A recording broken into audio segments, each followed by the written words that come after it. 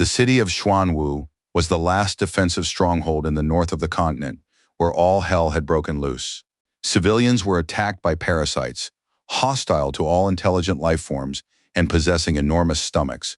A bloodthirsty creature threw several people into the furnace at once and swallowed them whole, without even giving them a moment to react. In a panic, people began to scatter and shout loudly that the monsters were already here, but there was nowhere to hide. Soon, several more gluttons arrived at the ruins, for whom the fire and destruction were a balm for the soul. A little boy stumbled and fell to the ground with tears in his eyes. He had suffered a minor bruise. His distraught mother immediately noticed her child's cry and was forced to stop. Without hesitation, the woman began to help her son up, urging him to hurry because they were in danger of dying. The giant creature suddenly reached out toward them with a paw full of sharp claws, unwilling to let the pitiful little humans live. Trembling with fear, the woman hugged the little boy tightly, begging it not to harm them and trying to call out for help. With tears in his eyes, the disheartened little boy also begged for someone to protect them, but there were no strong men around. The cynical monster was ready to crush them with a single blow of his powerful fist, just to feel his greatness once more. But suddenly, a long golden sword flew toward him at incredible speed, though he didn't notice it at first. The sharp projectile struck the giant right in the back, shattering his armor and even causing a small explosion. In a panic, the mother clutched her son's head to her chest and began screaming in bewilderment, not even knowing what to expect. On the horizon, the parasites saw no enemy, but they did observe strange phenomena following the sudden attack. Moving with lightning speed, the unknown warrior continued to swing his sword, cutting down every glutton in his path with a single stroke. Copies of the golden sword were stuck into the ground in various places, causing even more destruction. Yellow beams also lingered in the air after the movements of the man, who was clearly a professional. The knight hovering in the air activated the return function for the Dugaki blades, which looked incredibly spectacular. With a sincere smile on his face, the delighted boy pointed at the Star Soul General, and his mother thanked the gentleman. The ecstatic crowd recognized the respected man's flying swords and began to cheer joyfully, declaring that they were all saved. The warrior clad in King Dunyan's armor began to descend to the ground, eager to take it off as soon as possible and rest. The holder of the highest military rank was named Sun Yunxian and was an elderly man with a long gray beard. The stern old man was humanity's last warrior capable of controlling a star soul, and at that moment he popped a pill into his mouth. He immediately chewed the pill and waited for it to take effect, as his strength had once again been depleted after the battle. For decades, the fearless swordsman had guarded the last groups of people living within the barriers, expending enormous effort. Suddenly, a nearby parasite triggered a magical eruption, which immediately caught the attention of humanity's defender. Terrified, the people screamed that they were all going to die, for it was useless to resist or flee from such a threat. Without a moment's hesitation, the knight leaped into the sky, attempting to counterattack the enemy and prevent it from harming the innocent. First, he activated a protective barrier made of cold steel, a perfectly sensible and precise move. The glutton's searing power struck the sturdy dome, failing to injure anyone, which underscored the fighter's skill. Huge clouds of blue smoke began billowing into the sky, spreading over a large area around them, but this did not stop the brave warrior. The wounded man lying on the ground could not understand how he had survived and wondered if a star soul could truly block all attacks. Suddenly, the warrior received a warning from his assistant that his body was overloaded, so his movements were temporarily restricted. Out of breath, Sun Yunxian remarked that he should have fought where there were no people, but it was already too late to do anything about it. With a sharp wave of his hand, the seasoned fighter ordered King Dunyuan's body to dissipate immediately. The last pieces of armor and long swords vanished into thin air, which looked a bit eerie to onlookers. Stunned citizens watched with wide eyes, too afraid to say a word. The experienced, burly fighter asked the Celestial Emperor's system to grant him a copy of the celestial body to finish the battle. Rising above the ground, Sun, fully focused, ordered his soul to take the necessary form. Immediately, an iron shell appeared around him, closing in and trapping the man inside. Less than a minute later, the chamber slammed shut, and the fearless warrior knew that everything was going according to his plan. Soon, the transformation process yielded excellent results, and the body of a gladiator began to take shape. The massive knight found himself in the air, ready to crush any horde in his path, inflicting great pain. Now the protagonist's arms were made of steel and reinforced with solid inserts, making them bulletproof. General Cao Ren, the Star Soul, appeared before the people, a foe so formidable that defeating him was a challenge even for those of his own kind. Then the process of changing the color of his armor began, which those around him watched with great astonishment. The stunned boy watched the unusual process with his mouth agape. The brave Yunxian utilized a high-speed star soul capable of flight and transforming into the form of a phoenix. Moving at high speed, the Iron Bird advanced toward the enemy, eager to finish the battle as quickly as possible. The people around him did not expect to see a celestial predator capable of dispatching anyone in a matter of seconds. His gaze was aggressive and stern, making it clear that he would show the enemy no mercy. The protagonist used the scorching wing light technique, burning the parasite's body down to its molecules and leaving it no chance of survival. But even so, the mutant remained standing on its paws and, opening its mouth wide, began to emit strange sounds. A nervous Sun Yunxian received a warning that a deadly ambush awaited him in 20 hours. The warrior had accidentally acquired the Star King system among the remnants of an ancient civilization several decades ago. This not only gave him the ability to mimic various generals, but also often helped him in critical situations. The elderly gentleman had cheated death countless times and always managed to come out unscathed. But even he had his limits. At that moment, he was under extreme stress and drenched in sweat, but he held on until the very end. Bound by tentacles, the warrior thrashed about and ordered the shell to disperse, hoping that this would help him. The parasite continued to pressure its opponent with various holds, eager simply to strangle him and continue oppressing the people. The repulsive creature with sharp teeth also found allies who were engaged in the same pursuit. The fearless Sun Yunxian swung his long trident, finding himself inside the shell of Star Soul General Bai Qi. The very first thing he did after that was activate his color-shifting ability, maintaining his concentration and not letting up for a moment. He managed to find the perfect balance of strength and speed, and blue spheres began to hover above the monsters' heads. Soon they turned into powerful beams, which the enemies used to try to hit the old man and throw him off balance. This didn't faze the warrior at all. He moved deftly through space, dodging every attack and infuriating the gluttons in the process. Although the man was using only copies of the generals, in terms of power they were in no way inferior to the originals. But in his youth, Sun's soul was incomplete and posed a danger to himself, a fact he never forgot. Because of this, the brave warrior was stuck at the saint rank refinement phase and could no longer progress further. For this reason, the knight was only able to utilize 20% of his combat power. But suddenly, the armored fighter was firmly seized by the mutant's claws, and he didn't even have time to realize what was happening. The searing blue beams spread faster and faster across the area, and were about to completely engulf the hero. From the sidelines, the spectacle was incredibly terrifying, because there was no way to stop the impending explosion.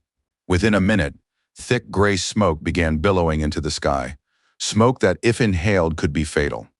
The merciless mutants were eager to reduce their enemy to ashes for his attempts to fight back and destroy them. But in the end, Sun Yunxian withstood the onslaught and managed to fend off the pathetic creatures, preventing them from doing anything. The armored warrior ordered the system to scan the area for evacuated survivors and was told that no one was detected nearby. The stern swordsman utilized General Ao Bin's Star Soul and immediately activated its color-changing ability. He then resorted to using the reverse scaling mode, causing him to grow to incredible proportions. Aiming several firearms at the horde of monsters, Sun ordered the equipment to lock onto the target. Commander-in-Chief Bin was capable of slaying a dragon and possessed super powerful attacks, making him invincible. Green laser beams pounded every centimeter of the ground, destroying everything in their path, as there were no civilians nearby. The vile creatures screamed loudly in pain, but they had nowhere to run and faced their inevitable demise. At that moment, the protagonist received a notification about his soul being overloaded, so he needed to take a break. Before he even had time to understand what was happening, he began to fall headfirst, screaming and trying to stop the process. The elderly gentleman ordered the shell to stop and begin rebooting, but it did not obey. In the end, Yunxian crashed into the ground with full force, triggering an explosion and severe damage to the soil. Thick smoke billowed in all directions, but a black silhouette was still visible at its center, offering hope for the best. The sharp claws and purple blade remained unscathed and didn't even have a single scratch on their surface, which spoke to their exceptional quality. It turned out that the fearless hero had managed to activate the shield of General Li Bu, who possessed immense physical strength. The old man experienced a shortage of soul energy, but immediately crushed a pill, thereby resolving the situation without any fuss. Without wasting any time, the gladiator activated the soul color shift, preparing for the final sprint. Clenching his fist tightly, he also applied Li Bu's star-colored aura, seeking to imbue himself with maximum power. When the veteran fighter obtained the king's extraordinary system, he also learned about the technological civilization of the languages. The people who created it launched an infinite number of satellites beyond the planet's boundaries to build an entire network. These satellites provided them with an inexhaustible supply of energy, which was worth its weight in gold, as it was extremely helpful in battle. At that moment, the stern son Yunxian was also using this technique with no intention of giving in to those drooling gluttons. The geniuses of the past had developed energy conversion and space printing technology. Since then, to go somewhere or restore something, all it took was a simple snap of the fingers. But that wasn't enough for them, and soon greed drove them to crave control over space and time. In the end, a catastrophe destroyed the planet, resulting in countless deaths and other consequences. The world soon forgot about the ancient civilization, which was an entirely predictable outcome. After that, the wind and the sea divided the planet into 5 continents with diverse climates. The main character came from the celestial kingdom in the east, whose people were quite harsh. Unlike the northerners, who constantly hid behind barriers, his region employed star soul generals to fight the parasites. At that moment, the fearless Yunxian activated his battle shell and charged into the fray, spear in hand. The only caveat was that the prolonged civil wars among the people of the eastern continent had weakened the battle kings. Subsequently, they were finally wiped out by a wave of monsters that no one was able to stop. The kingdom of heaven fell, the continent was destroyed, and Sun survived by chance, something he sometimes could hardly believe himself. After a decade of turmoil, exile, and despair, the more cracks that appeared, the stronger the monsters became. Having reached the end of his journey, the protagonist remained alone for a long time, and no one could even offer him support. At this moment, the hero commanded the Star Soul to take shape, which triggered powerful tremors in the surrounding earth. It was General Laomu's shell, within which one could utilize regenerative abilities. At the same time, the breathless old man felt a lack of strength, and the system confirmed the energy deficit. The tense man exclaimed that he had run out of armor upgrade pills, and this was already a warning sign. The enormous parasite ahead held its arms raised toward the sky, forming a huge blue sphere. Without a moment's hesitation, the mutant fired a massive blast at the enemy, intent on burning it to a crisp. Meanwhile, the warrior, still standing on his feet, raised his weapon in front of him, ready to defend himself. He fired an incredibly sharp weapon that flew toward the parasite at tremendous speed and could have turned it into mincemeat in a single second. At that very moment, an explosion thundered, and gray smoke began billowing into the sky. Yet the burly man remained standing. But in that instant, Sun let his guard down slightly and failed to notice that an enemy weapon had been aimed at him. A spiral-shaped bayonet pierced right into Yunxiang's shoulder, causing him to feel a searing pain and even become slightly disoriented. The old man inside the general's shell clutched his arm and let out a sharp cry, then began to breathe heavily. Flying mutants surrounded him on all sides, grabbing him with long ropes and beginning to pull him apart. Clenching his teeth tightly, the determined man tried to use the Star Soul again, but nothing worked. He ordered the remains of King Dunyang to form a line, pinning his last great hopes on them. Nevertheless, the protagonist succeeded, and now he unleashed a multitude of red battle swords upon the horde of enemies. But each parasite was inside a protective sphere, making it difficult to reach them. Yet the daredevil did not give up. The system sent an alert stating that a large number of approaching enemies had been detected in hyperscale fluctuations. The assistant urged his master to leave the battlefield immediately before the countdown ended, or death would be inevitable. The incredibly evil old man had only 5 seconds to surrender, yet he couldn't even make head or tail of what was happening. Blue illuminated hieroglyphs suddenly appeared in the sky, serving as an ornament against the backdrop of the ruined city. Then cracks began to appear in the sky, from which sharp black claws emerged, tearing it open wider and wider. As it turned out, the main parasite, eager to fill its tiny stomach, had decided to show up on the battlefield. Now all the mutants were endowed with unprecedented power and could take down Sun in a single blow. A huge number of enemies were now swarming toward the lone old man, who couldn't handle them all. Meanwhile, the citizens fleeing headlong were urged to calm down, with promises that everyone would be able to evacuate. Soon the third and fifth ships were full and requested permission for immediate takeoff. The worried boy noticed that there were a great many monsters and asked his mother if the Star General could defeat them.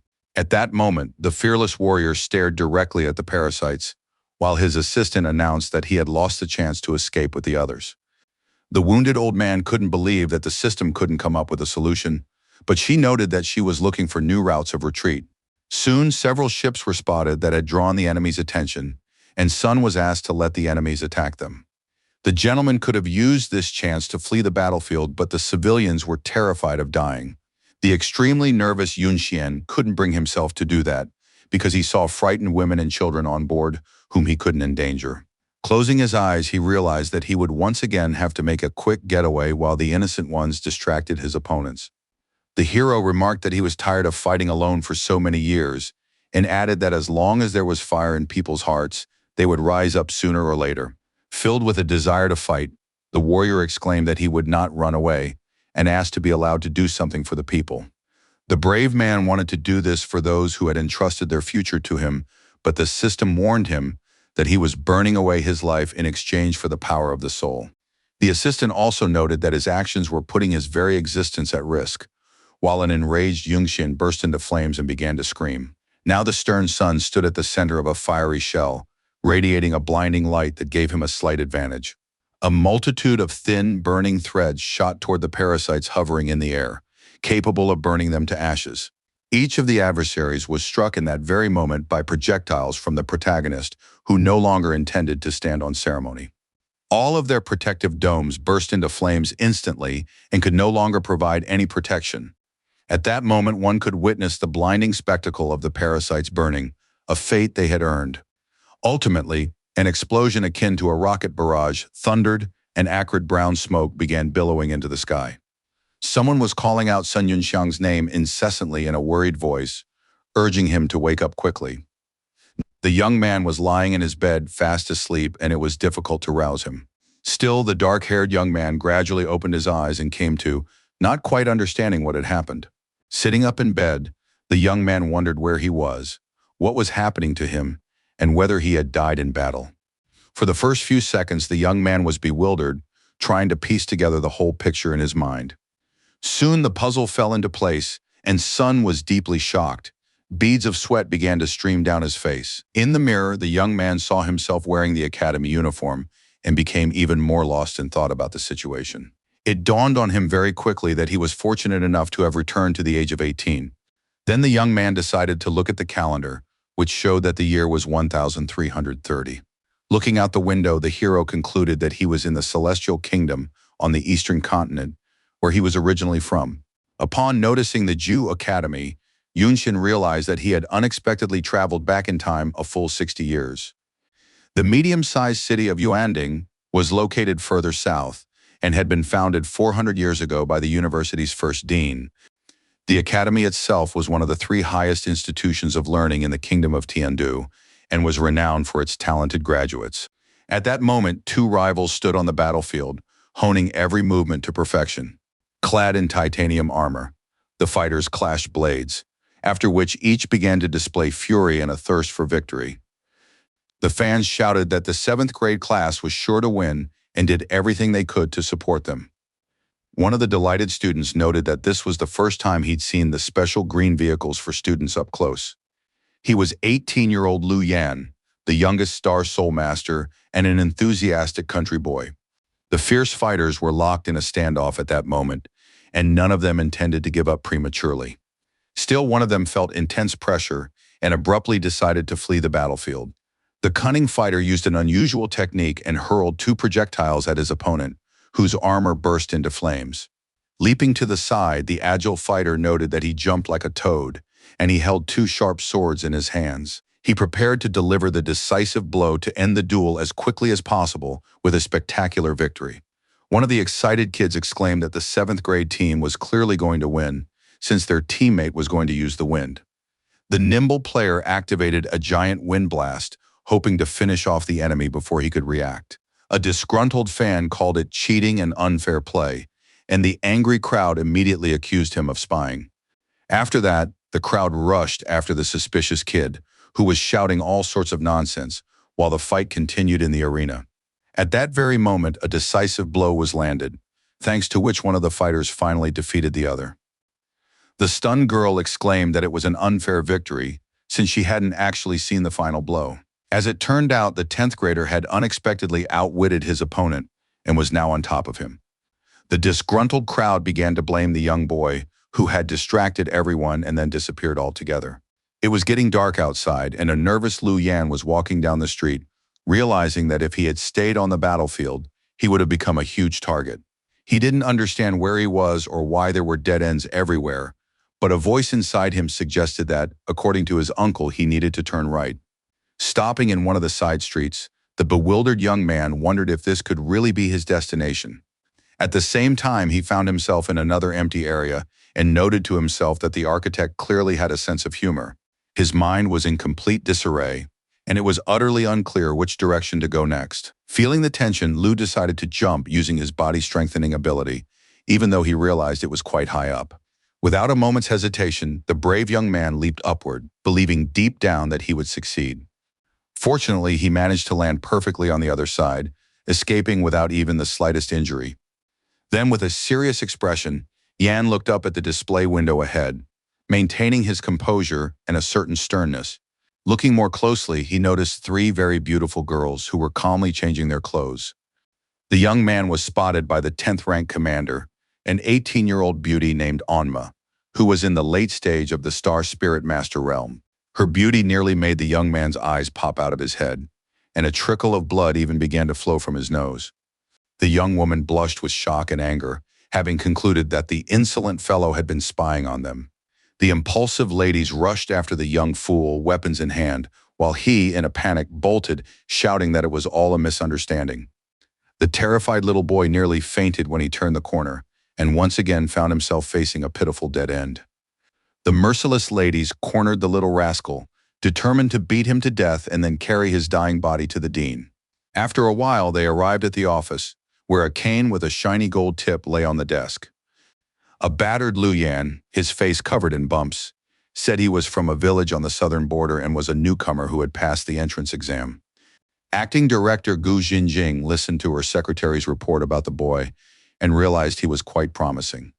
The enigmatic lady decided to place the boy in the 10th grade, where troubled children were enrolled, and asked her assistant to take care of the formalities. The troubled young man couldn't make sense of her unusual gaze, but he tried not to get himself worked up over it. An angry Onma reminded him that the insolent boy had been peeping, and he exclaimed furiously that it was all a misunderstanding. The very displeased girl blushed and puffed out her cheeks, but there was no point in continuing the argument. The woman said that Lu would be hitting the books alongside He Yan, and ordered the class president to give him a tour and then introduce him to the homeroom teacher. She also added that before that, they should go pick up a uniform for the newcomer, and the young woman respectfully saluted and understood everything. After that, Gu, who loved giving orders, asked her subordinate to pass on the young boy He Yan's personal information. Using a magical technique, the smiling beauty began the transmission process, maintaining complete concentration. The polite lady handed Lu a card containing all the information and asked him not to lose it under any circumstances. The stern blonde understood everything and shifted her gaze to the young man, whom she regarded as her prey. With a vein throbbing on her face, the cold-blooded, he told her classmate that it was time for them to go. Bowing deeply with great respect and clasping her hands, the girl said she needed to take her leave. The newly enrolled student Yan followed her example, while she, already boiling over like a kettle, approached the door. Now silence reigned in the office, and only Gu Xinjing and her secretary remained, pondering the pressing matters at hand. The lovely Xiao Yu suddenly remembered something and decided to tell her boss about it right away so they could discuss it. She said that assistant instructor Cheng Yi had reported that student Song Yunxiang had been absent from class. It was also noted that the young man had been unreachable for 3 days, which was a cause for concern. The woman relayed that the man had asked whether he should report the incident to the public security department. The director remembered the good-for-nothing young man with a troubled soul who had been pushed into the academy through connections with Sun from Yunnan City. According to the last person who saw the young man, while in the dormitory he asked if it was indeed April 9th and then disappeared without a trace. Suddenly, Yue began coughing loudly and with a disgruntled shout asked why the person across from her was smoking in the office again. In response, Gu merely smiled silently and, completely calm, continued the ritual she adored. Her angry colleague asked if the woman who seemed not to care about anything was even listening to her. Meanwhile, He Yan was giving the newcomer a tour, deciding to take him to the arena, where practical combat training was scheduled to begin after lunch. Before that, the class representative asked the student to change into his new uniform, since the instructor hated those who dressed sloppily. Being very strict, the charming brown-haired girl asked why the guy had frozen in place and told him to hurry up. She noticed that Lu, who was dumbfounded, was staring off into the distance with his mouth slightly open, but she had no idea what had happened. Seeing a large statue ahead, the new recruit asked what it was, but at first the girl didn't quite understand him. It was said that the memorial had been erected in honor of a legendary hero who had lived on this land 400 years ago. The formidable warrior was known as General Zhu Qi of the Starry Soul, who always displayed courage and at times reckless bravery. According to a legend from the eastern continent, thousands of years earlier, terrifying monsters suddenly descended upon the earth. They mercilessly killed, devoured sentient life, and destroyed the fruits of civilization, while the human race was powerless to respond and found itself on the brink of annihilation. When everyone had lost even the slightest hope, the immortals descended from the heavens and fashioned bones from the stars, as well as a shell from the soul, and began to slay the monsters. They brought with them jade shells containing the power of generals and chose these stones for those destined to become heroes of humanity. At the same time, the immortals taught the human race a secret method for refining the veins of the stellar soul. Those who could learn this secret art and practice it came to be called masters, and humanity, under their protection, grew ever more powerful. Thousands of years ago, a sage developed his own technique that could be used not only by the chosen few, and thus more and more territories began to be liberated.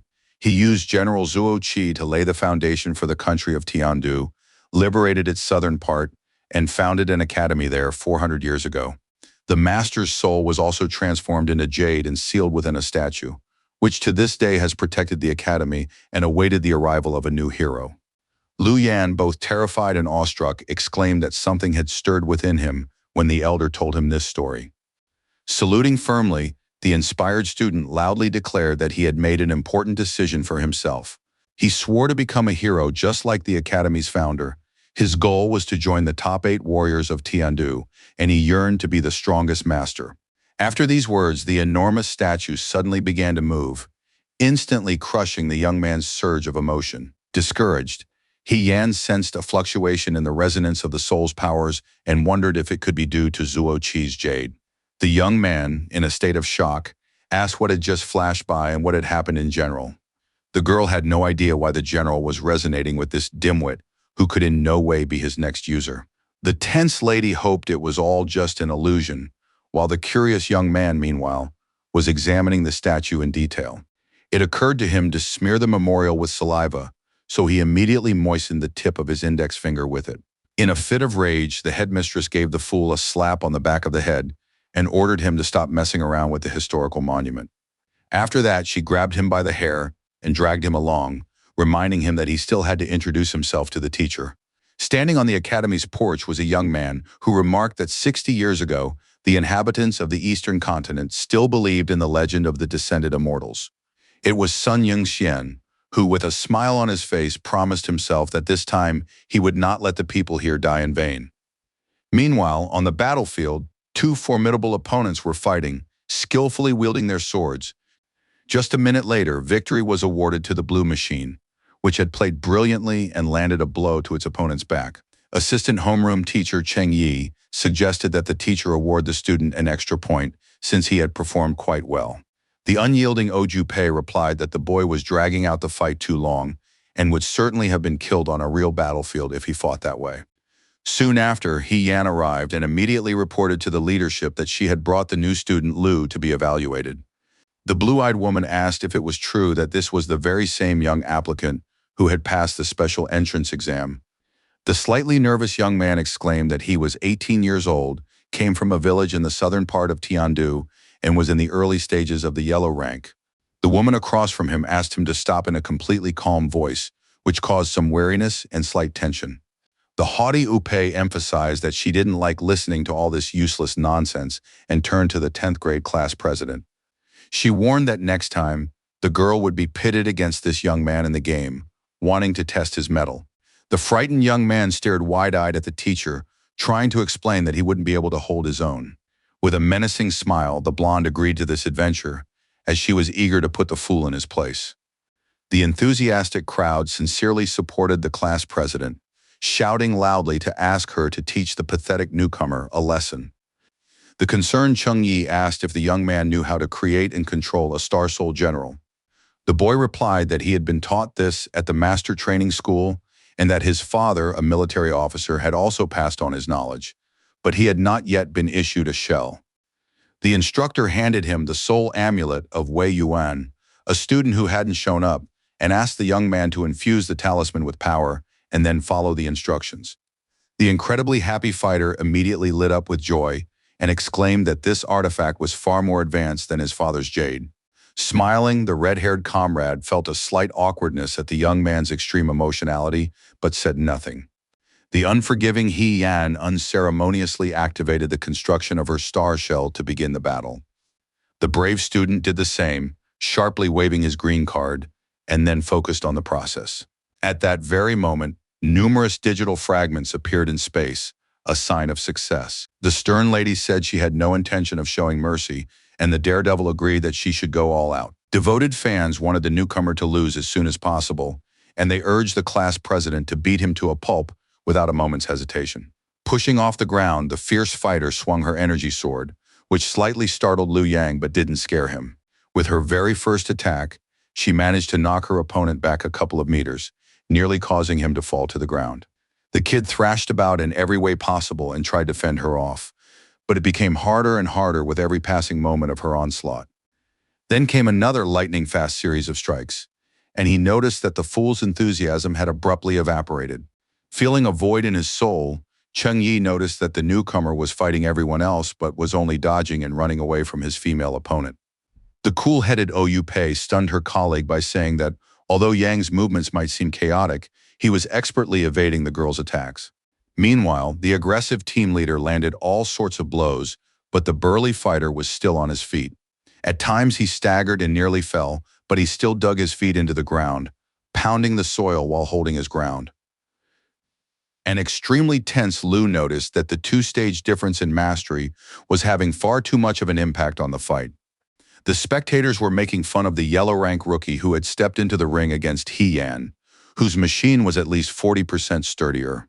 The serious guy concluded that he wouldn't be able to fight the girl, so he decided to create some distance first. After firing an unexpected laser shot, the angry girl asked if the coward was running away from her again. Having retreated to a safe distance, the quick-witted young man raised his shield, saying that her attacks wouldn't even tickle him now. The enraged rival exclaimed that the scoundrel was clearly asking for death, since he dared to speak that way. The impulsive Yan screamed loudly that now the bastard had completely infuriated her and had no one but himself to blame.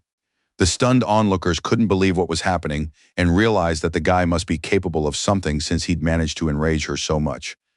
An alarmed Cheng Yi realized that even a shield wouldn't help the student block the attack, and there was no way he could dodge it. The hot-tempered woman quickly generated a powerful energy blast, which she was ready to unleash on her opponent. A moment later, the beam struck Liu Yang's iron shell, a sight so painful and unsettling that many found it hard to watch. At the same time, one of the spectators noted that the newcomer had held his own quite well, even though the outcome had been very grim for him. Unexpectedly, Ou Pei declared that the young man had won, and her colleague nearly popped his eyes out of his head in sheer shock.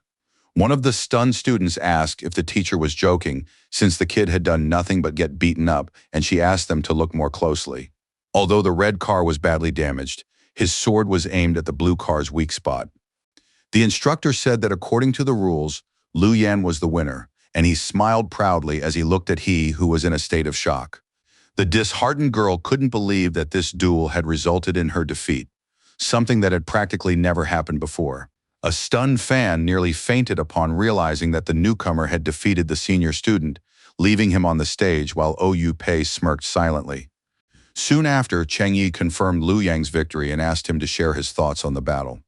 The excited young man noted that his opponent had pressed so hard that he couldn't respond, and that her machine was superior to his in durability, power, and speed. Watching her movements, he noticed that she rarely fired beams to accelerate, so he assumed that she either had low mana or was used to playing defensively. The teacher mentally noted that the young man was interesting, since even while fighting a stronger opponent, he managed to calmly assess the situation on the battlefield. The fighter added that he had closed the distance and discovered that He Yan wasn't very good at controlling her energy release, and that she had a short temper. Unable to contain her emotions, the impulsive young woman shouted that he should call her head girl, and added that the fool had simply gotten lucky. Stunned, Lu realized he had broken the car and now wouldn't be able to pay for it, while the woman across from him exclaimed that it was created using the power of the soul. Noting that there was no damage, the beauty remembered who owned the car with the number 16. A slightly tense Cheng Yi said that its owner was Sun Yunxian, who had been missing for 3 days already, and that he was about to report him missing. A very surprised and clueless Yan asked what the instructor meant, while the guys behind him giggled since they'd been calling the student for 3 minutes. Rumors were circulating that his soul veins were damaged, and he wouldn't be able to advance in rank, so his general status might not last very long. An angry Ou Pei ordered everyone to shut up and go to the dining hall for lunch, after which they would all be free to go. A short time later, near the academy's entrance, a crack seemed to appear in the sky, which did not bode well at all.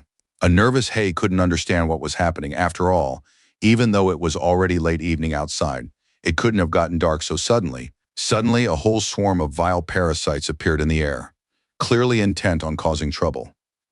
The stern teacher heard the alarm from the defensive array and realized that things were going badly. The agitated students began looking around and noticed that numerous fissures had appeared in the sky. Someone cried out that a whole wave of monsters was approaching, but no one could muster the strength to fight back. The bloodthirsty creatures were ready to tear the pitiful little humans to pieces and feast on their hot, frightened blood right then and there. Using magical energy, they began to crush the helpless little creatures and smash everything around them into tiny shards. In a panic, the helpless students began scattering in all directions, realizing there was no point in fighting back. One of the mutants opened its hideous maw wide and formed a blue sphere that served as a lethal projectile. The young man, pale with terror, exclaimed that the situation was a stalemate, but he didn't even have time to finish his sentence. He was hit by the blast wave and shrapnel, causing him to lose his balance and nearly fall to the ground. A whole series of massive explosions rocked the academy grounds at that very moment, destroying most of the buildings. An extremely serious Ou Pei simply addressed Instructor Chen by name, and he understood everything without further explanation. The brave young man immediately activated his Star Soul formation and found himself inside Teacher Wei Yuan's machine. A powerful shockwave from one student simply knocked her away, but the unflappable leader stood firm on her feet. Many of the students weren't particularly steady on their feet, but fortunately everyone survived and was able to be of use. In just a minute, the blonde student had already sustained 73% damage to his body. A very nervous Cheng didn't want to believe it, but his remaining stamina was less than a quarter, and that caused him some anxiety. The glutton-type monster was burning him with its gaze, showing its readiness to strike in an instant. Focused Ou Pei quickly did the math and concluded that they were facing a full dozen monsters. The worried instructor, whose shell had been broken, ordered everyone to immediately leave the combat zone and run away. And agitated, he asked if they could stay to help in any way, and the brave Lu Yan took the same stance. The homeroom teacher rushed off somewhere, telling the students to follow orders and retreat immediately. The bloodthirsty creature opened its jaws wide, eager to devour its opponent, who didn't put up a fight for long. The fearless Ou unexpectedly came to her friend's aid, making it clear that they wouldn't give up so easily. The extremely surprised class president noted that this was a special white Weiyuan vehicle belonging to the teacher. Meanwhile, one of the treacherous monsters crept up from behind and swung its sharp claws, still not taking them seriously. Someone shouted to his comrades that they should be careful, since trouble was already waiting for them from behind. An alert Pei noticed that the monster's movements had slowed sharply, which was considered a strange phenomenon. Standing nearby, Chung Yi pointed out that even more parasites were approaching and they would hardly be able to hold out, but the lady ordered him to shut up. It was said that they had to hold off the onslaught until reinforcements arrived, after which the assistant stopped arguing. Alarmed and shocked at the same time, Lu asked what they should do, but the village head couldn't even find the words. Still, the girl urged him to leave the battlefield immediately, believing that they would only get in the way there. Before leaving, the young man looked at his comrades, who were left completely alone against the horde of mutants. The guys fled while they still had the chance, since they lacked the necessary experience and equipment. Suddenly, Yan noticed blue projectiles flying through the sky and wondered what they were. Keeping her cool, Pei immediately saw a digital display in front of her and realized that Command Center was trying to contact her. Secretary Zhao Yu repeated a couple of times that headquarters was calling the homeroom teacher's vehicle to assess the situation. The girl reported that reinforcements were almost on site and asked that, upon their arrival, a temporary unit be formed with OU as commander. The order was to hold the arena and stop the spread of the swift monsters. Less than a minute later, another vehicle burst onto the battlefield, announcing that the student council team had arrived to help. Surova U thanked her comrades for arriving to provide support, then demanded that they listen to her orders. She ordered them to form a 12th position combat formation against the monsters and hold their ground until victory was secured. The allies understood everything clearly and began forming a tiger's wing formation to strengthen their defenses as much as possible. The essence of the formation was that the main general stood in the center and lured the enemies, while the others, stationed on the flanks, were responsible for destroying them. Soon the calm Zhao reported that, as expected, the White Fox team had successfully established a defensive line in the 8 o'clock direction. She also reported that reinforcements had arrived for all teams and that the areas where the rifts with monsters were appearing had been fully assessed. The stern director Gu ordered the units to hold their positions until the wave of mutants had subsided. Everyone present on the battlefield heard her words clearly and was ready to fight to the bitter end. Without a moment's hesitation, the fighters charged into battle and swung their swords at the parasites, eager to wipe them off the face of the earth. Suddenly, one of the treacherous creatures attacked the general, who was caught off guard and couldn't react in time. In the end, the warrior was thrown aside and landed with a crash, sending up a large cloud of acrid smoke. Alarmed, Lu Yan rushed headlong after the village elder, asking why the monster was even here. The panicker didn't understand why the mutant kept chasing them or why it had suddenly sped up. Tense, he said, she would hold off the enemy and told the boy to run toward the 9th underground passage.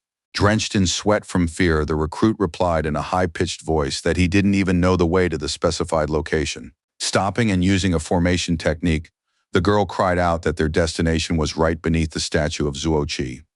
For a couple of seconds, the determined lady found herself inside the Star Soul General and was ready to engage in battle. Terrified, Lu rushed forward, his heels flashing, desperately hoping he would manage to survive this dire situation. Suddenly, he witnessed a massive mutant grab the village head by the head, rendering her unable to do anything. The anxious newcomer was deeply worried about the girl, but at that moment there was nothing he could do to help her. A nervous Yan was still able to speak and shouted at him to run away immediately without wasting a single second. Frozen in place, the young man lowered his gaze to the floor, then clenched his teeth tightly and began to clench his fist. With a loud scream, the student dashed forward headlong, realizing that he simply had no other choice but to muster his strength. He wondered why he was so useless, able only to run away and watch as others sacrificed themselves to save him. The fighter realized that if he had a general, the situation would change, and in that moment, remembering the statue, it dawned on him. The young man surmised that the monument to Zuoqi, which had resonated with him earlier, might be able to help him. If Lu Yan becomes the one chosen by the Jade of the Soul and is able to obtain its power, the situation will turn out in his favor. As he continued running, the boy silently begged the village elder to hold on a little longer and wait until he returned for her. A couple of minutes later, the young man spotted the monument he was looking for nearby, and this eased his mind slightly. Out of breath, yet filled with hope, Yan was certain this was the very statue he was looking for, so he couldn't stop. As he ran, the boy sincerely asked the founder to lend him his power and the general of the starry soul to acknowledge him. But in an instant, he came to a sudden halt and, frozen in shock, began to simply drip with beads of sweat. Looking more closely, the young man surmised that someone was up there and that strange things were happening. It didn't take him long to notice that the monument to Zuo Qi had been damaged. The mysterious man was holding the precious jade of the spirit he sought, which completely changed the situation. An angry Lu impulsively shouted, demanding to know who this man was and how he dared to take possession of such an artifact. Completely calm, Sun Yunxiang introduced himself by name and said with a smile that he had finally returned. Long ago, dying civilians had begged the protagonist to save them, but at the time, he had been unable to do so. Teachers and students at the Military Technology Academy were dying one after another, and all he could do was endure the pain. The young man even felt sorry for those who had once looked down on him but had also given their lives. He never forgot his dear father, nor the others of the older generation, for they had taught him so much. His brave friends from Xuanjiawei also never faded from his memory. One of them had said he would follow Sun if there was an afterlife. There were also people who were simply important to the young man, those who had gone through many trials with him and shared his sorrows. The hero often thought of the lady who always showed a desire to protect him and gave him useful safety advice. He even had a cunning enemy whom he could not defeat no matter what, and who was simply a source of ridicule for him. The Star-Lord system also helped him greatly, as it possessed a multitude of different functions and techniques to master. One of the main factors was Yunxiang's inner demons, which had tormented him for decades, denying him a peaceful life. Suddenly, the warrior, who had been tormented by his own thoughts, experienced a breakthrough, during which he felt intense pressure building inside him. A few seconds later, the young man finally exhaled and remarked that he had finally advanced beyond the early stage of the yellow rank. In just 3 days, the resourceful young man had managed to advance 4 stages, and for a body with damaged soul veins, this was too much to bear. But unfortunately, the brave young man had no time to spare, so he began to get out of bed, still radiating a yellow light. Long ago, faced with tens of thousands of invincible enemies, he made a very difficult decision. The brave fighter sacrificed himself in an explosion to bury his body alongside his enemies on the battlefield. The warrior would never have imagined that he would be transported a full 60 years into the past, gaining the opportunity to set many things right. Because of his damaged veins, the man was an outcast of the Song clan, and this label always caused him resentment and even pain. To protect him, his father pushed him into the Military Technology Academy, hoping that everything would turn out for the best. But at the time, the young man did not understand his father's intentions and, relying on his status as a young master, led a shameless lifestyle. Later, the academy was destroyed by a horde of monsters, and his family was also wiped out, after which the country of Tiandu fell completely. In his past life, the young man discovered the system of the Star-Lord and used it to escape death, taking advantage of his ability to control other people's generals. An assistant reported that the user's current level was the peak of the yellow rank, but no further specific information could be obtained. For unknown reasons, he was reborn alongside Yunxiang, and his combat shells and all the items he had previously stored simply vanished. Clenching his fists tightly, the determined warrior told himself that he would have to start all over again. The brave young man was reborn on April 9th, and already tonight, on the 11th, the academy will be destroyed by a flood of mutants. In his past life, he was able to obtain a vein restoration pill when he turned 50, but now he had rapidly broken through in just 3 days. All the young man had left to do was take one more pill, and then he would most likely be able to heal completely, leaving no hidden problems behind. Soon, Sun headed to the commercial districts of the Chengdong area in Yuanding City to visit a pharmacy in the southern region. The gentleman came to pick up the heavenly dragon stem he had ordered yesterday, but the clerk replied that it would be delivered closer to noon today. The serious hero realized he would have to wait and simply had no other options. 60 years ago, the art of alchemy was extremely underdeveloped on the eastern continent, but the plant he needed could easily be purchased there. The brave hero decided to visit the Academy of Military Technology and set up a couple of formations against monsters while he still had some free time. The fighter had learned mining techniques on the northern continent and believed he was already 100 years ahead of the East in this era. At present, Sun's level of mastery was too low, so he could only set up slowing traps. The unflappable young man heard talk that, according to legend, the immortals summoned astral projections known as Star Soul Generals. As it turned out at that moment, He Yan was telling the newcomer about the first hero director chosen by the great Zuo Qi. Standing off to the side, the hero smiled as he looked at the enormous statue, then began to reflect on it. In his past life, the daredevil had wagged his tail before the legend, begging him to grant him power, but he never received a response. After asking the system to scan the monument ahead, the young man said with a smile that this time, things would be different.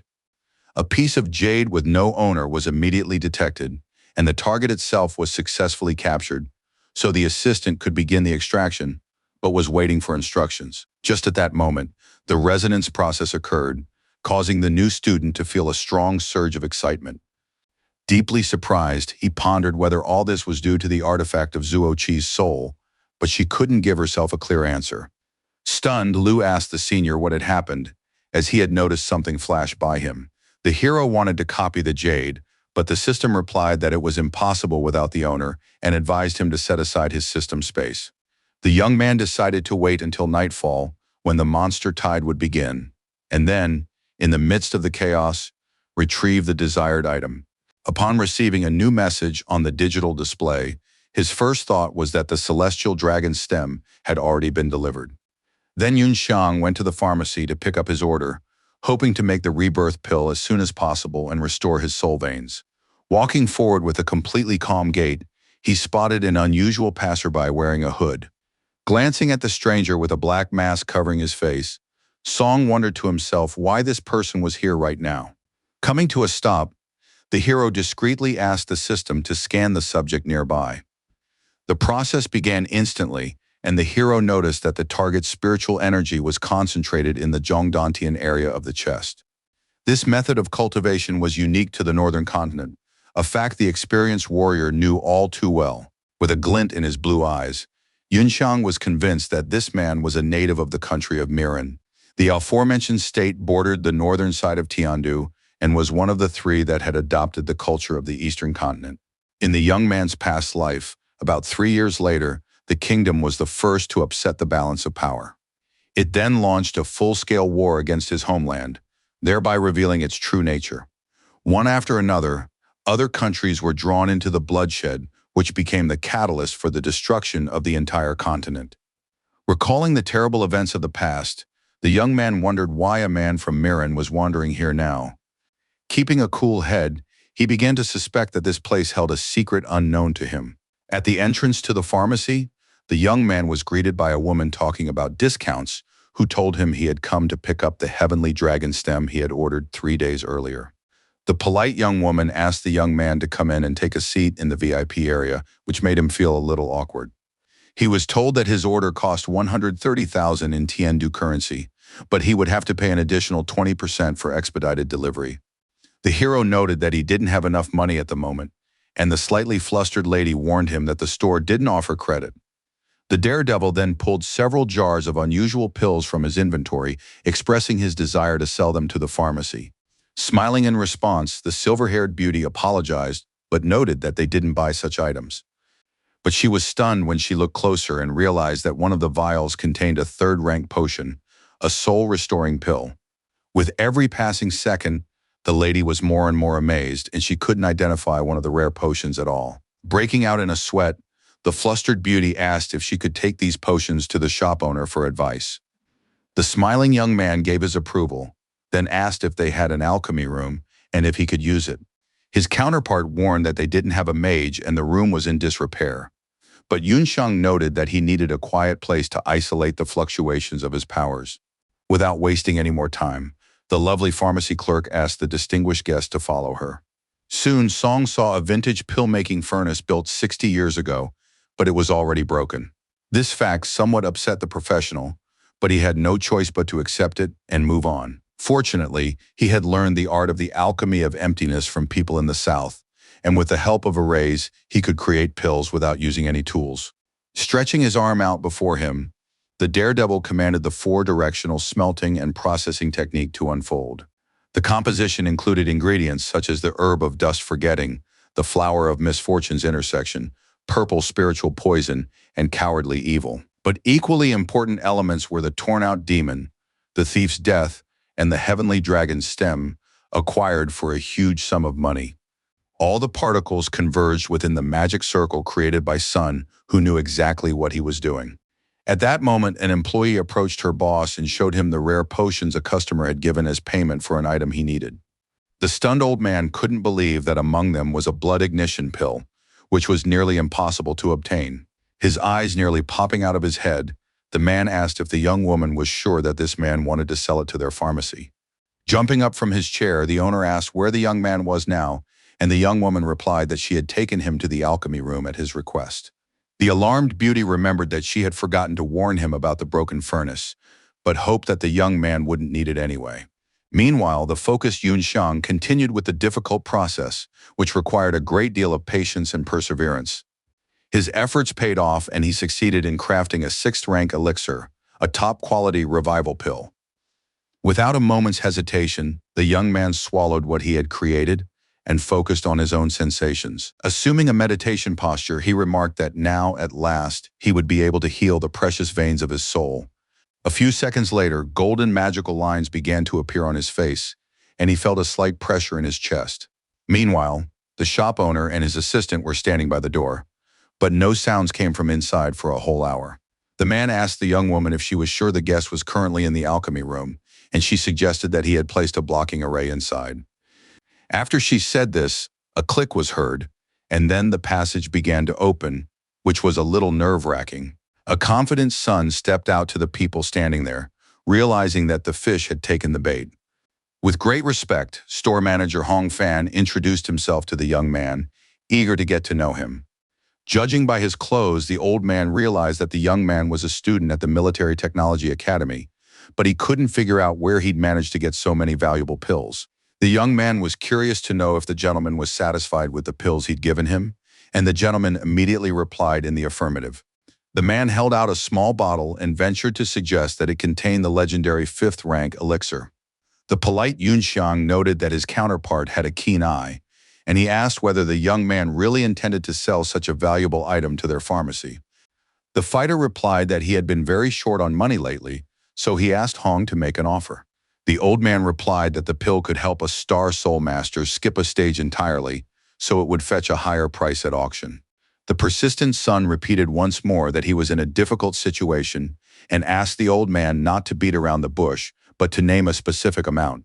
The elderly gentleman did a quick calculation and stated that he could offer 440,000 as the total price for all the medicines, but he wanted to maintain good relations with the soldier, so, exercising his authority as director, he decided to round the amount up to 500. The shrewd young man suspected that the old fox was trying to foist a supposedly lucrative deal on him, but was actually trying to rip him off. Putting on a pensive expression, the young man began to mull over the mentioned sum of money. The honest Hong Fan admitted that he could only come up with about 600,000 and might be able to throw in a few herbs on top for the young man. The enigmatic hero said that wasn't what he meant, noting that the Quan Ho Palace never sold anything cheaply.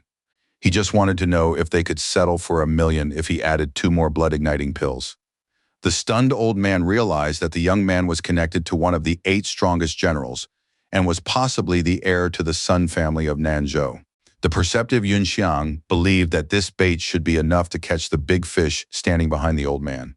The director was a member of the Hong Trade Union, which owned all the pharmacy branches, and the family behind him had deep roots in both business and politics. The daredevil had to create his own army to defend the world, so they were a target he had to handle professionally.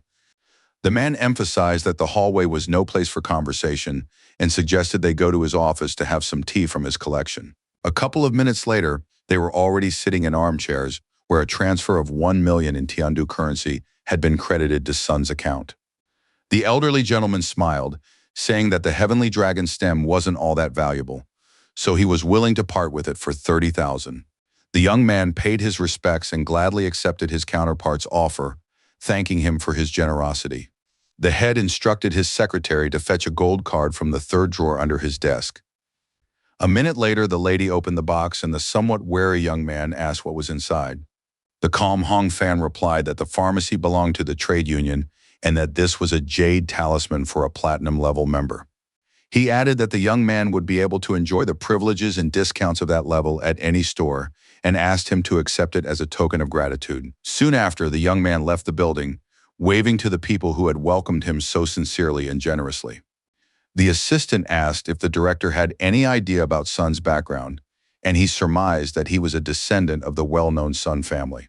It was said that the 8 generals of Tiandu were the country's main military force, but they were not as valuable as a 5th-rank alchemist standing behind a hero. The surprise girl pointed out that potions of that level were usually obtained only from relics or found in ancient ruins. The old man told her to quickly inform the 4th young lady that a lead had emerged on the high-ranking sorcerer she had been searching for.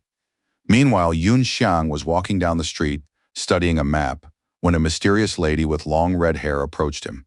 In an instant, the young man was struck by a state of utter stupor, so he froze in place with his eyes wide open. A flood of memories suddenly surged through his mind of a girl with whom he had once shared a very close relationship. A nervous song abruptly grabbed Asan by the hand, certain that it was definitely her and that he hadn't made a mistake. The greatly surprised young woman was thrown off balance and had no idea what was going on. The agitated hero looked into her eyes and became completely convinced that she was the lady of his heart from his past life. The system ran an analysis and discovered that the user had come into contact with the host of General L.V. Bu, the Star Soul. In his past life, Yun Xiang didn't meet the assassin from the secret organization until 3 years later, by which time he had already attained the rank of saint. In his past life, the warrior had also been on the battlefield many times, where he met her, and after narrowly escaping death several times, they became lovers. Back then, the scruffy San, his body covered in wounds, asked if that was her real name or just a code name given to her in the silent abyss. The lady quoted the organization's prophet who had once said that the clouds were gathering, so she was destined to shield those behind her from the rain and wind. Smiling, the protagonist concluded that this was indeed his beloved's real name. In response, the beauty smoothed her silky hair and flashed a charming smile, confirming his guess. Then the couple shared a tender kiss, savoring the beautiful moment without a care in the world. But at that very moment, they were strangers, and the system had finished cloning General Lu Bu. The young man noticed that the tense Asan looked much younger than she had when he saw her 3 years later. The stern lady abruptly pulled her hand away, discreetly drawing a dagger and asking who he actually was. Without hesitation, she tried to attack her opponent, shouting and demanding to know how he knew her name. The nimble fighter was no pushover either, and managed to grab her wrist on the fly, thwarting her sinister plans. Pressing himself against her from behind and restraining her movements, Yun Xiang asked the beauty not to panic, noting that he was by no means her enemy. Meanwhile, the serious San didn't understand how he knew the silent abyss killing technique, and the warrior quickly realized that she had been followed. Unexpectedly, the brash beauty struck the young man squarely in the groin with her heel. He turned blue with pain and nearly dropped his jaw. The young man immediately collapsed to the ground and began to tremble, while the self-assured lady continued on her way, but she was being pursued. A trio of suspicious hooded figures set off after the lady, while the hero writhed on the ground. Seizing the right moment, the daredevil stuck out his leg, causing one of them to stumble and lose his balance. The fighter himself began to rise from his knees, calmly looking at his opponent and assessing the situation. The hot-headed man shouted, asking if the fool had no eyes. But his unflappable companion asked him not to involve bystanders. The calm Sun pointed out that the insolent man had kicked him and was simply trying to make a run for it, while the other man, in response, accused him of tripping him. It dawned on the impulsive young man that this man was in cahoots with the red-haired thief, but his companion gestured again, asking him to keep his voice down. The man suspected that the criminal's accomplice wasn't there, so he discreetly showed his ID and asked him to come with them. At the same time, the extremely serious Yun Xiang was now completely convinced that they were definitely not from the investigative department. Smiling, the brave man reached into the inner pocket of his jacket, emphasizing that they were from the same circle. Pulling out a card, he asked if the yellow pistols in the vessel had dried out, and the trio assumed this was a secret code used by the Tiandu Investigation Bureau. Saluting, one of the strangers replied that the bowl was turning into a dusty flower, and recognizing the young man, apologized for his rudeness. Confident, Sun identified himself as a subordinate of Zhuang from the Nanzhou Investigation Department and gave his number, then asked what their call signs were. Using gestures and a hand hidden behind his back, the leader signaled his comrades to go first, making it clear that he would handle the kid himself. The agent said they were under the command of the Bureau's headquarters and were currently on a mission, and asked the hero to explain how he had come into contact with their target. The unflappable young man replied that their department had been keeping a close eye on her for a long time, and if they hadn't shown up, he would have detained her. The intelligence reports contained no information about who was watching the girl, so the man realized that Yunxiang could cause them a lot of trouble.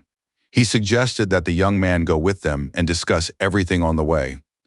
But the young man asked to consult with his superiors first.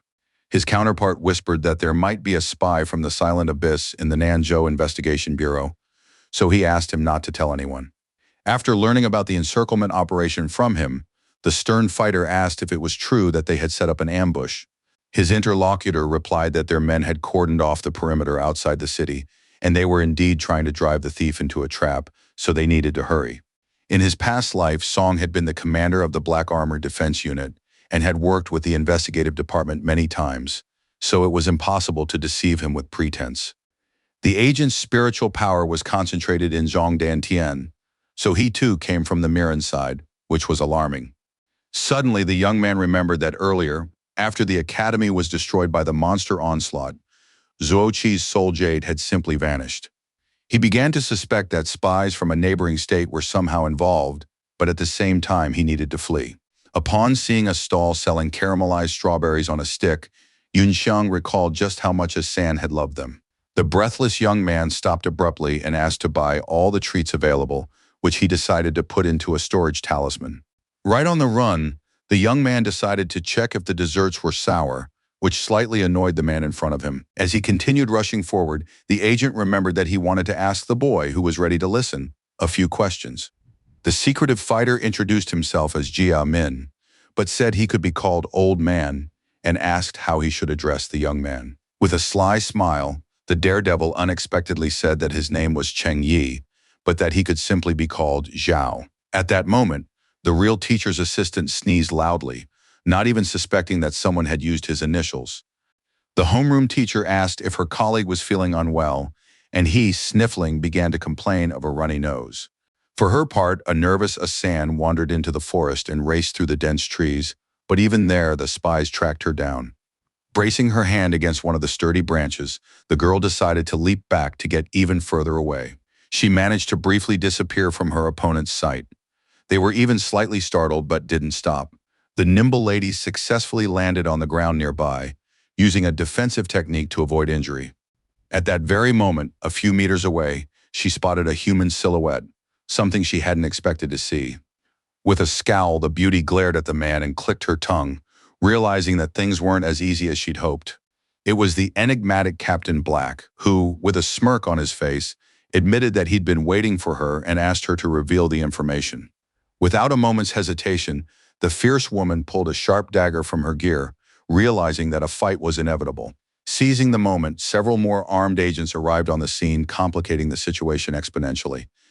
The lone thief found herself surrounded on all sides, and two-star generals were also moving toward her. There wasn't a single meter of space where San could slip through and simply escape, so she began to get nervous. Using the system, the captain learned that standing before him was an assassin with a gold badge from the Silent Abyss, nicknamed Red-Haired Death, who was a master. Smiling, the gray-haired man admitted that he hadn't expected to find such a delight in the clearing. Hostile spies had already sharpened their blades, waiting only for the signal to finish off the wretch. One of them said that the great spatial array had already been activated, so the girl had better surrender to them without resistance. Unexpectedly, a dagger from the merciless lady who did not forgive verbal missteps flew straight into the fool's head. Having shown what she was capable of, the beauty wondered if the gang of lunatics would tolerate such behavior on her part. In a fit of rage, one of the commanders ordered that the wretch who dared to act this way be seized immediately. The captain stood to the side, completely calm, silently watching the events unfold, confident that victory would be theirs. At that moment, Jia Min entered the barrier and told San that the formation had been activated and that apparently the assassin had already been intercepted. Moving forward as fast as he could, the protagonist looked around, trying to assess the situation in this complex scenario. Judging by the fluctuations in the atmosphere, he concluded that they were facing a fifth-rank barrier-type spatial array. The enormous dome covered a considerable area of dense forest and was visible even to the naked eye from a distance. Upon arriving at the scene, Yunxiang realized that the agents, after infiltrating Tiandu through some shady schemes, had managed to get their hands on the talismans of the Star Soul generals. Paying his respects, Jia Min addressed Captain Black as boss, while the brave young man stood silently beside him, assessing the situation. Meanwhile, the ruthless Asan continued to mow down enemies with swings of her sword, leaving them no chance of survival. The bloodstained girl noticed the young man she had met in town a little earlier. Tossing a pill into the air, the self-assured San greeted the beauty, noting that they had met again. Suddenly, a lightning-fast knife flew toward the boy, capable of sealing his fate in an instant. Slightly surprised, the young man realized the situation was a stalemate, but he wasn't one to panic. The shrewd fighter abruptly thrust the chest of one of his opponents forward, who was instantly fatally wounded. An angry Yunxiang shouted, asking why the girl was attacking him when he had come to her with good intentions. The stern lady couldn't understand how this man, despite being a yellow-rank fighter, had managed to dodge her attack. A spy from a neighboring kingdom died right in Sun's arms. He hadn't had time to react before a knife pierced his chest. Keeping his cool, Captain Black asked who this kid was who had popped out of the bushes. The calm Jaya whispered to his boss that the guy claimed to be an agent from the Nanzhou investigation department. The old man ordered them to deal with the girl first and then find a way to get rid of the little fish that had slipped inside the dome. Meanwhile, 4 massive steel machines were monitoring the clearing where Jia Min's fate was being decided. Upon receiving the signal from the enraged commander, one of the thugs grabbed his sword and swung at the pesky young lady.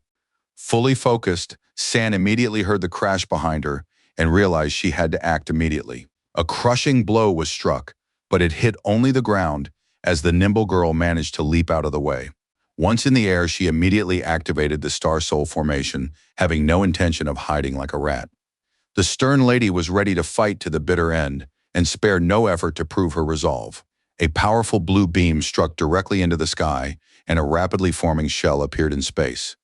In just a minute, the warrior found herself inside the Iron General, which was considered a relatively safe zone for her. Every part of the steel machine was covered with various attachments, making it stronger.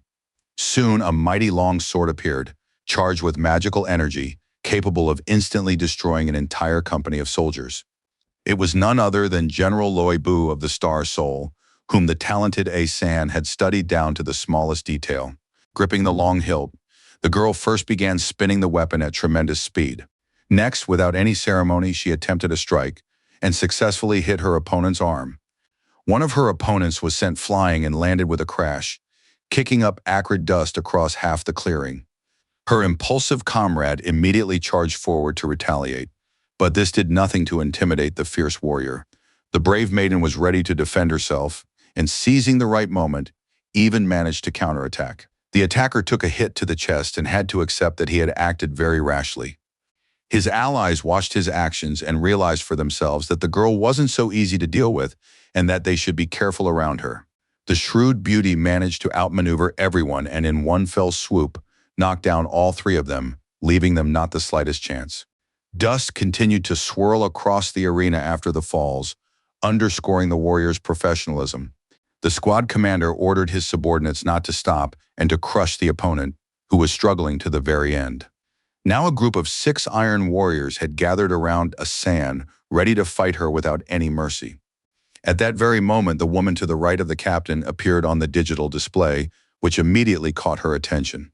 On the screen, she saw Captain Black and Yunxiang, with a slain spy from the neighboring state lying at his feet. Smiling, the brave man asked if they weren't afraid that the garrison of Yuanding City would discover them, given all the commotion they were causing outside its walls. The cunning men said that a spatial array had been set up here in advance, and even if the sky were to fall apart, no one outside would notice. Continuing to act as if nothing were amiss, the young man emphasized that this was very reassuring, while the enemy pulled a map out of his pocket. Taking a swing, an enraged Jia shouted at him to slowly go to hell, naively believing that his name was Cheng Yi. But unexpectedly, the protagonist beat him to it and pierced him right through with a needle, calling him a pathetic idiot and thoroughly disconcerting him. His opponent's eyes began to roll back rapidly, and he started choking on his own blood. The reckless young man noted that when he spoke of giving them hope, he had meant he could easily deal with everyone there. Stunned, Black called the kid a monster and began calling the others for help while there was still time. He ordered that the insolent youth, who had dared to kill his excellent subordinate right before his eyes, be eliminated immediately. In the very next instant, with lightning-fast movements, the warrior struck each opponent in the chest and stomach, leaving them no time to react. His gaze was extremely stern and cold-blooded, making him seem like a monstrous killer. The extremely tense captain ordered them not to let him escape, after which the remaining members of the squad rushed forward after him. As he ran, the young man asked the system to hack into the spatial array, and it immediately began the intrusion. According to the analysis, the dome was a two-layered structure of the 5th and 4th levels, but she managed to begin taking full control of it.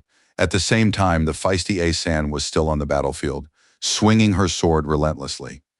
The girl didn't let up for a moment and continued to dart about like a fish in a frying pan, even though it was extremely difficult.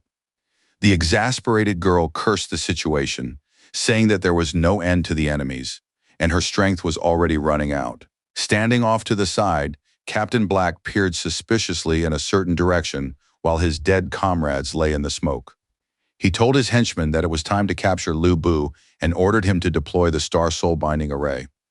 At that very moment, several magic circles appeared out of thin air around Asan's machine. Two of them wasted no time in firing sturdy steel chains directly at her, which served as a warning. The same action was carried out from the other side to maintain balance and prevent the target from escaping. Ultimately, the shackles were even fastened around her head, making any attempt to escape simply impossible. In a short span of time, the general was completely subdued and immobilized, while the girl grew increasingly nervous. She tried with all her might to break free, but her efforts were futile and pointless. Even so, the feisty young woman didn't give up and tried clenching her fist to break the chains, but to no avail. The red-haired beauty resorted to a diversionary tactic, pinning her hopes on it. But what was striking was the fact that she couldn't even end the general's existence, and this was becoming increasingly frightening. A smirking Black noted that she was under the influence of a binding array they had obtained from the ruins of an ancient civilization. Continuing to chuckle maliciously, he ordered his subordinate to prepare for a powerful extraction of Lu Bu's soul stone. 4 fighters immediately stretched out their arms in front of them and began the magical process while the enemy was still bound. Behind the machine, something resembling an iron flower opened up, with a special laser at its center. A poisonous green light began to emanate from it, and its sharp tips slowly approached its target. Enraged, the girl called them all freaks and demanded they stop.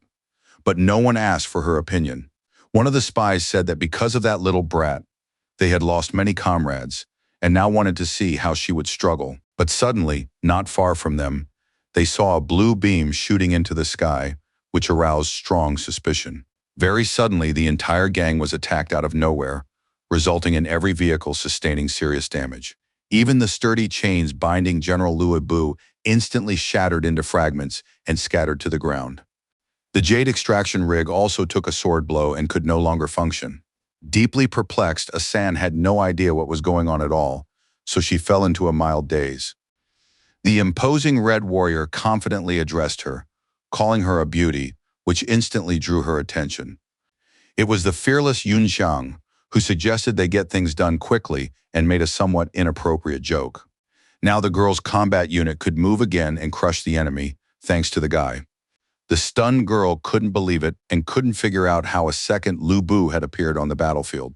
The protagonist had neither the time nor the desire to go into details, so he continued to act. In an instant, Asan was terrified and even let out a scream, her pupils dilating widely from the shock. As it turned out, a surviving enemy had crept up behind her and immediately swung his blade. But the fearless son rushed to her aid, managing to strike right at the center of the machine. The spy inside the shell suffered a fatal wound to the chest, and his eyes rolled back sharply. During the fierce battle, the daredevil displayed exceptional courage and a desire to avenge the girl.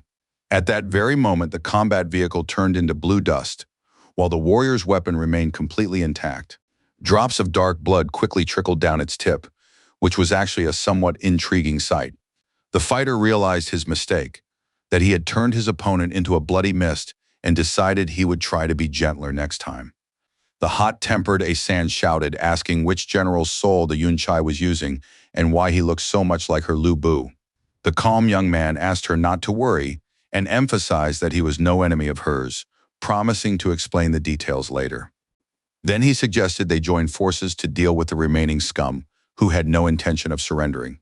The ever-serious lady, though slightly displeased, remained silent, as the situation was indeed still tense.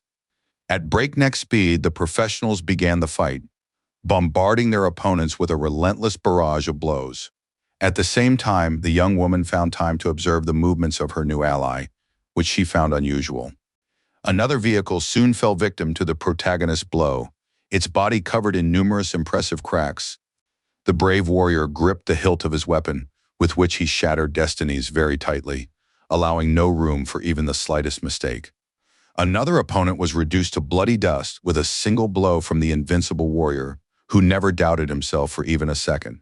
The young man noticed that this time he had as much strength as he was supposed to, and that was even a source of pride. After that, he finally lowered his arm, looking around and hoping that he would soon be able to completely relax. One of the agents landed very hard and began spitting blood, and then ceased to show any signs of life at all. Seizing the opportunity, one of the enemies leaped forward to try to attack the scoundrel from the air. Without a second thought, the daredevil thrust his spear forward again, striking his opponent squarely in the center of the chest. Another fool landed near the tree trunks, having failed to harm Yunxiang. Still, there was one more ideological enthusiast who was ready to give his life without hesitation for the captain's order. A comrade who had approached Sun from behind ran to his aid and immediately rushed to strike while he had the chance. As always, the experienced fighter proved his skill and fought on two fronts, repelling both attacks in a highly impressive display. Meanwhile, a breathless Asan glanced back, hoping the young man would lend a hand as she could no longer hold out. The unflappable young man immediately burst into the fray and prevented the enemy machine from attacking the lady he cared deeply about. The stern girl noted to herself that this young man's skill level was clearly only at the yellow rank. However, he was able to pierce the body of the star-souled general with a single effortless movement, which completely changed her opinion of him. But Yunxiang's precise control over otherworldly forces, his knowledge of his opponent's techniques, and his polished movements were impressive. The agile fighter skillfully dealt with every opponent in his path, piling all the bodies into a single heap and truly relishing his actions. To Asan's eyes, the daredevil seemed like a veteran who had spent well over a decade on the battlefield. Finally, having ended the bloody battle, the cold-blooded warrior murmured quietly that the outcome of it all was now clear. Only one last adversary remained, and it was obvious that he would be no match for him. Trembling with fear, his opponent said nothing and nearly dropped his swords, realizing he was no match for the fighter. Stunned, Captain Black tried to understand where this monster had come from and how two General Lu Bus could possibly exist at the same time. The ruthless Sun called him the long-haired commander and ordered him to kneel to admit defeat and surrender. The psychopath burst out laughing, calling everything that was happening unthinkable and impossible, but he had simply lost his mind.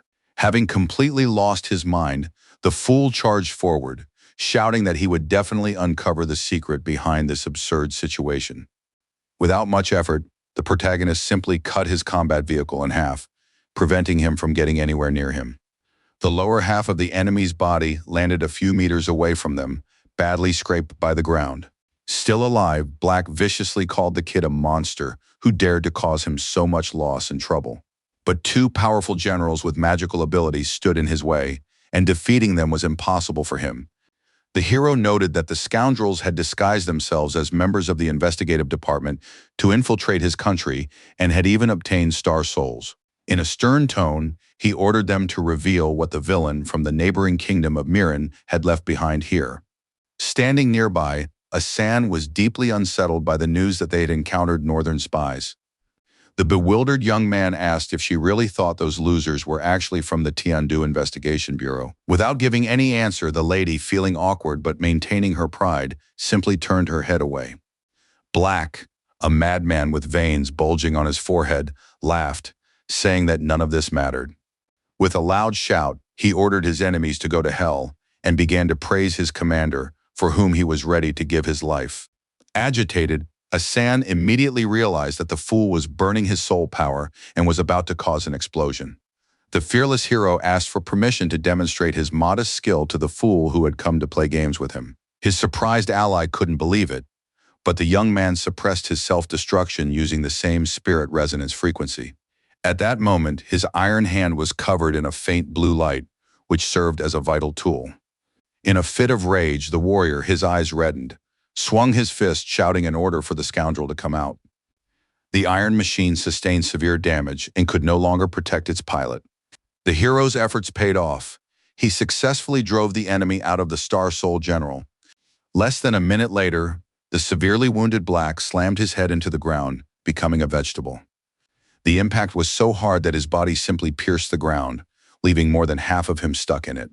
The cool-headed Yunxiang used a dispersion technique to free himself and simply approached the spy. As he stepped forward, he kept his gaze fixed on his immobilized opponent, blood streaming down his face. The captain's ugly face was covered with numerous abrasions, scratches, and bumps, and his eyes remained closed.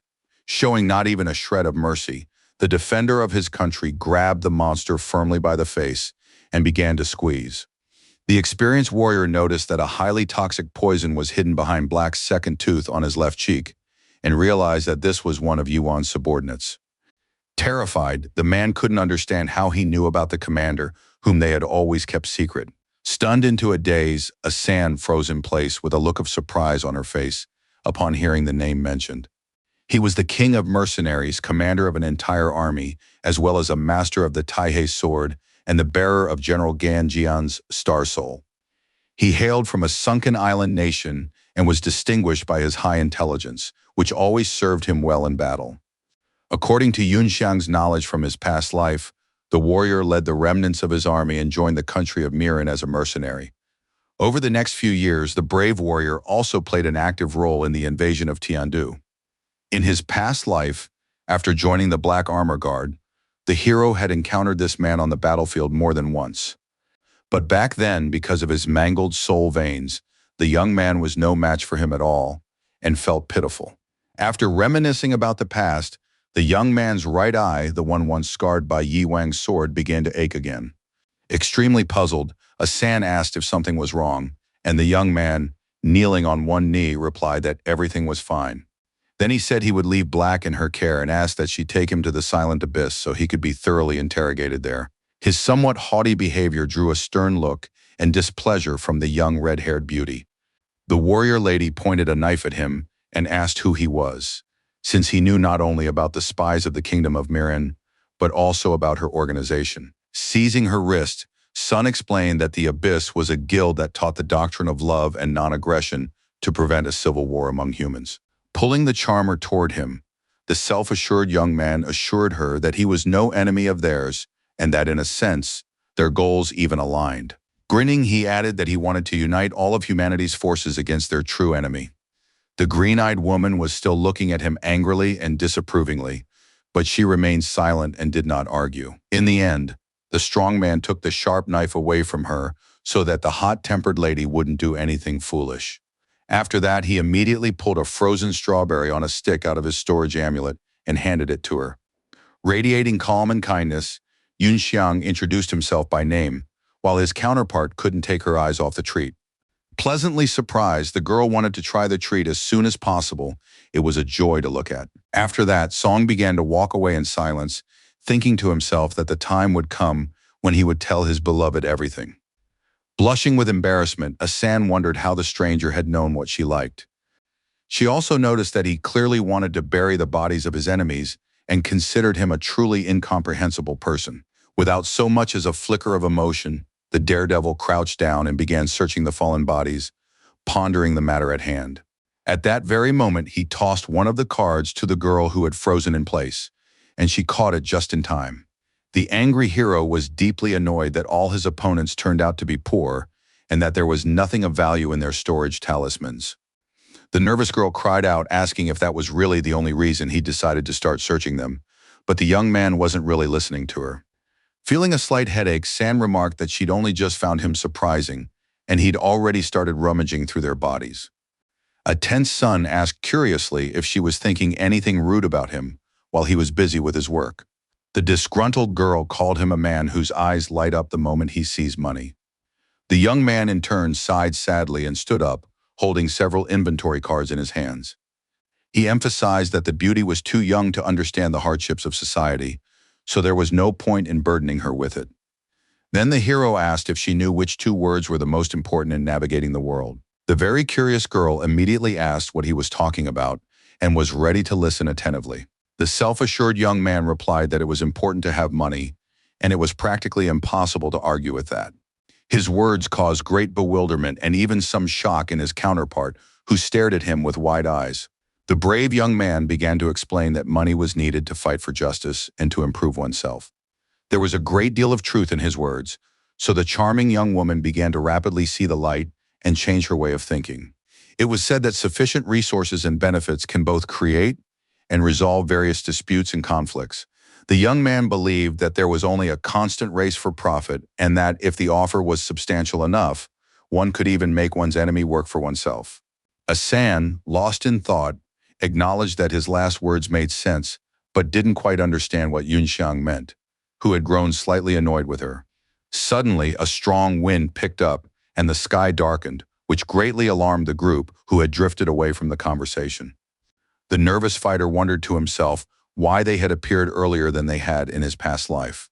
The agitated girl quickly noticed the cracks in Yuanding City, and that was already an extremely alarming sign. Suddenly, a man's voice was heard, and he finally realized that this was the work of young fools. The puzzled, dark-haired man turned his head, trying to figure out where the sound was coming from, all the while trying to keep a cool head. The gray-haired guy sitting by the tree began to giggle menacingly, but he didn't lift his head and kept his hands behind his back.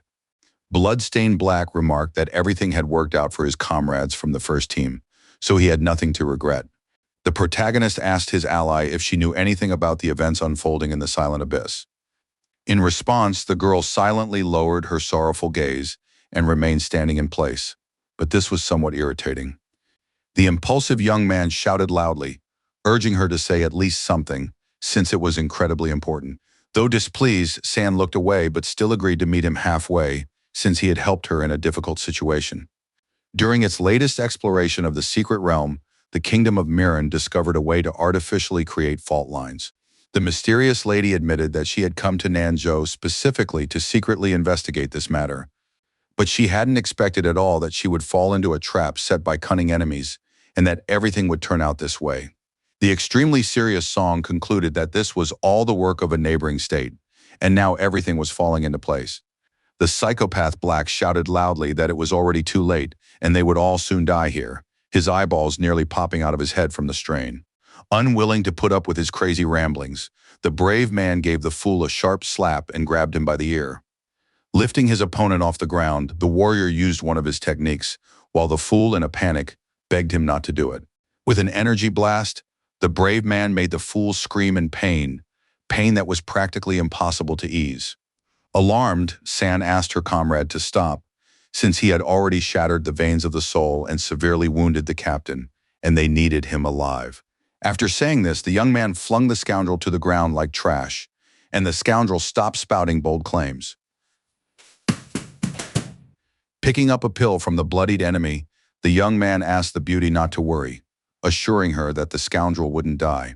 In gratitude for the information the girl had provided, the young man handed her a storage amulet containing potions she would definitely need.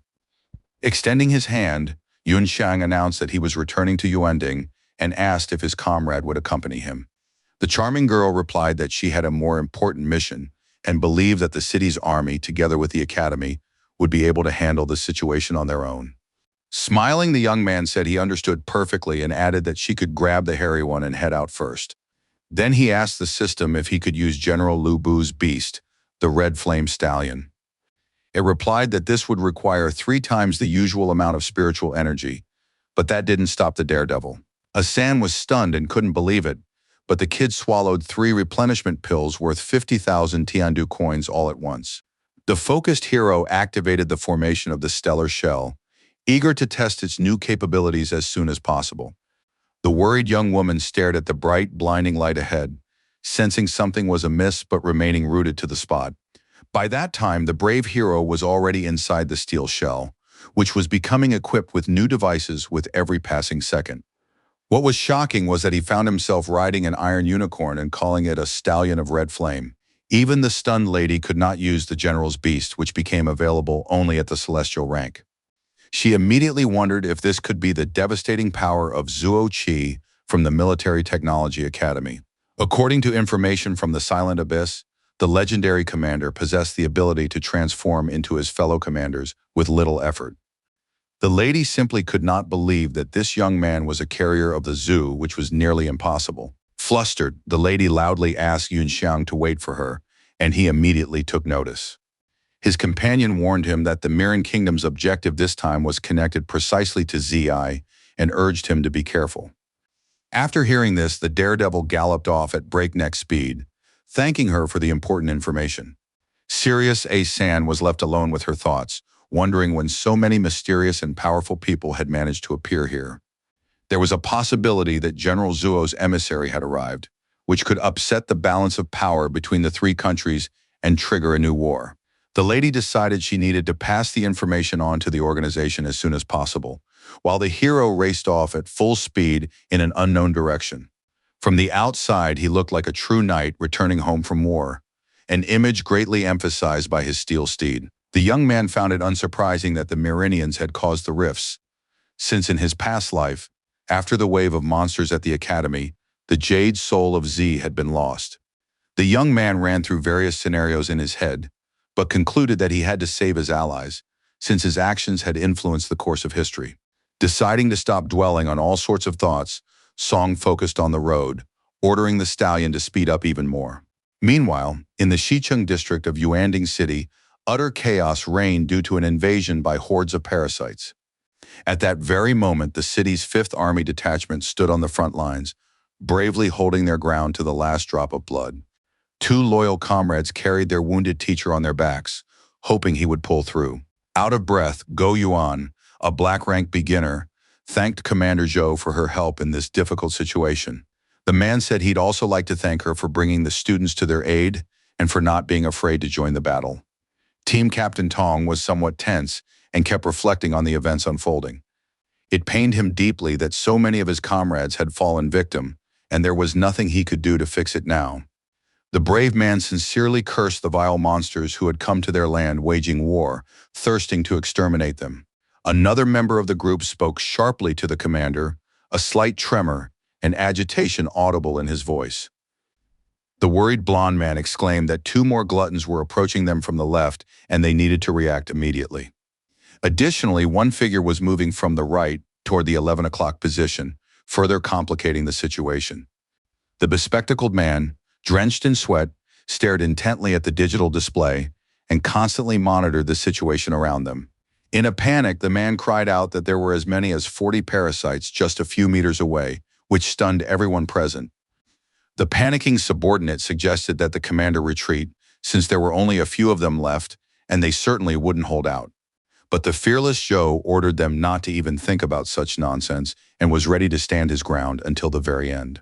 The stern Tong said that they had been ordered to hold this position and not allow the monsters to spread beyond the perimeter. With pain in his voice, he added that they could not let the deaths of their comrades be in vain.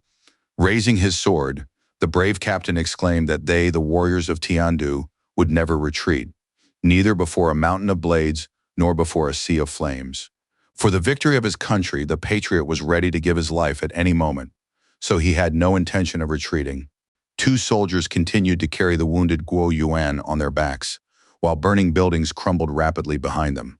Everyone felt terrible since the neighborhood had been almost completely destroyed, but they had no choice but to keep going.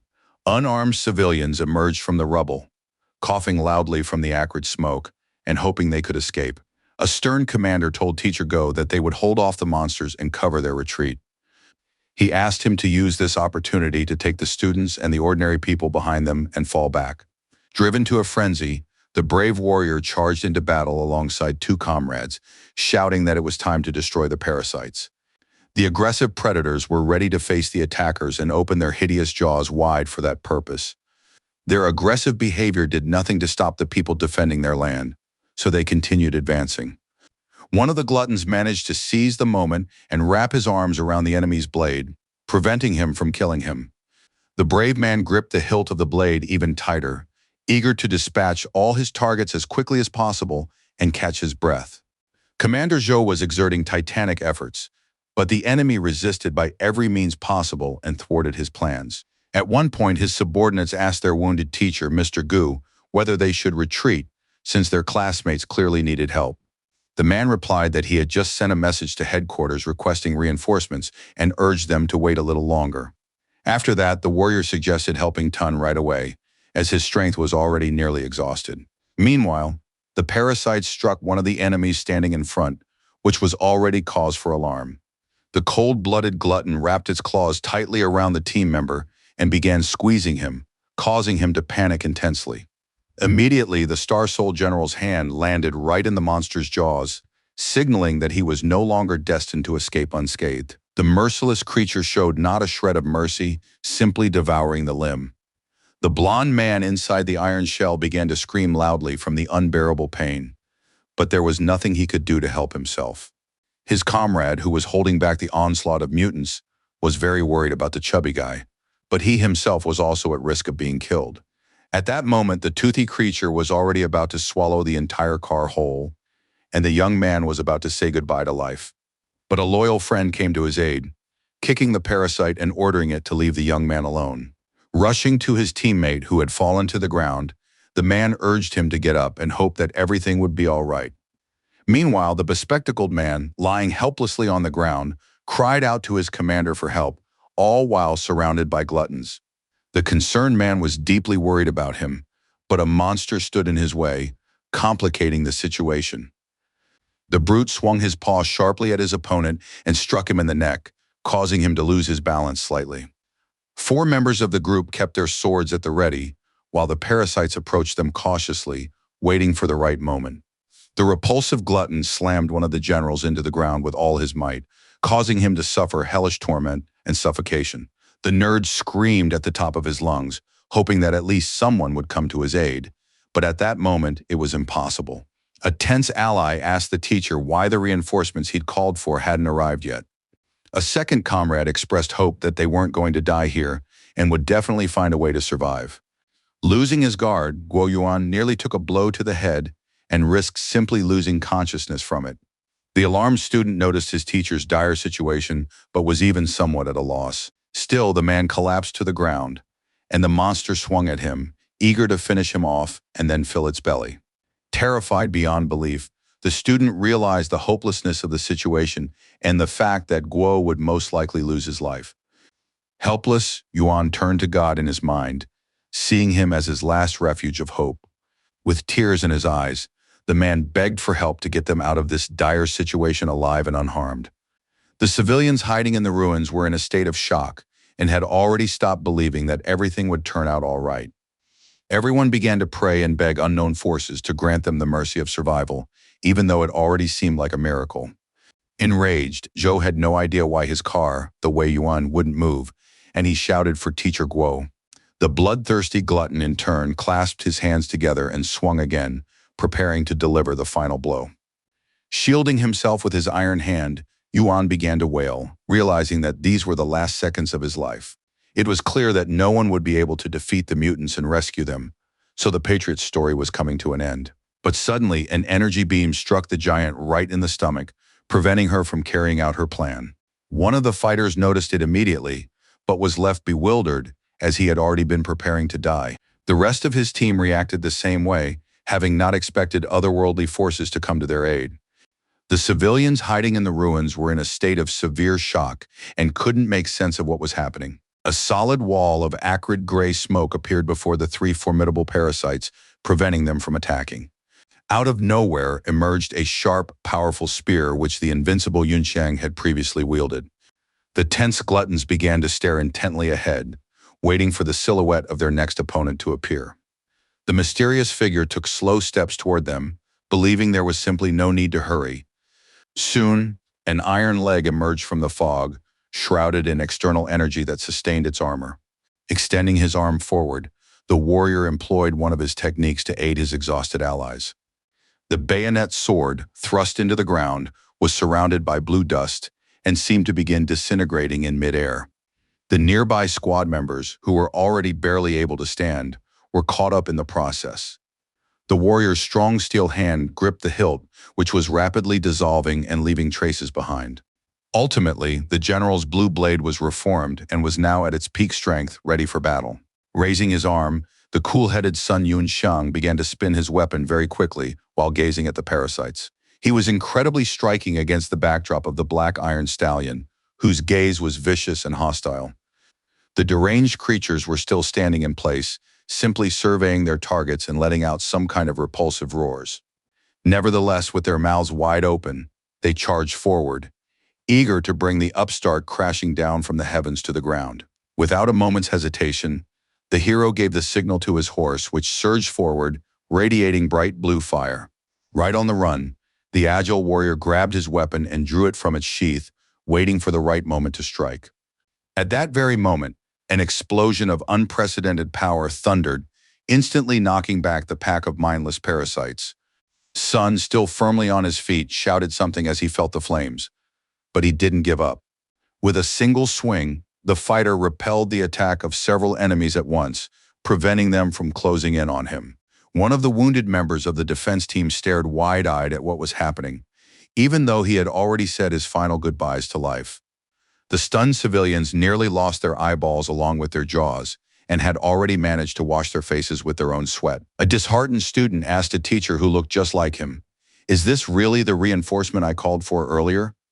The fighter lying on the ground couldn't believe that the General of Star Souls was so powerful. But his eyes weren't deceiving him. A cool-headed knight on a steel stallion slowly moved toward them, remaining as unpredictable as possible. Then he used a dispersion technique on the combat vehicle and was finally able to feel like an ordinary person. For the first few seconds, the young man remained inside a sturdy protective dome as the process neared its end. Without a moment's hesitation, the young man stepped outside the barrier to approach the people and talk to them. Flustered students and ordinary citizens, sweat beading on their faces, stared at the stranger, unsure of what to expect. The young man asked them not to be nervous, calling them friends and noting that he was just a passerby. He reached for the hand of the deceased man, saying that the flag of his country, Tiandu, should not lie on the ground. Confidently raising the banner, the stern warrior began to proclaim the victory of their great nation, which could withstand any onslaught. The blond man, weeping with joy, joined in his battle cry, still unable to believe that the parasite hadn't devoured him.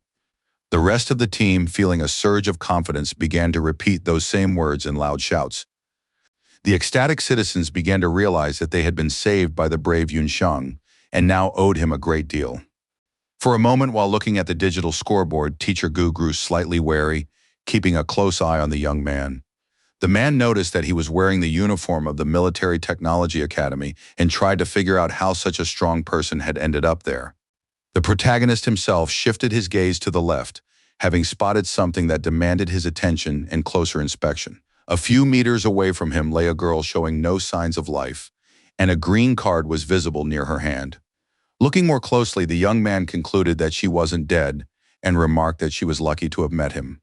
Smiling Sun decided to take her soul amulet, and the beauty would think of it as a simple fee for her rescue. He also didn't hesitate to give the injured girl a pill that could begin the healing process for absolutely anyone.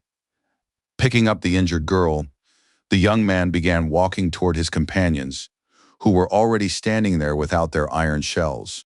Paying his respects, an emotional Zhou Tong addressed the young man as senior and sincerely thanked him for coming to their aid.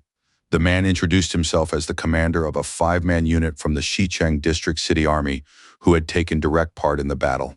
The bespectacled man whispered to the captain, asking if it was appropriate to address the young man in such a manner, given that, judging by his uniform, he was a student at the Military Technology Academy. The commander ordered him to shut up in a raised voice, noting that age didn't matter. After all, those with strength were in charge. The brave young man said the courtesy was unnecessary, adding that he had guided the girl along the path of healing and would now leave her in their care. The young woman was handed over to the taciturn Gu Yuan, who silently watched Yunxiang's retreating back. Still, the blond boy found the courage to ask which class at the academy the mysterious young man attended. At first, without giving any answer, the young man silently and without even turning his head, tossed something in their direction. The calm group leader deftly caught the object, but at first couldn't even figure out what it was. The young man introduced himself by name and noted that he had just happened to be passing by. He also added that the guys should protect this place and that it was time for him to go. That very moment, the brave young man activated his Star Soul formation, causing a plume of smoke to rise that nearly reached the rooftops. Sirius Go sensed that the kid was only at the peak of the yellow rank, but for some reason he was very strong and was likely hiding his true cultivation level. The teacher asked what the unfamiliar young boy had just thrown, while the astonished captain examined the item in detail. The deeply agitated man couldn't believe it, but in his hands were extremely rare soul-restoring pills. The chubby boy asked what these pills were for and hoped to hear a detailed answer from the captain. Upon closer inspection, the bespectacled man said that this was a 3-star elixir capable of replenishing soul power and that it was extremely rare. What was even more astonishing was that a single pill could fetch 50,000, and there was a whole bottle of them. The calm-natured blonde wondered who this mysterious Sun Yunxiang might be.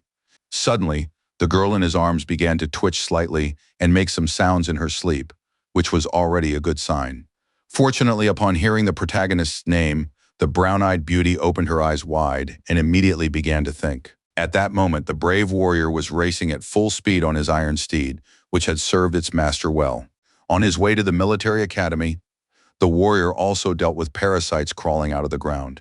The invincible fighter left tall plumes of gray smoke in his wake, without stopping even for a moment. Ahead, he could make out the silhouette of a frail little man standing on a high ledge that looked quite unstable. Looking ahead, the man saw a silhouette moving toward him, but he wasn't the least bit frightened. Smiling, the frail old man remarked that this kid was obviously at the bloody stage of the yellow rank. Meanwhile, inside the educational institution's command center, the principal was monitoring the situation around the building.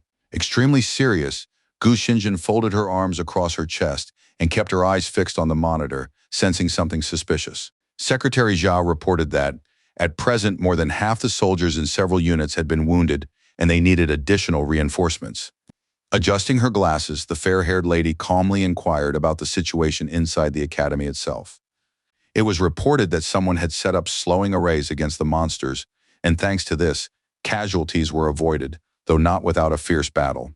The lady also added that a report had arrived from Go Yuanya's group, coming from the 3 o'clock direction, which she immediately decided to read aloud. With the help of a certain mysterious Star Soul general, the monsters in that sector of the front had been completely wiped out. These words made the director somewhat wary, and she needed a more detailed explanation of the matter. Surprised, Yue added that 2 other teams had also spotted the mysterious warrior on horseback and had even found an image of him. She managed to find a clear photograph showing Yunxiang charging forward at tremendous speed on a stallion. Looking closely, a shocked Gu Xinjing saw what appeared to be a powerful halberd in his hands. She was stunned, for this was the Star Soul General Lu Bu, whom mere mortals could never defeat. Turning her attention to the academy's head, the assistant asked if she recognized this machine. They were talking about a valiant commander from an ancient civilization, and the lady assumed that a machine bearing the same name might possess terrifying power. Concerned, Zhao Yue suddenly interrupted the woman, reporting that the target was heading toward the Military Technology Academy right now. The lady, keeping a cool head, wondered to herself why Lu Yibu had appeared at this particular moment. Meanwhile, Song Yunxiang was assessing the situation outside the school, where there had been no casualties thanks to the Tiger Wing formation. He confirmed that the deceleration fields he had prepared in advance had done their job, and that Commander OU and the others would still hold out without any problems.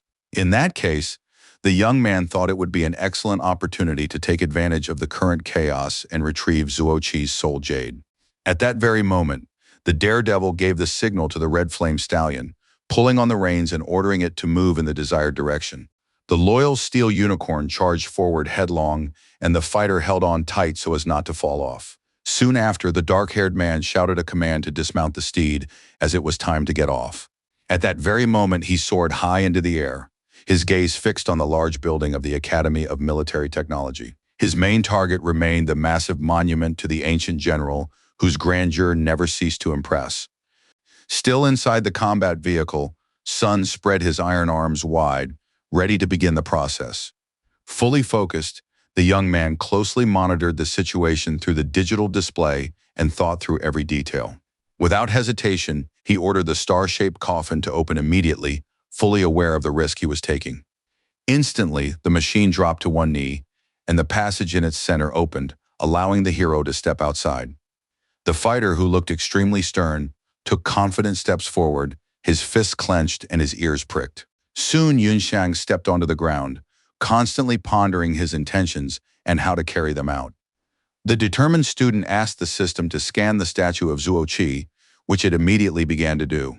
In just a few seconds, the location of the soul jade of the long-dead general was pinpointed. The level-headed Song was now convinced that the artifact was indeed hidden inside the head. The nimble young man used the iron shell as a springboard and leaped upward. Very soon he found himself right on the statue's shoulder, where he had more options and a good vantage point. Focusing his energy on the monument, the brave young man ordered his assistant to forcibly extract Zhao Qi's jade. The process was successfully initiated thanks to professional execution and knowledge of every detail. Smiling, the confident Yunxiang commanded the object he needed to emerge and fly into his hands. At that very moment, the gem burst forth, enveloped in a protective layer of blue flame. The expert drew the target toward him with skillful movements, honed to the point of second nature. Lu Yan, who was nearby, was immediately taken aback by what was happening and even frightened. The highly tense young man noticed the man atop the statue and tried to figure out what was going on and why it was damaged. The man with the keen gaze also saw the jade of General Zuo Qi's soul, which he had been longing for, in the stranger's hands, and grew even more nervous. Blue-eyed Song noticed the young man standing below, whom he remembered perfectly well from his past life. It was the transferred student, and the hero had met him even in the past on this very day, so he wasn't surprised by anything. The yellow-eyed boy himself remained extremely serious and scanned his surroundings, trying to make sense of things. A long time ago, he had been peeking at the women's locker room from behind some bushes, and a disconcerted Yunxiang had ended up right next to him. Alarmed, Lu asked in a raised voice who this person was, but at first received no answer. Then the hero, keeping a low profile, whispered for him to shut up and not blow their cover. The girl, flushed with anger, spotted the insolent Sun, who had even dared to bring a friend along. The three beauties rushed after the scoundrels, while Yunxiang bolted along with the boy, who was sweating profusely from panic. Still, the two lads with bumps on their heads were taken to the principal's office, where Lu Yan was enrolled in the 10th grade alongside his new buddy. In his past life, it was Sun who had told the boy everything, though now it was the perpetually dissatisfied class monitor, he who was doing so. It was that daredevil who fought on the battlefield alongside the youngster to whom the girl had lent her combat vehicle. At that time, the recruit sarcastically asked the senior soldier to go easy on him, and the senior replied that he wouldn't miss a chance to settle the score with him. At that moment, an extremely serious Lu shouted, asking who the man sitting on the statue was. Smiling, the calm Sun Yunxiang introduced himself by name and confidently said that he had finally returned. Upon hearing those last words, the young man fell deep in thought because he had heard those initials somewhere before but couldn't remember where. A few seconds later, it dawned on him, and slapping his palm with his fist, he exclaimed that he had remembered everything. The kid realized that standing before him was the very same missing Mr. 3 Minutes that the class leaders had been talking about. He was even more shocked by the fact that the eccentric had suddenly just vanished, leaving him alone with his thoughts. Suddenly, the protagonist found himself behind Lu Yang, who had frozen in shock, his pupils constricted with surprise. Without further ado, the brave young man struck the boy in the neck, causing him to nearly pop both eyeballs out of their sockets. Feeling a severe dizziness and a rush of blood to his head, the transferred student collapsed and hit his forehead on the ground. Completely calm, Sun, holding a precious piece of jade in his hand, quietly apologized to the young man. According to his memories from his past life, the student vanished without a trace during the battle at the Military Technology Academy. However, as it turned out, he subsequently became experimental artificial host number 0 of the country of Mieren. Hiding behind the mask of Zero, the fighter infiltrated Tiandu and fought on the side of the enemy, though he was later rescued by a group of people. Eventually, the young warrior became their comrade, and in the end fell on the blood-soaked battlefield as a brave hero. At that moment, he lay unconscious like a fool, his butt hanging in the air, making Yun Xiang feel uncomfortable. The blue-eyed young man pondered the situation surrounding the student incessantly and recalled that in the past, the Myrians had taken away Zhu's jade. The dark-haired man wondered if it was possible that Liu Yang's disappearance was the result of them having captured him as well. It was worth noting that the serial General Black Horn, whom Zero had used, did indeed bear a slight resemblance to the statue of Ziz. In this timeline, such a person would no longer exist, and the young man would be spared the pain he had endured while serving as an experimental subject for his enemies. Then the cool-headed fighter asked the system to copy the data from the Star Soul General, which he held in his hands.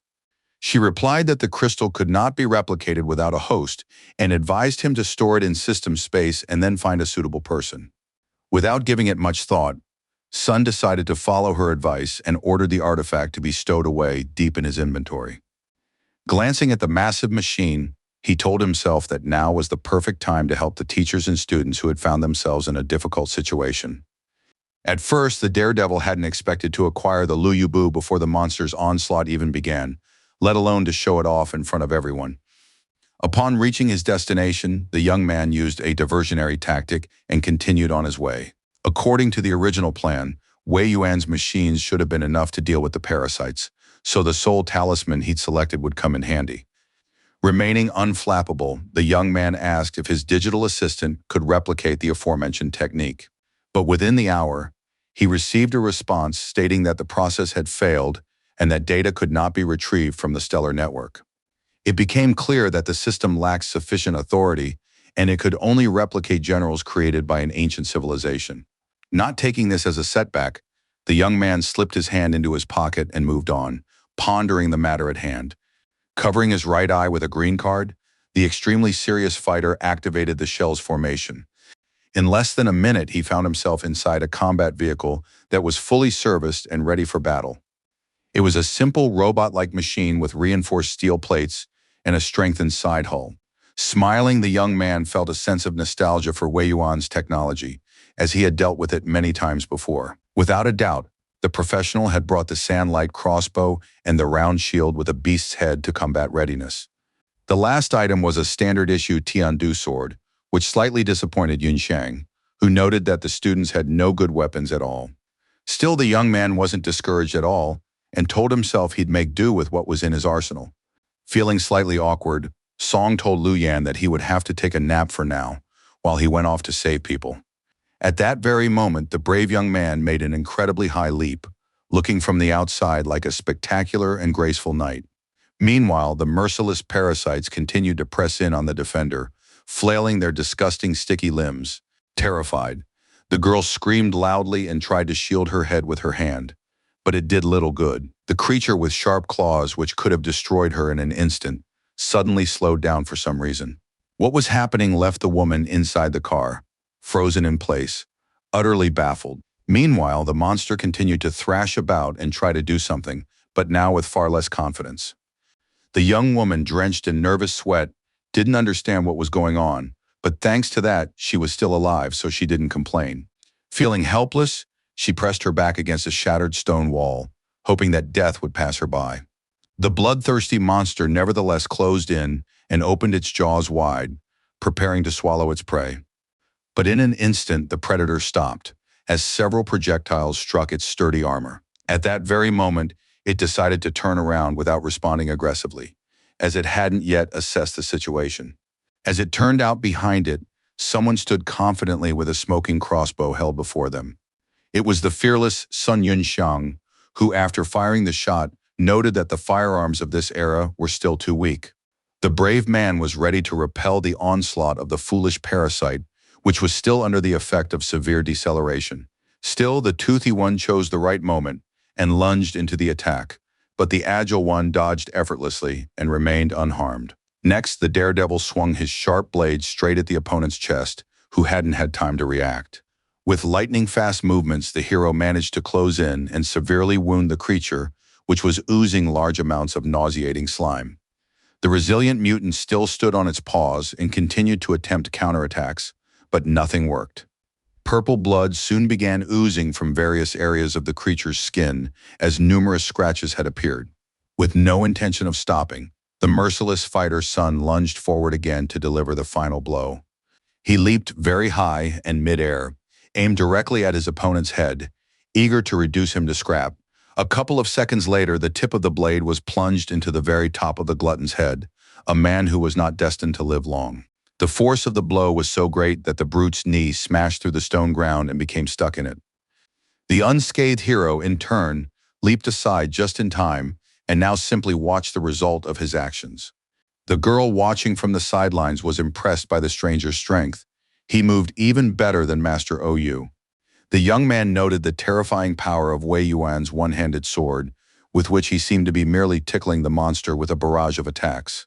With a sly smile, the trickster asked if the system could grant him LV Bu's mighty halberd. In less than half a minute, an incredible weapon was already slung over his shoulder, perfectly complementing his appearance. The stunned blonde had never expected to see such a large weapon, but she was fortunate enough to do so. The delighted lady even blushed, as she was deeply impressed and inspired by this outcome. But it was too early to relax, as there were still parasites on the battlefield, one of which rushed into the attack. Without wasting a moment, the unceremonious warrior ran toward his opponent, confident he could dispatch him quickly. Seizing the right moment, the professional swung his halberd, calculating the precise trajectory of the strike. With lightning speed, he managed to finish off his opponent, who collapsed to the ground, though his eyes were still open. The cool-headed fighter stepped aside and turned his back, knowing full well that he had seen the job through to the end. In the end, the mutant simply collapsed and showed no further signs of life, while dust swirled around him. Stunned, Yan nearly fainted when she saw how the hero had destroyed the formidable parasite in just a second. The unwavering young man approached the village head and, first and foremost, asked if she was all right. The pretty blonde, her cheeks flushed, nodded in the affirmative and, filled with admiration, thanked him for saving her. Turning his back, the young man said there was no need to thank him and immediately started to walk away. In the blink of an eye, he soared high into the sky, and the charming girl realized she had forgotten to ask his name. Meanwhile, on the dormitory grounds, the fighters were also holding their ground, using a turtle formation against the aggressive parasites. The commander nervously ordered the reckless Shangguan not to rush to the front lines and to return to the ranks, but his words made little difference. Still, the fearless warrior charged into the attack, displaying all her ferocity and her intent to wipe the enemies off the face of the earth. Deftly swinging her sword, she laughed loudly and ordered all her opponents to drop dead at her feet immediately. A comrade in arms noted that the senior student went into a frenzy as soon as she started fighting and offered to help her. The girl, caught up in the heat of battle, insisted that the mutant's movements were too slow, while she herself was handling the situation like a pro.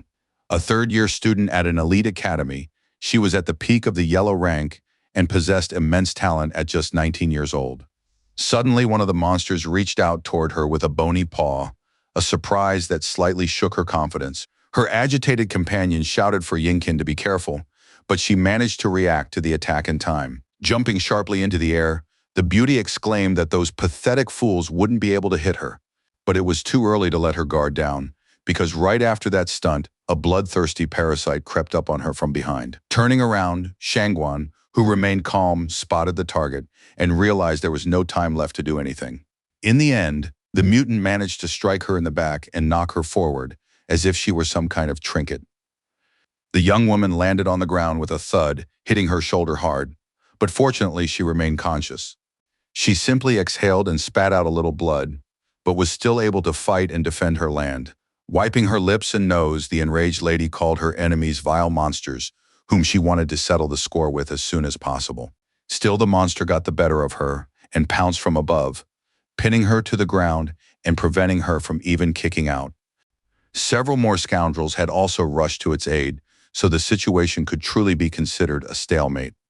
The alarmed student exclaimed that Senior Shangguan was surrounded by parasites and asked the instructor what they should do in this situation. The enemy opened its mouth wide, ready to simply swallow the girl's combat machine and her along with it. Deeply shaken, Yingqin couldn't believe what was happening and panicked, not knowing what to do. Suddenly, a brave warrior wielding a halberd appeared in the sky, arriving just in time to help his allies. With a single move, the brave warrior struck the enemy's loathsome body, preventing him from carrying out his plan.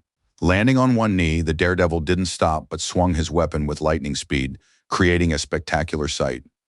The very impressive Shangguan watched the action unfold with a gleam in her eyes, not even knowing who it could be. Just a minute later, the battlefield was littered with the remains and severed limbs of the gluttons. Having finished what he'd started, the professional began spinning the massive weapon in his hand at high speed, without exerting much effort. Finally, he slung the halberd over his shoulder and struck a proud pose, basking in the admiration of the students.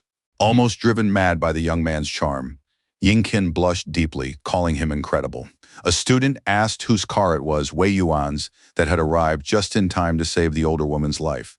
Even the teacher didn't know who it was, since there was no one at their academy who could kill a monster as easily as chopping vegetables. At that moment, the protagonist received a notification that his remaining soul power was 5% and that the structure would soon disintegrate. The slightly exhausted young man immediately realized that the halberd was still a bit too heavy for the technique he was using, which was why things had turned out that way.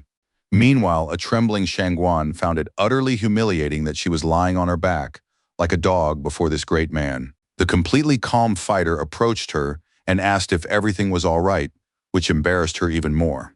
He also asked if the young lady could continue fighting, since the wave of mutants wasn't over yet. Blushing, Yingqin was flustered and replied that everything was fine, then immediately thanked him warmly. A student standing off to the side couldn't understand why his senior's voice sounded so soft, as if she were a different person. In a raised voice, the teacher asked the young man with the large weapon not to linger, since they needed support as well. At that very moment, the daredevil leaped off the ground with a halberd in his hands, ready to help the others. He landed right in the center, finding himself surrounded by several parasites, but he wasn't afraid. Exhaling, Sun Yunxiang prepared to take flight and launch a lightning-fast attack without a single scratch. In just a minute, a horde of pathetic mutants scattered in all directions, without even managing to make the slightest attempt to attack. The invincible young man mowed them down with relentless strikes, feeling more and more confident with every passing second. Thanks to his actions, the rest of the team was able to catch their breath a little and gather their strength, as they were extremely exhausted.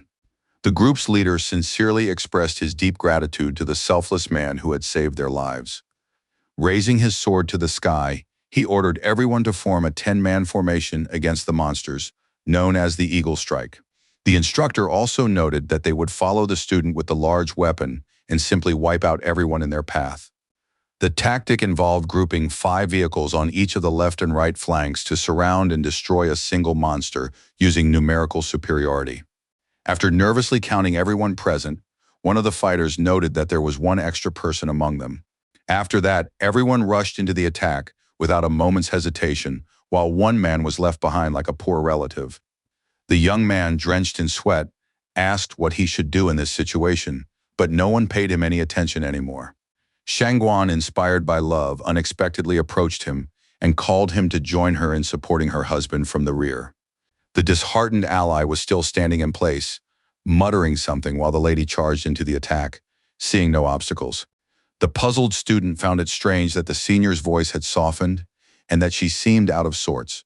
Meanwhile, the fearless Song remained in the air without pause, swinging his weapon and raising a huge cloud of smoke. All the mutants in his path were nothing but pitiful pawns who couldn't even get close enough to try anything. The team commander ordered the 5 on the right flank to get ready, and they were just waiting for his signal. The team members were ordered to surround and kill the stray predator, which could cause quite a bit of trouble. With their long blades drawn, the students prepared to attack from all sides, showing no fear whatsoever. The hero noted that Wei Yuan's 5 black rank machines were nearly equal in power to a glutton-type monster, so he considered the tactics sound. The young man himself received a notification that the structure would dissipate in 16 breaths, but he didn't panic. Now that his soul veins had been restored, theoretically, he could use the technique for 10 minutes. Although Lu Bu was much stronger, he also consumed more mana, so Sunu at his yellow rank would have to constantly replenish his energy with pills. The combination of the halberd and the machine was the most balanced, providing sufficient combat power while minimizing energy waste. The perceptive young man decided he would need to find ways to upgrade the shell's armament after the monster wave ended. King Dongyuan's flying sword, Ao Bin's heavy firepower, and Bai Qi and Zhao Zhen's mobility immediately came to mind. Lost in his thoughts, Yunxiang believed that using these ideas to strengthen his team would be the best way out of his situation. But for now, he needed to end the battle as quickly as possible, since his remaining soul energy was only 1%.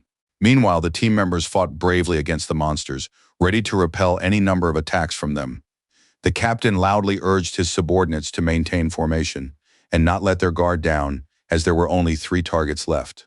The cool-headed hero was focused on his section of the front and kept the mutant on the defensive, swinging his halberd.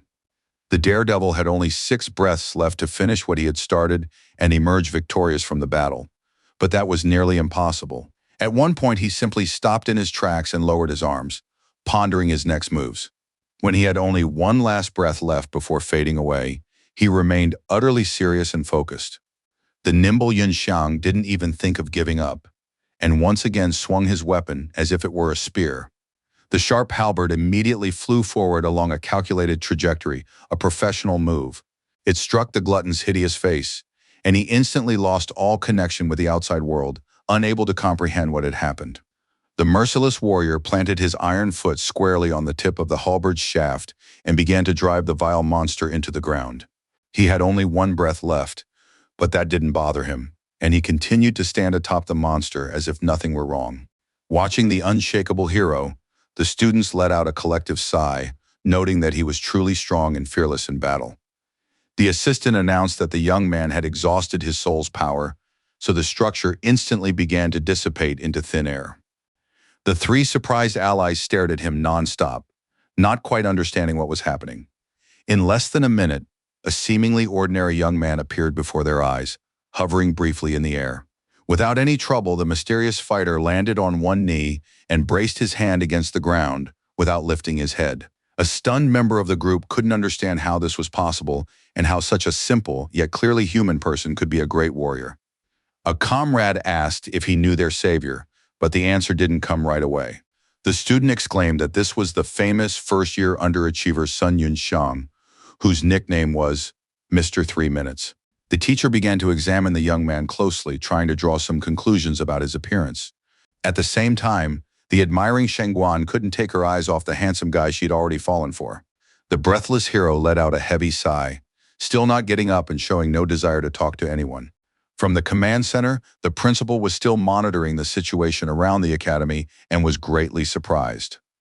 Together with Secretary Xiao Yue, she couldn't believe that she suddenly saw Yun Xiang, who had previously disappeared somewhere on the screen. Tense, Gu Xinjing quickly realized that the person who had saved the squad members was none other than the protagonist. Her assistant reported that all the monsters had been killed, with 23 of them slain by a single halberd-wielding machine. Adjusting her glasses, the lady continued to look ahead, feeling a little nervous and trying to draw some conclusions.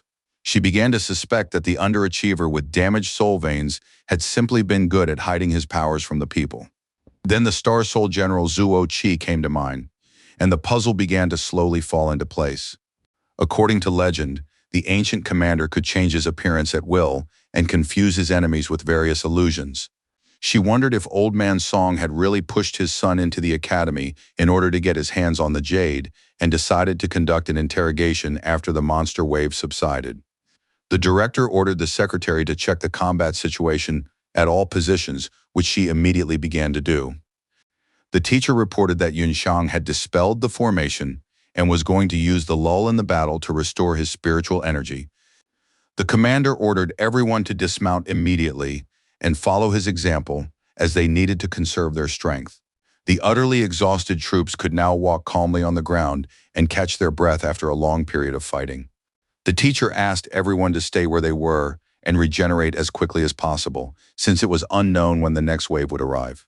For his part, a satisfied Sun held 4 cards in his hands, staying focused on the process. The young man said he was completely ready, which meant he could return to battle. At that moment, a man's voice addressed him, calling him student, which instantly caught his attention. The instructor thanked the student for his help and asked what his name was and what year he was in. With a smile, the confident freshman introduced himself by name and replied that he was from Group 10. The stunned students couldn't believe that this was really the very same person they had called Mr. 3 Minutes. Deeply impressed, Shangguan thanked the young man for saving her and briefly explained who she was. The disconcerted young man knew exactly who she was and considered everything that was happening an incredible coincidence. The lady was General Longju's messenger, but 5 years later, during the battle between Tiandu and Miran, her family betrayed their country. Like the hero's former enemy, this mad woman had put him in danger several times, and if luck hadn't been on his side, he would have died at her hands. Suddenly, the brave young man boldly grabbed the lady by the wrist, saying nothing and maintaining a stern expression. Frightened, Yingqin was completely flustered and tried to step back, but she couldn't move. His deeply dissatisfied allies couldn't fathom what this insolent young man was up to. The young man couldn't believe he'd get his hands on such a powerful general so easily, while the blushing Shangguan didn't realize what he was up to. After the transformation, the cunning Yun Xiang decided to get rid of this madwoman, since she would become a formidable and powerful enemy in the future. The beauty feared he wanted to confess his love to her, but her father had previously told her that their family needed only a breadwinner, not a freeloader. At that moment, the system notified its master that the cloning process had failed because the target was not a host for a combat machine. The bewildered hero froze upon receiving the notification, yet he still held the charming girl's hand. The psychopath was supposed to be the mistress of the Star Soul General, since in his past life, the guy had cloned him from her. The problem was that the host might still be alive, or perhaps his jade stone hadn't yet been discovered in this world. Now Song remembered that the Shangguan family had obtained the stone during their exploration of the secret realm of Shinba, and there were still 9 months left until that moment. Standing off to the side was a teacher who cleared his throat, drawing the attention of Yun Xiang, who was still holding the girl's hand. The young man felt very awkward when he realized he was just standing there rooted to the spot, so his expression changed drastically. Feeling very nervous, the young man apologized for his rudeness and asked if the older woman was hurt. The flustered lady asked if he had known her before and why he had acted so agitated, and her cheeks remained red. Her classmates noticed that Yingqin looked strange, and even the tone of her voice had changed, making her seem different from how they knew her.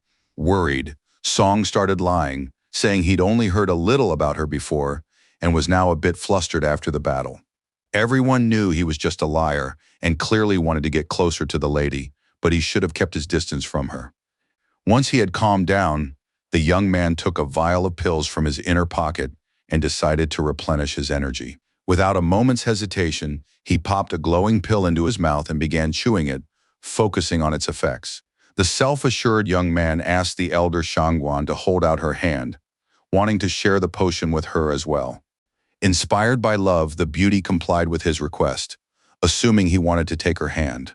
The lovely lady asked the younger man to be gentler and not to hurt her, though she herself was already ready to give herself to him in his embrace. Feeling awkward, the hero pointed out that she had misunderstood and asked her to turn her hand palm up. Puzzled, Shangguan did as she was told, but had no idea what the young man's intentions were.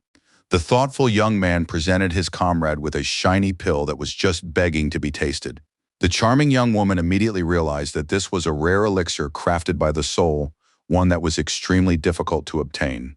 The young man confirmed her guesses, while the commander standing nearby took a closer look and was greatly surprised. Deeply shocked, the blond man exclaimed that this potion was worth 10 months' worth of his salary, while Yingqin remained calm. The shy beauty asked in a soft voice if this gift was for her, even though the teacher had already set his sights on it. In his past life, the hero hadn't saved the girl at this spot, and since she had somehow survived, she must have had some kind of trump card or been incredibly lucky. Now, the original course of events had been disrupted by his actions, and he had to watch her closely to ensure she didn't die before obtaining Longju. Without wasting any time, the older woman popped a pill into her mouth and began chewing, and the world inside her fair-haired ally was instantly shattered. At that very moment, the magical process began, and the girl started to writhe in agony, her clothes tearing apart. The majestic power of the soul not only filled her instantly, but also, like a huge wave, surged throughout her entire body. The quality of this pill was far superior to anything the girl had tried before, and she couldn't even compare it to anything else. The blonde guy noted that the teachers and other students had already used up all their energy and asked if Sun had any extra pills to share with everyone. The young man felt awkward saying no, but he still replied that he didn't have many pills left and that handing them out to everyone wasn't an option. The persistent man hoped that Sun would at least help him by giving him half a pill, but that would have been too much to ask. The young man said that although he didn't have any pills for them, he had just prepared something and was ready to show it to them. The students sitting off to the side near the meditation area silently watched what was happening, not knowing what to expect. The brave young man unexpectedly conjured several transparent green objects in midair that resembled maps. With a single wave of his hand, he raised them up and turned them into ordinary dust, which made the situation even more baffling. Then a formation spell was activated, creating an entire magical field in the area. The stunned group immediately noticed that the rate at which their spiritual energy was replenished had increased fivefold. It was an array of fourth-level multiple stars, and none of those present had ever encountered such a miracle. The protagonist asked his allies to stay here and rest, while he decided to go check on the situation at the battle arena. Tucking the green map into the inner pocket of his cloak, he said goodbye to his comrades in arms and set off on his errand. But before that, the Star Soul formation was activated, and once again a magnificent halberd appeared in his hands. With lightning speed, the brave warrior leaped and soared upward, while Shangguan cried out that she wanted to go with him. The extremely serious girl also used the necessary item to enter the combat machine. Her actions caused even greater destruction to the ground, and fragments of cobblestone flew in all directions. Left behind was an angry teacher who shouted that they must hold their ground, but the student pointed out that the girl had already left.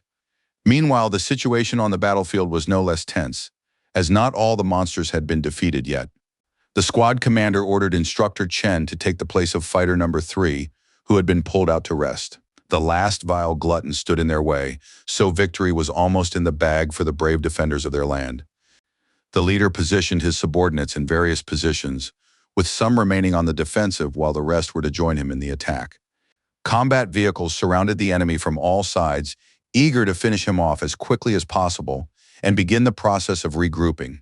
They showed no mercy, striking with their blades at various parts of the body and inflicting deep wounds.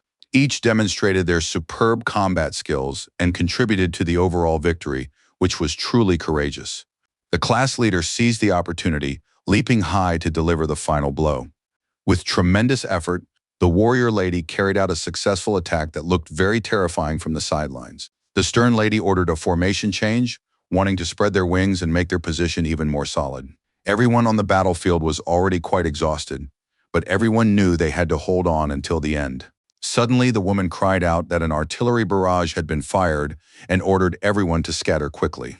However, no one managed to run to a safe distance in time, and as a result, everyone was hit by the powerful blast and knocked off their feet. Thick gray smoke completely engulfed a large area, making it difficult to breathe, which made the situation even harder. Coughing, Opei first asked what the situation was like around her, but no one answered. Slightly dazed, the leader shouted to ask if everyone was all right, but was again met with silence. The team was caught off guard by another wave of parasites who seized the opportunity and were eager to finish off the survivors. At that moment, they were still quite a distance away, but they could already clearly see a small group of enemies. The leader realized that the monsters had also discovered that their powers were weakened in this area due to a strange energy field, so they switched to long-range attacks. Opening its mouth wide, one of the mutants formed an energy-charged sphere inside it for another volley. Taking cover behind his shield, the student shouted that they all had to take cover immediately or they risked being killed. At the same time, a tense OU ordered them to scatter, since the vehicle's armor wouldn't be able to withstand fire of that intensity. Then she noticed the blue and purple beams in the sky, which were aimed at something else entirely. The bewildered woman had no idea what was happening, so she didn't allow herself to relax even for a moment. What was striking was that someone had opened fire on the parasites hiding in their shelters, catching them even more off guard. A halberd also slammed into the building's solid wall, a clear sign that the fearless Sun Yunxiang had arrived. The monsters still on their feet screamed loudly in pain and hatred, but they were powerless to do anything else. One of them began to form a purple energy charge right inside his mouth, hoping it would help in some way. The nervous member of the group had no idea who had come to their aid so suddenly and bought them some time. Smiling, Sun concluded that he had arrived just in time so he could relax a little and move on. The cherished weapon he always used to emerge victorious from battle appeared in his hand. The halberd glowed bright blue once more, a sign that it was ready to strike. The surviving monsters began firing violet beams at their enemies, eager to finish them off as quickly as possible. The tense commander spotted the stranger and urged him to get out of the danger zone while he was still alive. Meanwhile, the brave warrior drew upon his own mana and paid no heed to anyone, for helping others was his top priority. Taking up a firm fighting stance, the warrior waited for the right moment to execute a lightning-fast maneuver. A true professional, he masterfully dodged every projectile, and his composure helped him immensely in this. Soon he shifted from defense to offense and launched a devastating attack, smashing one of the enemies to smithereens. The same fate awaited the second mutant in his path, who didn't even have time to swing its paw at him. The group's leader noticed that the hero was radiating mana from beneath his feet, and thanks to an elusive technique of movement coordination, was suspended in midair. Moreover, she had never heard of halberd-type weapons existing for ordinary Wei-Yuan machines. She was very curious to find out who this strong and mysterious man was, who had decided to come to their aid. The stunned students couldn't believe that a person using the same technique as they did was capable of such feats. A tense Cheng Yi watched the events unfold closely, saying nothing and remaining silent. At one point, Director Ou Pei glanced at him. She believed the young man was clearly just as strong as 30 instructors combined. Meanwhile, the monsters continued to press their opponent and bombard him with artillery attacks. The daredevil didn't stop even for a moment, constantly dodging to the side while holding his weapon firmly in his hand. A burly mutant expended a great deal of energy to form a new energy sphere. Immediately, another wave of spheres flew towards Sun Yunxiang, but the lucky fellow, as always, managed to escape unscathed. A nervous OU exclaimed that he had a secret defensive art in his arsenal, the 7 steps of the Starry Path black armor. The spectacular fighter began swinging his halberd rapidly, eager to quell the crowd of bloodthirsty creatures as quickly as possible. His massive strikes rained down on the mutants ahead, with their mouths wide open. A truly professional display. His final move was a forgotten art of one of the 8 great generals, Lady Wu Shen, the cutting at the waning moon. The dignified lady couldn't believe that such a powerful man was using these techniques while driving nothing more than a student's car. As he continued to dart back and forth, the protagonist noted that there were only 4 targets left to destroy. In the final seconds, he began to strike with even greater fury to ensure victory. Then came a powerful swing of the halberd, which increased his chances of success several dozen times over. The young man's actions proved completely successful, and he managed to strike the villain's slime-covered head. Impressed, Cheng Yi nearly fainted at the sight and decided he needed to ask the great man to teach him. The homeroom teacher asked him to repeat what he had muttered, and the man replied that he was simply in shock at the youngster's actions. The monster, still alive, formed a purple orb and prepared to launch it at his opponent. But his plans were quickly thwarted by the approach of Yunxiang, who already knew exactly how to counter it. When only the last creature remained, the warrior, emboldened, leaped high into the air and delivered the final blow. Soon he exhaled, and the system announced that all his spiritual energy had been depleted, so the construct began a forced dissipation. Standing off to the side, Upei remarked that this young man must be incredibly strong if he could single-handedly dispatch a dozen monsters so quickly. Suddenly, a student inside the car bolted from his seat and ran toward the protagonist, which was somewhat alarming. It was Shangguan, a senior head over the heels in love, asking the charming Sun to wait for her. Her words stunned the group leader. Beads of sweat began to trickle down her face, and she froze with her mouth agape. Equally stunned, Cheng Yi at first thought he had misheard the name, but everything was exactly as they had all understood from the start. Meanwhile, the other students didn't know who was being referred to and assumed it was the person who had killed all the monsters. The team leader took the initiative and with 2 golden swords in her hands, decided to approach the hero. Completely unflappable, Yunxiang immediately noticed her, but did not get involved in the conflict and simply remained silent. Pointing a sharp blade at him, the resolute Upe asked, with a touch of respect, who he was. At that very moment, the combat machine in front of her vanished and turned into tiny blue particles. A male figure began to appear on the horizon, moving toward the group. He was a warrior with a tightly clenched fist who had proven himself in battle, thereby earning recognition. The shocked crowd couldn't believe that he too was just a student, and thought he couldn't possibly be that strong. A pale-faced Cheng Yi exclaimed that this was the very same young man who had vanished without a trace 3 days ago. With her eyes wide open, Oyu Pei began to scrutinize the young man, her mind in complete disarray. First, the self-assured young man smirked and turned his attention to the homeroom teacher. He simply said that he had finally returned, and everyone around him froze in place, sweat beading on their faces, not understanding what was happening. For the first few minutes, everyone was expressing their emotions and trying to collect their thoughts after such a sudden turn of events. The instructor was nervous, as he had almost gotten down on his knees in front of the youngster to ask him to be his teacher. The angry blonde asked the boy in a raised voice where he had been for the past few days, and then said that wasn't what was important. He was curious. Hadn't his counterpart's soul veins been damaged? He'd only been able to operate the machines for 3 minutes, but now he'd become strong. The carefree young man emphasized that this was indeed the case, since his construct had dissipated on its own over time. Now his endurance had increased by about 20%, and it seemed that his body was gradually adapting to the recovery. Discouraged, Cheng Yi called him a common liar, since he had just been fighting for at least 5 minutes. Afterward, the man immediately asked the team leader standing next to him if she agreed with his statements.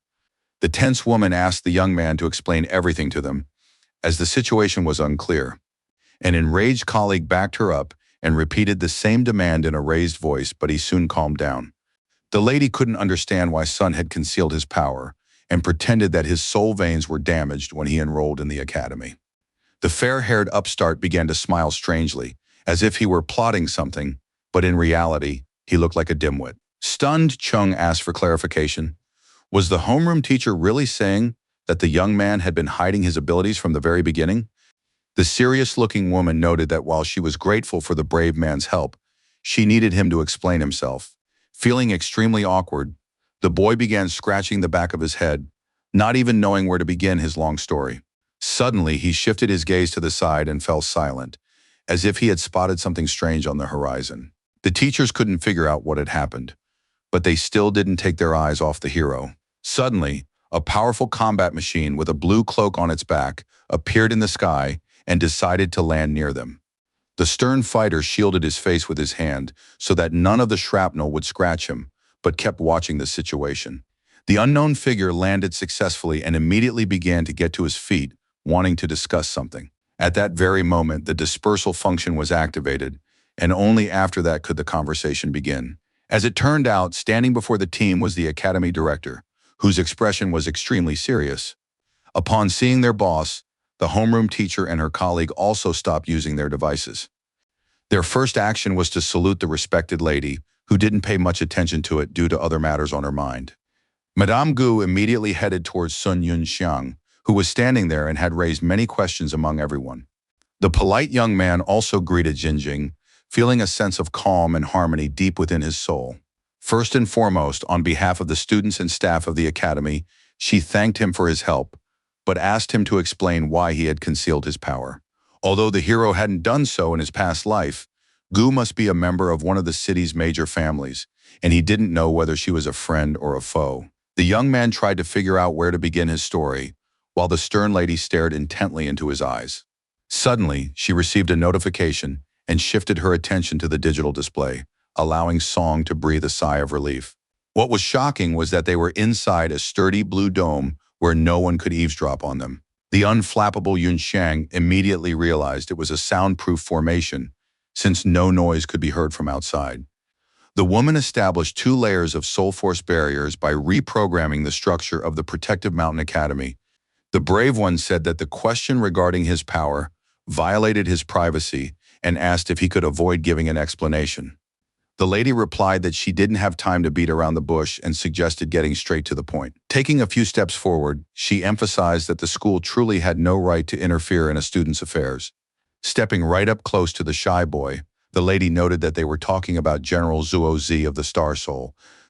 The sensible Xinjing suspected that the young man was pretending his soul veins were damaged in order to ultimately get his hands on the jade and the warrior. The blushing young man swallowed hard, thinking that the principal was talking complete nonsense since everything was actually quite different. The stern goose said that in fact he had already become a carrier and the red Liu Bu, who had appeared in the Xicheng district. The stunned Song didn't even know the commander had such an ability since he hadn't had any copies of him in his past life. Outside the dome, there were still students and teachers who had no idea how the conversation would end. One of the students even envied the young man, as he too wanted to admire the lady's enormous weapons. The determined Shangguan secretly breached the barrier and overheard from the conversation that the younger man possessed the Zuzi. According to the records of the kingdom of Tiandu, the general was not only able to take on the form of others, but also mimic their abilities and movements. The lady also noted that the hero had managed to rise 3 minor levels in 3 days, which means the illusion of rank he displayed proves everything. Stunned, Cheng Yi could now hardly believe that he had until then considered this man a failure, when he had proven the opposite to everyone. Extremely tense, Yunxiang almost believed the principal's reasoning himself. It was impossible to shut her up at that moment. Originally, the warrior hadn't planned to hide the system of the Star-Lord from others, but he had obtained it in a strange, secret realm in his past life. After the wave of monsters had subsided, he decided to go there once more. For now, he would simply play along with the lady and pretend to be the bearer of Zuo Zi. The young man scratched his nose, saying that even though he had tried his best to keep everything a secret, the charming Gu could see right through him. The self-assured hero declared loudly that there was no point in pretending anymore, and that he had indeed obtained the ancient general's jade.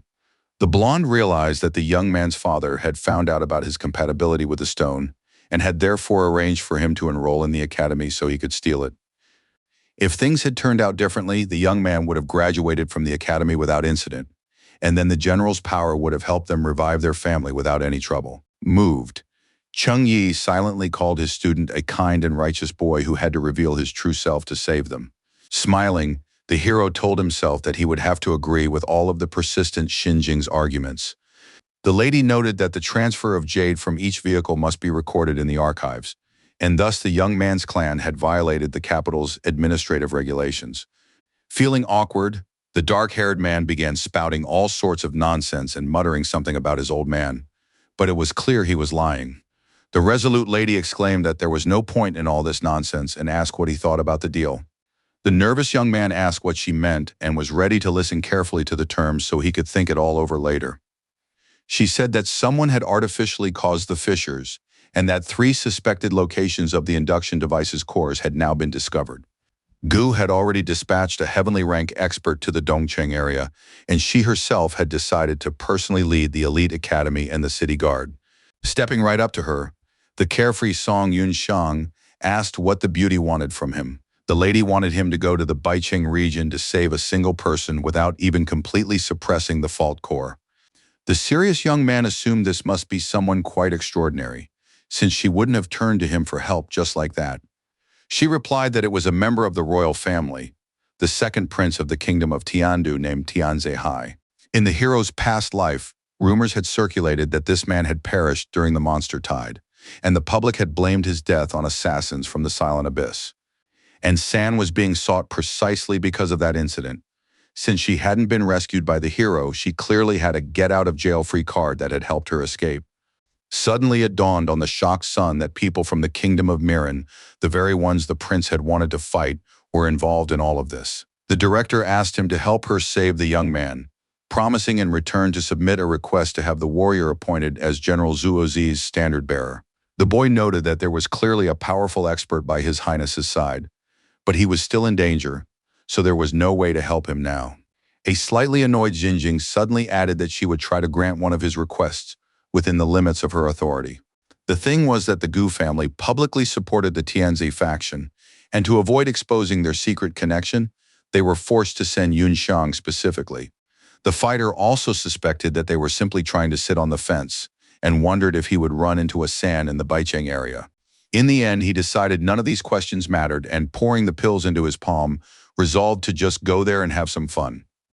Chewing the pills, Song ordered the system to recreate the red flame stallion he'd taken a liking to.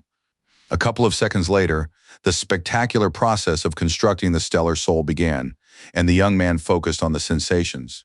A multitude of different colors began to merge with one another, forming an incredibly durable iron shell. At the very center of the combat machine stood the protagonist, who instantly gained control of it. The brave young man planted his feet firmly on the ground, slightly crushing the soil beneath him, but paid not the slightest attention to it. Everyone around him was stunned by his unexpected transformation into a red gladiator on a steel steed. The stunned onlookers nearly lost their eyes from the incredible beauty of the unusual general standing right before them. Drenched in sweat, Chung Yi couldn't figure out why he looked nothing like the statue of Zuo Zi located on the academy grounds. The principal said that this was the appearance of Lu Bu and had no idea whether it was related to the first commander's ability to create illusions. Then she shouted very loudly to Song Yunxiang the coordinates of the Baicheng district where he was headed. The brave young man calmly replied that he had taken note of the information and was already fully prepared to set out. Shangguan, her face flushed, asked him to stop, realizing that the bearer of such a general would then become part of her family, no matter what. At tremendous speed, she suddenly dashed toward the protagonist and even leaped high into the air. The charming girl hugged the young man tightly, who urged her to stop calling her crazy because he was overwhelmed.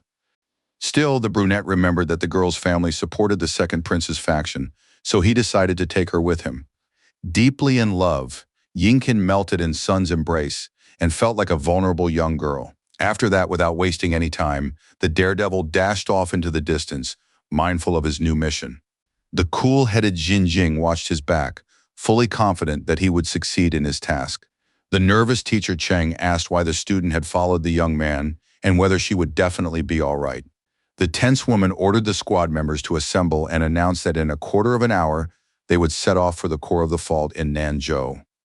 Two subordinates respectfully saluted and listened to her, afraid to argue any further.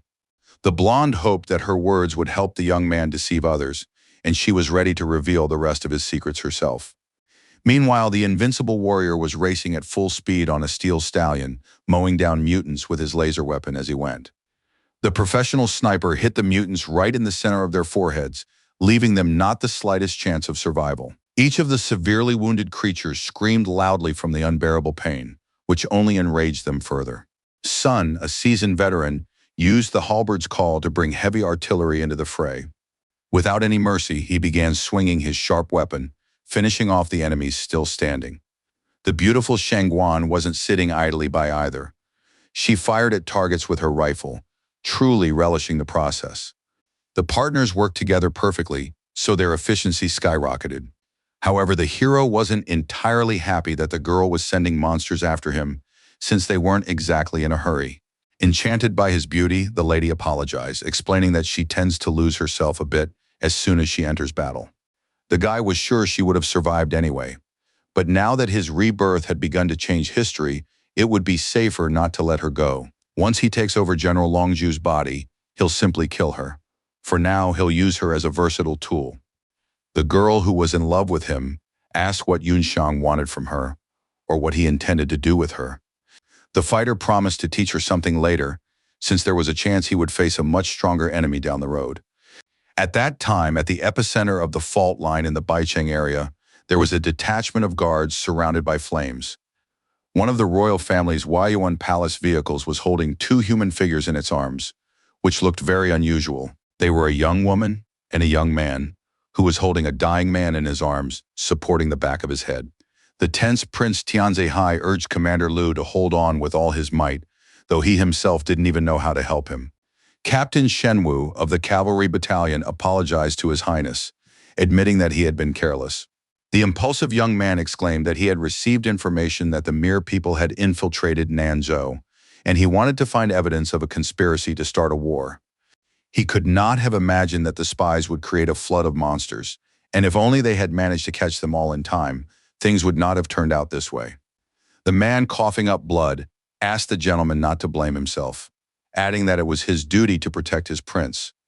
The green-eyed young man begged him to remain silent and hold on until the end, just as he had done his entire life. The tense, dark-haired man turned to Zhao Yue and asked in a raised voice if reinforcements had arrived yet. The combat maid replied that Director Gu from the Military Technology Academy had just reported that help was already on the way. Spreading his palm, the young man asked his subordinate to give him the last healing pill, feeling desperate. The concerned young woman emphasized that the pill was being saved for him as a last resort and that he shouldn't be in such a hurry. The dying commander said that with his injuries, it was already useless and asked the prince not to waste the precious remedy. The insistent young man abruptly snatched the vial from his counterpart's hands, making it clear that no one would stop him. At that very moment, he emptied the contents of the vial and without any hesitation prepared to administer the treatment. The golden pill was placed into the mouth of the severely wounded man in the hope that it would save his life. The situation was further complicated by the fact that the monsters had launched another attack and they had to fight them off. A nervous Tianze ordered Zhao Mei to take command and defend them from the enemy until the healing process was complete. Without hesitation, the warrior lady activated the Star Soul formation, ready to fight to the end. Once inside the vehicle, she ordered everyone to form an 8-position lunar formation. Obeying the new captain's command, everyone was ready to protect His Highness and prove that they could be relied upon. At that very moment, huge mutants began swarming toward them once again, eager to fill their bellies to the brim. These were Kunzi-type beasts, ferocious, heaven-ranked monsters with bodies resembling war chariots and devastating power. A nervous Mei cried out that the enemy was advancing from both sides, so they couldn't let their guard down even for a moment. Amid the thick smoke, one of the team members spotted a massive figure riding an unidentifiable creature. Meanwhile, in the area around the fault line's epicenter in the Nanzhou region, a massive black hole appeared right in the sky. An extremely serious Xinjing, standing at the head of the formation, ordered all units to fall into formation immediately. It was announced that the city guard in the front ranks would be responsible for defense, while the academy instructors on both flanks would carry out surprise attacks. The students' vehicles, meanwhile, were ordered to remain in the rear and support their comrades with heavy fire. Suddenly, the crack began to widen, and sharp teeth were now peeking out of it, an alarming sign. Raising her hand, the leader exclaimed that everyone must prepare for the imminent start of the battle. Well-trained fighters took aim at the target with their laser rifles, waiting only for the command to fire. At that very moment, a barrage of fire began, while those wielding shields and swords stood firm, observing the situation. Meanwhile, in the Dongcheng area, the soldiers were positioned quite differently, which was also a sound tactical move. In the center stood an extraordinarily huge creature with 2 red paws pointing in different directions. Nearby stood an old man in shorts and a wrinkled shirt who couldn't care less about anything, as if he had lost his will to live. The bloodthirsty Chuhongqi opened both of its hideous jaws wide, revealing its determination to destroy everyone in its path. His actions caused a powerful shockwave and a shower of shrapnel, so the fighters shielded their faces with their hands. Meanwhile, the elderly gentleman stood his ground with a smile on his face, his eyes remaining completely closed. Pulling out a green card, he challenged his old friend to fight side by side once more and still felt completely calm. One of the guards asked if they were really just going to stand by and watch without going down to help Grandpa Shuyu. His comrade replied that the old man was a heavenly rank expert who could tear monsters apart even with his bare hands. It was decided to simply observe the battle of the Grandmaster, who was already fully prepared. At that time, utter chaos reigned on the battlefield in the Baicheng district, and purple slime was splattering everywhere. Extraordinary horse-like creatures with red backs were charging full speed into battle. These were small, yellow-ranked beasts of the voodoo type, attacking lone enemies in packs and preferring combat to devouring corpses. The alarmed students admitted en masse, with fear in their voices, that they were clearly powerless against such an enemy. The subordinate told Ms. Mei that they would stay here and hold off the enemy, while she needed to take the prince and get out of there. Dropping to his knees, the combat vehicle operator spread his arms, on which the young man was resting. The young man watched the severely wounded commander, who was coughing up blood incessantly and rapidly fading away. The dying man said that he certainly wouldn't recover from this, but he could buy the young man 20 breaths worth of time if he burned his soul. A serious Tianze Hai asked him not to rush and shifted his gaze to the side as if plotting something. He noted that he didn't sense a monstrous aura, and most likely the target nearby wasn't their enemy. Slightly puzzled, Zhao Mei wondered if reinforcements had finally arrived, though it was hard to believe.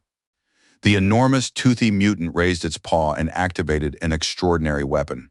As it turned out, it was spreading its paws, which resembled wooden snags, to launch an attack against the survivors. Opening its mouth wide, it began to roar loudly, causing a shower of rocks to rain down on the team. The squad members took cover behind their iron arms, hoping to find the right moment to launch a counterattack. The fearless Prince Hai stayed by his gravely wounded comrade's side, shielding him with his own body, confident that everything would work out. But as it turned out, he was growling at a shadow darting to the left of the group, clearly believing that the enemy posing a threat was only there. In the thick smoke, they suddenly saw an incredibly large silhouette moving toward them, which made them very nervous. The aggressive Kyongshi stopped and simply waited for his opponent to appear so he could charge into battle without warning. Suddenly, one of the voodoo-type monsters was blown away when a projectile struck it directly, and that was already a warning sign. The disheartened mutant froze in place because, upon looking closer, he saw a sharp halberd sticking out of the ground. A couple of seconds later, Sun Yunxiang, riding a steel stallion, drew even closer, eager to help his allies as soon as possible. A surprised member of the group pointed out that reinforcements from the Military Technology Academy had arrived just in time, since a Star Soul general was standing before them. The skeptical Tianze noted to himself that he had never seen such a commander before, especially one riding a powerful beast.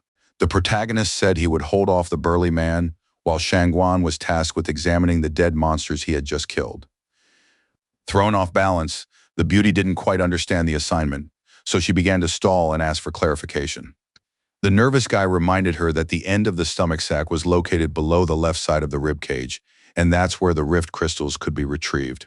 The halberd, still sticking out of the ground, began to spew a stream of energy, which annoyed the Kyongzi. At the same time, the equally powerful mutant remained composed and did not give in to panic, even though everything was leading to that. A small blue wall appeared before him, immediately catching the attention of the guard squad.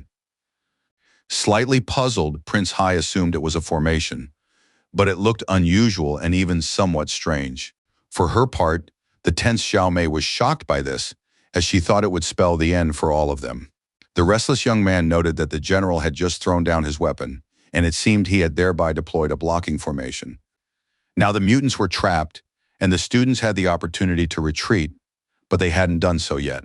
Judging by the rate at which the spiritual energy was dissipating, it was clear that this barrier wouldn't last long, so the situation remained precarious. The member of the royal family concluded that the warrior who had come to their aid was simply trying to buy them some time. Stunned, Zhao Mei couldn't fathom why he had decided to act this way, so she continued to watch. She suddenly noticed that off to the side, the student's machine was intently extracting a stone from the body of the dead monster. The stunned prince also looked at it and exclaimed that she was holding a precious crystal of decay. The combat maid asked if it was true that they were talking about the bright purple object in the allies' hands. Spatial stones grew inside the mutants' stomachs, and thanks to their ability to contract, they could devour objects dozens of times their own size. Sirius Tianzi said that these artifacts were worth a fortune, since they were essential for crafting storage talismans. His words greatly angered his comrade, who realized that the cunning kid was simply stalling for time to make more money. By that time, the protagonist's halberd had almost lost its power, so he needed to do something urgently. The brave warrior extended his iron arm in front of him to try once more to infuse the weapon with mana. Out of breath, he thought to himself that the massive spiritual prison wouldn't be able to hold the monsters back for long. Popping several pills into his mouth at once, the warrior asked how things were going with Elder Shangguan. The girl walked toward him, saying that she had only managed to retrieve 3 crystals and hoped that would be enough.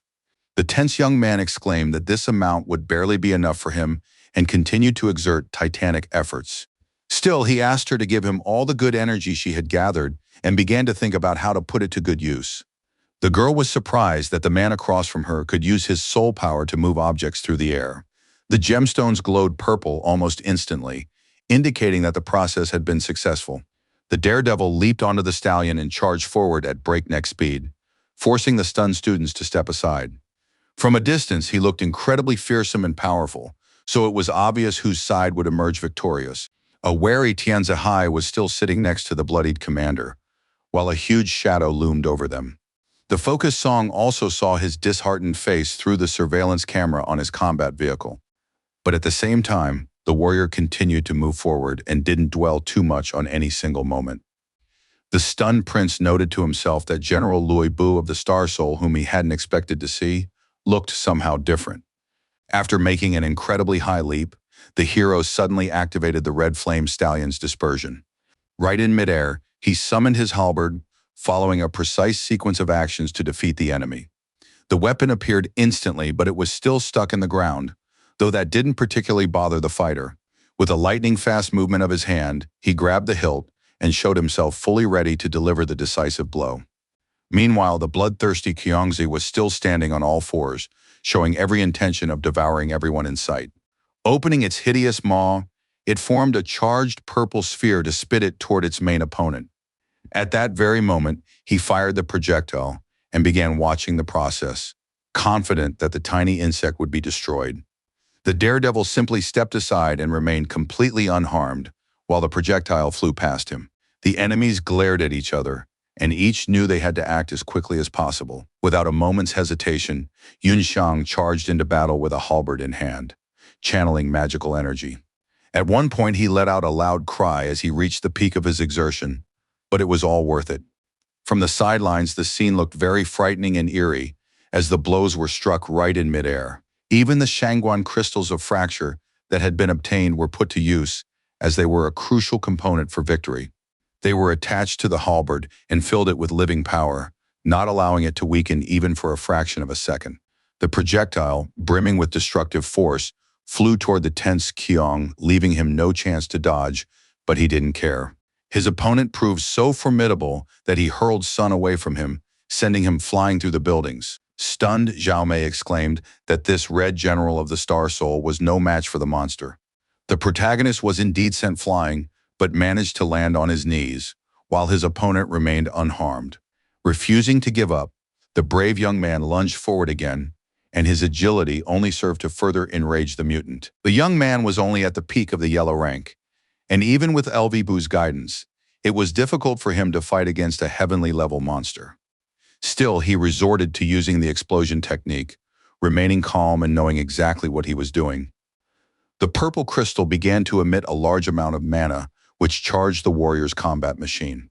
In just a few seconds, it grew into an incredibly large sphere, which in an instant found itself right next to the monster's snout. Greatly surprised, Tianzi wondered what kind of unidentified object had just exploded. Still standing on its paws, the Qiong experienced a sharp deterioration in its condition, but continued to pose a threat. Without a trace of shame, Yunjiang declared that he was no match for a heavenly rank opponent and could only resort to a minor trick unrelated to martial prowess. His allies noticed that he had channeled his soul power into the fracture crystal to create a small spatial collapse through an explosion caused by a reboot. Clapping his hands, Prince Hai admitted that he hadn't expected to see such a display and called the Military Technology Academy a veritable treasure trove of talent.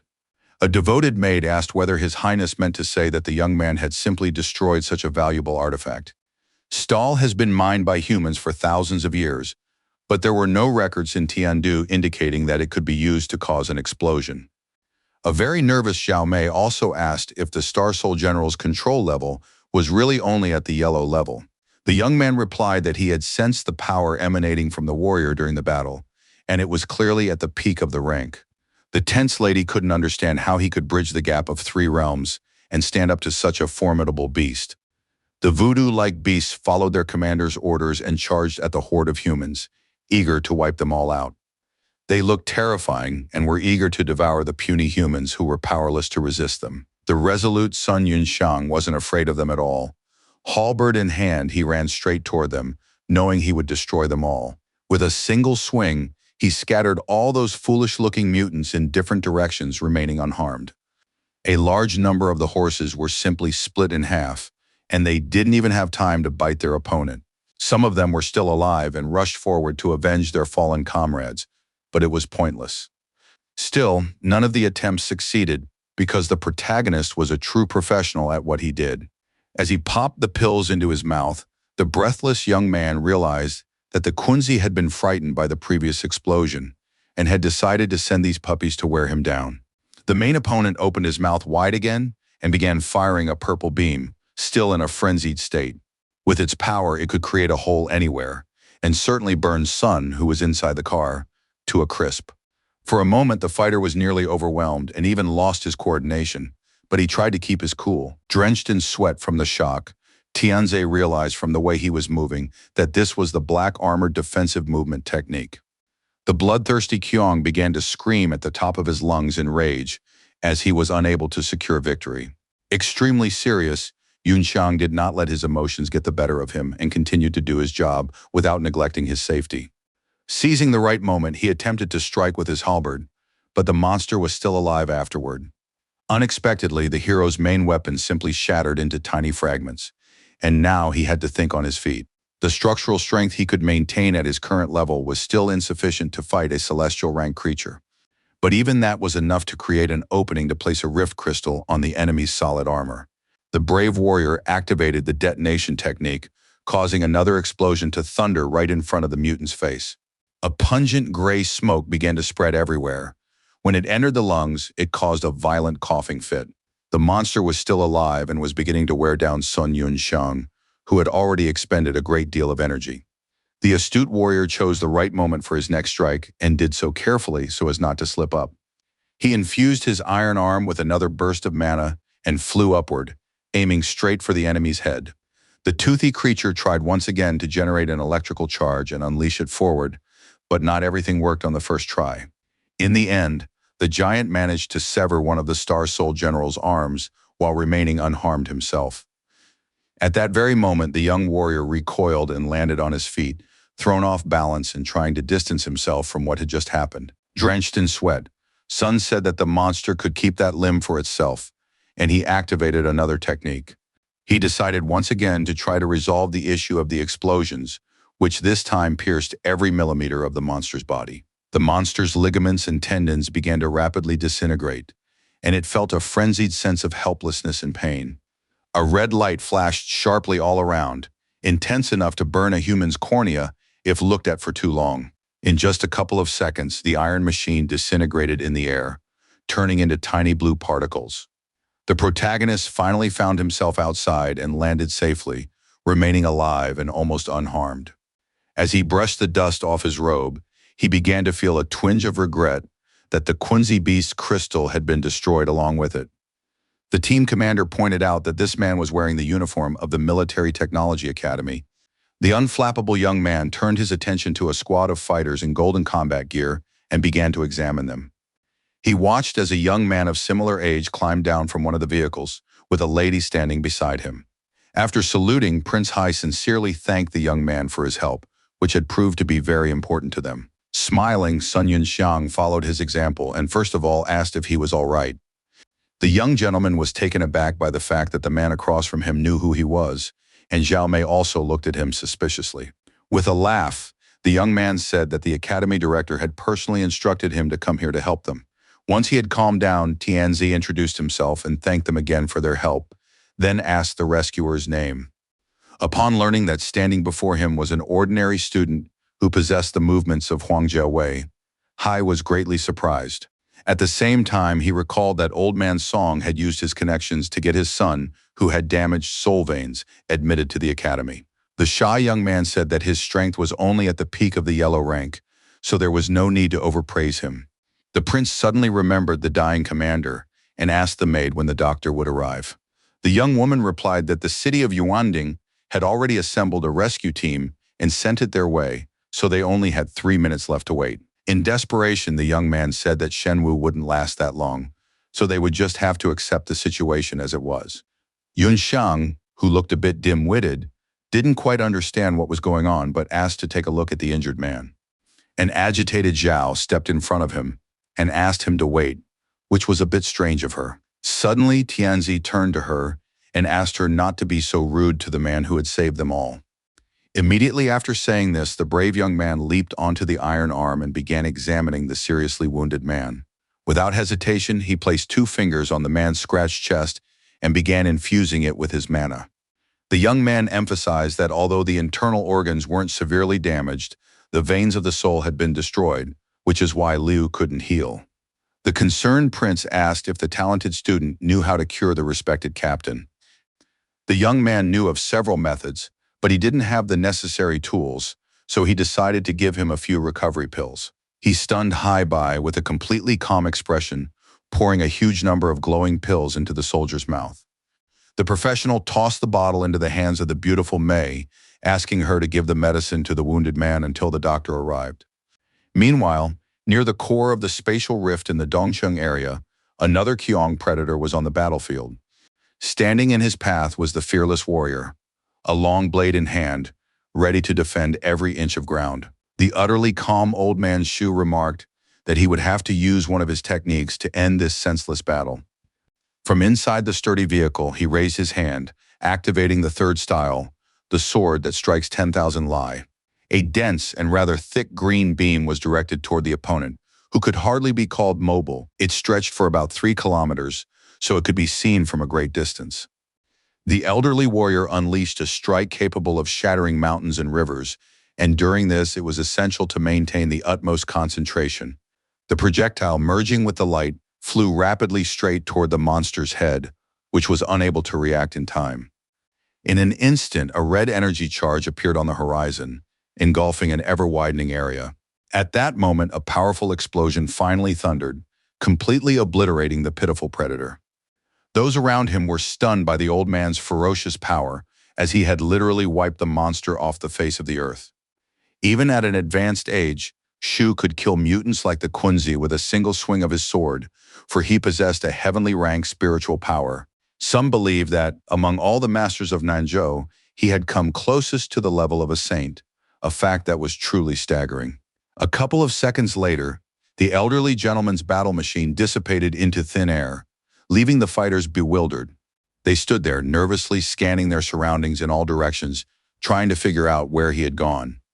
In the end, the old man had indeed vanished in an unknown direction, leaving not even the slightest trace. Meanwhile, on the roof of one of the surviving buildings, there was something resembling an altar shrouded in red light.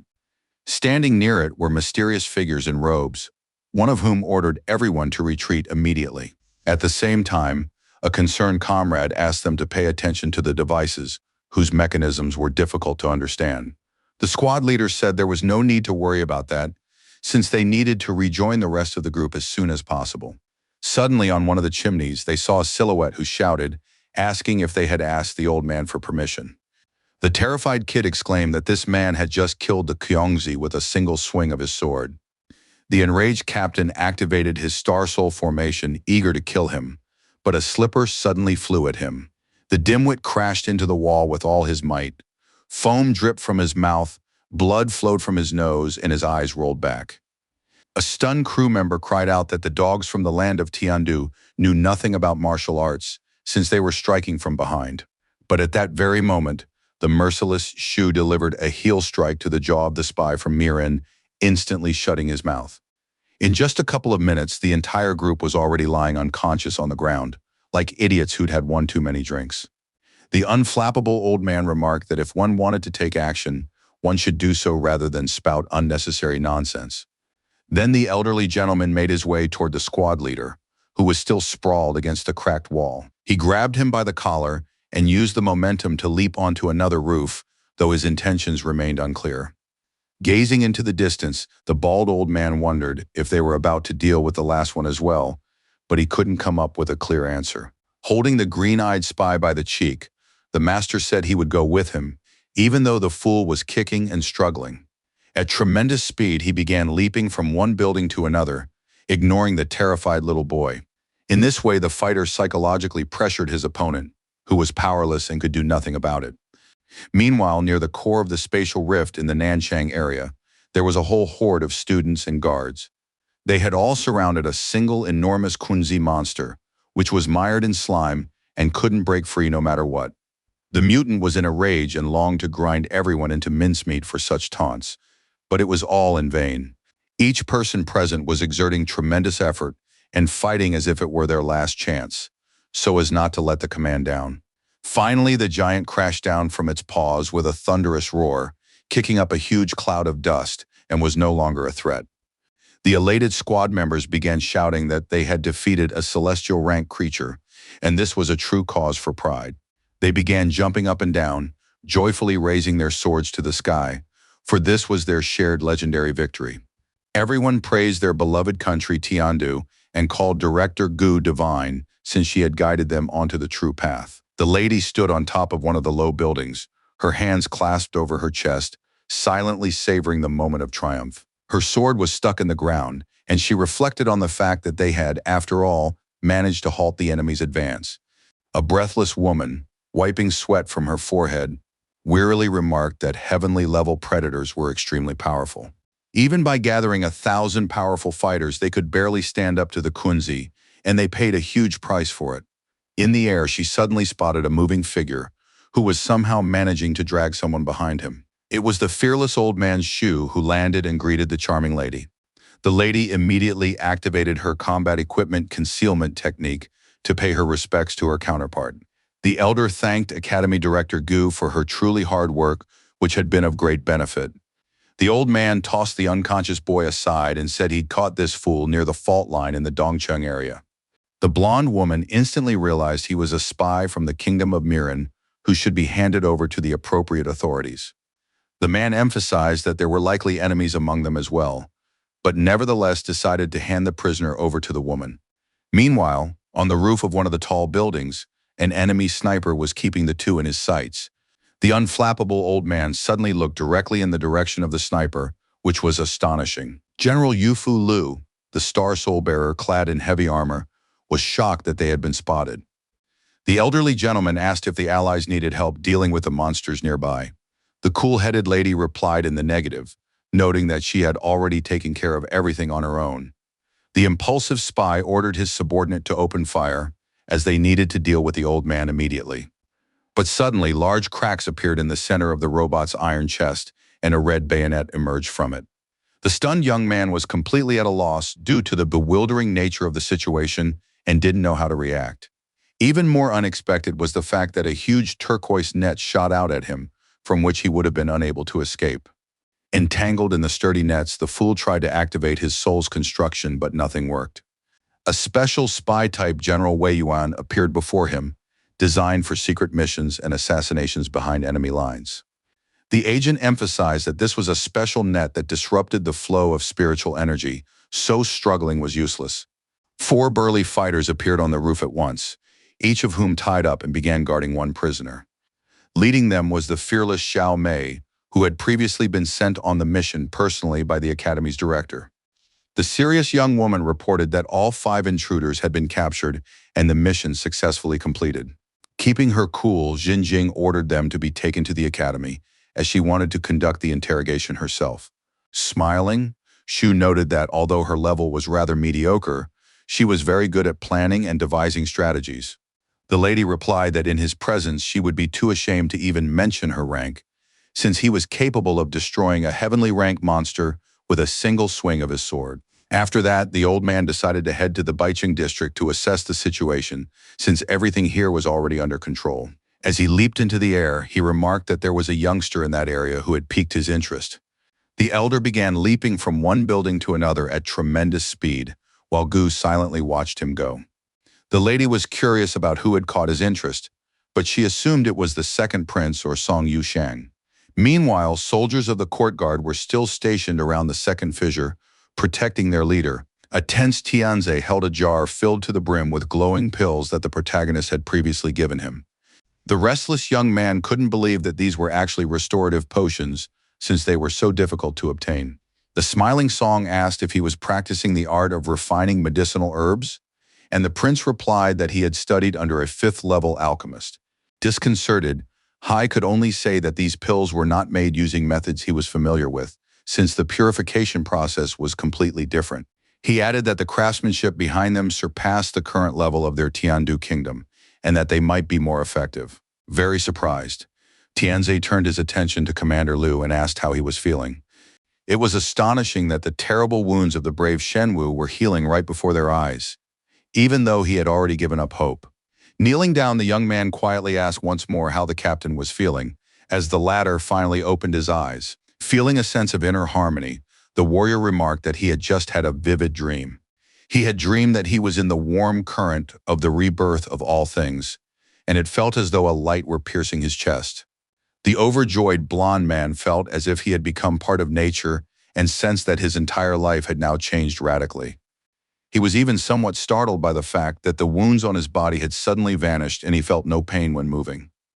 The bewildered prince called what was happening unbelievable, and sweat streamed incessantly down his face. The shocked commander emphasized that his old injuries, accumulated over years of battle, had simply vanished. A stunned Zhao Mei suddenly pointed out that he had grown younger, and the man himself nearly fainted upon hearing this. A bewildered Hai agreed with this, and the girl added that the gentleman couldn't possibly be more than 30 years old now. At first, Tianzi thought that Song was a very skilled martial artist, but if a powerful alchemist was backing him, he clearly needed to befriend him. The prince, who was sweating profusely, quickly changed his mind and firmly told himself that he had to build a relationship with this genius. Suddenly, the serious Yun Xiang heard a woman's voice behind him, speaking to him with immense affection. The charming Shangguan reported that she had collected all the monster crystals in the vicinity and brought him a whole pile of them. Stunned by what he saw, Hai nearly fell over and accidentally dropped a jar filled with precious pills. Still, the nimble Shenwu managed to catch the treasure, and the angry maid asked His Highness to be more careful. Yingqin, in turn, dumped the glowing purple stones onto the ground so she wouldn't have to carry the weight. Then she began counting them and found that she had collected a total of 9, which was an excellent result. The beauty really wanted the protagonist to sincerely praise her, so she waited for it with a flutter in her heart. The young man realized that she could be useful and publicly admitted that he hadn't expected the lady to be so capable. The lovely Shangguan said that she had learned to dissect such things since childhood, and for some reason she began to enjoy it whenever she picked up a knife. The battle machine lowered its arms to the ground, and Prince Hai jumped down from it, turning to address the young man. The serious young man thanked him for the potions and suddenly asked him to give him the precious rift crystals. With a wave of his hand, the confident Yunxiang replied that he could not agree to this and addressed him as the second prince. His stunned companion could not have imagined that standing before them was His Highness, whom she had heard about at the academy. His calm counterpart added that he had no intention of taking the stones for free, since they were, after all, war trophies. Smiling, the hero asked if he understood correctly that the young gentleman intended to strike a deal with him. The polite Hai noted that the artifacts were under the control of the royal court and could not simply be appropriated. The daredevil said he could offer him a small discount and assured him that no one would find out about it and that he would be able to continue working with the prince for a long time to come. Immediately, an ally standing nearby activated a dispersion technique, as she was already quite tired. The beautiful girl glanced around with a slightly surprised look, her eyes darting about as always. Without any trouble, she knelt down and briefly sank into a state of harmony. The lady paid her respects and greeted His Highness the second prince on behalf of the entire Yinqin family. The young man asked curiously whether it was true that the woman before him was the daughter of a gentleman named Hong Chen. The beauty confirmed this, emphasizing that her father and brother Yinshu served under a respected man. Encouraged by these words, Tianzi recognized Sister Shu, whom he sincerely considered one of his own. Overjoyed, he began to offer a new sum, but the hero said that the young man was making his task very difficult. Unexpectedly, Hai exclaimed that he would promote the young lady's second brother by 3 ranks upon his return. The lady, pleasantly surprised, nearly fainted and sincerely thanked His Highness for such generosity. The prince whispered to Yunxiang, asking him to do him a favor, since his budget was rather limited at the moment. The anxious young woman addressed the younger son with a trembling voice, hoping he would make the right decision. Although he would be taking a loss at such a low price, the young man still agreed to the terms, which brought the lady even greater joy. Completely calm, Tianzi also expressed his gratitude to him and said he would be back in a minute.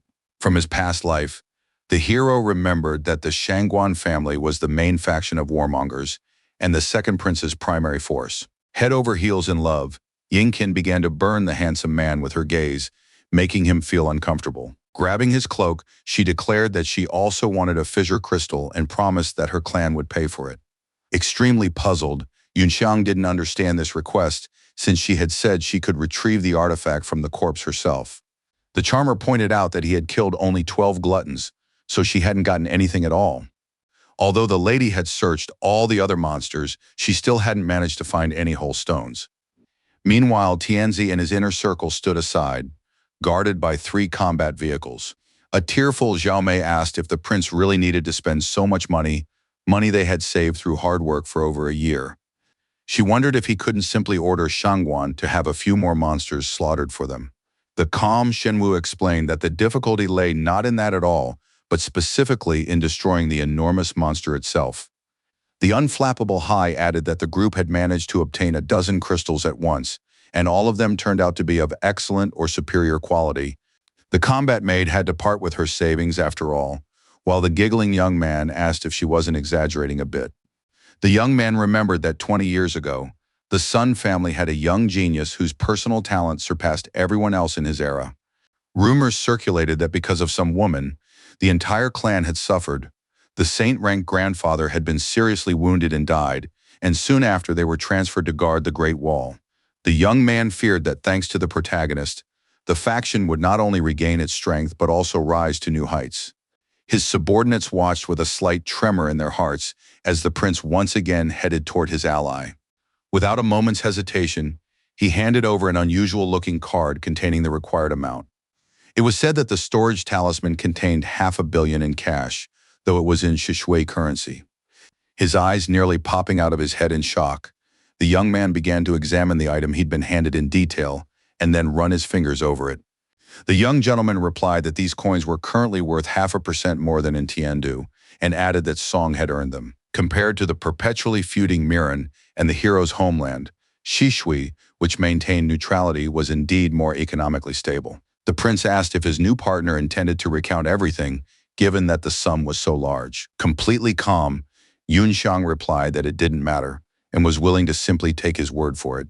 The prince thanked him and decided to call for some strong soldiers to carry the rather imposing fault crystals.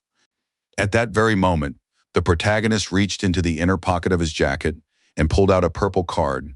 The fighter said that since his colleague had shelled out so generously, he would also provide him with free delivery. The dark-haired man, frozen in place, didn't quite understand the meaning of the expression, so he began to watch the proceedings closely. The fearless Sun activated the array deployment technique, which hovered over a pile of rocks. The tense Commander Liu immediately exclaimed that it was a spatial formation, but it was hard to believe. He noted that due to their unusual properties, the fault line crystals couldn't be placed in storage talismans. But the hero used a special technique to compress space twice, and that was a stroke of genius. Such a maneuver was not only unheard of, but the man himself could not even imagine anything like it. The young man handed Tianzi the map, saying that transportation was no easy task and that he would draw attention by using the Star Soul Generals.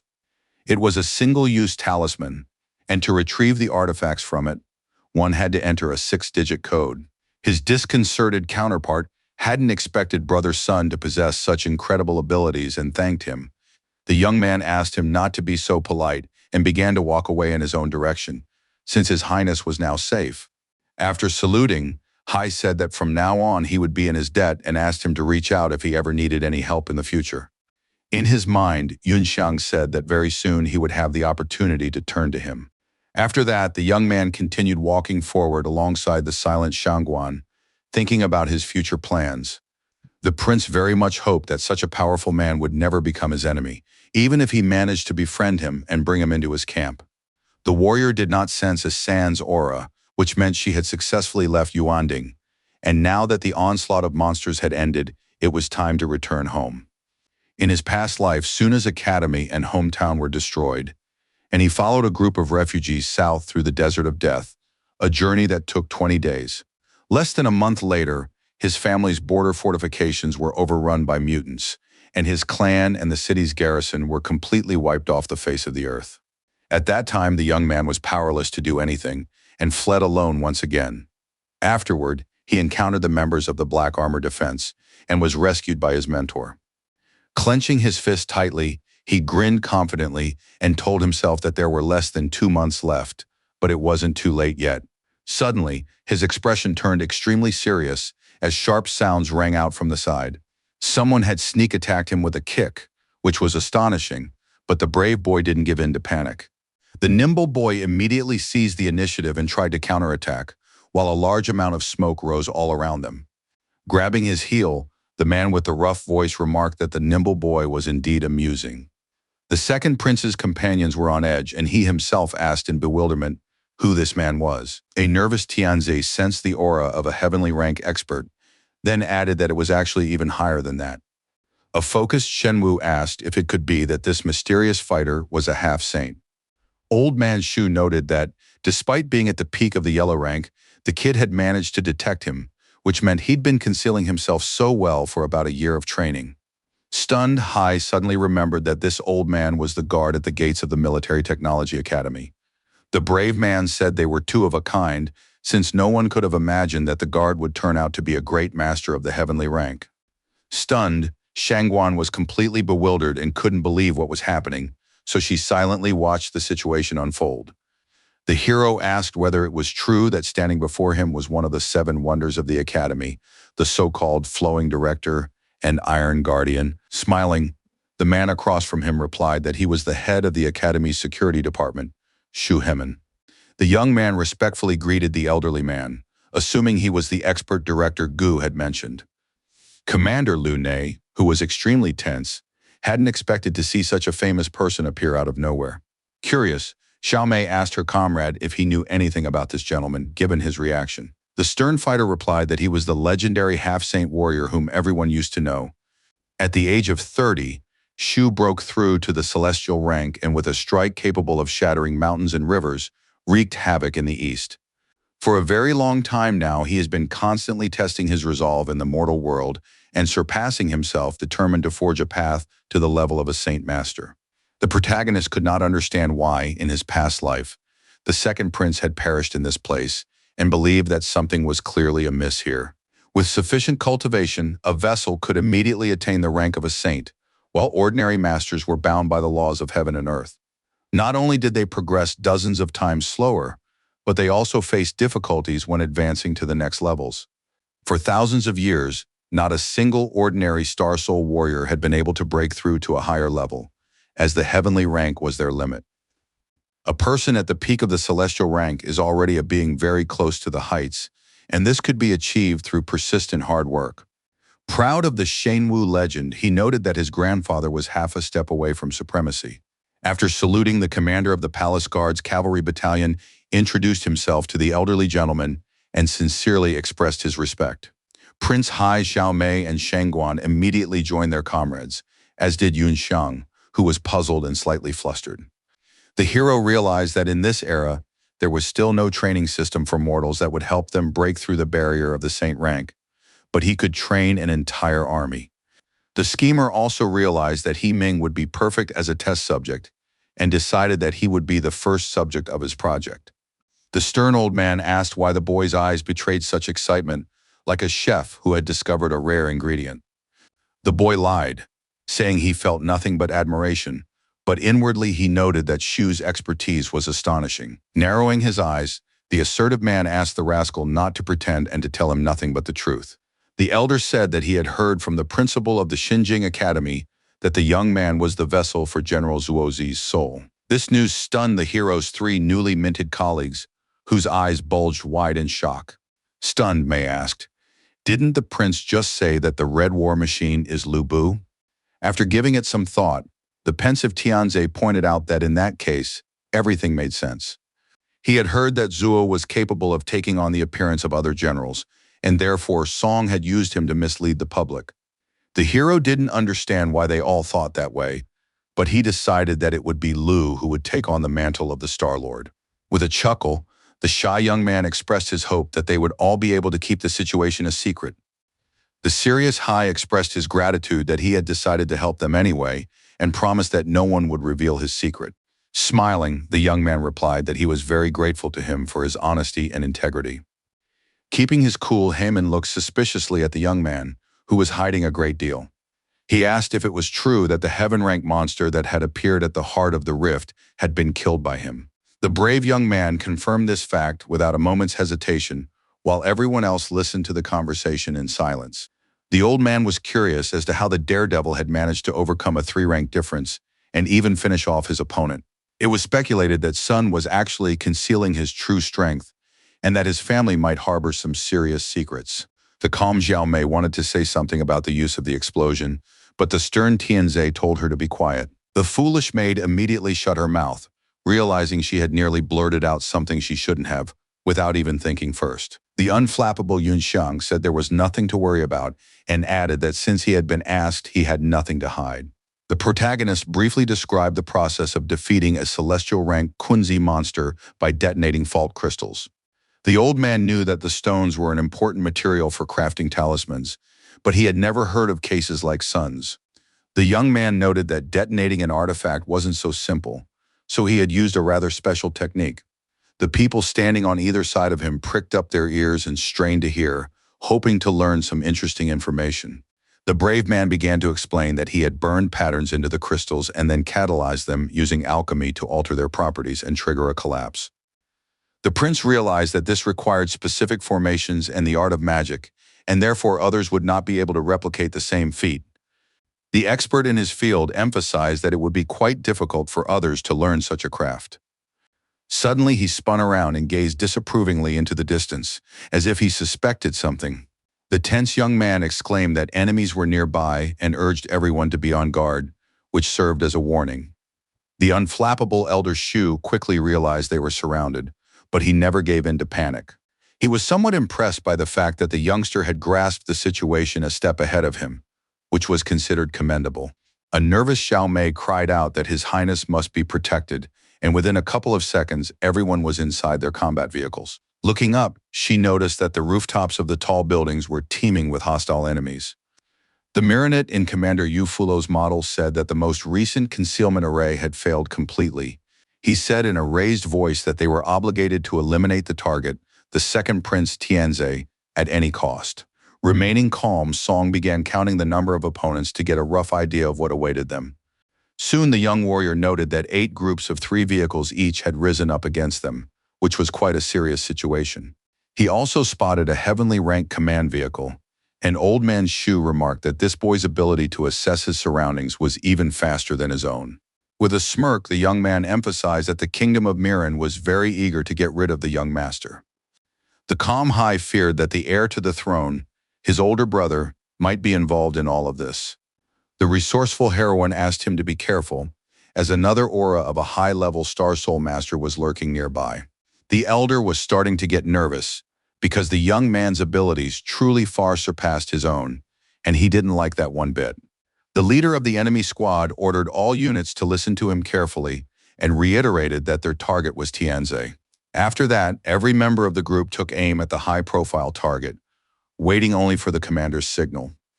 They were eager to carry out this top-level mission, as everyone stood to receive a promotion for such an unusual assignment. The combat maid ordered her allies to immediately switch to defensive gear and protect His Majesty. A small detachment surrounded their ideological leader and was ready to fight for him to the last drop of blood. Sun Yunxiang remained completely calm as he raised 2 transparent blue cards inscribed with Chinese characters into the air. Stunned, Hai quickly realized that the daredevil had activated a protective array that served many purposes.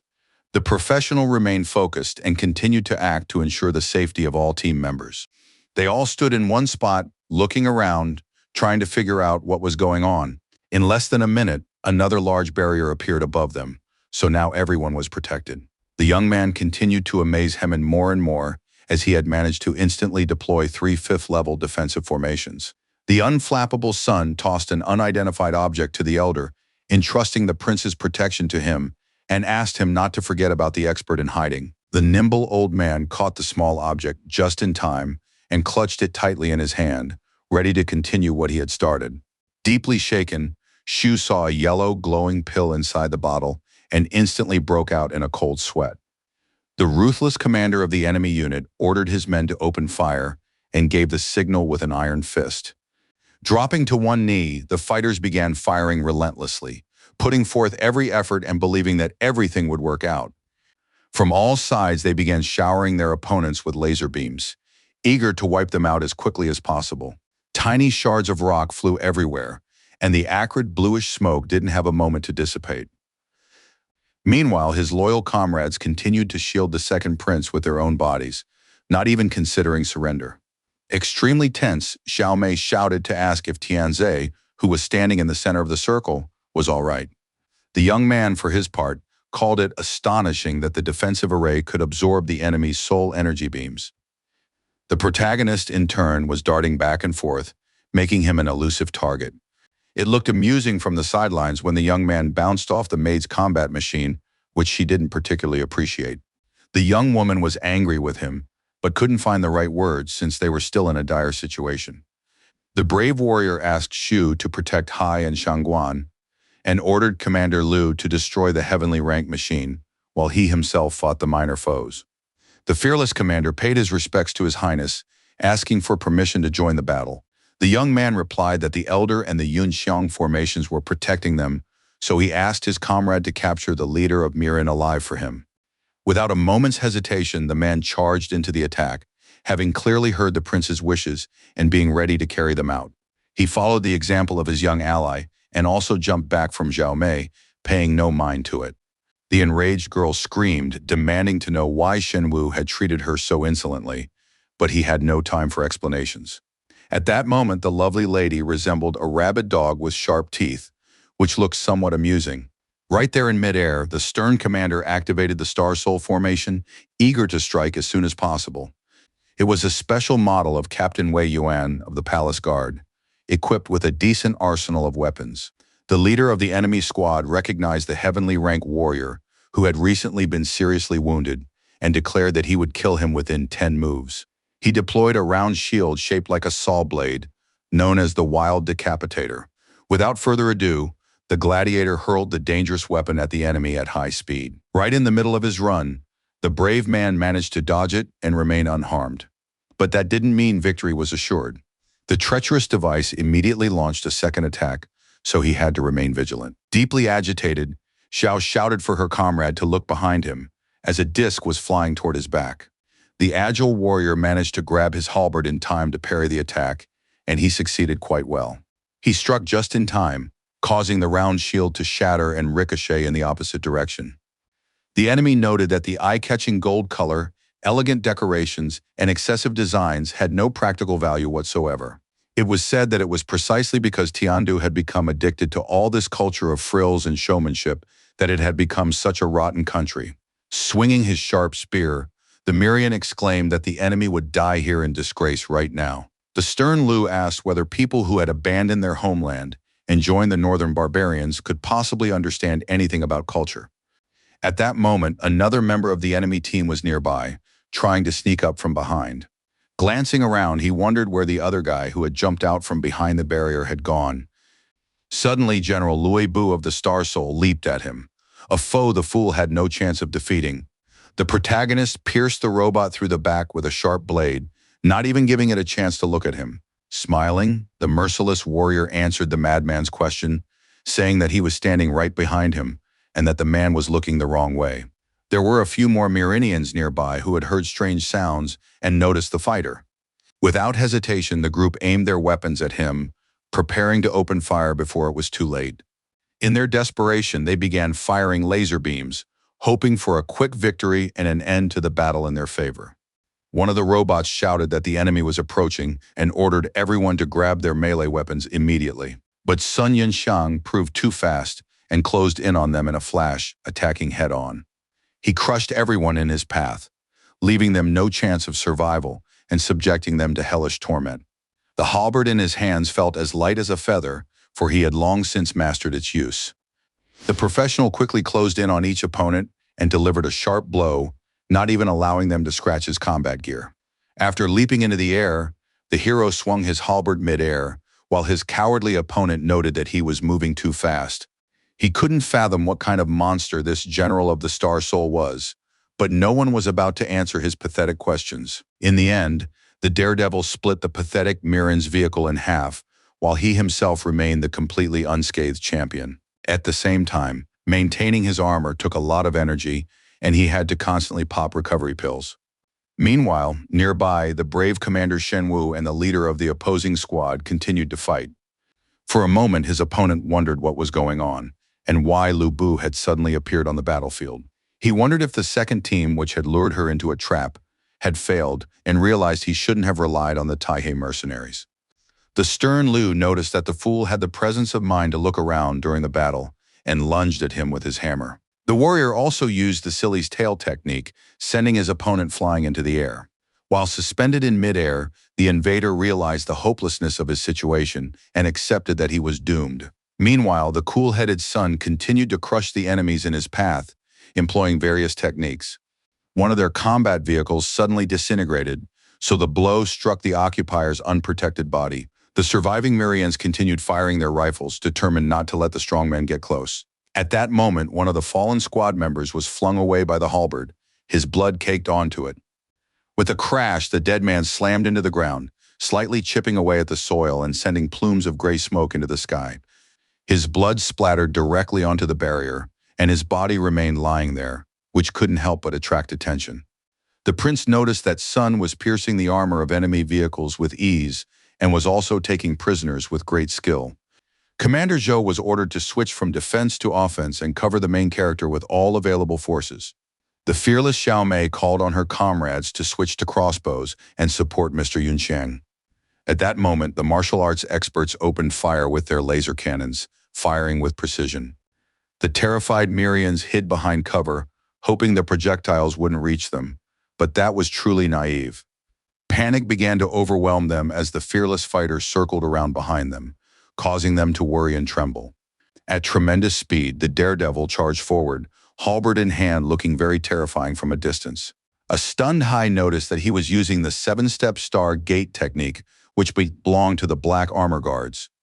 They had reached their peak 20 years ago thanks to 6 heroes, led by Sun Lan, the son of the Third Lord who had attained the celestial rank. 5 warriors died in the battle at the Emperor's tomb, and 7 years later, a woman who had maintained neutrality took over as leader. The protagonist continued to show his true colors, bombarding the pathetic cowards with various projectiles. One of them hit its target, destroying the cover, which resulted in the fool's combat vehicles being smashed to pieces. Their wreckage flew into the asphalt and other buildings, leaving almost no chance of recovery. The dying enemy could not believe that the generals of the Star Soul of Tiandu were such monsters and that they were powerless to stand against them. The mouth of the pitiful survivor was very quickly shut by the merciless Song Yunxiang, who pierced him with his weapon. The prince realized that if they could win over the hero's family to their side, perhaps the guards would also cease to be completely neutral. The brave young man pounced on yet another spy whose hands were trembling, and it was clear he could no longer fight. But that didn't stop the cold-blooded warrior, who had no intention of forgiving attacks on his country. On the fly, the young man popped glowing recovery pills into his mouth, which were a great help to him at that moment. As he was sweating profusely, he noticed that the hidden expert still hadn't made his presence known. While Old Man Shu remained inside the dome with Shangguan and His Highness, the others continued to fire their cannons. Some shells struck the walls of the barrier, but did not cause it any damage, which was astonishing. The old man noticed that the outer layer of the formation scattered the rays of spiritual energy, then filtered them to absorb and nourish the inner space. Approaching from the rear, the Mirian exclaimed that they needed to switch to melee weapons while they still had the chance. Tense, Xiao Mei realized the situation was dire and turned to Tianze, whose life was in danger. But the enemy's plans were immediately thwarted by Sun Yunxiang's halberd, which flew straight into the belly of one of them. The extremely serious warrior shouted to Haint Min, since he too was in the thick of the danger. The surviving invader swung his spear at the motionless elder, intending to deal with him first. But in response to this statement, the elderly gentleman simply smiled as if he saw no danger to himself. At that moment, a loud crash was heard, followed by billowing blue smoke. Shenwu, extremely tense, continued to hold off the enemy's onslaught while keeping an eye on what was happening. Extremely bewildered, Xiao Mei froze in place with her eyes wide open, unable to believe what she was seeing. Soon the fog cleared, and near the dome, the Mirian piloting the massive machine became visible again. Suddenly, the enemy became very nervous, and even small beads of sweat appeared on his ironclad body. It was astonishing that the frail-looking old man caught the blade with his bare hand, without any effort. The smiling Haman noted that public morals were deteriorating day by day, since a powerful 7th-rank master was attacking an unarmed old man. The situation began to heat up, as it was impossible to predict what the mysterious man would do next. His opponent couldn't fathom how a man without any weapons could stop an attack by a Star Soul general. The cool-headed old man had no intention of spelling things out for him and activated one of his abilities, intent on teaching him a lesson. Suddenly, his eyes began to glow red, and he now looked much more stern and intimidating. Stunned, his opponent instantly recognized the expert's aura and concluded that he was facing a semi-saint ranked opponent. Without wasting a moment, the old man leaped up from the ground like lightning and soon found himself level with his opponent's head. He also pushed off the robot's iron arm in order to aim precisely and execute an attack without any missteps. All his magical energy was gathered in the old master's open palm, ready to strike. Its power was so devastating that the pitiful Mirian simply lost his arm before he even had time to react. But that wasn't enough for this brave master. He yearned to inflict even more hellish torment on his opponent. He never spent even a moment at rest, and that was the first sign of a true professional. In the end, the thug collapsed and hit his head on the ground, without ever managing to injure the pitiful-looking old man. As if nothing had happened, Shu walked downstairs with his hands behind his back and decided to return to his allies. The stunned team members called it unbelievable that the old man had managed to take the car apart with his bare hands. One of them emphasized that the strength of a semi-saint level expert was terrifying and that it was best not to mess with him. On a nearby rooftop stood the hero in charge of General Louis Bu, who mentally noted that the old man had gone too far. Dodging the heavy armor, Hemming attacked the machine's fragile joints, making it look as if he were dismantling it with his bare hands. The young man pondered the situation, while on the battlefield, the brave Commander Liu was still fighting. Fearless of death, the brave man charged forward with a hammer in his hands, eager to destroy the vile occupier as quickly as possible. But his opponent continued to fight with equal fervor, clearly showing no intention of surrendering. Nevertheless, the sturdy Shenwu managed to seize the right moment and strike, sending the enemy flying far away.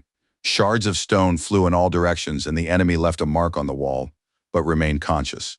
The coughing Mirian couldn't understand why the seriously wounded man was still pressing the attack so fiercely and had even become stronger than he should have been to begin with. The attacker had not expected Louis Bu and the demigod to be near his target at all, and as a result, he lost many soldiers. Unexpectedly, he clasped his hands together and froze in place, a sign that the battle was coming to an end. Kneeling down, the fighter admitted that the enemy masters were too strong and began begging the envoy to lend him a helping hand. A puzzled Zhao Mei didn't quite understand what he meant at first, but she still looked away. A silhouette emitting a bright red light was spotted on the roof of one of the tall buildings, which began to raise suspicions. Standing there was a woman with devilish horns on her head, clad in a somber black cloak and a red dress with cutouts. A Pingtian sacred sect inspector at the peak of the celestial rank, named Man Luo, called them all a bunch of scum. Alarmed, Prince Hai took a closer look at the bull-shaped mask and exclaimed that she was from a demonic sect. The combat maid remained completely serious and did not rush to conclusions, but it was clear that the situation was heating up again. A pensive Shu noted that this was indeed an omen of great calamity, for no one had expected a witch to appear. The situation began to unsettle even the fearless Song Yunxiang, who had not anticipated that they would cross paths with the sacred Pingtian sect. At the pinnacle of the continent stood two divine-rank ancestors who had lived to be 400 years old, one residing in Miran and the other in Jishui. In those years, the king of the first country made the illegitimate son of the previous emperor his puppet, while the princess founded her own kingdom. The ruler was on the brink of destruction, but an expert interceded on his behalf, and with his help, founded Miran, and then the empire split into three. The one who saved his life was Pingtian's ancestor, the founder of this very clan, and it was rumored that this ancient monster was still alive. At the same time, the sacred sect did not support the kingdom's external expansion, and in his past life, Song had never seen the ancestor fight in the capital of Tiandu. Meanwhile, Man Luo, who appeared cold-blooded and haughty, was still standing on the roof, in no hurry to come down. The protagonist wondered to himself if something else was happening in the neighboring kingdom that he didn't know about. The daredevil boldly asked her to come down, noting that standing up there she might accidentally expose something she shouldn't. His brazen behavior angered the she-devil, who immediately remarked that the fool was courting death. With a smirk, the mysterious lady pulled out a red card saying she was going to test a new model of machine on the mongrels. That very moment she shot downward, activating the formation of her stellar soul right in midair, all the while remaining completely calm. A vast multitude of tiny pinkish particles appeared in the sky, forming a massive piece of military hardware. In just a few seconds, Lo found herself inside the vehicle, where she could feel her power over the entire world. Every centimeter was reinforced with ultra-strong plates, making it impossible to penetrate the armor with ordinary shots. The ruthless she-devil whispered that they would all vanish now, which greatly alarmed the combat maid. Tense, Xiao Mei exclaimed that he had handled it poorly and that they needed to engage in battle immediately to protect the second prince. Immediately, a pink flash engulfed the entire city, followed by an explosion that sent Commander Lu's halberds soaring into the sky. An experimental model of the Pingtian sect type Zhiche, developed in Miran, approached the fallen warrior. The cool-headed lady remarked that her first opponent was already ready, and this made her proud of herself. The serious Tianzi found it astonishing that even the captain couldn't withstand her blow, and realized that this person was a truly extraordinary heavenly rank. The protagonist couldn't understand why a new generation vehicle had appeared in the neighboring country so early. Behind the stern man Luo at that moment stood two fighters from the royal guard, who felt bewildered. In an instant she turned her head slightly and glanced at them, which caused even more anxiety. Remaining silent, the she-devil pressed her hands against her torso, as if preparing to make a sudden maneuver. At tremendous speed, her opponent lunged toward the people she considered pitiful, intent on annihilating them as quickly as possible. Deeply agitated, Yun Xiang shouted loudly to the old man Hemin, who was at that moment right in the thick of the danger. Meanwhile, the fearless old man remained unfazed by such emotions and simply grabbed the green card to activate his star soul. Gripping the blades protruding from her back with both hands, Man Luo screamed viciously that the unfortunate man would now be sent to the afterlife. Right in mid-leap, she tried to attack, but the burly man blocked her with his thick sword, thwarting her plans. The shockwave sent the rest of the group flying backward, while the powerful battle continued. Feeling the intense atmospheric pressure, Tianze and Shangguan, who were inside the domes, covered their faces with their hands. The prince noticed that, thanks to her machine, this woman was even overpowering Senior Shu, and that was already cause for alarm. He grew very wary and noticed the sound of shattering glass, which already called his safety into question. The leader ordered the combat maid to first rescue Commander Shen Wu, who was still lying on the battlefield. The brave lady clearly heard the order and set about carrying it out, but it was difficult due to the strong wind. Suddenly, the protective barrier shattered and scattered into tiny shards, making Hai extremely nervous. But a warrior stationed with General Levi Bu immediately rushed to the Allies' aid. He could not abandon them. The warrior said he couldn't help Hemin in a battle of this caliber, so he decided to take the guys to a safe place. Focused on the fight, the old man shouted at him to stop blabbering and leave as soon as possible. He himself stood firm and was ready to fight to the last drop of blood, defending his land and honor. An angry man Luo asked how a 100-year-old relic dared to stand in the way of the holy envoy. The fearless warrior emphasized the fact that she was too loud and wasted her words needlessly. It was astonishing that he managed to launch a successful attack and knock his opponent off her feet. As she fell, the demoness still managed to hurl two swords at him, weapons that could have ended the battle in an instant. Fortunately, the sharp weapons flew past the old man's hands at tremendous speed and he remained unharmed. Extremely tense, Shu shouted at the boy to be careful as they continued moving toward him. Right there in midair, the daredevil began wriggling and twisting in every way possible, causing the shells to strike a half-ruined building. The elder let his guard down, and his cunning rival, without hesitation, took advantage of this and rushed into battle. The shockwave threw him several meters to the side before he could even react, and it looked absolutely terrifying. Still, the professional fighter managed to stop his slide by planting his blade into the ground. Dropping to one knee, he abruptly hurled several sharp daggers at the enemy to throw her off balance. The agile young woman managed to dodge another attack without any trouble, as she too was a master. On his guard, Hemin immediately noticed that she had vanished in an unknown direction and froze in place.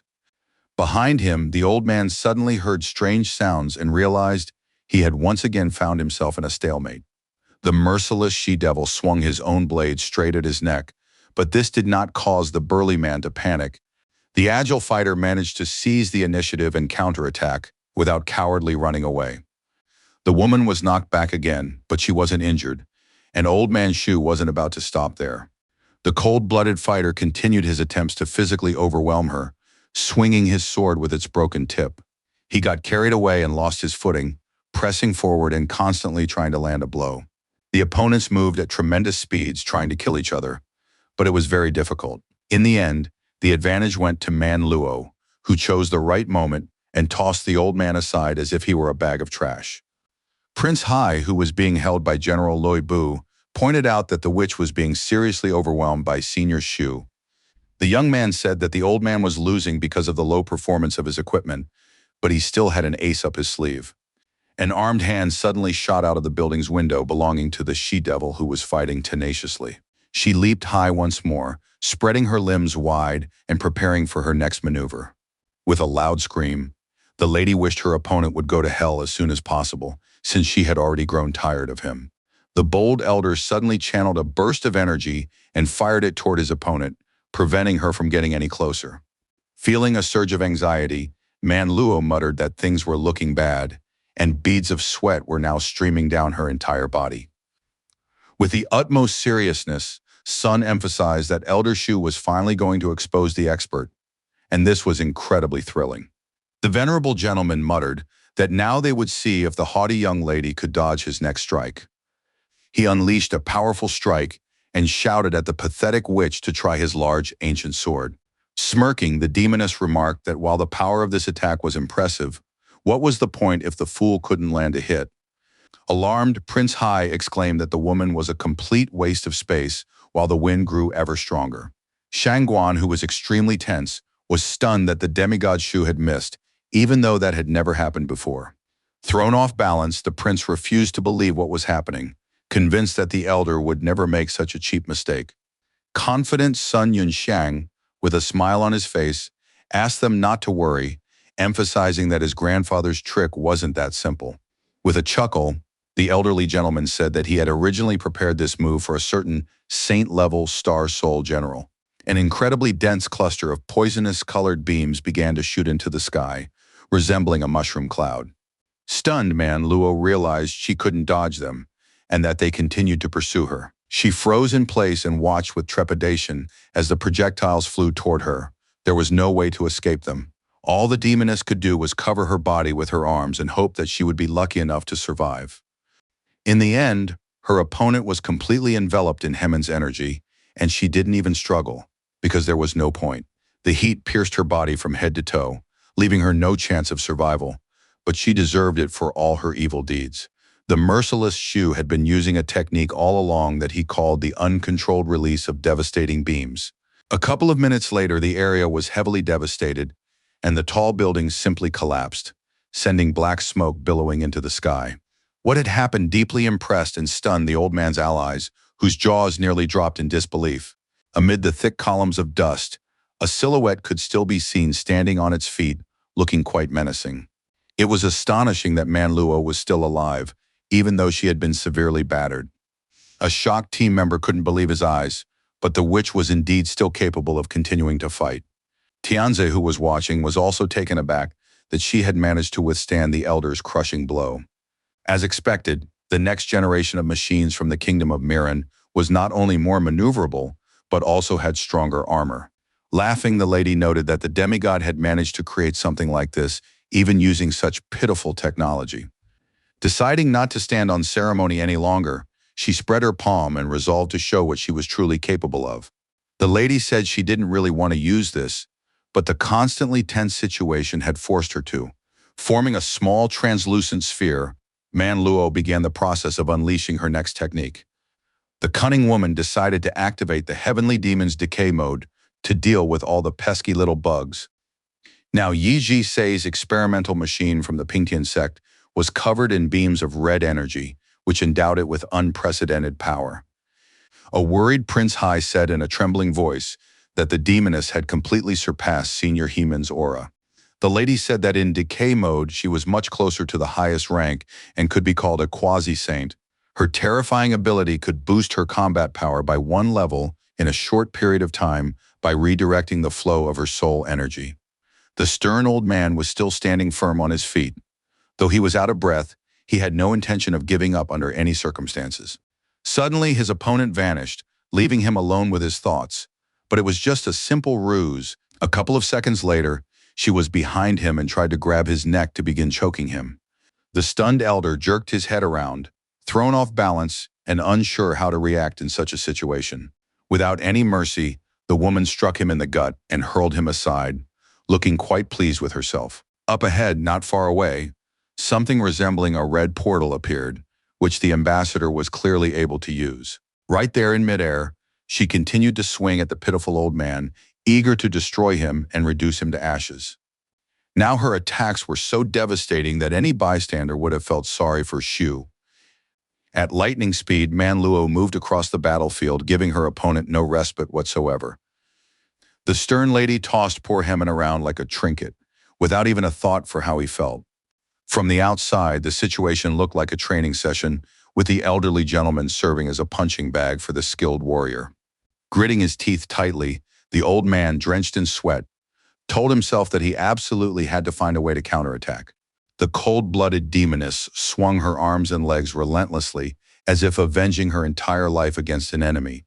Suddenly, the elder exclaimed that no matter how fast his opponent was, he would catch her anyway.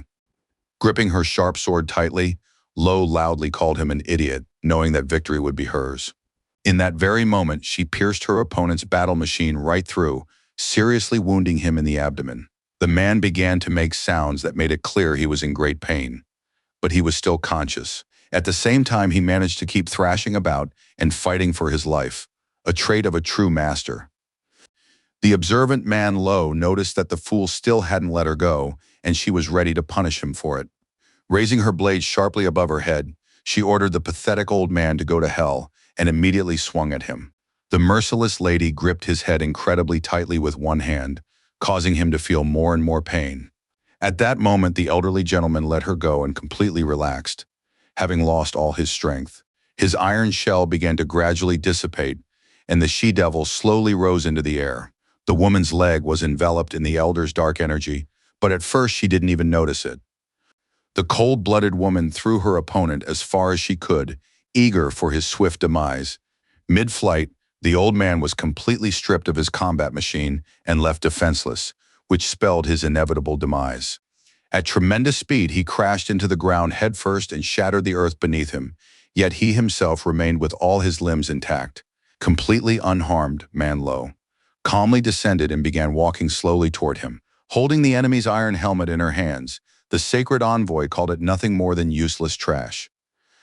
Clenching her fist tightly, she simply crushed the object, turning it into blue dust that instantly dissipated. Laughing maliciously, the woman emphasized that the feeling of immense power was truly intoxicating, and now she was fully convinced of it herself. In her current state, dealing with a demigod was like slaughtering a chicken, and she was certain she could defeat even the highest-ranking opponent. But just then, the old man Shu, who had been lying there coughing up blood, suddenly regained consciousness, though he looked terrible. The first thing the man tried was to wiggle his fingers, and he succeeded, which meant all was not lost. With a trembling hand, he reached into his pocket and pulled out a small vial containing a golden pill. If the Star Soul Master took the 5-star elixir, he would instantly increase his combat power by an entire level, and that was the old man's trump card. Given that Hemin was at the semi-saint rank, the potion's effect would be significantly weaker, but it should be more than enough. Just in case Yun Xiang had given the elder a pill in advance and wanted to see what effect it would have on the warrior who had been bracing himself against the wall for so long. The old man sitting on the ground knew that this was a rare, transcendental pill he had read about a full 20 years ago.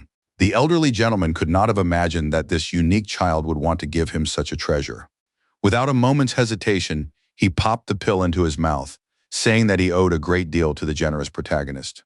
Then the man immediately closed his eyes and focused on his sensations, eager to experience all the subtleties as soon as possible. A few seconds later, the precious elixir found its way into the very center of the subject's mind, just as it was supposed to. The master quickly realized that he was inside his spiritual world, where true harmony and unity could be felt. He was able to see his own reflection, but for some reason, this fact made him anxious. He soon concluded that all of this was a profound obsession in his heart on the path to sainthood. The incident occurred more than 30 years ago beneath the massive walls of the city of Quancheng in the country of Zhishui. Back then, the novice fighter was completely crushed and turned into a pulp, without even having a chance to understand what was happening. His battle machine quickly turned into a pile of blue ash, which swiftly dissipated into space. In a fit of incredible rage, the young man slammed his fist with all his might into the bare rock. 33-year-old Xu Hemin, who was in the middle stage of cultivation, attributed all his failures to a curse. His worried companions standing above called out to him, for he had been left alone in the vast, deep crater. An alarmed Tu Ying asked if he was all right, while standing next to her was He Kun, another novice bruiser. A very nervous man asked in a raised voice why they were there at all, since this was solely his business. The men rushed down without hesitation, recalling the oath they had sworn together when they became the three swords of Nanzhou, that they must die together.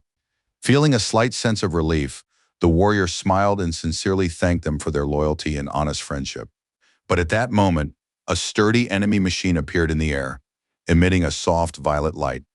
A burly general opened his iron hand, revealing a dome, and behind him stood a girl in a green dress. Tense Tu Ying used her summoning card, telling her second brother that it was time for them to rush into battle. Without a moment's hesitation, the brave warriors activated their Star Soul formation, realizing they had no other choice.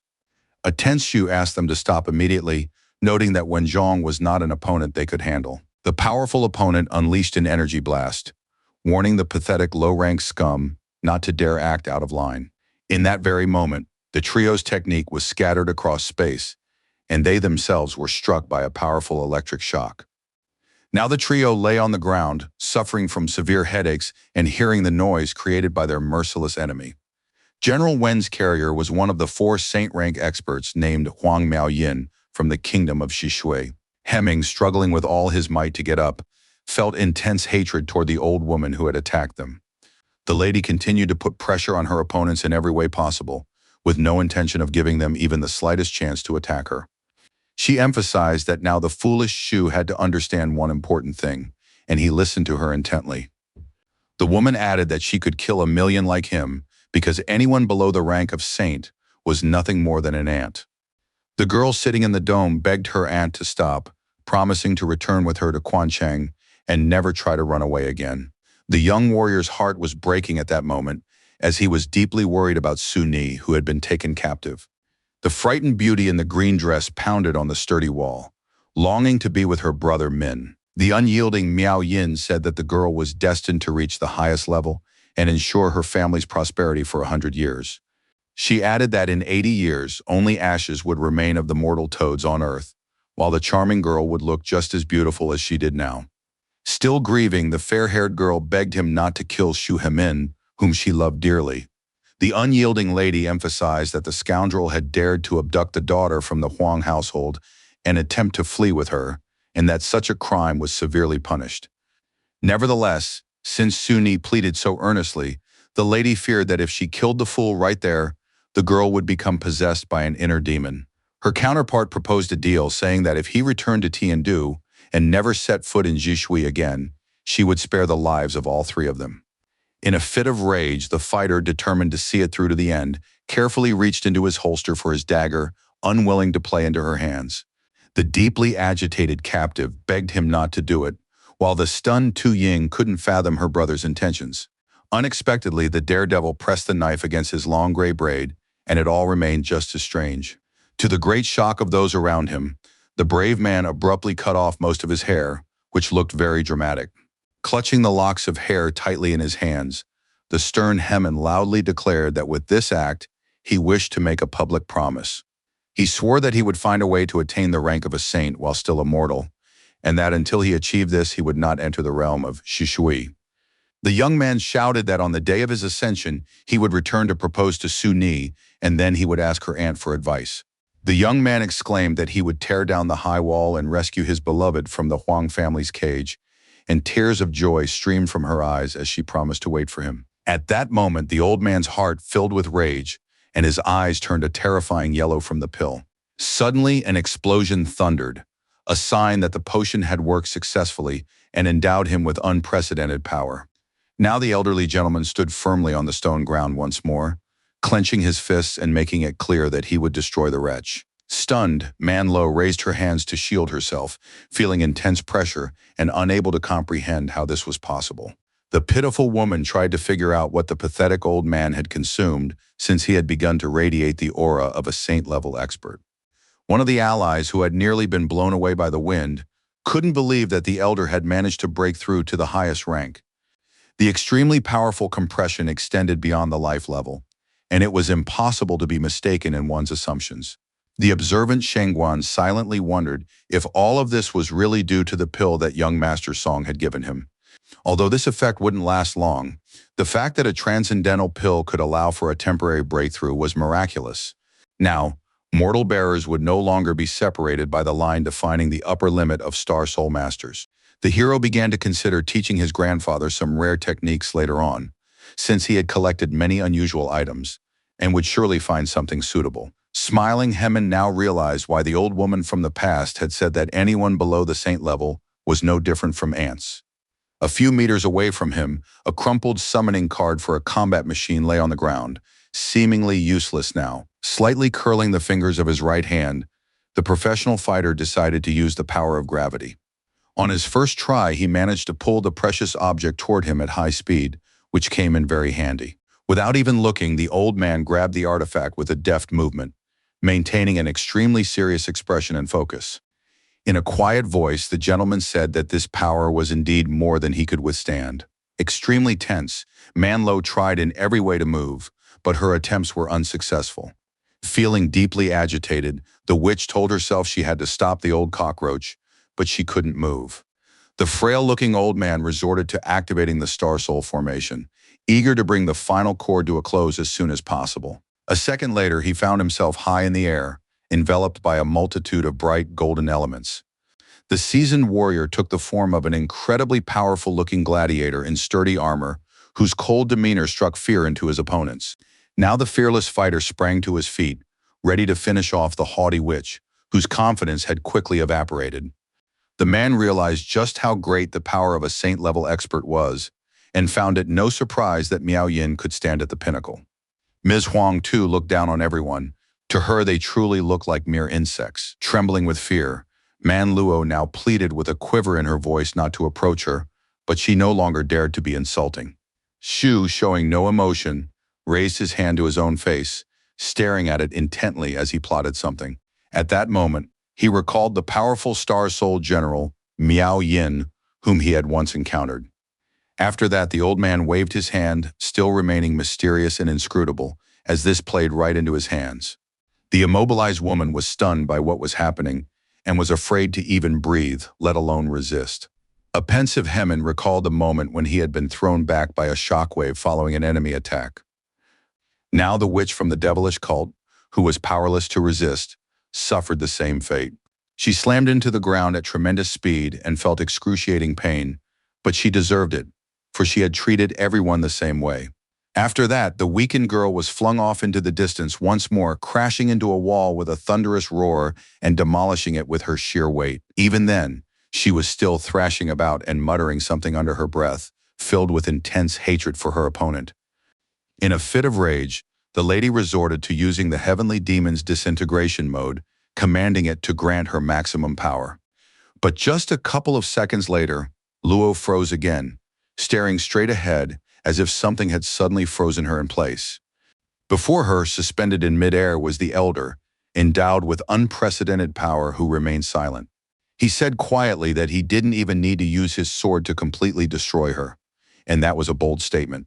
A very agitated Sun Yun Shang shouted at the elder, suddenly pleading with him to spare the woman's life. The cold-blooded warrior, however, paid no heed to his words and decided to finally carry out the sentence. At that moment, a poisonous yellow light crashed down onto the ground and triggered an explosion that devastated a vast area. Amid the flames, the iron hand of the dying witch could be seen. She was already unable to flee the battlefield. In unbearable pain, the sacred envoy screamed at the top of her lungs, but no one would come to her aid anymore. In less than a minute, her battle machine began to turn to ash and dissolve into thin air. Tiny petals scattered everywhere, and the maiden herself no longer posed any danger to those around her. Meanwhile, somewhere in the distance, A clear female silhouette could be seen, falling freely downward without struggling at all. Acrid, bluish smoke slowly spread to other parts of the ground, improving visibility for the people. Very slowly, the unconscious man, Luo, descended, protected by a thin yellow hoop. All of this was thanks to the cool-headed elder Suyu, who decided to spare the foolish witch. He concluded that he had finally reached his limit and could now be proud, having spent decades working toward this. At that very moment, the man took advantage of the Star-Soul General's distraction and decided to descend to the ground. Bracing himself with his knee and hand on the ground, the old man began muttering something about the blow he had just dealt. It was said that he had to use the full power of the transcendental pill, while his opponent lay sprawled behind him. The Mirian, still alive and holding a spear, called the enemies degenerates, blaming them for the defeat of even the sacred envoy. He ordered all vehicles to spread out and retreat, to leave the battlefield and lie low, and then wait for further instructions. The cowardly fool turned around and decided to get out of there while he still had the strength to walk. But an entire detachment of allies blocked his path, and their leader asked where this trembling fool was off to. Now the stragglers were surrounded on all sides, and all they could do was raise their hands to surrender. They were ordered to kneel, after which swords were held to their heads, so there was no chance of escape. Under the Academy's command, Tiandu's main forces completely surrounded the immediate area, and the battle ended in a major victory for the country. Satisfied with the outcome, Song Yunxiang stood on the roof of a building and watched from there, refraining from intervening in the fighting due to his lack of sufficient power. Smirking, the young man noted to himself that the cunning fox Gu had chosen the perfect moment to appear. The city guard was tasked with sending several men to mop up the area, and the chief also called in a medical team. Proud Xinjing said she was glad to see His Highness the Second Prince, and acted as if she alone had saved him. The smiling Tianzi remarked that all these formalities were unnecessary and asked the principal to rise from her knees. The lady sincerely apologized for the fact that he had been in danger and she had been unable to come to his aid in time. The young gentleman emphasized that, fortunately, the battle had ended well, and that was what mattered most. He also added that the lady had sent someone to him who possessed great personal strength and resourcefulness, and who had provided him with an additional surprise. A surprised Gu said that this young man was the grandson of Sun Jingzhong, Lord Wan, and the successor of General Zuo Zi. The serious Hai already knew this, but he thought that the power behind the hero was much greater, and that it wasn't just a matter of his family. The woman wondered if the young man suspected that Yunxiang was somehow connected to the civilization of the ancients.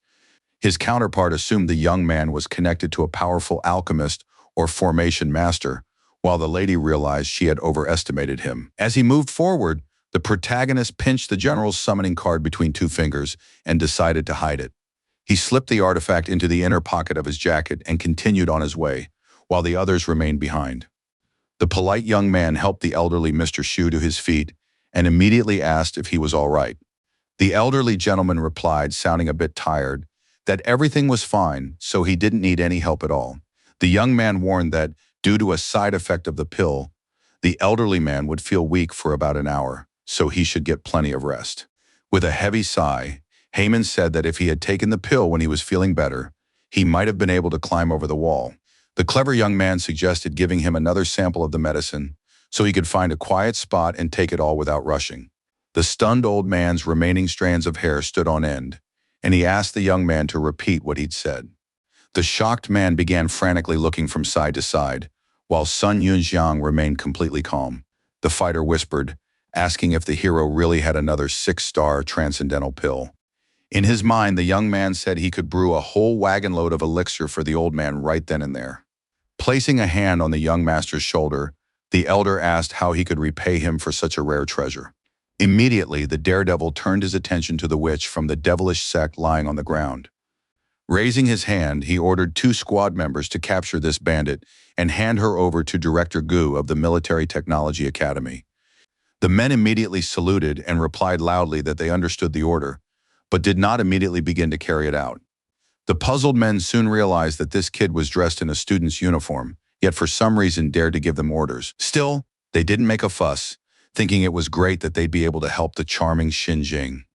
The guys were stunned to the core when they saw the voluptuous body of an extremely inhuman criminal lying there like trash. The main character was curious to see what valuable information they could extract from this lady, who appeared to be from the sacred Pingtian sect. Suddenly, the old man standing next to him gave him a friendly nudge in the ribs with his elbow and asked if he was a bearer of the Zuozi. Playing dumb, the young man asked in response what the respected elder who was smiling at him meant. The old man said he had been traveling the world for several decades and had visited various secret realms, so he had seen quite a lot. The bald man whispered that he would help the young man erase all traces of him in the city and at the academy so that he could continue to pretend to be the owner with a clear conscience. Sun, who was sweating profusely, continued to pretend, but noted to himself that the old man wasn't as simple as he seemed. His counterpart realized that the youngster had been given some kind of opportunity in the secret realm and decided not to ask him any questions about it. At that moment, the attention of the elder and student Yun Xiang was drawn to a woman who addressed them, saluting them. Squinting, the old man asked if it wasn't Director Gu's young disciple who had approached them and inquired where she was now. The lovely Zhao Yu said that someone had informed them that the device causing the fissures, which had been stopped by the mere people, had been found in the Dongcheng area. The hero emphasized in a raised voice that spies from a neighboring country had used this device for military purposes. The excited young woman added that the second prince and the director had already set out for that location and asked if the fighters would like to hurry there as well. It was said that the roads were badly damaged, so if they wanted to get there, she could call an airship from the academy for them. The elderly gentleman admitted that he was tired and decided to just get some sleep, but he was curious about the young man. Although only half a day had passed since Song had broken through to the peak of the yellow rank, it felt to him as if half a year had gone by, and he was utterly exhausted. The polite beauty decided after all to summon an airship to take the warriors back to the academy.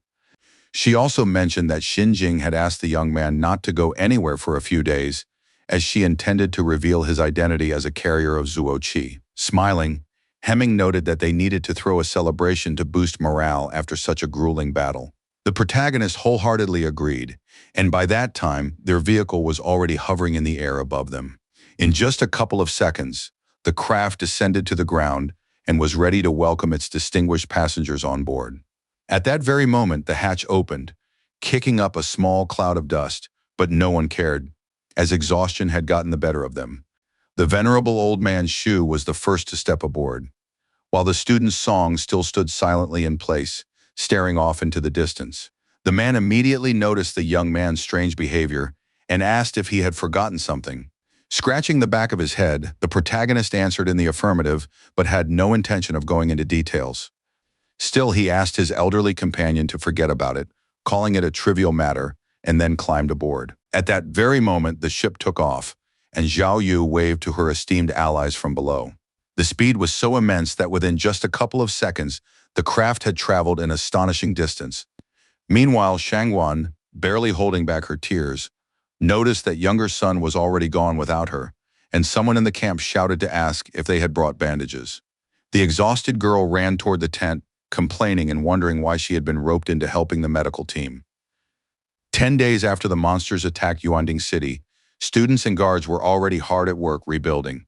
Machinery designed for agriculture, security, construction, and transportation was being actively used.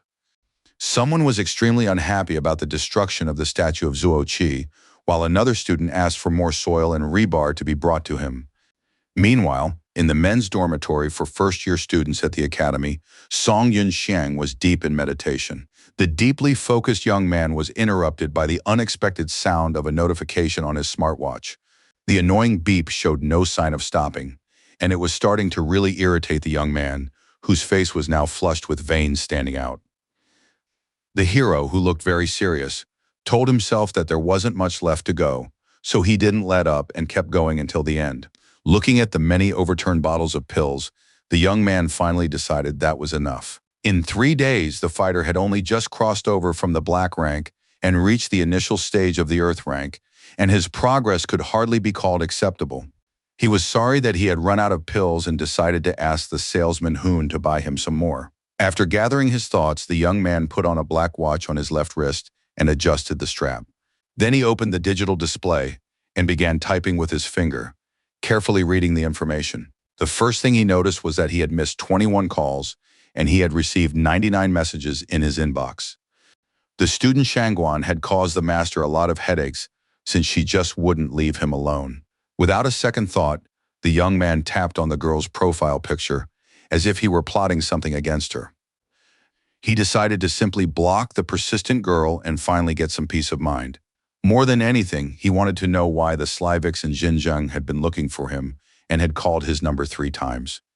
Feeling slightly uncomfortable, the student looked at the cool-headed woman and asked what she wanted from him. The enraged lady shouted, demanding to know why this young scoundrel had his do not disturb mode turned on. Unfazed, the young man retorted, asking if it wasn't because of her that he'd ended up with so much trouble. After all, it was Director Gu who had previously organized the ceremony that the young man had absolutely no desire to attend, but had been forced to go to. At that time, the lady publicly announced that he was the vessel of General Zuozi's Star Soul, which drew a lot of attention to him. The impulsive young man exclaimed that he hadn't had a moment's peace for the past few days and had no choice but to lock himself away in his refuge. Smiling, Xinjiang said that the Star Chancellery had entered him into the registry and she had announced it at a formal ceremony for his own good. The young man was sure she had other motives, but at the same time he realized that he could now use the Sky Lord system replication. The lady asked him to come to the training ground near the workshop, because a beta version of the machine based on the blueprints he had given them earlier was ready. The shocked brunette couldn't believe the process had been completed so quickly, even though he had thought it would take at least a month. The woman said that the factory in Yuanding had been destroyed, but many skilled workers had miraculously been rescued and were currently being sheltered at the academy. This time, with their help, the educational institution would be able to carry out a complex project, so the young man could go and check it out. As he ended the video call, the enthusiastic young man said he would be there very soon. The young man wondered whether the cunning fox was trying to use him as bait, or whether, on the contrary, he was the biggest fish in her eyes. Still, he was confident that he would reach the rank of saint within the year, for only 2 people on the eastern continent could pose a threat to him. Although the academy and the city had suffered heavy losses, the wave of monsters had been successfully suppressed, and the conspiracy of the kingdom of Miran had been uncovered and crushed. The items found on a San's pursuers were handed over to the second prince, who would surely find a use for them upon his return to the capital. Earlier late at night, Tianzi knocked on the hero's door and immediately said he had come to say goodbye to him. The sleepy young man tossed him a bag of loot he'd taken from the Marians and noted that the scholar would clearly be able to make use of it. After that, Old Man Shu barged in. The young man gave him the promised recovery pills and sent him packing. The story was concluded by the love-struck Shangguan, who received the coveted rift crystals but had to pay 30 million for them. At that moment, the young man was walking down the street and witnessed students trying to level a monument. They had been making calculations for a long time to avoid any mistakes and prevent getting in trouble with their superiors. The protagonist immediately decided to get closer to the monument and take a closer look at the inscriptions on it. He hadn't expected that so many people would die this time either, but that was the harsh reality. In his life, Sun Yunxiang had witnessed countless deaths and thought he had long since grown accustomed to them, but he was wrong. For some time he stood in front of the memorial, sinking deeper and deeper into thought with every passing moment. Suddenly someone approached him from behind and placed a hand on his shoulder, immediately catching his attention. Turning his head to the left, the young man saw the smiling teacher Chen, who waved at him but said nothing at first. The man asked him not to be too hard on himself, because even though the student was the general's heir, he was only at the peak of the yellow rank and severely limited in his abilities. But in response, the young warrior merely remained silent and looked at the man across from him with slight puzzlement. Suddenly, the red-haired instructor narrowed his eyes and looked at the boy differently, as if something had caused his displeasure. Stunned, Cheng realized he couldn't see any improvement in Sun, which meant he had broken through to the middle stage of his current level. The pitiful holder of the initial level of the black rank was deeply envious of the student, since he himself had achieved nothing. The young man said it was thanks to his tireless efforts and perseverance, but in reality, the pills had helped with everything. He began to walk away with a clear conscience, while the hot-tempered man hurled insults at him and demanded a detailed explanation. At that time, 4 people were standing on the training ground in the workshop area of the academy's backyard. The director of the educational institution handed the protagonist a prototype based on the blueprints he had provided. He was handed 3 sturdy green draft cards with gold-threaded edges which looked very attractive. But the young man seemed slightly dissatisfied that they had created nothing more than an activation artifact. The woman said that this was all they had at the moment, as the other two were experiencing some technical issues that still needed to be resolved. She then introduced the chief engineer of the Taishuan factory named Nangguo, who was one of those they had taken in. The lady also said a few words about Yun Xiang, who had saved the day during the monster wave and was also the bearer of Zuo Qi. With respect, the polite young man saluted the elderly gentleman, saying he was sincerely pleased to meet him. Deeply moved, Deng Feng responded in kind, while a copious amount of sweat trickled down his bald head. What struck those around them was the fact that a fourth-rank mechanic had fallen to his knees before a warrior. Feeling uneasy, the young man asked what had happened and couldn't make sense of what was going on with the old man. As it turned out, the old man wanted to thank the young mechanic for saving their lives at the factory on that fateful day. Sun, feeling tense, wondered if it could be that some of the monsters he had killed on his way to the academy had attacked the factory. The man went on to explain that the factory had been surrounded by mutants, but the brave young man had distracted them, allowing everyone to escape. It was said that although the factory was ultimately completely destroyed, most of the engineers had survived, and that was what mattered most. Bowing his head to the ground, Nango cried out that he was thanking the fearless savior on behalf of all his colleagues. The shy young man admitted that he felt extremely awkward about this and earnestly urged the man to stand up. Suddenly, the ordinary worker decided to address the young man, but for an entirely different reason. Summoning his courage, he blurted out that he had an impertinent request for the powerful fighter. Feeling nervous, the brave man immediately asked how he could be of service to his new ally. The extremely nervous engineer asked bluntly whether Mr. Sun had actually drawn the blueprints he was holding. In reality, the hero had simply combined the weaponry of various generals into the Weiyuan machine, but he didn't go into details. At that moment, the mustachioed man, dripping with sweat, stared intently into his eyes, causing even more discomfort. Once again, he fell to his knees and began begging the young professional to take him on as an apprentice. Stunned by Director Gu and Secretary Yu, they nearly choked on their own saliva from the shock, but did not interfere with the conversation. The lady noted that with his fourth-rank engineer status, the faculty at their academy couldn't hold a candle to him, yet here he was bowing to a freshman. The man, however, said that Yun Xiang's blueprints alone surpassed the level of a sixth-rank mechanic, someone his grandfather wouldn't even be fit to clean the shoes of. He recommended that the young man go to the capital and take part in a conference on the design of second-generation mass-produced generals. The hero remembered that in his past life, such a project hadn't made it in time for the war that followed shortly afterward, but now everything could be corrected. First, the young man asked his senior to stand up and suggested they discuss the matter later, somewhere else. A concerned Dongfeng earnestly asked to be taken on as an apprentice and guided in design engineering. The shy Song suggested they simply share their ideas, and if any doubts arose, they would discuss everything together.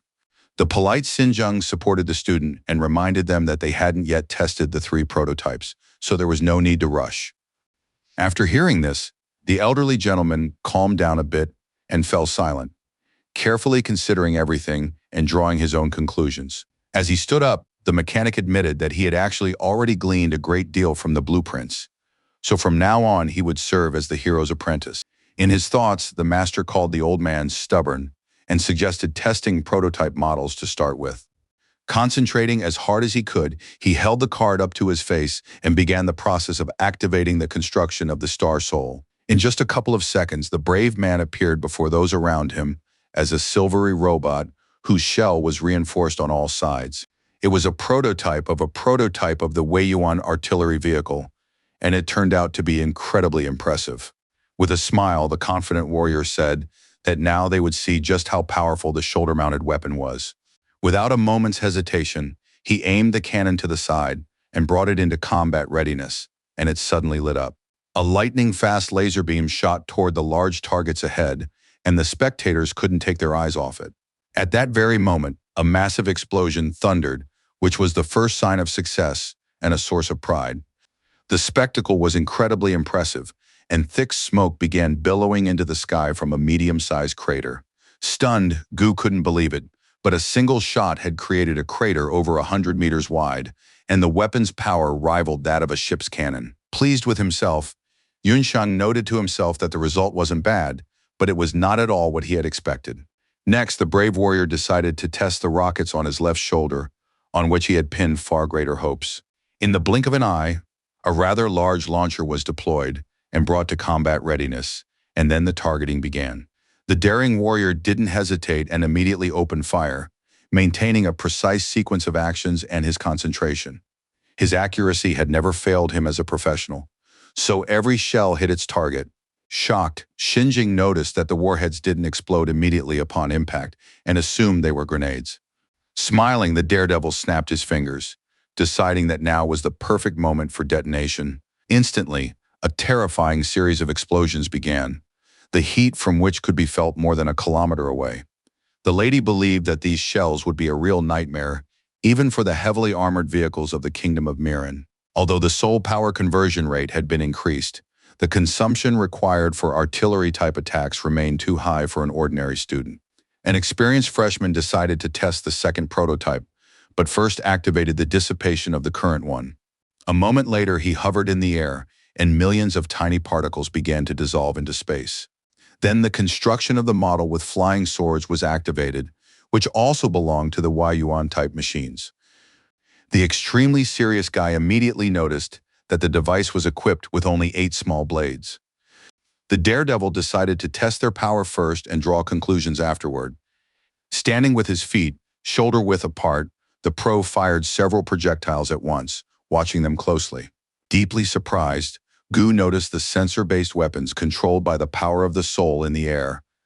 The focused student paid no attention to her emotions, as he was very busy with the task at hand. Blue beams of energy instantly enveloped every target on the battlefield and began a most fascinating process. Shielding her face from the wind, the director noted that if the weapons were operated by the elite, such a general could easily handle 3 enemies of the same level. The protagonist noted that such weapons require not only a strong mind and precise control, but also an understanding of the enemy's structure. Currently, according to him, only a few talented elite soldiers could use the model with flying swords. Without wasting any time, he quickly activated the prototype model with a shield cannon, which was already the latest version. The head of the academy emphasized that this machine's armament seemed quite ordinary, and she saw nothing remarkable about it. The calm Nango said that the first 2 designs were more impressive, but this particular model surprised her with its tactical capabilities. The cool-headed hero asked the director to use the large array and bring out several live targets to test the technology. The bewildered lady froze in place with her mouth agape, not quite understanding what the student intended to do. The daredevil believed that small, agile monsters like the Howdu would be perfect for his purpose. Finally, the lady figured out what he was talking about, and then asked if 3 subjects would be enough. After bringing the powerful weapon to combat readiness, the young master replied that he needed at least a dozen opponents. His counterpart said that this was merely a residual image of a concentration of soul energy. So they had no real power, but even so, he shouldn't be too careless. In less than a minute, monsters shrouded in green light began attacking their opponent right out of the air. Descending to the ground, they began racing toward the young man at tremendous speed, eager to tear him apart as quickly as possible. Without a trace of fear, the warrior switched to buckshot mode to wipe them all out in one fell swoop. He then activated an incredibly durable shield and close-quarters combat mode, so no one would be able to defeat Sun. The merciless fighter opened continuous fire on the approaching horde of mutants, eager to exterminate them all. One by one, the mindless creatures were reduced to dust, and this brought the hero nothing but pleasure. Some of them were lucky enough to reach their target and began slamming into the barrier, but it did them no good. Entering a state of rage, the professional pushed the pathetic lackeys away and began firing right there in midair. Soon a whole pillar of flame rose up around them, a sign that the operation had been successful. Now, a trembling Xinjing realized that this was a model for a counterattack from a defensive position against a fast enemy, and began to figure out where it could be deployed. The hero, however, said that the prototype required several units to form a front line, and its lack of stability was too critical. Suddenly, a loud ring sounded from his smartwatch, instantly drawing everyone's attention. An elderly man reported that the Yuandan airport had almost been restored and it was now possible to travel. The tickets were booked and an excited Yunshang even asked the salesman Hong to purchase elixirs from the previously sent list for an additional 100 million. The shocked gentleman pointed out that the entire Nanzhou medicinal raw materials market had already risen in price by 300 million due to the young man's previous purchases. The young man said it was very urgent and demanded that everything be ready by noon and sent directly to the airport.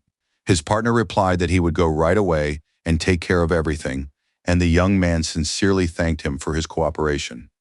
Meanwhile, Nango asked if the headmistress now understood why he insisted on having the talented young man as a student. The pensive woman realized that the test machines would completely turn the tide on the northern battlefield against the kingdom of Miran. In turn, the protagonist took advantage of the distraction and was now able to speak calmly with his comrades. He asked Mr. Dongfen to lead the engineers so that they could manufacture as many of these machines as possible over the next few days.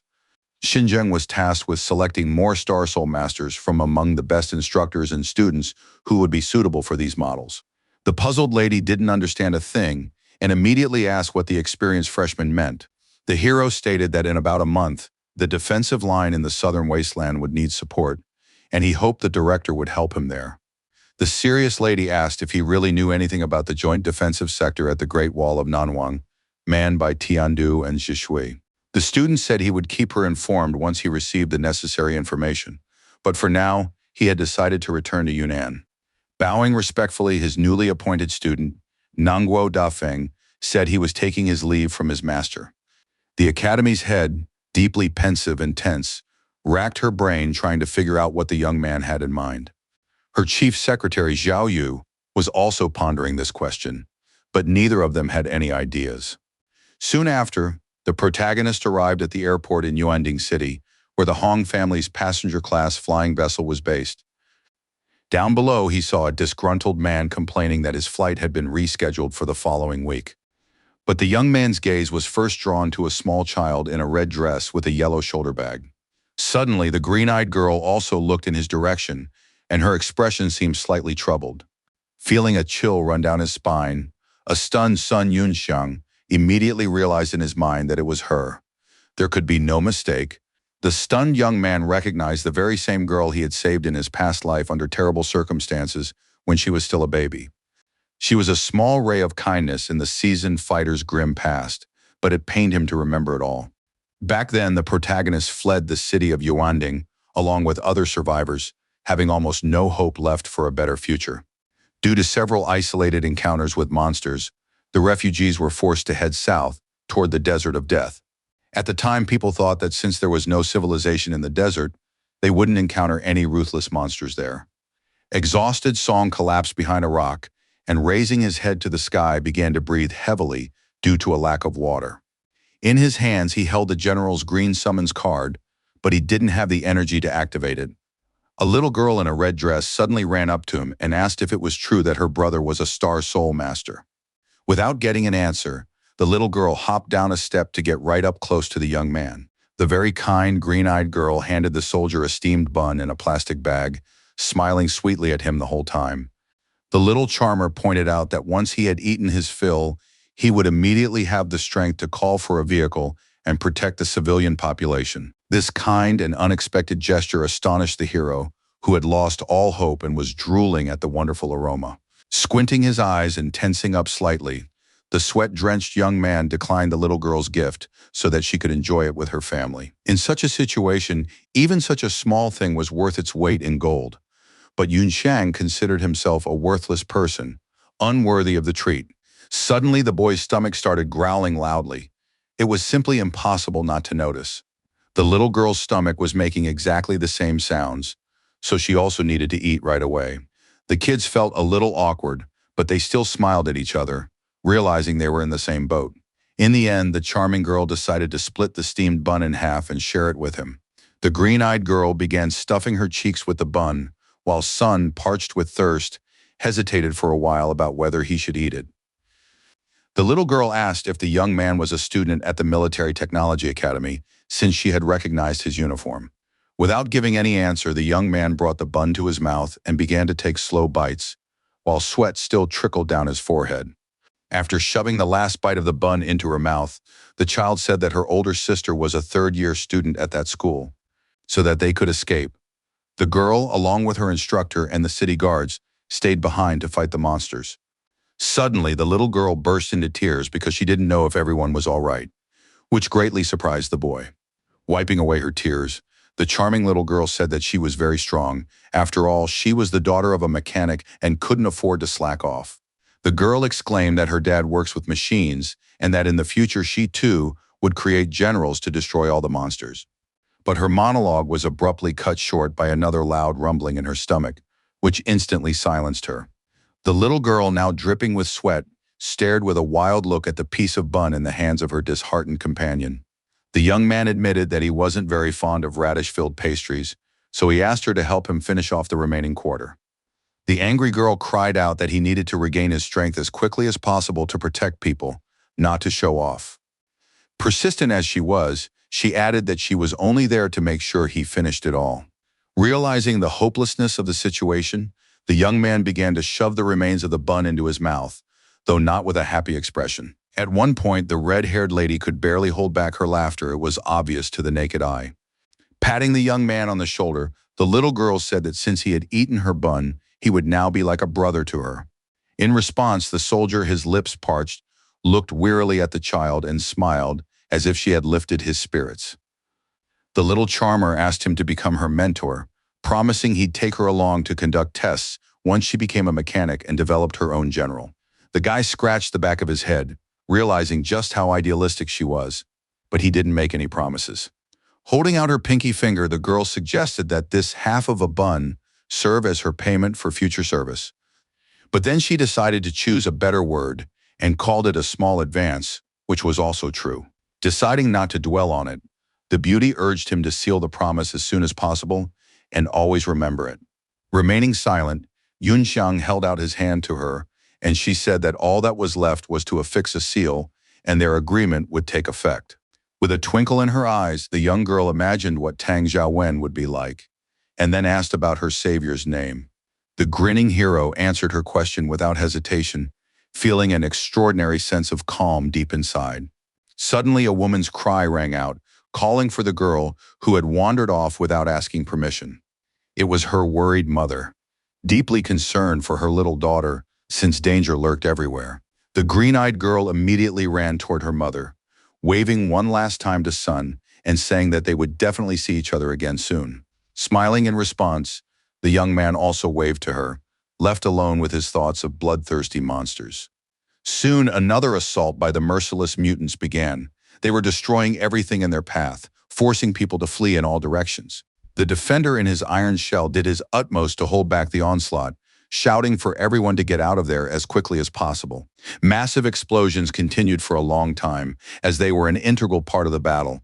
After some time, the battle finally ended, and Sun Yunxiang, seriously wounded, moved forward with slow, labored steps. Blood flowed incessantly from the young master's arm, staining his pants and the sand beneath his feet, but he did not cry out in pain. In an instant, his gaze fell upon the remains of two women's hands, which were clasped tightly together, a sight that looked eerie. The horror of the moment instantly overwhelmed the protagonist's mind. He froze in place and fell into a deep stupor. It quickly dawned on the soldier that the lovely Tan Xiaowen and her mother were gone, and this made his heart clench, as if it were bleeding. Feeling a violent tremor run through his body, he struck the sand with his fist in a fit of rage, his head bowed to the ground. Unable to control his emotions, the young man began to scream at the top of his lungs in anguish. But it did nothing to ease his pain. He was currently at the airport, listening to a hot-tempered man complain that the flight had been postponed by a week. The development director of the Yuanding plant glared at the manager, who said that after verifying the data, they had discovered that he had resigned. His calm wife placed a hand on her husband's shoulder and suggested they forget about it and not waste their nerves on arguments. Their daughter, third-year student Shen Jue, showed the general's draft card, noting that she was a Star Soul Master from the academy. After that, the polite staff apologized for their oversight and made the family happy by allowing them to board the ship. But less than a minute later, it became clear that only the young woman could board the ship, and she was not allowed to bring her relatives with her. Her disheartened parents stood frozen in place, while the beautiful Zhu Wei looked into their eyes with a heavy heart. Suddenly, the confident Sun Yunxiang drew attention to himself when he asked if he could take them aboard with him. The mysterious young man reached into the inside pocket of his white jacket, while those around him watched him with bated breath. The surprised airport employee was momentarily flustered and initially wondered who he was. After showing a silver card, the bold young man asked the girls to keep their chatter to a minimum and to seat his family in his cabin. The shocked ladies hadn't expected to see Mr. Sun and immediately asked him to board the plane. They greeted the young man on the flight with great respect, and he, feeling quite pleased with himself, began to make his way toward the boarding ramp. Shen Dai, who hadn't expected such a turn of events, asked her stunned husband if this man was a friend of his. The nervous man knew that not even the chief engineer could obtain a Hong Trade Union honorary membership card, yet the young man had one. The charming Shen Zhuwei said that this was Yun Xiang from her Military Technology Academy, and her cheeks flushed slightly. Little Zhaowen immediately realized that her older sister had a crush on such a self-assured guy. The angry young woman asked what nonsense she was spouting and began to deny it, even though it was all true. Glancing at the protagonist's back, the young woman murmured that he had once helped her out of a tight spot. Her puzzled father looked at her in silence, while her mother covered her mouth, knowing full well that her daughter had fallen in love. The green-eyed girl also wanted to know more details, so she patiently waited for the older woman to share them. The flight attendant asked the distinguished passengers to approach her so they could board via the VIP aisle. Grabbing his suitcases, Jin Shui rushed forward, and since the girls were traveling light, they kept up with him. The protagonist's cabin was located on the topmost level of the compartment, offering a magnificent view of the Tianzi Garden, where they were all being escorted. Opening the door, a gray-haired lady said that Manager Hong was already waiting for the young gentleman inside. The family members were stunned by the incredibly beautiful room, while the young man remained completely unperturbed. The leader of the trade union immediately noticed the people who had entered, and his expression seemed surprised. After saluting, Fan greeted Yunxiang, noting that they hadn't seen each other in a very long time, but he was still the same as ever. Along with everyone else, the hero followed suit, thanking the man for preparing a rather nice cabin for him. The old man realized that the young man from the Quan Ho Palace had already seen the world, so a luxurious room wasn't the best option for him. The young man introduced his girlfriend from the academy and her family, and then Manager Hong from the pharmacy in his hometown. The polite businessman said that he had been promoted to general manager solely thanks to his young partner, and laughed.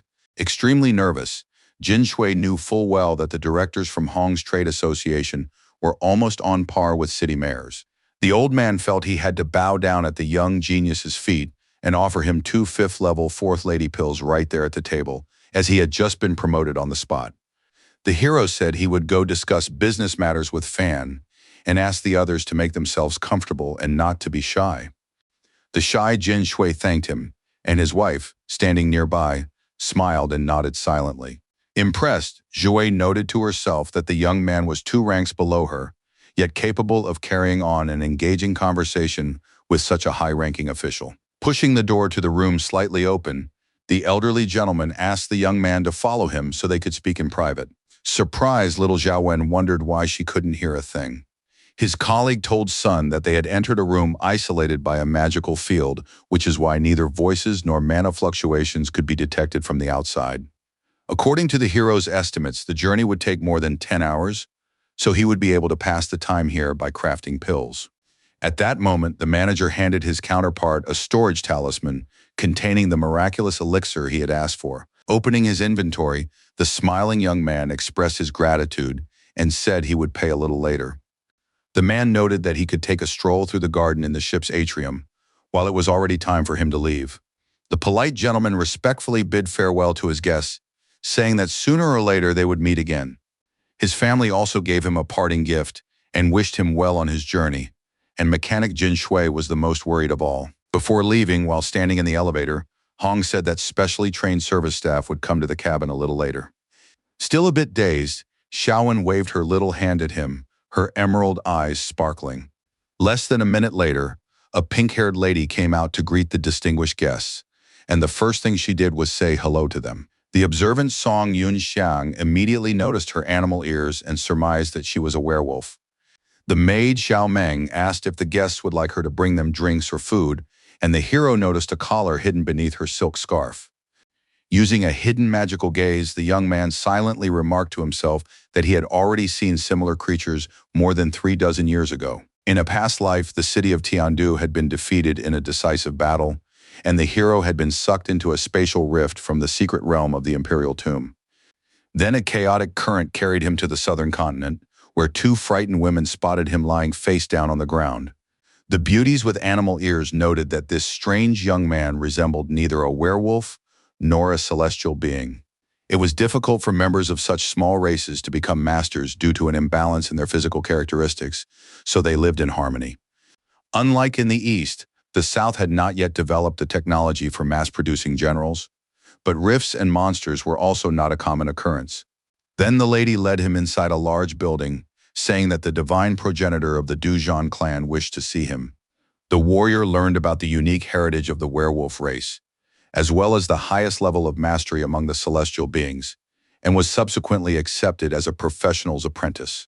The elder was one of the few members of the faction who possessed a general, but his star soul was sealed by the 5 elements array. Once his teacher had said that in 500 years, Yunxiang would be reborn on this continent in human form, as he believed Yunxiang to be the one mentioned in the prophecy. He also recalled the moment when his drunken sister had said that if the stars returned to their rightful places, the commander of the pantheon of immortals would return home. The young man's thoughts were interrupted by a concerned maid who asked if he was all right. The young man didn't know if he would ever be able to return to the southern continent, where so many regrets and unsolved mysteries remained.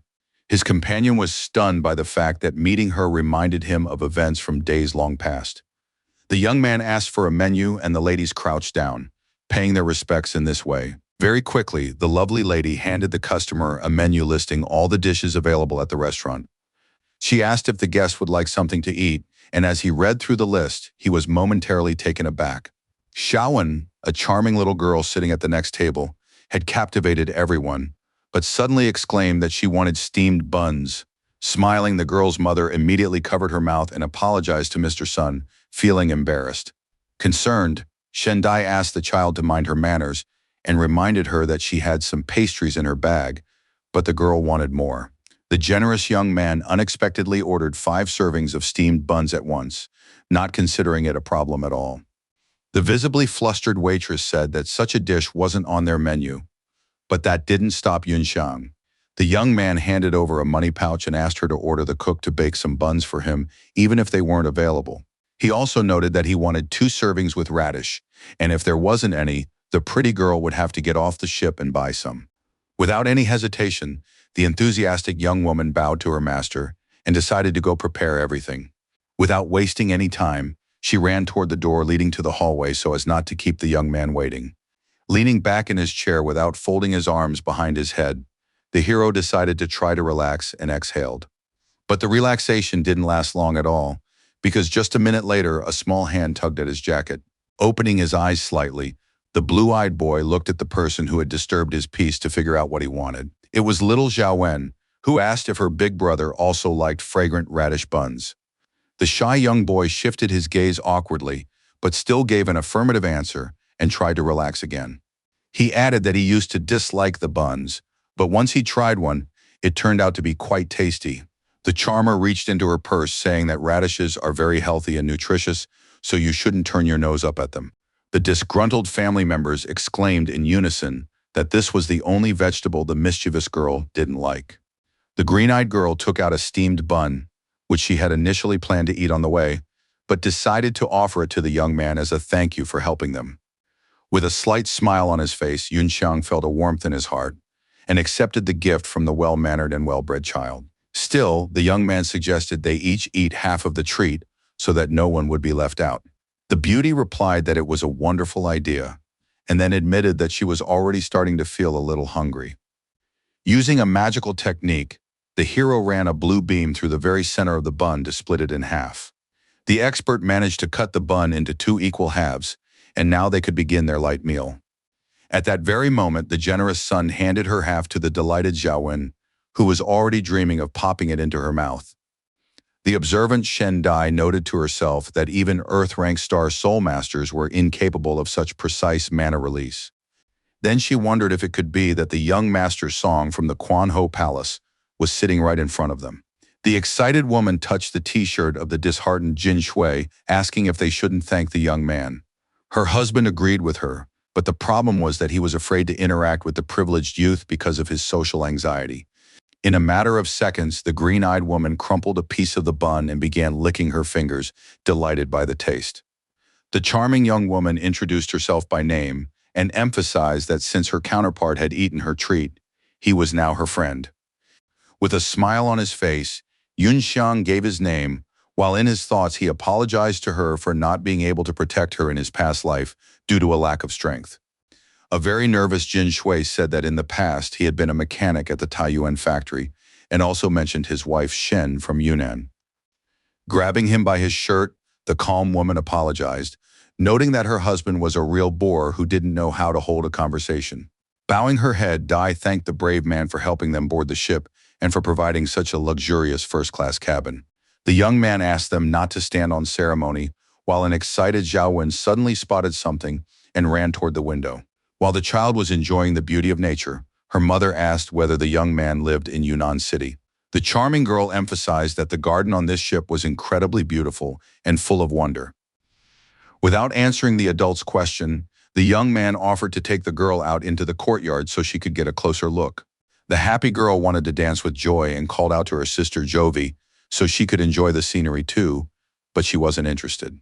Meanwhile, in the cabin across from the greenhouse, a young woman stood, also taking in the breathtaking beauty. The white-haired lady turned her attention to her companion and suggested they go for a walk before bed. Holding the general's draft notice in his hands, the serious young man said he wanted to look at the garden but didn't want to get up from his chair. At the Yuanding airport, as always, there was a constant din due to the endless stream of ships. Meanwhile, in the center of the greenhouse, the maid Xiao Meng was thanking Lady Jinghua for her help. She explained that a VIP guest had ordered steamed buns with radish, and the head chef had said that this vegetable could be found in the central garden. The ship's resident singer smiled, emphasizing that there was nothing wrong with the charming young man having bothered her. The woman described the young man as a curious individual who had the privilege of traveling on a luxury ship, yet ate radish buns. The polite Meng began to leave, and during this, Jinghua asked her to tell the chef that a little soy sauce and sugar could be added. The beauty heard and remembered everything, after which she continued running ahead so as not to keep the guests waiting. Meanwhile, a young couple stood at the entrance to the central garden, having been shown the way by a polite security guard. Suddenly, the man said that the ship would be departing soon, so the greenhouse was temporarily closed and urged them to return to their cabin for the time being. This news greatly displeased the fair-haired lady, who was eager to enjoy the beauty of the sunset. The impulsive Naila cried out that she wanted to go there right now, but the unflappable Fei Gi was in no hurry to calm her down. Still, he placed his hand on her head and asked her not to make a scene, but simply to wait a little while, after which they would return here. The restless young woman had no intention of calming down, which began to annoy her companion, but he kept his composure. Men who was walking toward the kitchen at that moment remarked that people had strange tastes, since adding radish, meat, and even soy sauce with sugar was silly. Suddenly, the doors in front of her opened, and she was stunned to see the angry young woman kicking and thrashing about. The stunned maid stared wide-eyed at what was happening in front of her, not even knowing how to react. A nervous Fei Te shouted for her to be careful, and Naila suddenly calmed down. But it was already too late. The silly girl bumped into the worker with her hand, causing a plate of unwashed radishes to fly out of the woman's hands. Agitated, Meng fell to the floor in pain and immediately realized she was in deep trouble. With tears in her eyes, Nai said they'd bumped heads, which was far from a pleasant experience. Grabbing her by the sweater, Fei asked how she was doing, but she just mumbled that she felt terrible. The hysterical woman exclaimed that her beautiful dress was now dirty and disgusting because of some strange stains. Wiping the garment while kneeling, the maid began to apologize, explaining that she had been in a hurry and hadn't been watching where she was going. Suddenly, someone's strong leg flew sharply toward her, which served as a warning sign. From the force of the blow, Meng's pupils instantly contracted, and she was stunned and turned pale. She was hurled out of the building at tremendous speed, smashing most of the windows and sustaining numerous abrasions. Now the girl was lying face down on the asphalt, and for a moment, it even seemed as though she had died. At the same time, her steel collar began to glint, and she clenched her jaw, which is why, fortunately, she survived. A stern security guard reached for his baton, turning to the insolent man who had dared to treat a lady that way. The stern Fei ordered the pathetic slave girl from the werewolf clan to get out of there and stop bothering him.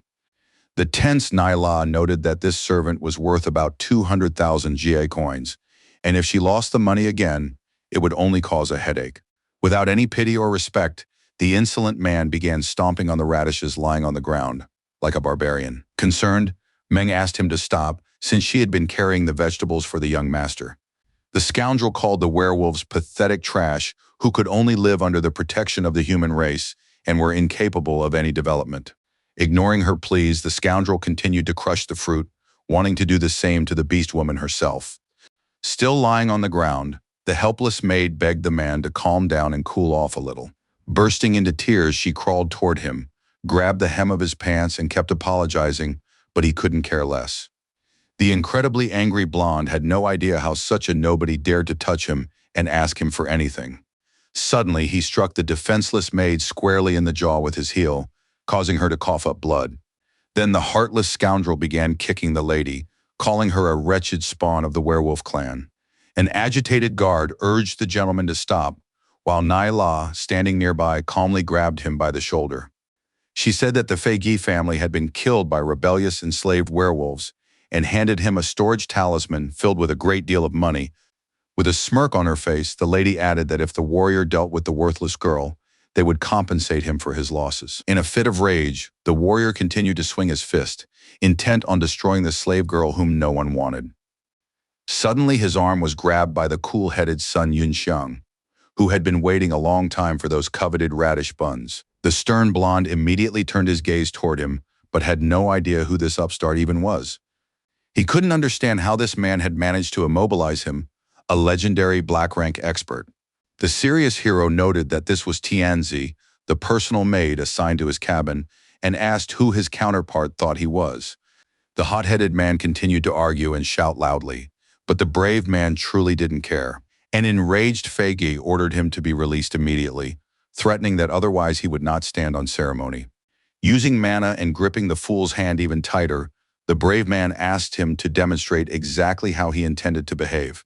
Realizing that the situation was rapidly escalating, the fair-haired man reached into the inner pocket of his jacket and pulled out the general's summons card. But Nyla intervened, apologizing to Yunxiang and explaining that as soon as her companion saw werewolves, he immediately flew into a rage. She held out the talisman containing 50,000 Shai coins, suggesting he consider it compensation for the damage. The emotionless young man took the precious card from her hands and fell deep in thought. Clutching his sore wrist, her companion asked why she was willing to make concessions to some stranger. The enraged girl smacked him on the back of the head, asking if this dimwit really wanted to show off his Star Soul general. She pointed out that they were facing an Earth rank expert, while the stunned kid remarked that there really were a lot of hidden talents in Tiandu. The angry lady ordered Feiji to immediately apologize to the elder whom he had dared to insult. Extremely dissatisfied with the situation, the blond man turned his gaze toward the hero, but remained silent at first. Still, he paid his respects and sincerely apologized for his recent impulsive act. Paying no heed to this, the protagonist rushed over to Zhao Meng, who was lying on the asphalt, asking if she was all right. The helpless girl replied with a tremor in her voice that she was fine, and thanked the young gentleman for saving her. Bowing respectfully, Nyla said it was time for them to go, since they had already wasted so much time. The stern song simply let them go and had no intention of asking any further questions. He merely turned his thoughts inward. The anxious young woman began urging her companion to get out of there as quickly as possible, while they were still able to walk. The serious hero concluded that they were from the kingdom of Shayu, as their skin color and style of bowing were characteristic of that kingdom. The aforementioned kingdom was a confederation of allied tribes located southwest of the country of Tiandu. In his past life, Miran had united the remaining supporters of Taihei and Xiaoyu to launch a joint attack on the warriors' homeland. But Tiandu took advantage of the situation to form an alliance with the kingdoms of Rushal and Longhai, which had always been at odds with his rivals. Their generals were incompatible, and because the homeland was holding back the kingdom of Longhai, Yun Xiang never saw the Xiaoyu army until the decisive battle. Since the kingdom borders the main werewolf settlement to the east, capturing and selling these creatures has become one of the most important sectors of the economy. Therefore, in the eyes of the country's leaders, beastmen were merely commodities, not deserving the slightest respect. If the brave man hadn't spent so much time dealing with the faction in the south, perhaps he too wouldn't have cared about them. The compassionate young man asked if the wounded maid could move and asked her to open her mouth. The professional took a bottle of pills from his jacket's inner pocket and decided to give her a few. The lady jumped up and exclaimed that these were miracle pills and shouldn't be wasted, since she could buy a few more just like her.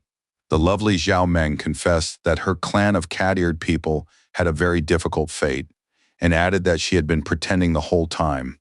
Suddenly, the fighter grabbed her firmly by the throat and ordered her in a raised voice to stop talking nonsense. Being persistent, he roughly shoved a pill into the mouth of the stunned maid, who really needed it but was too shy to ask. Although most members of the werewolf clan were unable to find their own general, their bodies were stronger than those of humans. The shy young woman began to chew the medicine reluctantly, and thin droplets of saliva trickled down her lips. Suddenly, she screamed at the top of her lungs that the gentleman had wasted expensive pills on her. The unflappable young man asked her not to worry, noting that these were ordinary recovery pills, of which he had plenty. In reality, there weren't that many, but fortunately, he still had the ingredients that Manager Hong had given him. Little Xiaowen told her brother that the security guard had warned them that the ship would be leaving soon and that they couldn't enter the central garden. Patting her on the head, the young man suggested they return to their cabin and come back here a little later. This upset the lovely princess, who had wanted to admire the evening scenery, but there was nothing she could do about it. At that very moment, her expression changed drastically with surprise, and she even froze in place, staring straight ahead. The child noticed the maid kneeling on the floor, picking up a radish, and she felt sorry for her. The little charmer ran up to the young lady, exclaiming that she would help her gather the vegetables, since it was difficult to do it alone. Impressed, the maid immediately thanked her, while Yunxiang was walking ahead along the red carpet. Suddenly, he heard someone's gentle singing voice, but couldn't figure out who it was. The melodies were coming directly from the gazebo in the central garden, which the young man had spotted. Inside sat a woman dressed in a white gown, playing the harp to enhance the atmosphere. The charming lady poured her heart into her performance, improving with every note. Looking more closely, the young man began to realize who she was. She was one of the 4 prima donnas of Fenghua Shuiyue in Tiandu, Lady Jinghua, a talented singer known for her voice and performance. The hero still longed for the time in his past life when he was a member of the Black Armor Protection Clan that he had been her admirer. Rumors that the lady had once been a substitute singer on the Hong Airlines turned out to be true. Airport staff warned passengers that the ship would take off in a few minutes, so they urged them to fasten their seatbelts. The next minute, the power cable disconnected, so now people were instructed to remain in their seats. The reactor's operational status was normal, as were both engines, so there was no need to worry. Ultimately, preparations for the Hong Airlines airship were completed, and the pilots requested permission to depart the port. The control tower in Yuanding immediately approved the airship's departure and wished the passengers a pleasant flight. Everyone was warned once again that the ship's hull would shake during takeoff, so moving around was prohibited. In the protagonist's luxury cabin sat little Xiaowen's family, who had turned pale with excitement and were breaking out in a sweat. The sensation of weightlessness was a weakness for the silent Fei Ji, but his companion, on the contrary, enjoyed it very much.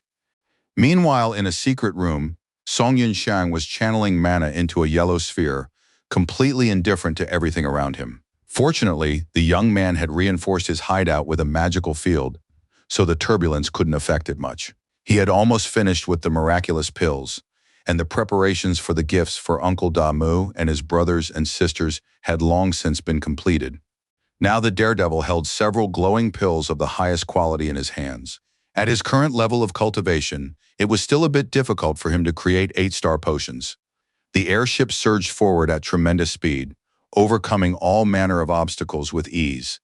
It left behind pink and blue energy beams that looked quite mesmerizing. At the same time, the journey was accompanied by quite a bit of shaking, but that was to be expected. Meanwhile, the little cutie Xiaowen, strapped into her seat, had turned pale and was trembling with fear, but she couldn't calm down no matter what. Her worried mother asked if it was okay for the little girl to sit up front by herself and if she wanted her to give her a hug. The determined girl replied that everything was fine and added that she was waiting for her little brother to come out so she could sit with him. At that very moment, the unflappable Sun Yunxiang entered the cabin. With his hands in his pockets, he headed toward the armchair. The enthusiastic green-eyed girl immediately spotted the young man and, waving to him, invited him to sit next to her. Smiling, the young man decided to grant her request, hoping it would put her at ease. Stunned, Shendai noticed that the formidable young man was walking so calmly across the rocking ship as if he didn't feel it at all. Stunned, Jue realized that the fighter had been able to adjust his muscle movements so precisely that they acted as a shock absorber. Meanwhile, Jin Shui simply passed out and began to snore softly, while his family members continued to ponder the situation. Smiling, Xiaowen said they needed to fasten their seatbelts, and her brother sent a message to someone. The young man replied that he had been writing a letter home to let his family know he was coming back, and that made him feel warm inside. As he clicked the steel buckle into place, Yunxiang caught himself thinking that it had been a long time since he'd spoken such words. Meanwhile, the airship was picking up speed and racing forward, and the turbulence had all but disappeared. At the Sun family's residence, Da Mu, the chief administrator of the Eastern Court, reported that Master Yunxiang's ship would arrive tomorrow at noon. One of the founders of the kingdom of Tiandu and the clan leader, Jingzhong, asked that he be met and that this news be conveyed to everyone. He also ordered that 2 military air defense ships be prepared to escort the vessel carrying the protagonist. His slightly tense counterpart asked whether it might be going too far to use military equipment for personal purposes. The impulsive old man told him to figure it out for himself and added that he shouldn't have to explain such trivial matters. Bowing respectfully, Damu stopped arguing and asked permission to leave the room. The very next moment, he stepped out of the room, leaving the venerable gentleman alone with his thoughts.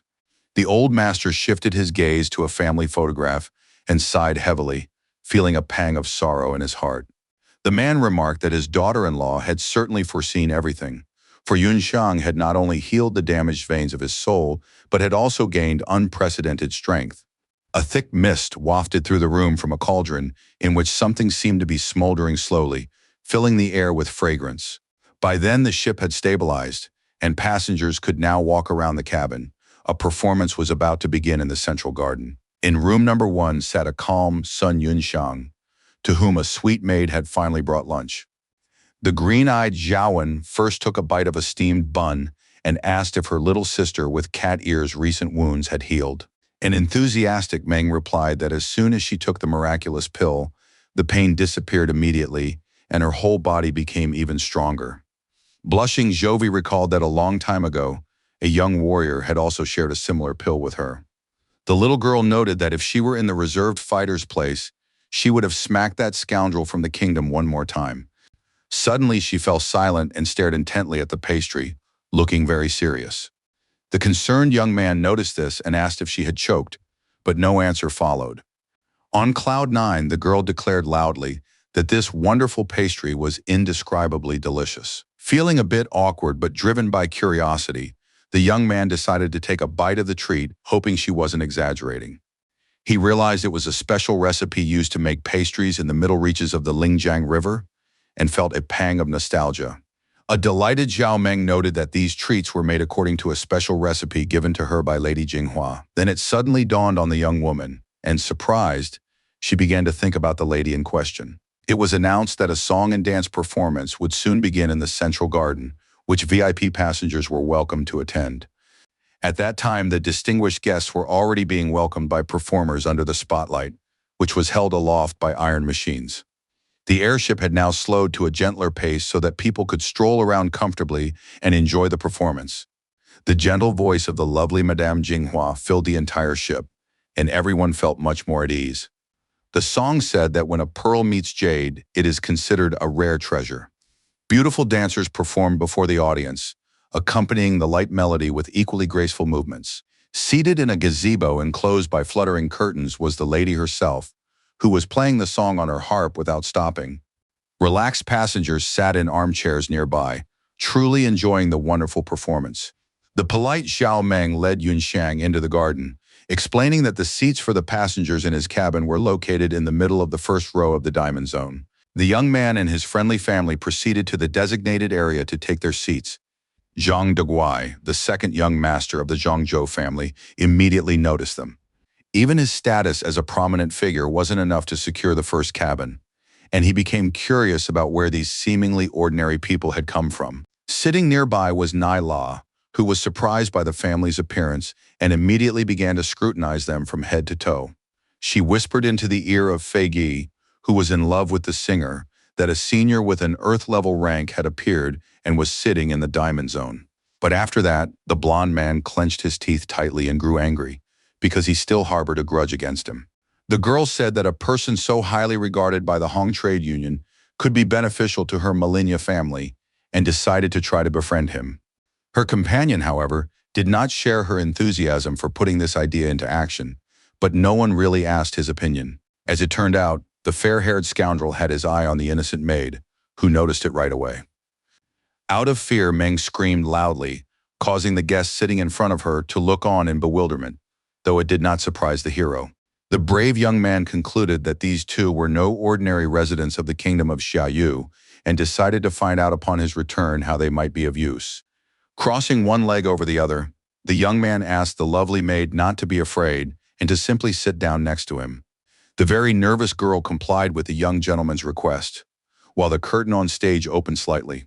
The charismatic host announced that the guests were in for a performance based on the true story of a hero whose strength was comparable to that of dozens of horses. It was a play about the battle for the city of Yunanding, featuring a lone horseman who vanquished bloodthirsty monsters.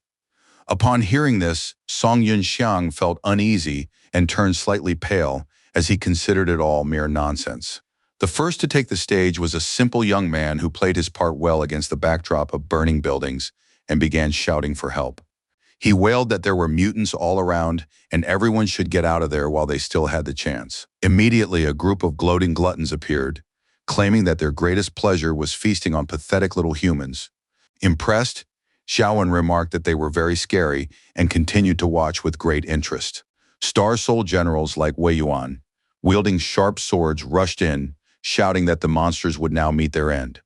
At that moment, a spectacular battle began, in which a small squad of brave fighters held the upper hand.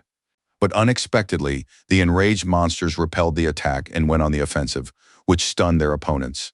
They managed to defeat the trio of attackers, after which they began reaching out with their claws, eager to devour all the humans. The frightened little girl covered her eyes with her hands and screamed, begging them not to do it, while she herself began to tremble. Finally, a more powerful, fearless warrior appeared, who called out to the small monsters in a raised voice. It was the cold-blooded general, with a stellar soul, Zhu Qi, who ordered the vile mutants to stop their rampage. Some of the spectators heard that the mutant attack had been successfully repelled thanks to him, for he had stepped forward and turned the tide of battle. The brave warrior asked everyone to look at him and activated the 1,000 formations technique without further ado. He used this ability 3 times in a row, and an unquenchable orange flame had already appeared all around him. The surprised crowd hadn't expected such an outcome, and watched the twists and turns of events with even greater trepidation. The admiring green-eyed woman also couldn't take her eyes off the knight, who turned out to be the only warrior left on the battlefield. Now the war machine had turned red and was endowed with even greater power, for it was General Lu Bu. One of the men said he had been fortunate enough to see him with his own eyes when he was in town. The warrior asked where his Fantianhuaji was, and the servants immediately presented him with a mighty halberd.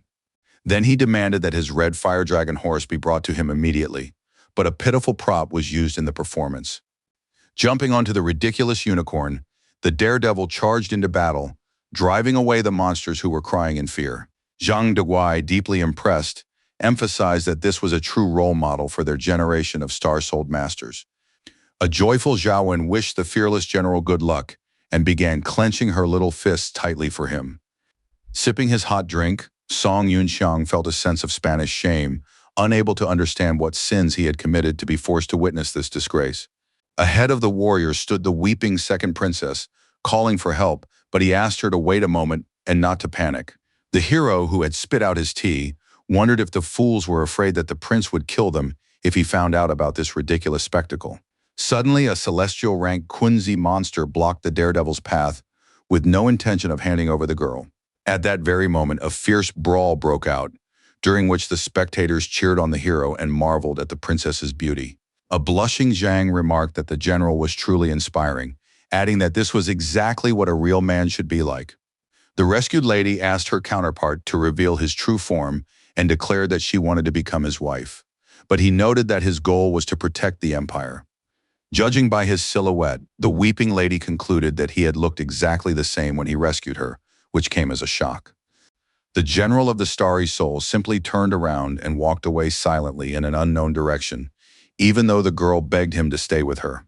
Feeling extremely uncomfortable, Sun Yunxiang remarked that the fools had caused a complete commotion and had simply made fools of themselves. His words provoked the displeasure of a man sitting nearby, who slammed his hand down and called out to him in a raised voice. An angry Zhang Deguai began cracking his knuckles, noting that the young man's remarks showed disrespect toward the screenwriter Jinghua and the actors. The impulsive man demanded an apology in front of everyone, but the unflappable hero initially thought he was crazy. Two burly bodyguards stepped in front of him and asked for the same thing in the most serious tone. The young man admitted his fault and apologized because he was smart and quickly realized it was best not to mess with crazy people. The resourceful Nai La suggested going to help the older man, seeing it as a great chance to build a relationship with him. After taking a closer look at her, Feiga concluded that she was just looking for a little fun to relieve her boredom. Sticking out her tongue, the beauty said she could see right through people, and she thought this guy was worth betting on. The nitpicky Dagwai pointed out that the guest wasn't exactly sincere and asked him to add a little more sincerity to his words. The angry little girl Zhao Wen exclaimed that Brother Song had already apologized, but the fat guy just wouldn't let it go. In a fit of rage, the fair-haired man shouted that everyone present was fat because she had hit a sore spot. At that moment, the calm Nai La asked what was so bad about being called a fatso. The blond man recognized the savages from the kingdom of Xiaoyu and after saluting them, advised them not to go looking for trouble. The cool-headed face said that the fatso had caused a scene and was interfering with their enjoyment of the performance and threatened to kill him. The bald bodyguard intervened and advised them not to be so cocky since they weren't in their own country. Fearless GE ordered the old bald fool to watch his tongue and warned that he could turn him into a pear in just a couple of minutes. The hot-headed Uncle Wu was ready to fight, but Zhang standing next to him stopped him, thinking it was too dangerous. The host on stage diverted the young men's attention from the unnecessary conflict by offering the floor to the lovely lady. The delighted crowd turned their attention to the charming Jinghua, who was also on the podium. The longtime shipboard singer of the Hong Airlines vessel smiled at everyone present. De Guai bowed before her with great respect, beads of sweat trickling down his blue forehead. Head over heels in love with Lady Feiji, he blushed deeply and was lost for words, and was no longer as bold as before. As yet, the woman did not know that she would soon become famous throughout the world and one of the 4 leading prima donnas of the kingdom of Tiandu. The lovely lady said she had heard a loud argument and had immediately come out here to reconcile everyone, so she asked him to listen to her. Scratching the back of his head, the shy, pot-bellied man politely asked the lady to say everything she had planned to say and not to stop. First, she thanked Zhang for his appreciation of her work, but noted that the story of the girl told in the song was based on a legend.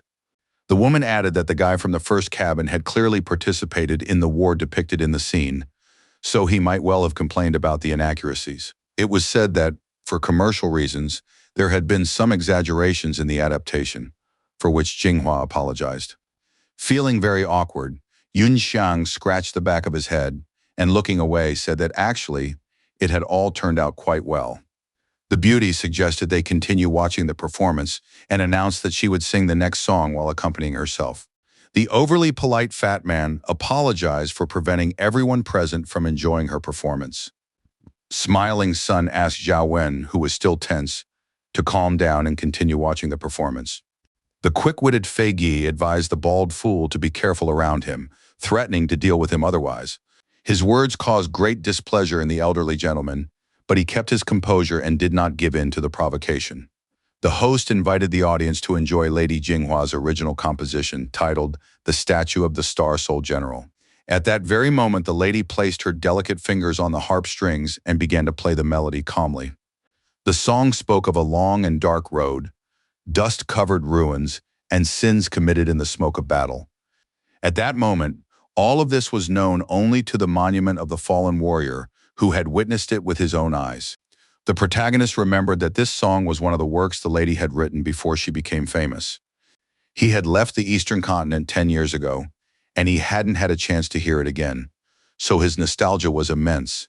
Back then, the young man was a fan of Jinghua, and many of her songs still remain fresh in his memory, especially those from the time of the First World War. A few minutes later, the lady bowed to the guests with sincere respect and thanked them for coming. The delighted audience begged the beautiful singer to sing something else, as everyone was deeply moved. The people were so warm that the woman couldn't refuse them, so she asked what other song they would like to hear. Fat-bellied Zhang had heard that she was currently working on a melody for Burning Star and asked if they would be lucky enough to be the first to hear it. The lady apologized but said she hadn't finished writing it yet. However, the crowd began demanding that she perform it. The cheers wouldn't stop, so Jinghua had no choice but to give in to the pressure and begin to sing. Although the song didn't have an ending yet, the lady hoped the audience would be inspired by the live performance. Clutching her harp close to her chest, the singer asked everyone present to enjoy her latest creation. The calm Yunshang knew that this melody had brought the lady fame in the past, making her one of the 4 leading prima donnas. Sitting down on a chair, the lady began to sing in a gentle voice about a hero who opened his eyes deep within a frozen flame.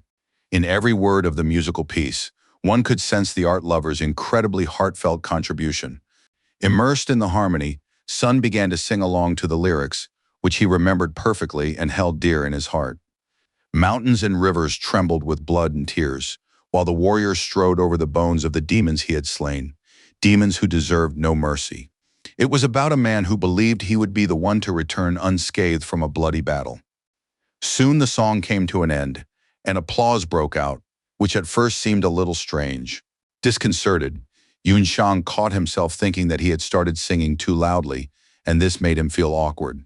The flustered young man began shaking his head from side to side, completely confused, while the people around him were shocked. Orange maple leaves suddenly began falling onto the stage where the singer was sitting at that moment. The woman's hands began to shake violently, and she seemed afraid to lift her head and look at the audience. Surprised, Xiaomeng whispered that Jinghua hadn't yet finished writing the last lines of the song, but the stunned young man had just sung them.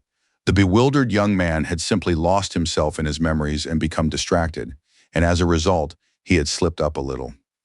The woman said she had struggled with the ending for a long time, so she asked the young gentleman to accept her bow. The stunned young man was completely flustered and didn't know how to behave.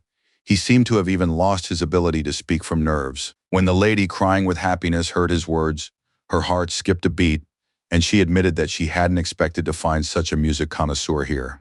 The young man wondered if this wasn't like cheating on an exam when he already knew the answer. As the performance drew to a close, the airship began to pick up even more speed, spewing gray smoke. Suddenly, a green light enveloped the surprised Jinghua, who stared at it with wide eyes. The woman quickly realized she was breaking through to the next rank, and during this process, she experienced mixed emotions. She had been stuck at the peak of the yellow rank for a long time, and never could have imagined that simply hearing the young man singing would give her the opportunity to evolve. With every passing second, the singer writhed more and more in pain, but all she could do was endure it.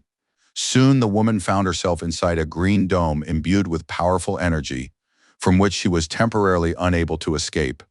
A bright beam of light began to shoot into the sky from the very center of the airship, emanating from her, which alarmed some of the passengers. Stunned, Zhang Deguai couldn't believe that Miss Jinghua was also a Star Soul Master and had broken through to the black rank. The calm hero knew that when the mind is freed, the problem hindering the transition naturally weakens. Black clouds of smoke suddenly appeared in the sky, illuminated by flashes of violet lightning. The wary young man noticed the rift appearing due to the sudden vibrations, but couldn't figure out where it had come from.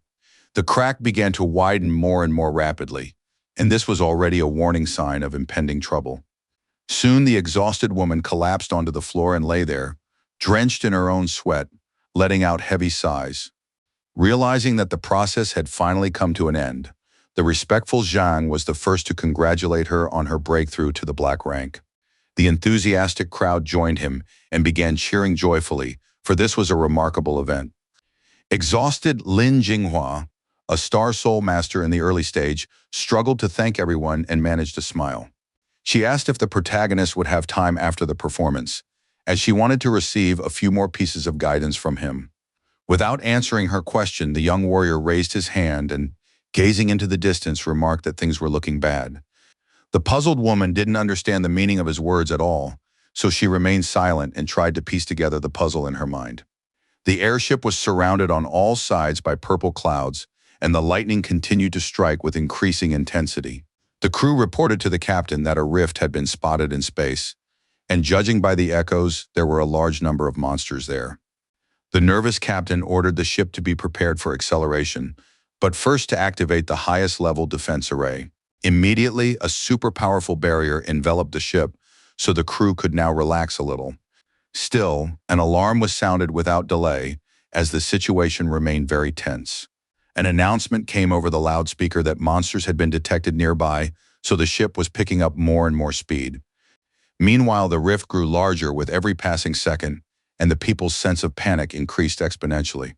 Bifana monsters began to emerge from the rift in groups, each possessing power ranging from yellow to earth rank. They constantly used magic and fired lilac spheres as energy projectiles. With dense beams, the creatures attempted to heat the dome to extreme temperatures in order to eventually reduce it to ashes.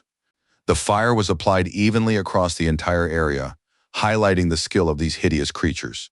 The people on board lost their balance and fell to the ground due to the intense vibrations and jolts.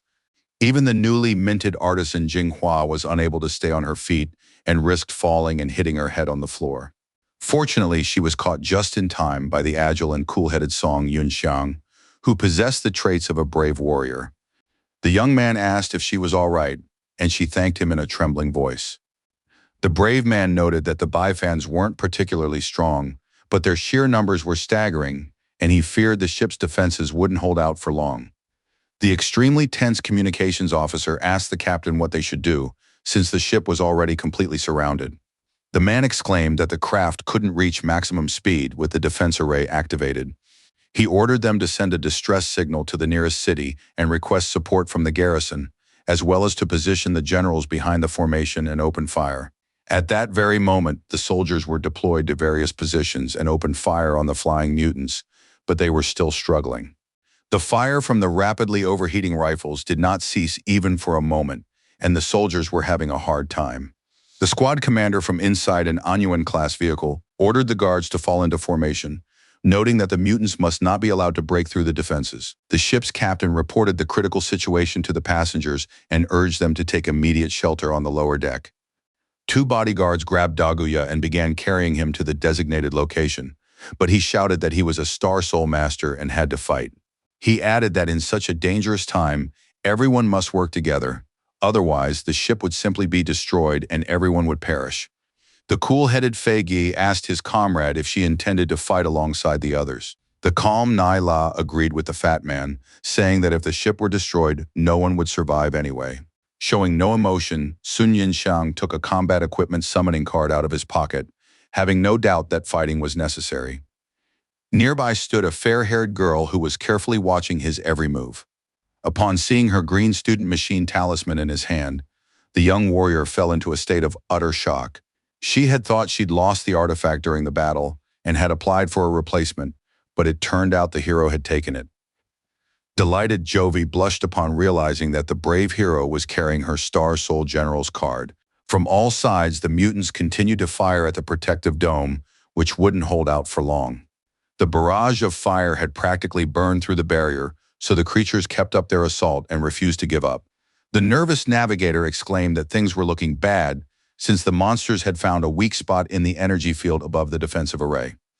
The extremely serious captain ordered a security detachment to be sent there immediately. The assistant exclaimed that the fighters could not leave their current positions under any circumstances, as a fierce battle was raging at the ship's bow.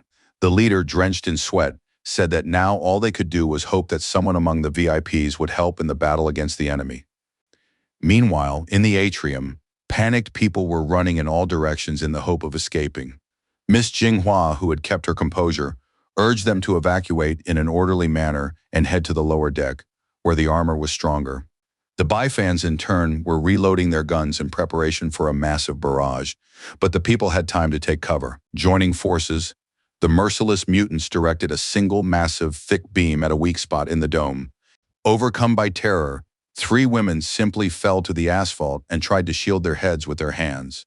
At that moment, a section of the barrier began to crack violently, and projectiles were already flying through it.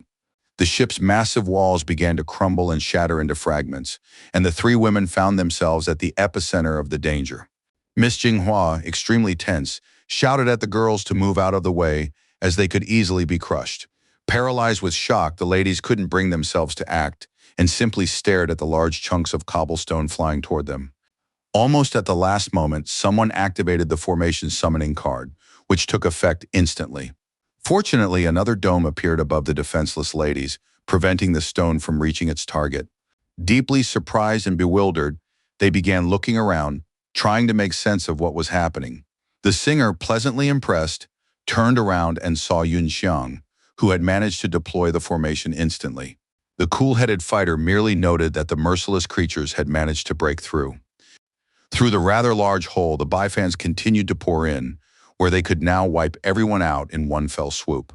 Alarmed Zhang Deguai shouted at Uncle Wu, who was standing nearby and wouldn't let him fight. Without saying a word, the elderly gentleman leaped off the ground, though his intentions remained unclear.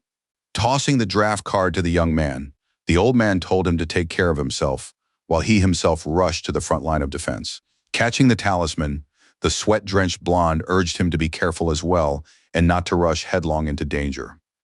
Right there in midair, the brave young man activated the process of constructing his star soul, eager to join the battle immediately.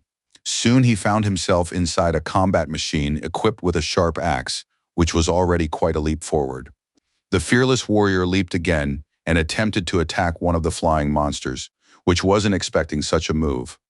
After that, he managed to land a whole series of successful strikes that caught his opponent off guard.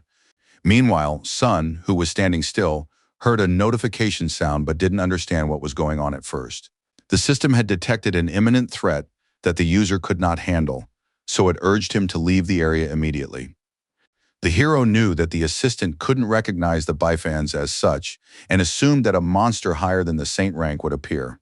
The young fighter also knew full well that at this altitude, there was no way he could safely escape with so many people.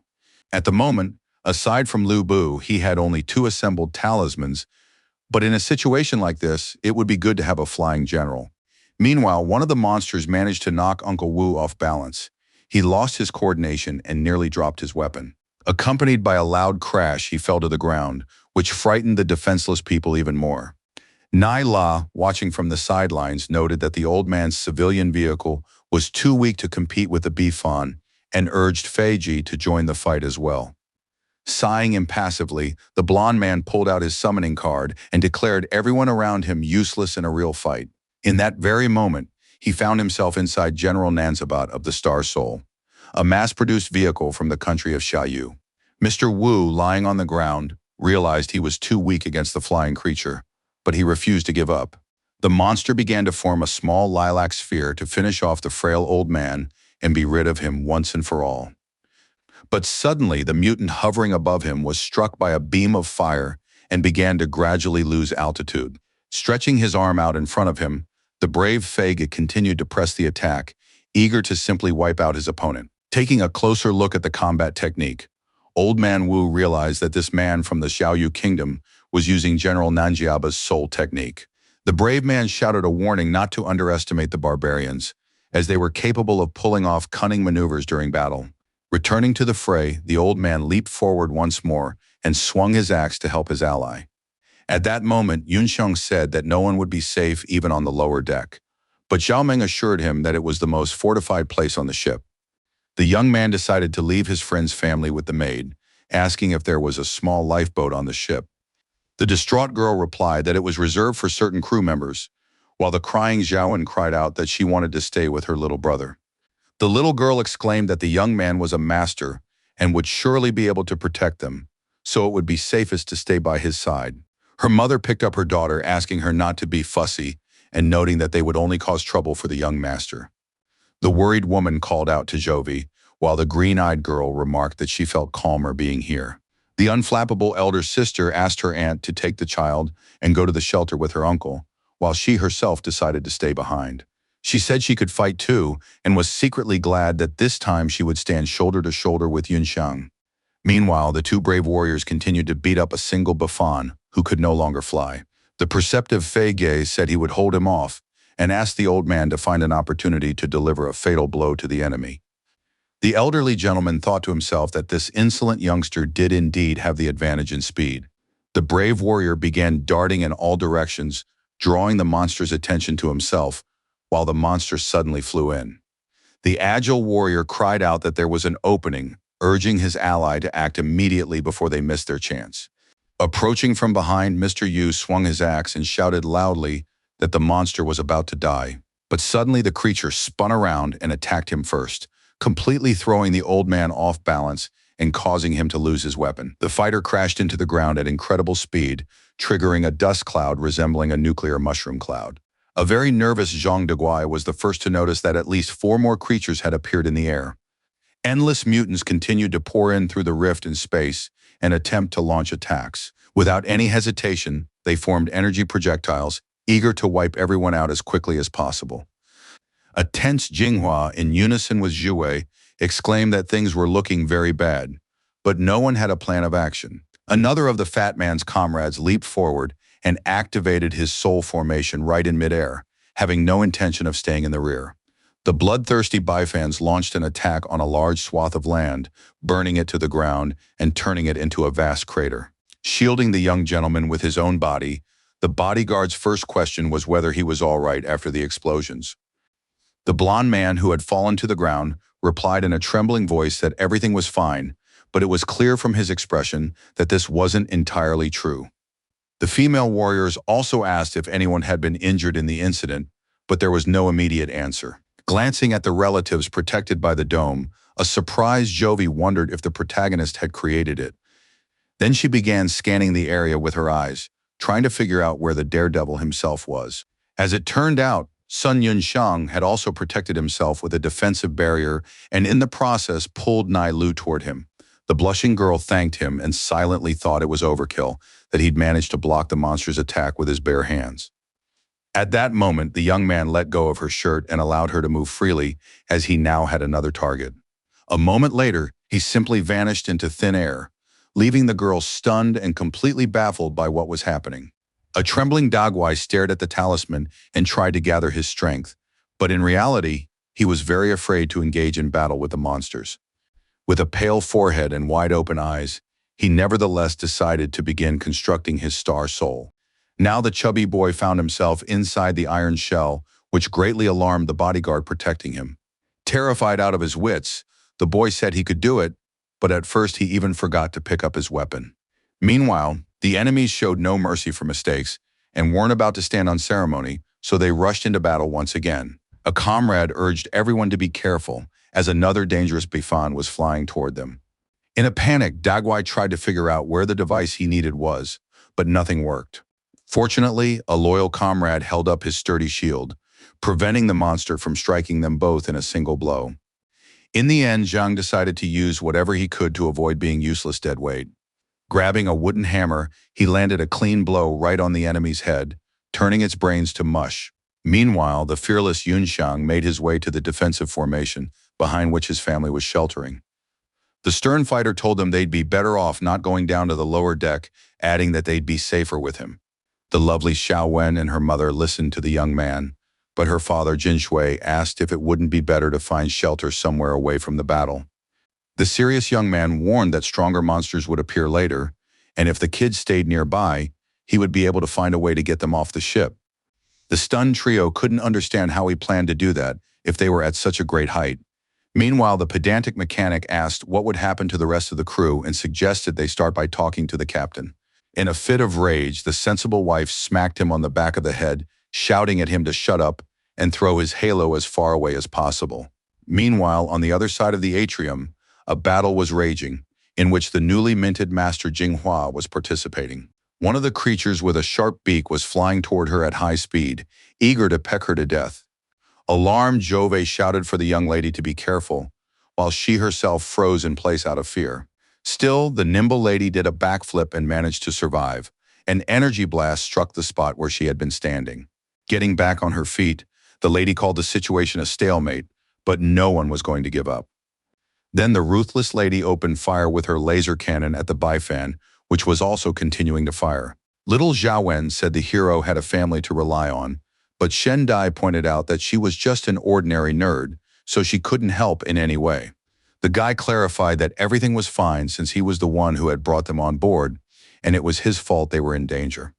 He added that he would make their safety a top priority and urged them simply not to worry. One of the burly bodyguards pinned Old Man Wu to the ground and began pressing down hard, making it impossible for him to breathe. The elderly gentleman tried everything he could to break free, but his opponent was incredibly strong, and it was difficult to resist.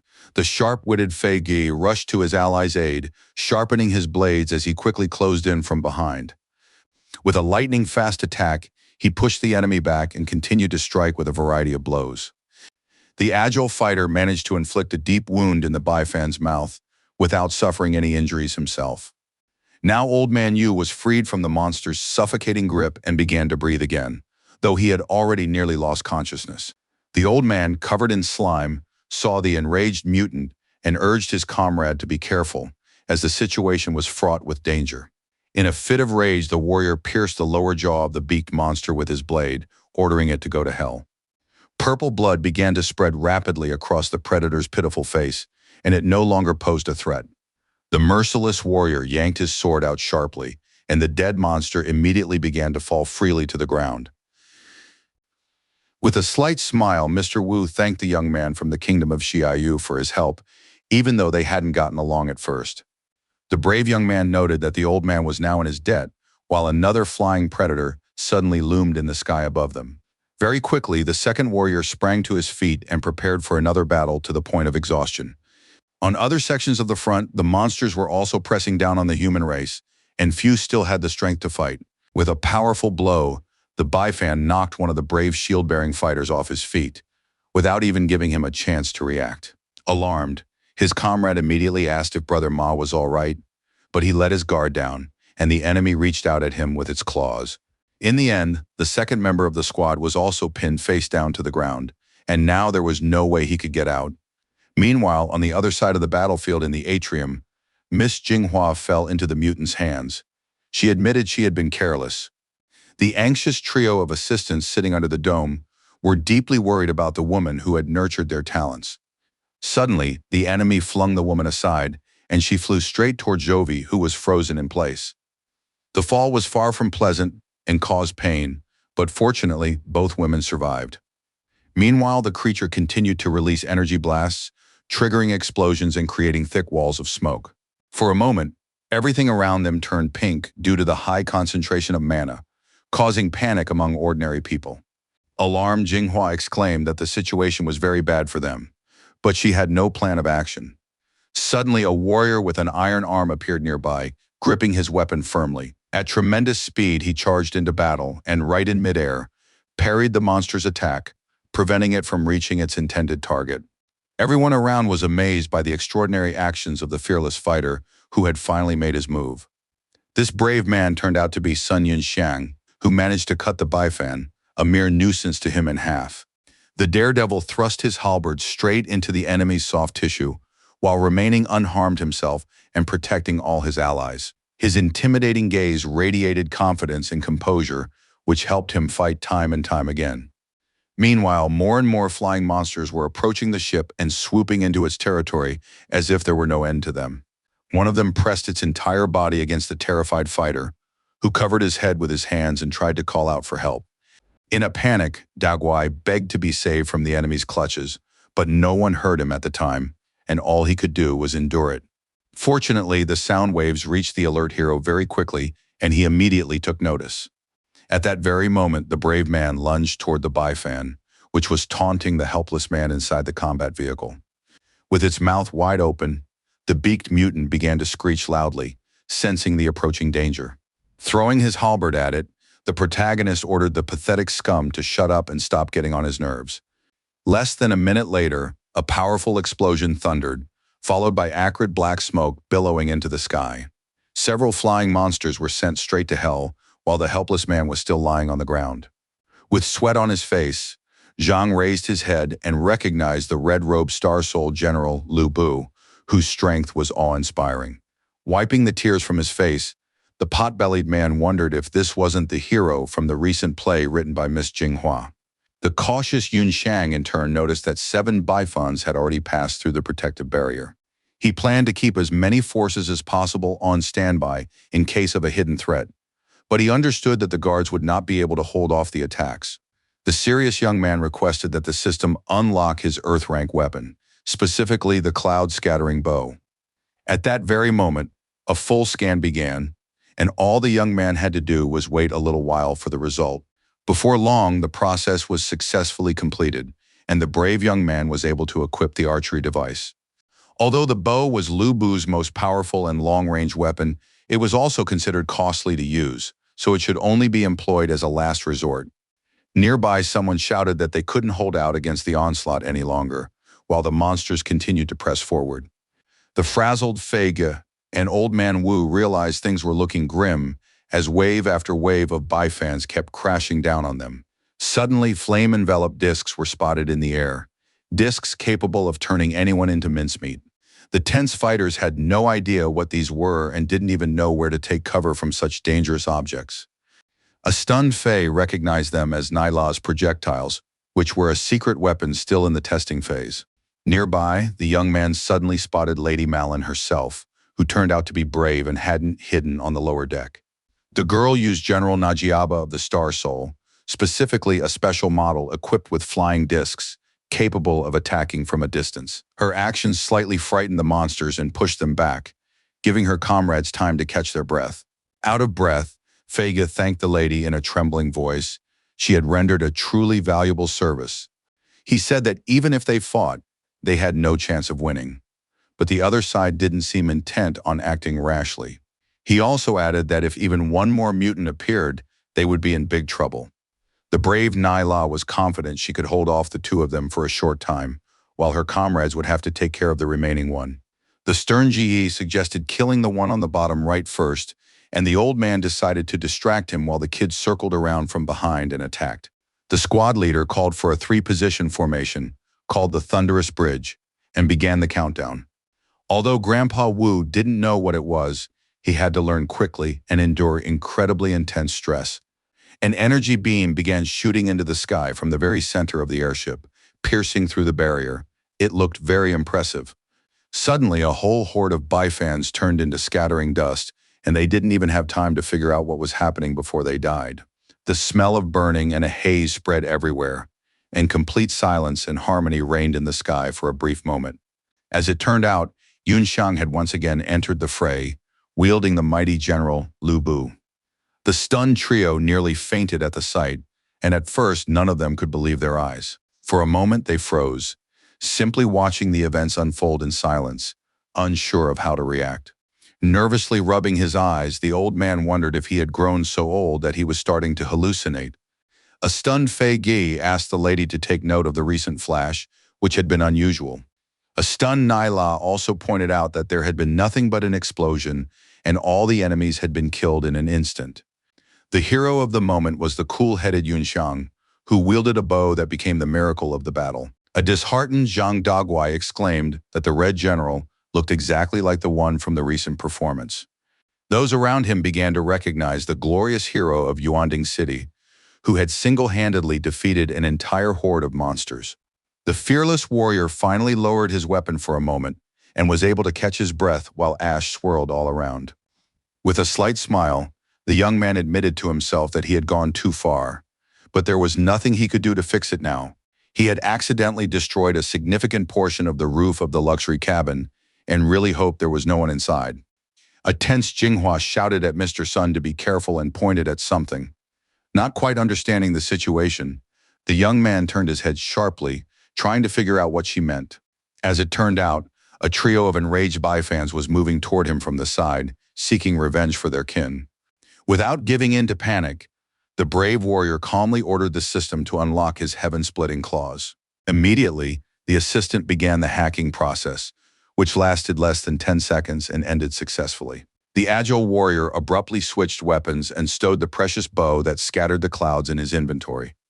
The reconfiguration of his shell took place incredibly quickly and looked entertaining, and most importantly was a necessary step. Soon Sun Yunxiang was finally able to use his claws and attack the next wave of pathetic creatures. With lightning-fast movements, he began fending off his enemies, not letting them get close enough to strike. Just then, a bifan that had flown in stopped and began screaming loudly, as it had been firmly seized by the paw.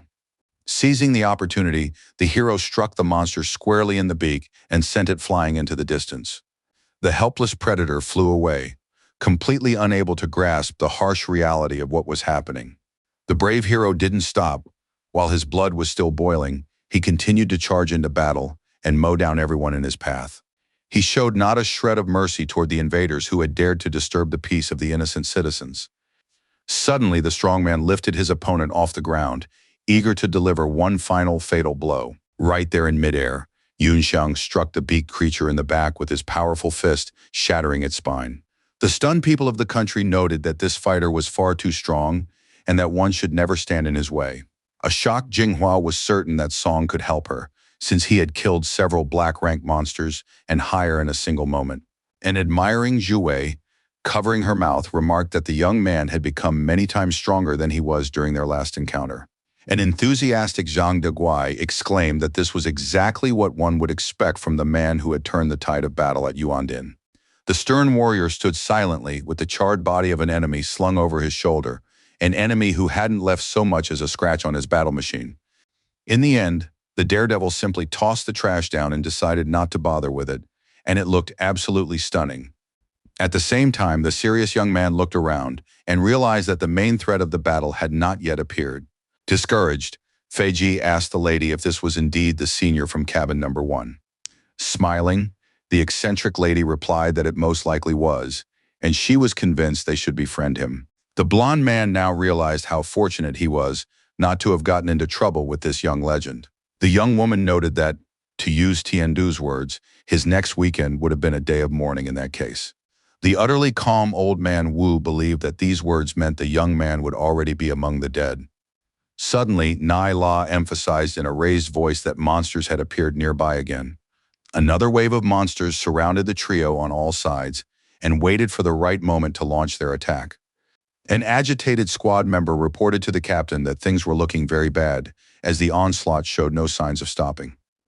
The nervous navigator exclaimed that the defensive array was unstable and would soon collapse completely. Keeping his composure, the leader ordered them to continue sending distress signals on all channels and hoped for reinforcements to arrive. In a panic, the crew began shouting that the monster had spotted them and that they didn't have much time left. The beaked monster spotted the bridge and began ramming its window, desperate to break through the wall and burst inside. The tense commander leaped from his chair and shouted for all personnel to evacuate the bridge immediately. The reinforced glass was already on the verge of shattering, but suddenly an elderly gentleman froze in his tracks upon seeing something strange. Suddenly, General Lu Bu reappeared on the battlefield and pierced the mutant right through with his halberd. Grabbing the pitiful creature by the neck, the brave man began hurling it in all directions, inflicting unbearable pain. Having dealt with the hideous scum, the fighter, slightly splattered with purple blood, threw it away from himself. With a trembling voice, the stunned captain began to say that there was an extraordinary man among the passengers on their flight. His astonished colleague couldn't believe that this was the Red General of the Starry Soul, the one they had spoken of in the performance. The protagonist spent some time in the air, where he relentlessly dealt with pesky monsters. The enthusiastic commander hadn't expected the city's hero to be on his ship, and exclaimed that both of his daughters were big fans of his. The delighted man asked a subordinate to go get 2 autographs from this gentleman for him, which caused some confusion. Then he considered getting 1 more autograph for each of his wives, so as not to offend anyone. At first, the leader ordered 6 more autographs, but then changed his mind entirely, which angered his colleague. Biting his t-shirt, the assistant promised himself that he would be promoted to ship captain, and once he became one, he would take 8 wives. Meanwhile, the sky was still filled with pesky bifans who refused to give up on their plans of conquest. One of the fighters reported to the commander that there were too many monsters and that their comrades had suffered too many casualties to continue fighting. The leader reminded them not to forget that the ship's safety rested on their shoulders and that the passengers' lives were paramount. The young man, a tear rolling down his cheek, mentioned his 80-year-old mother, who would not be able to survive his death. An elderly gentleman interrupted him, exclaiming that everyone had a family, but that the financial aid from the Hong Guild would be enough for all of them to live out 3 lifetimes in the village. At these words, the young man was rendered speechless and simply froze, for the realization was too terrible to bear. Still, rage overwhelmed his mind, and now he began calling out to the accursed mutants, shouting that he would fight them. One of the monsters with a long beak flew toward him at tremendous speed, eager to prove its invincibility. Pushing the young man aside, the old guard decided to take the blow himself, while urging him to spare his life. In the end, the kamikaze crashed into the commander, inflicting severe injuries on him and knocking him aside. The alarmed comrade realized the hopelessness of the situation and began to shout, worried for his devoted comrade. From all sides, the thugs continued to swarm the guards, giving them no chance to catch their breath. The severely wounded man began to scream loudly in pain, and the electric shock coursed through every millimeter of his body. Feeling a momentary sense of relaxation, he wondered to himself if his life had truly come to an end. Overcome with joy, the captain told himself that, once his family received the benefits, they would finally be able to pay off all their debts, so his sacrifice would not be in vain. But suddenly, Yunshang's sharp halberd flew past him. Yunshang had no intention of abandoning anyone in distress. With a single blow, the brave warrior took the life of yet another predator who had dared to attack the peaceful population. The bewildered fighter began to shake his head and look around, trying to make sense of what was happening, for he had already resigned himself to death. The invincible warrior held the now dead mutant in his hand, thereby showing that no one was better off crossing him. The shaken commander thanked him for the rescue in a trembling voice, still in a state of severe shock. But the battle was not yet over, and another wave of agile creatures loomed over the protagonist. The serious-looking man remarked that in such a situation, it would be more convenient to use Cao Zhenya or Ao Bin. Kneeling down, the loyal allies began to express their gratitude to the Lord, and he asked them to step aside for the time being. In the upper left, he spotted 13 enemy targets and 9 on the right, which was also a considerable number. The brave warrior decided to test himself in such an unusual situation and gripped the hilt of his weapon more firmly. At that very moment, Sun lunged into the attack and began to terrorize the Bifans hovering in the sky, intent on reducing them to dust. A long energy beam was aimed at the swarm, but unfortunately they all managed to dodge it. His tense comrades were furious at the nimble creatures, since not a single one had been hit by the attack. However, the daredevil had no intention of stopping and resorted to using the dragon's tongue bow. Infusing the arrow with a large amount of mana, he sharply drew the bowstring and targeted several targets at once. Without wasting any time, the general released the arrow and expressed hope that this time everything would work out. An incredibly bright light spread over a large area and even blinded the enemies, which played into Yunshang's hands. This time, all the flying monsters were caught in the blast radius and couldn't dodge, so victory went to the fighter. Each one began to lose altitude and crash into the asphalt, while the hero stood aside and watched the fruits of his labor. His exhausted comrades stood behind him, also watching, hoping it would all finally end. They were amazed that the Red General had killed so many monsters with a single shot. Black smoke was now billowing into the sky from all directions, and the smell of burning didn't fade for even a moment, but no one paid any attention to it. Some of the Bifans were lucky enough to escape with only injuries, and now they were eager to avenge their kin. An agitated team member exclaimed that the remaining creatures were calling for reinforcements and that this had to be stopped immediately. In less than a minute, a whole horde of monsters had gathered in the sky again, which dampened their fighting spirit. The protagonist wondered if it could be that the system, when warning of a threat, had meant new monsters that had clearly reached the Earth rank. Paying no heed to anything else, the large Bifans began firing energy blasts to quickly suppress the enemies. A trembling ally, overcome with fear, asked his older brother to fire as he had before. The fighter realized that even if he managed to deflect the intense beam attack, the hull of the ship behind him would likely not withstand it. Meanwhile, the horde of enemies continued its advance and was occupying an ever larger area of territory, which threatened to lead to the humans' defeat. But suddenly a barrage of fire was unleashed from the ship's cannons, and the flaming shells could destroy everything in their path.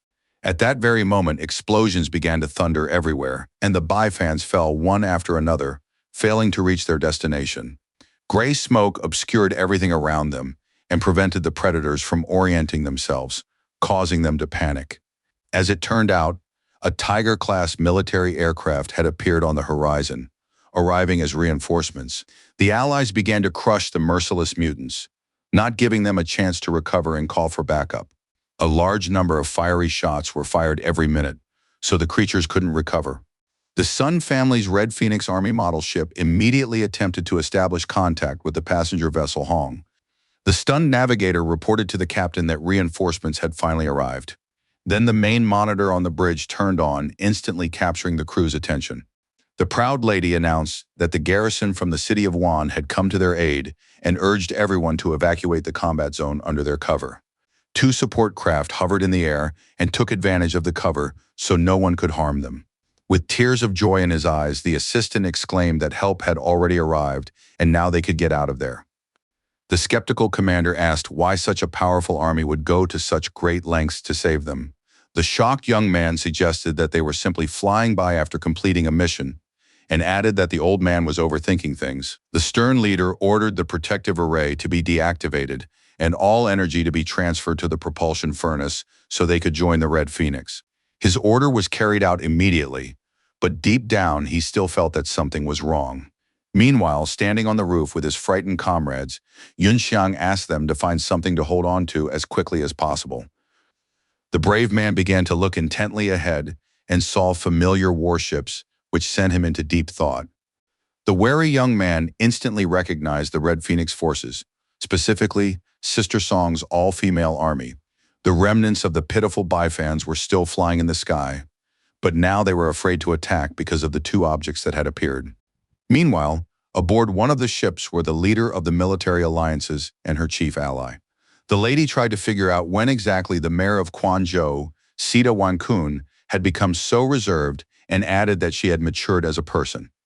The man noted that he was now merely the manager of the eastern courtyard of the Sun Mansion and asked not to be addressed by his former title.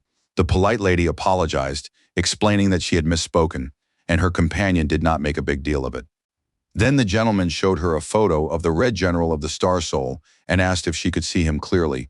The surprised lady immediately recognized the strong man who had previously saved the second prince and absolutely everyone in Yuanding City. Smiling, Yunjin remarked that even though this marquis was a good-for-nothing, luck always seemed to follow him. She added that if it weren't for this daredevil, the people on the ship wouldn't have made it in time to receive support from the army. In his mind, Wan Kun mused that when his counterpart found out this man was Yunxiang, whom she had considered a cripple, she would be in for a huge shock. The elated navigator reported to the commander that the ships had reached the protection zone, meaning they were safe. But at that very moment, a report came in that the beasts were about to launch an attack and were gathering right behind the vehicles.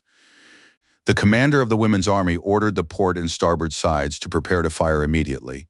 At that very moment, the flamethrowers began to swivel and load their shells, so the situation became tense once again. Powerful explosions began to rumble everywhere, and the bright light from them could even slightly burn the cornea of the human eye. Meanwhile, General Loi Bu said it was time for him to return, and asked his allies to start looking for a safe place as well. Suddenly, the system detected signs of high-order cracks forming and warned the user to evacuate the area within 5 seconds. The tense young man had no idea what was going on, but he had his suspicions, so he was a bit flustered. Gray, acrid smoke billowed from the very center of the ship, and the shattered structures were visible from a bird's-eye view. Nearby was a whole group of people, including ordinary civilians who knew nothing about martial arts. Out of breath and with sweat on his face, Zhang Deguai was trying to catch his breath, while the cocky Fei Ji remarked that, surprisingly, the fat guy was brave. Grinning, the blond man pointed out that guys from that part of the country were all like that, so it wasn't wise to make fun of them. With her mouth watering, Nyla calculated that Hong's insurance would reimburse them a whole lot of money, and she had just purchased a quadruple safety package earlier. For her part, the polite Jinghua thanked Chen Zhuwei for fighting side by side with her and urged her to have a glass of something to drink. The girl hadn't expected that Miss not only sang beautifully, but also seemed to be such a powerful master of the stellar soul. At the same time, the woman noted that if it weren't for the young blood protecting her, things would have turned out differently. Suddenly, the Red General landed loudly right next to them, and his appearance nearly made everyone's hearts leap out of their chests. A nervous Yun Xiang popped 3 pills into his mouth at once and shouted at Xiaowen as if something had happened. Opening his large iron hand, he urged his friends to hop in quickly as they needed to leave immediately. A bewildered Jin Shui began shaking his head rapidly and asked what the current situation around the ship was.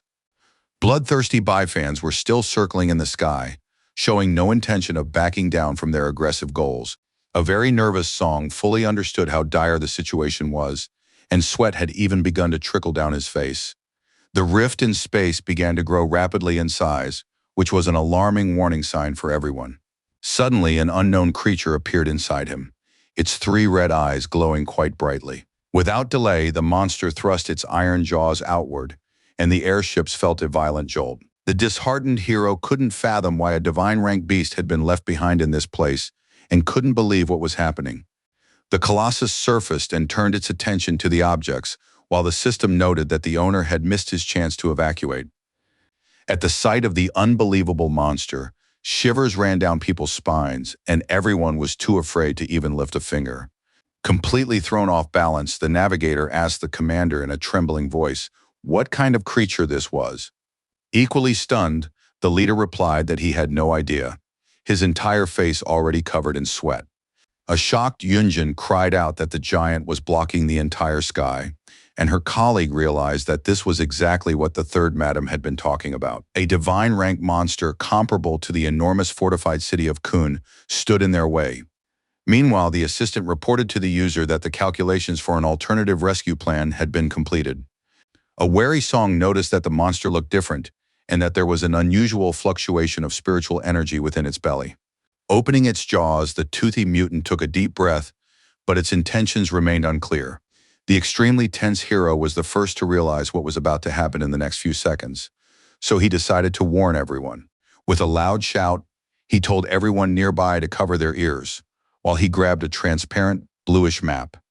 The creature began to roar at the top of its lungs, releasing a massive amount of suffocating energy to wipe everyone out.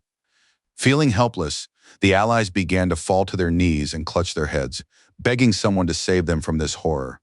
Blood began to gush from the nose, ears, eyes, and even the mouth of one of the people, who screamed loudly in unbearable pain.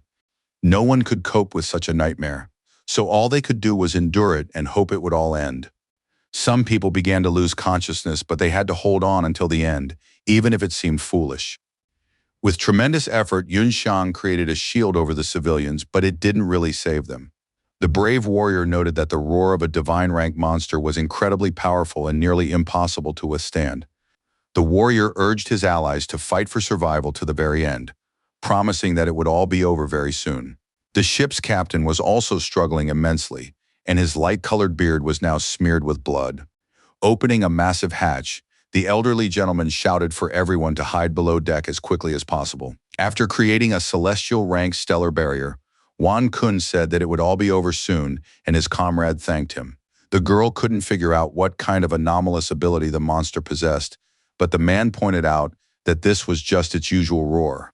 The stunned girl asked if they wouldn't simply die if the creature started bellowing a few more times. The stern manager noted that if the mutant started screaming again, they would have to cut him off while he was still inhaling, or else they would be doomed. A serious Yunjin addressed all the ships in a raised voice, ordering them to prepare the guns on the port side. All the ships immediately began to maneuver, and every navigator hoped with all their heart that her plan would work. One of her subordinates soon reported that the auxiliary cannons were ready to fire, and the target had already been locked on. Next, the crew remained to complete the final preparations for the upcoming shot, into which they would have to pour all their strength.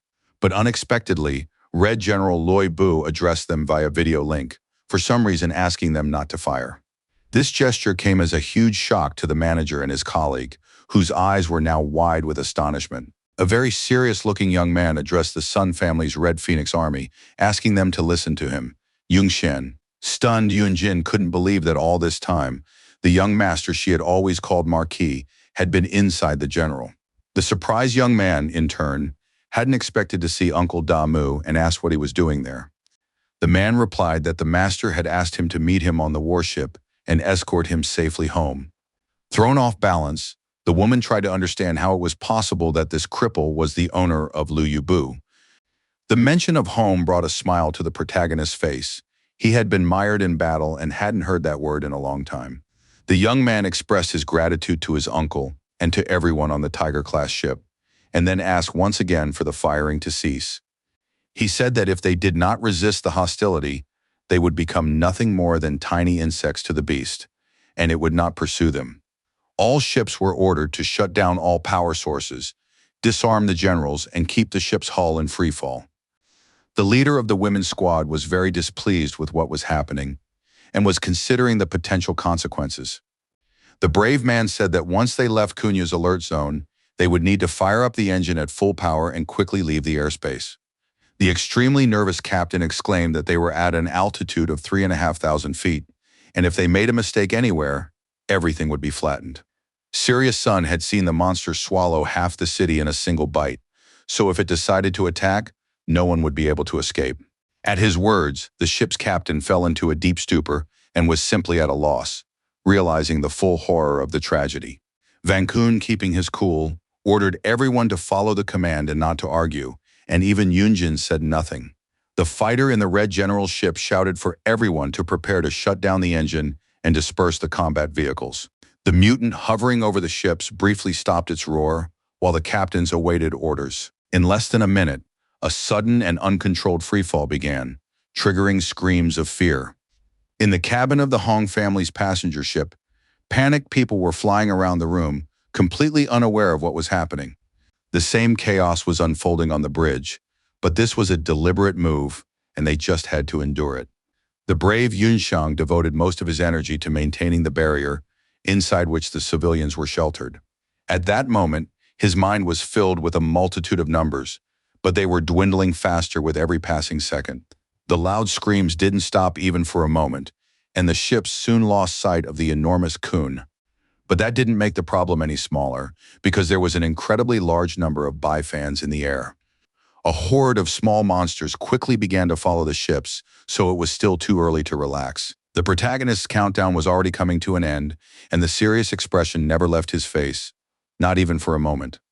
The brave man ordered the power sources to be activated immediately, and the ship to set a course in the direction he specified, beginning to pull away at full speed. The ship's captain and the rest of his comrades listened intently to the experienced fighter, and no one dared to argue with him. At that very moment, the craft began a sharp acceleration.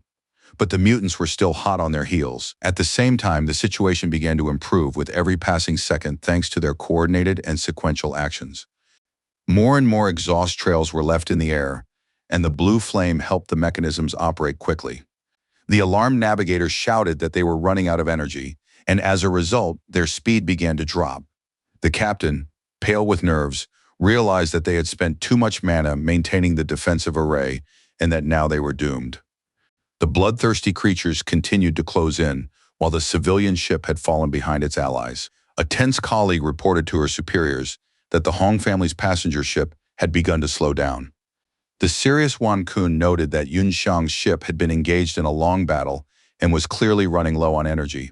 The nervous Yunjin ordered the second ship to aim at the hull of their comrade's vessel and launch a boarding rope. The order was clearly heard, and the crew immediately set to work, firing several devices at once. The sharp tips pierced the wooden deck on their way to the target, and the command now had high hopes for them. The panicked people began shouting loudly because they didn't understand the situation and scattered in all directions, even though there was no point in doing so. The tense captain assumed that monsters had infiltrated the ship and ordered everyone to prepare for battle, exclaiming that they would fight to the death. But suddenly, the stunned first mate reported that their speed was increasing, so he urged the captain not to rush things. As it turned out, the Red Phoenix Army's ships had begun pulling the passenger ship by its ropes, which improved the situation. Slightly stunned by joy and surprise, the leader said that they were now safe and could finally catch their breath. Meanwhile, a subordinate reported to Yunjin that things weren't quite so rosy, and she silently turned her gaze toward her. Due to the drop in speed, some of these high-ranking bird-like creatures had almost caught up with them. A stern-looking woman exclaimed that the aggressive mutants just wouldn't give up and vowed to wipe them all out. The girl asked if they could provide covering fire from the ship's cannons, which were now practically their last hope. Her nervous colleague replied that all energy sources were being diverted to the jet engines, and firing would cause a severe loss of momentum. The commander ordered a squadron of Weiyuan combat vehicles to be sent into battle, and her counterpart began relaying the order to the rest of the crew. Within a minute, the group was racing toward the exit at high speed, realizing that their time had come. At a rapid pace, all three teams assembled and took their places on the platforms that were to rise upward. The team leader ordered everyone to move toward the exit, after which she activated the Star Soul formation. In the blink of an eye, the squad was lifted to the surface, where everyone was now in danger and had to remain vigilant.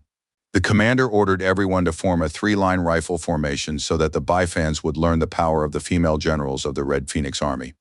Everyone present listened carefully to the orders and was ready to carry them out, which underscored the precision of their actions. It was time for the fire group on the port side to take up their positions, and they did so instantly, aiming their guns.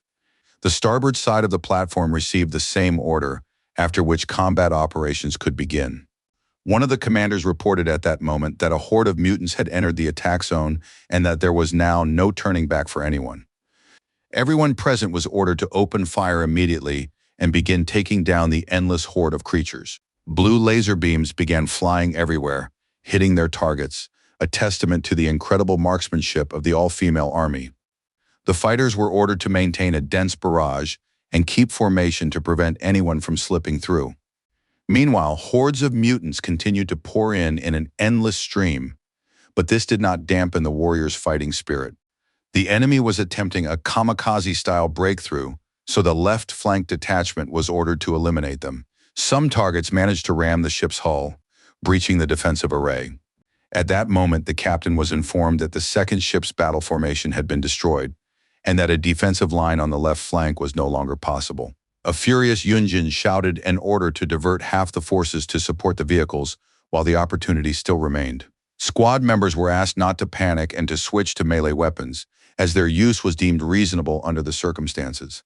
The sisters from the first ship began covering their comrades, who were caught in the smoke of battle and fighting in vain.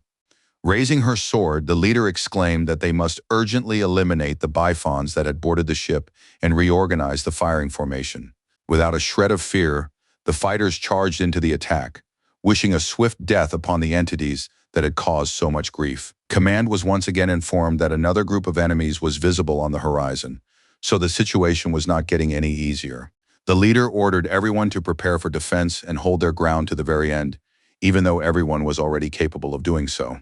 But suddenly a huge multicolored beam struck all the objects flying in the sky, causing them to fall to the ground.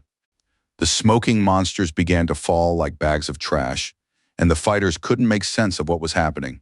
The team leader began to look around in confusion, asking in a disheartened voice who had come to their aid.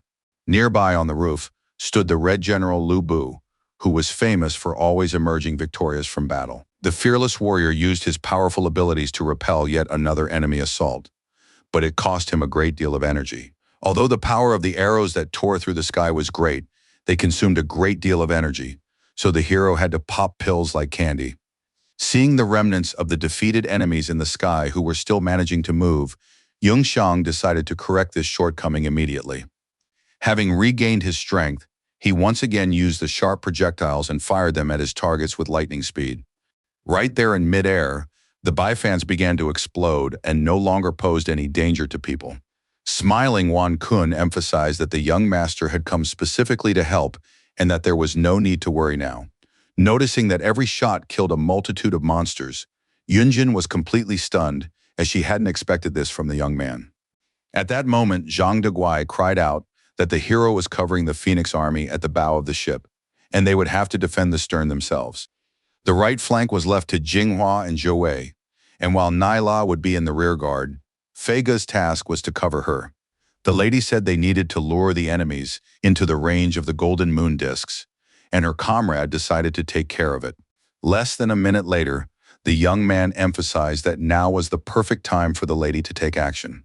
Without wasting any time, the young woman fired off the gleaming projectiles, ordering them to strike without hesitation. Some of the Bifens were hit and began to lose their coordination, which underscored the success of the operation, though not a complete one. A tense Faye couldn't make sense of what was happening around him, as the enemy's behavior had changed drastically. People wondered why the aggressive mutants had so suddenly stopped attacking, but everyone remained on high alert.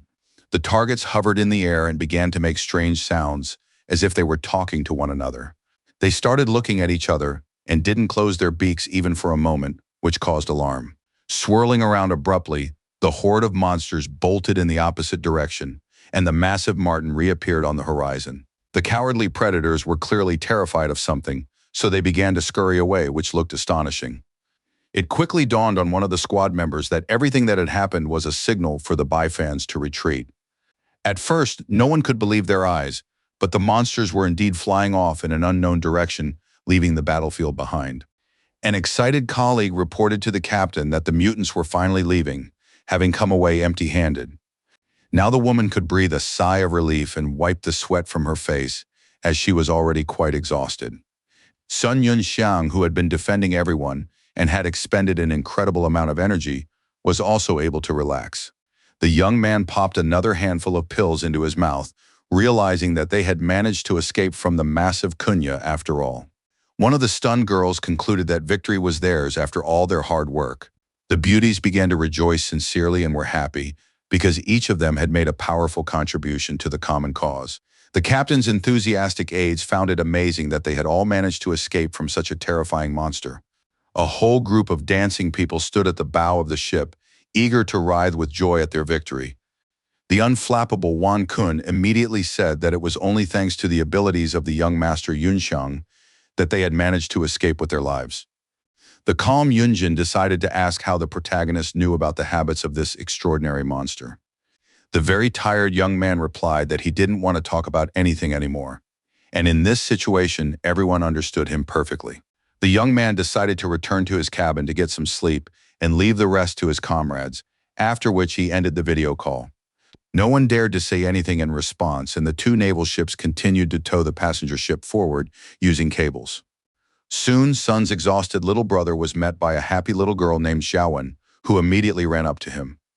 The devoted Zhu silently carried the unconscious boy on her back, while the others walked behind, lost in their own thoughts. The young man began to snore softly, and the girl motioned with her finger to Feijia and Naila, who were chatting, to be quieter and not disturb him. The rather amusing situation brought a slight smile to Miss Jinghua's face as she walked down the hallway with everyone else. With great respect, everyone silently paid their respects to the hero, because it was thanks to him that everything had turned out quite well for them. 4 hours later, dawn had broken everywhere, and the ship's crew addressed the distinguished passengers over the loudspeaker. It was announced that the ship would arrive at the airport in 25 minutes, after which Yunxiang, who had been sleeping, finally opened his eyes. The young man sat up and, glancing to his right, saw Shen Zhuwei dozing in a seated position next to his bed. The beautiful woman rubbed her eyes, noticing that the young man had woken up, and felt a slight surge of energy herself. Stepping out onto the balcony and gazing into the distance, the young man wondered how long he had slept and noticed that they had almost reached their destination. Over the side of the ship, the incredibly beautiful city of Yunnan, the protagonist's hometown, to which he had returned after a very long time, was visible. Seeing the ships flying across the sky, a man's voice on the ground said that while they had been fiddling around, he had almost fallen asleep waiting. Stretching, the man lying on the lounge chair remarked that today was a great day and they should enjoy it to the fullest. Boss Xia's subordinates sincerely apologized to him, explaining that the road had been blocked, so they couldn't arrive any earlier. With a smile on his face, the young man noted that the White Dragons were now a full-fledged team and suggested they start calling him their leader. Shun asked everyone to remember that he was destined to become one of the 8 generals of Tiandu and the strongest master of Star Souls. Clenching his fist sharply, he added that the next era would belong to him and would be known as the Age of the Genius Warrior, Xia. In his mind, the young man turned to Old Man Su and asked when he would receive Sao Zhenya, and a voice replied that the two of them would soon have that opportunity. The city of Yunnan was the main gateway from the Central Plains to the southern desert, and an important military stronghold for defense against monsters. Sishui and Tiandu recently signed an agreement regarding their shared border, and established a joint defense line, which has influenced development. Meanwhile, the passenger ship's Sun finally arrived at the city's airport, and its captain asked Yun Xiang for autographs for his daughters. Overjoyed, he quickly ran off with a whole stack of papers, while the puzzled young man wondered just how many children this eccentric man had. The manager of the eastern courtyard of the Sun Mansion approached the young master from behind and calmly asked how things were going. The cheerful young man immediately turned to Uncle Mew, with whom he had always had an excellent, thoroughly friendly relationship. Giving the man a firm hug with both arms, the young man exclaimed that it had been a long time since they'd seen each other and that he had missed him terribly. His companion, smiling slightly, remarked that the young man was exaggerating, since only a few months had passed. Smiling, the young man said that it still felt like a long time to him, since he had been so far from home. Deep down, Sun was concerned, as he knew that Uncle Mew was suppressing his cultivation, but on the surface he appeared to be at the black rank. The stunned fighter had absolutely no idea that a close relative was at the middle stage of the heavenly realm. The hero could not have imagined that the man who had cared for him like a nanny since childhood would have an even higher rank than his grandfather. The utterly calm gentleman asked who these people were who had come with the young man and were standing silently to the side. Smiling, the young man politely replied that they were his good friend and her family, and realized he had forgotten to introduce them. Pointing to Uncle Mew, the young man explained that he was the manager of the eastern courtyard of their family's Sun Mansion. Lady Dai of the Shen family took the initiative and, first of all, mentioned her niece, Zhuwei, standing on the right. The slightly tense woman couldn't gauge how strong the man in front of her was, but she was certain he was clearly stronger than her relative. After listening carefully to the lady, the unflappable Wan Kun quickly realized that her father was the head of the faction she had mentioned. Bowing her head respectfully, Dai confirmed his guess and gave a slight smile to maintain the relaxed atmosphere of their conversation. The man asked if he should arrange for a flying boat to take them all home, since it would be no trouble at all. The lovely lady appreciated his kindness but declined the offer, noting that their driver was already there. She then turned to the young master Yun Xiang, asking him to visit the Shen family if possible, and once again sincerely thanked him for everything. With a bright smile, the kind young man asked if little Xiaowen, with whom they had become good friends, had written down his contact information. The charming green-eyed girl laughed, telling her little brother not to worry and assuring him that she had safely saved everything. The generous young man said she could contact him whenever she was free, and he would definitely treat her to a delicious dinner. Clapping her hands with joy, the sweet, rosy-cheeked girl said she wanted to eat lots of different treats.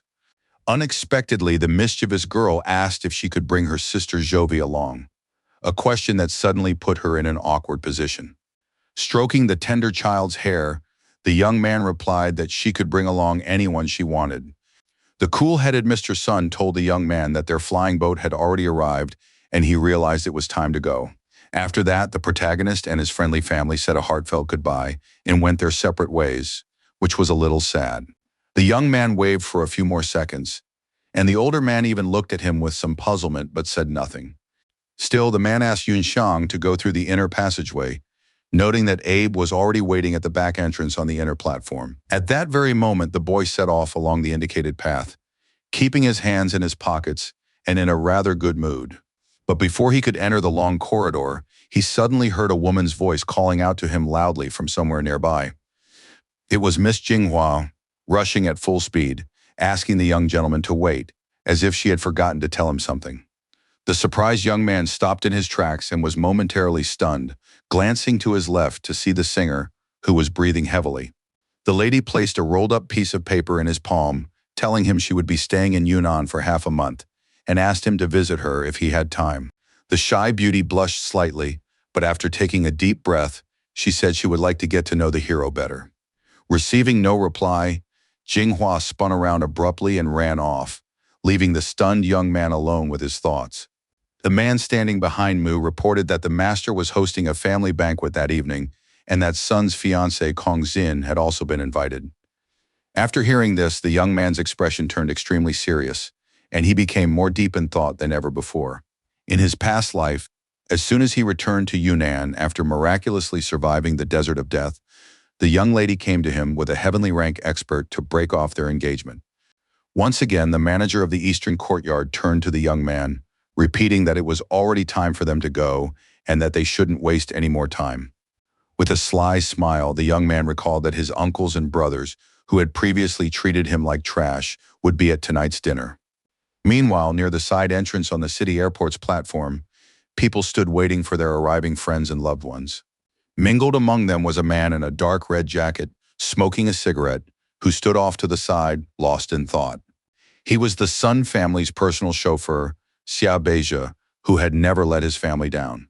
After taking a puff, the man grew alert and began to look around more closely, as if he had suddenly noticed something.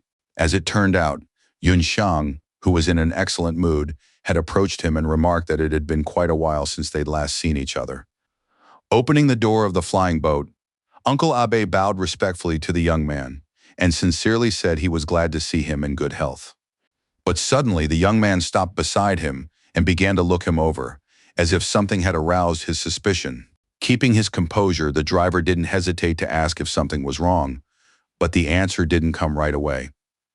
The young man looked at him with the utmost seriousness, pondering something in his mind, but it was impossible to tell what it was. In the end, he simply got into the vehicle, quietly replying that everything was fine. Once behind the wheel, a shocked Beige asked if the fighter had really managed to heal his shattered spiritual veins and break through to the Earth realm. The stern manager of the mansion's eastern courtyard asked him to focus on the road, but the young man didn't say a word in response. With a slight smile and a sense of awkwardness, the driver apologized, admitting that he had momentarily lost his composure. The hero didn't know that Uncle Abe was also at the middle stage of the heavenly realm, and was so surprised by his progress that he accidentally let it slip. This man had shown that he was above the earthly realm, but Mew had reprimanded him, and Yunxian felt that he might know something. Meanwhile, the passengers on the civilian ship were told over the loudspeaker that the ship would be docking for repairs, and they were asked to disembark. One of the bodyguards began to wake the soundly sleeping Zhang Dagui, telling him that they needed to leave the vehicle immediately. The unshaven, pot-bellied man reluctantly began to open his eyes, at first completely confused about what was going on. Sitting up abruptly, the blond man scratched the back of his head and wondered who he was, what this place was, and what had happened at all. The tense old man Yu asked first of all if the young gentleman, who was behaving extremely strangely, was all right. A stunned Zhang exclaimed that he had fought side by side with a legendary hero the night before and only now had it sunk in. Jumping out of bed, he started running toward the exit, saying he would invite him to dinner, because he really wanted to be friends. But his companion pointed out that the VIP guests had landed at the airport long ago and left in an unknown direction, so he should calm down. His words caused tears to well up involuntarily in the pot-bellied man's eyes, as he refused to believe such nonsense. Impulsive Dugwai ordered with a furious shout that they find a way to track down the warrior, believing that they couldn't let the opportunity to establish a connection with him slip away. Meanwhile, Yunxiang was still aboard the flying boat, where he told Damu that he had encountered two people from the country of Sha on the vessel. He showed the map they had used to pay him, and the man emphasized that such maps were used by the 6 noble houses of the kingdom. The gentleman added that their kingdom is ruled by a court headed by the king of the barbarians, and that the houses are divided into 3 warring factions. These were the stable Cimmerian clan, the expansionists who control half of the country's military might, and the neutrals guild. For hundreds of years, the restorers had hoped to restore the glory of that era with the help of foreign forces, which is why their clan was not considered to be of Jia origin. Drawing attention to himself with a cough, the butler of the mansion asked the young man not to forget that he was engaged. After hearing this, the young man, feeling awkward, said he would exercise restraint and put away the letter Miss Jinghua had given him.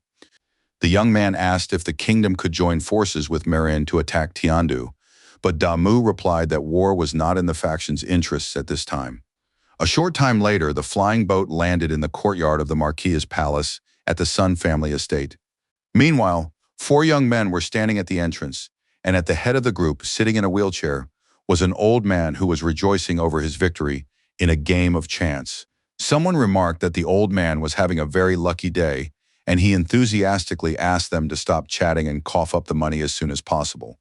A surprised young man drew everyone's attention to Uncle Abe's boat, as he had clearly not arrived alone this time. Everyone was ordered to immediately clear away the card table before the esteemed Mr. Yunxiang saw this disgrace. All the residents of the house lined up in a single row and greeted the young master, who was walking toward them with a light step. Ma San, the gatekeeper of the eastern courtyard, sitting in a wheelchair, raised his hand and also greeted the young man. The polite young man smiled sincerely in response, and first of all pointed out that he and his uncle hadn't seen each other in a long time. Folding his hands on top of his cane, the old man chuckled and agreed with him, then tried to stand up. After successfully getting to his feet, he asked if the young man had had a good year at the Institute of Military Technology and if he had brought his fiancée with him. Touching his hand, the shy young boy asked Ma Sanya not to laugh at him, though he himself was very happy to see him. At the same time, the fighter was once again secretly impressed, since the old man was also at the middle stage of the heavenly rank. The gatekeeper suggested that the boy return to the eastern courtyard to rest or go to the center to meet with the old marquis. The manager standing nearby addressed Yunxiang, emphasizing that the elderly gentleman was already waiting for him in the lobby of the main compound. The young man had to turn down a game of Pai Jiu because he first needed to go and say hello to the old man. He promised they would definitely play another game later and then go out for a drink as usual, and Ma San said he would arrange all of his favorite activities. The old man had heard that Spring Night and Red Sleeves had recently restocked their shelves with new teas, so he was waiting for the young man to come for a tasting. Standing nearby, Xiabeja reminded him of his sore legs, but he told him to stop talking nonsense and firmly stated that everything was fine with them. The driver whispered, asking if his counterpart had noticed a change in the young gentleman, who had successfully broken through to the earth rank. The calm San noted that not only had he restored his spiritual veins, but he also seemed to have tried to gauge his true level. Now their gazes had turned malicious, for they saw a rival in the protagonist, which somewhat changed the situation. For his part, Song continued to follow the manager of the eastern courtyard, enjoying the beauty of the greenhouse. He remembered from childhood how Uncle Ma had worked as a gatekeeper, and he had been close to him because of the young master's interest. This excellent servant not only taught him all sorts of chess tricks, but also how to cheat and pick locks. It was surprising that the old man appeared to be of the black rank, but was actually a mid-stage heavenly level expert. Soon they stopped, and Damu turned to the marquis standing ahead, reporting that Sun Yunxiang had arrived. Adjusting his long gray beard, clan head Sun Jingzhong chuckled softly, happy to see his grandson. Straightening his shoulders confidently, his hands in his pockets, the warrior quietly told his grandfather that he had finally returned to his roots. Moving swiftly to stand right next to him, the joyful old man praised the fact that the young man had made it to the earth realm. He suggested they go into the study and talk while playing a game, hoping the young man would tell him what had happened during his absence. Tense, Sun concluded that, outwardly, the old man appeared to be in the early stages of the heavenly rank, but in reality he was just a step away from sainthood. In his previous life, the brave young man had been too weak to perceive their true rank, but now everything had changed. The master realized that if there had been powerful experts in the family, and they had still been wiped off the face of the earth in the southern desert, then his preparations might not be enough. Suddenly it dawned on him, as he noticed strange clusters of energy throughout the courtyard. The expert sensed a saint-level aura all around him and grew even more nervous, so he stopped in his tracks. Everything was going from bad to worse, and the more secrets the clan harbored, the more pointless the protagonist's preparations seemed. During the game, Jingzhong remarked that his grandson's gaming skills had improved significantly, and it seemed he wouldn't have to give him a head start next time. The boy replied that he'd been lucky, but to himself he thought he'd simply been trying to control 30% of the board, yet the old man had noticed it. Realizing defeat was inevitable, the grandfather laughed and unexpectedly asked Damu to stand guard outside the room. The obliging man left the room immediately and closed the door behind him to allow his relatives to discuss personal matters. After finishing another round, the players began collecting their chips into special boxes so they wouldn't get mixed up. The elderly gentleman took the loss in stride and suggested a rematch, hoping to even the score. The calm young man didn't understand what his opponent meant and asked if he had already received a message from Yuanding. As he sorted the chips, Jingzhong emphasized that the young man had done well, since he had not only restored his spiritual veins, but had also become a user of Zuo Qi. The hero realized that it would be too shocking to reveal that he had traveled 60 summers back in time, even though he knew how to explain it.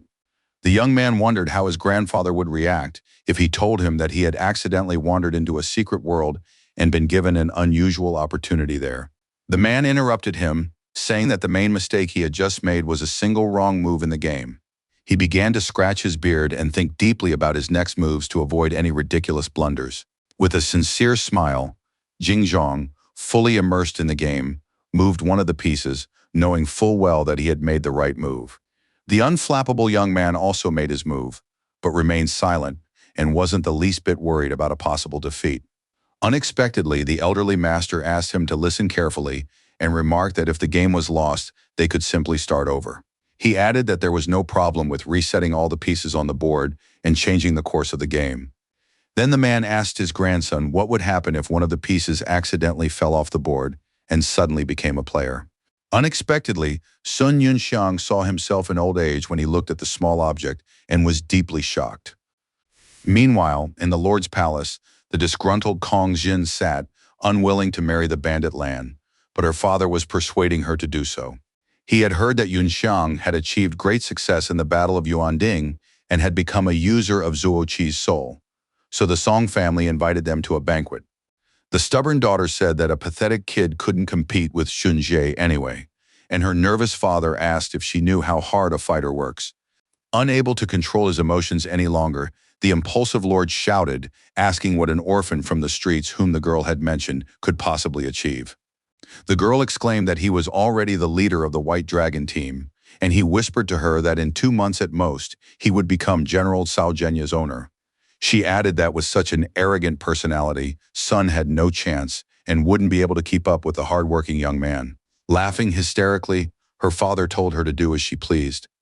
But suddenly they noticed strange noises coming from behind the door. It quickly dawned on both family members that their father, and incidentally their grandfather, was flying toward them at high speed. They rushed out onto the balcony and saw the silhouette of an elderly gentleman rapidly approaching. The granddaughter was amazed that the old man had managed to break through and had now gained the ability to fly, something he had long aspired to. The head of the Kun family said that this was merely a divine ability and that only experts of the saint rank could soar through the air, and he had only just managed to break through. His own son was stunned by the news, while the beautiful Jin was in awe of her relative. Clearing his throat and shyly adjusting his mustache, Grandpa confirmed that he had indeed managed to reach a new stage of evolution. After respectfully saluting him, his loved ones congratulated him on his wonderful achievement, and Zheng himself suggested they talk inside. They immediately escorted him to a chair, where the young woman asked how Kun's current status compared to that of the old marquis.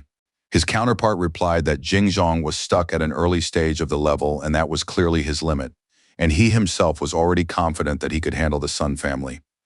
The scheming lady suggested going to their mansion to break off the engagement, and if anyone didn't like it, her grandfather would simply beat them up.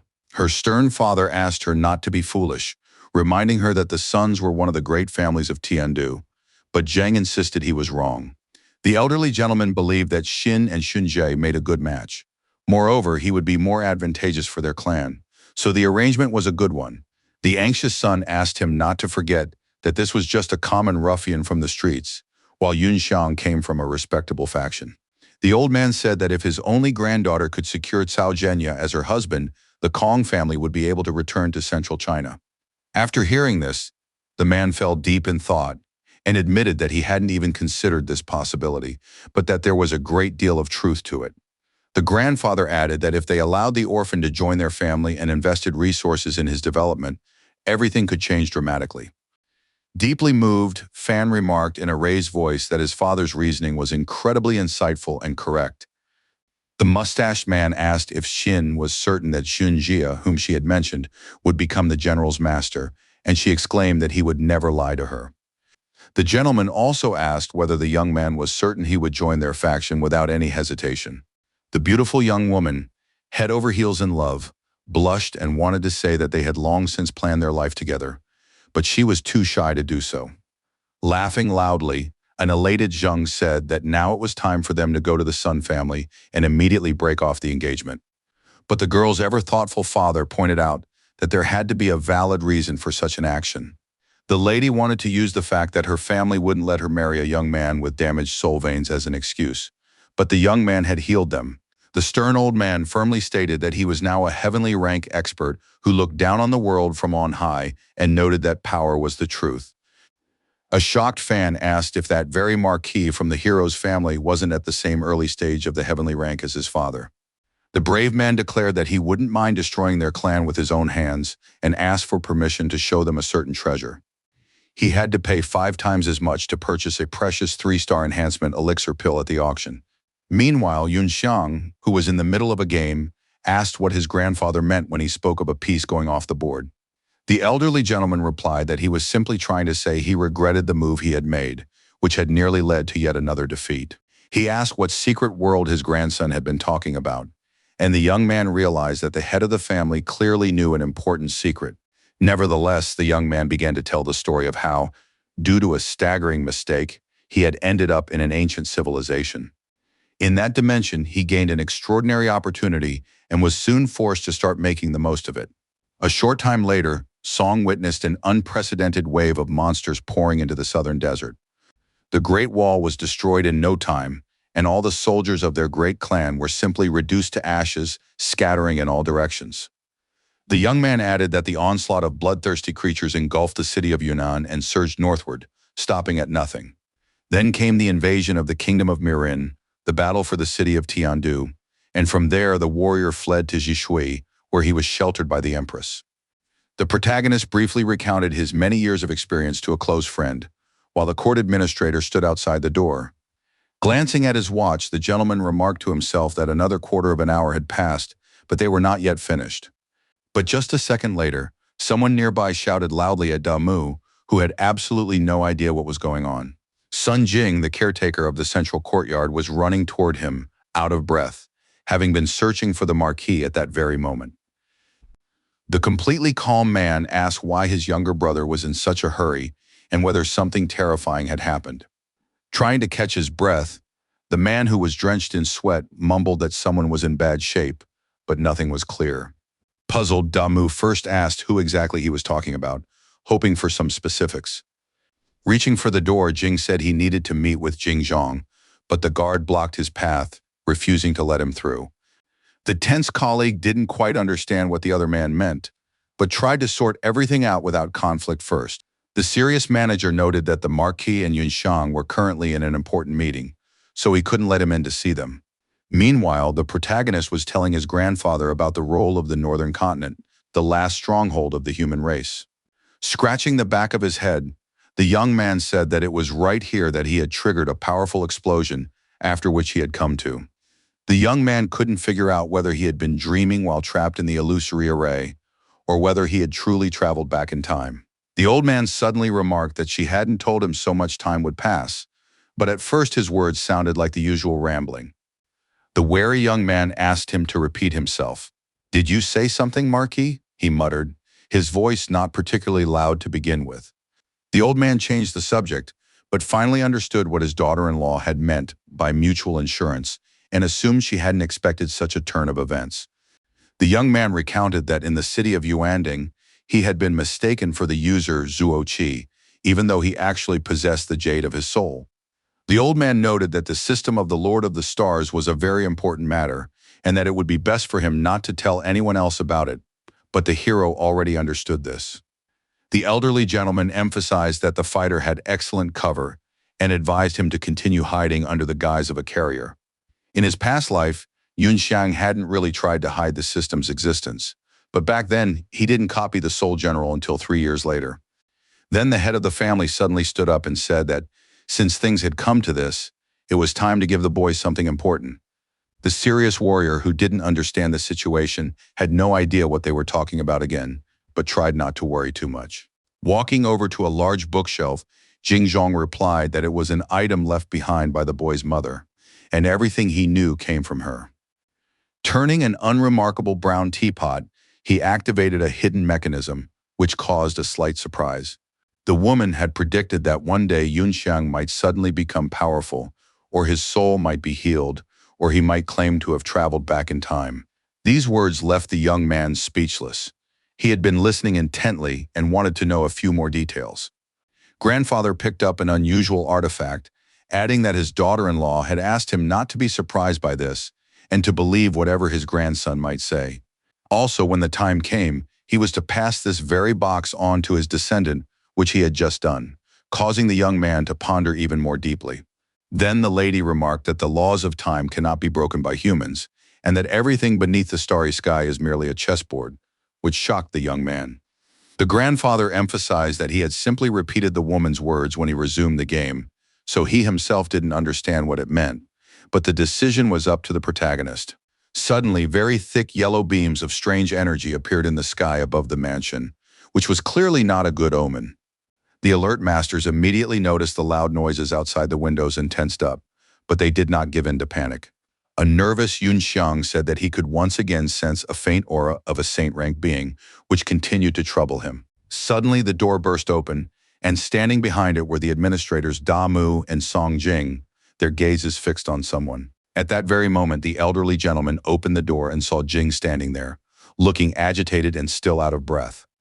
While running, the hero told himself that the manager of the central courtyard was considered a close friend of his grandfather's and must be just like him and Uncle Da Mu.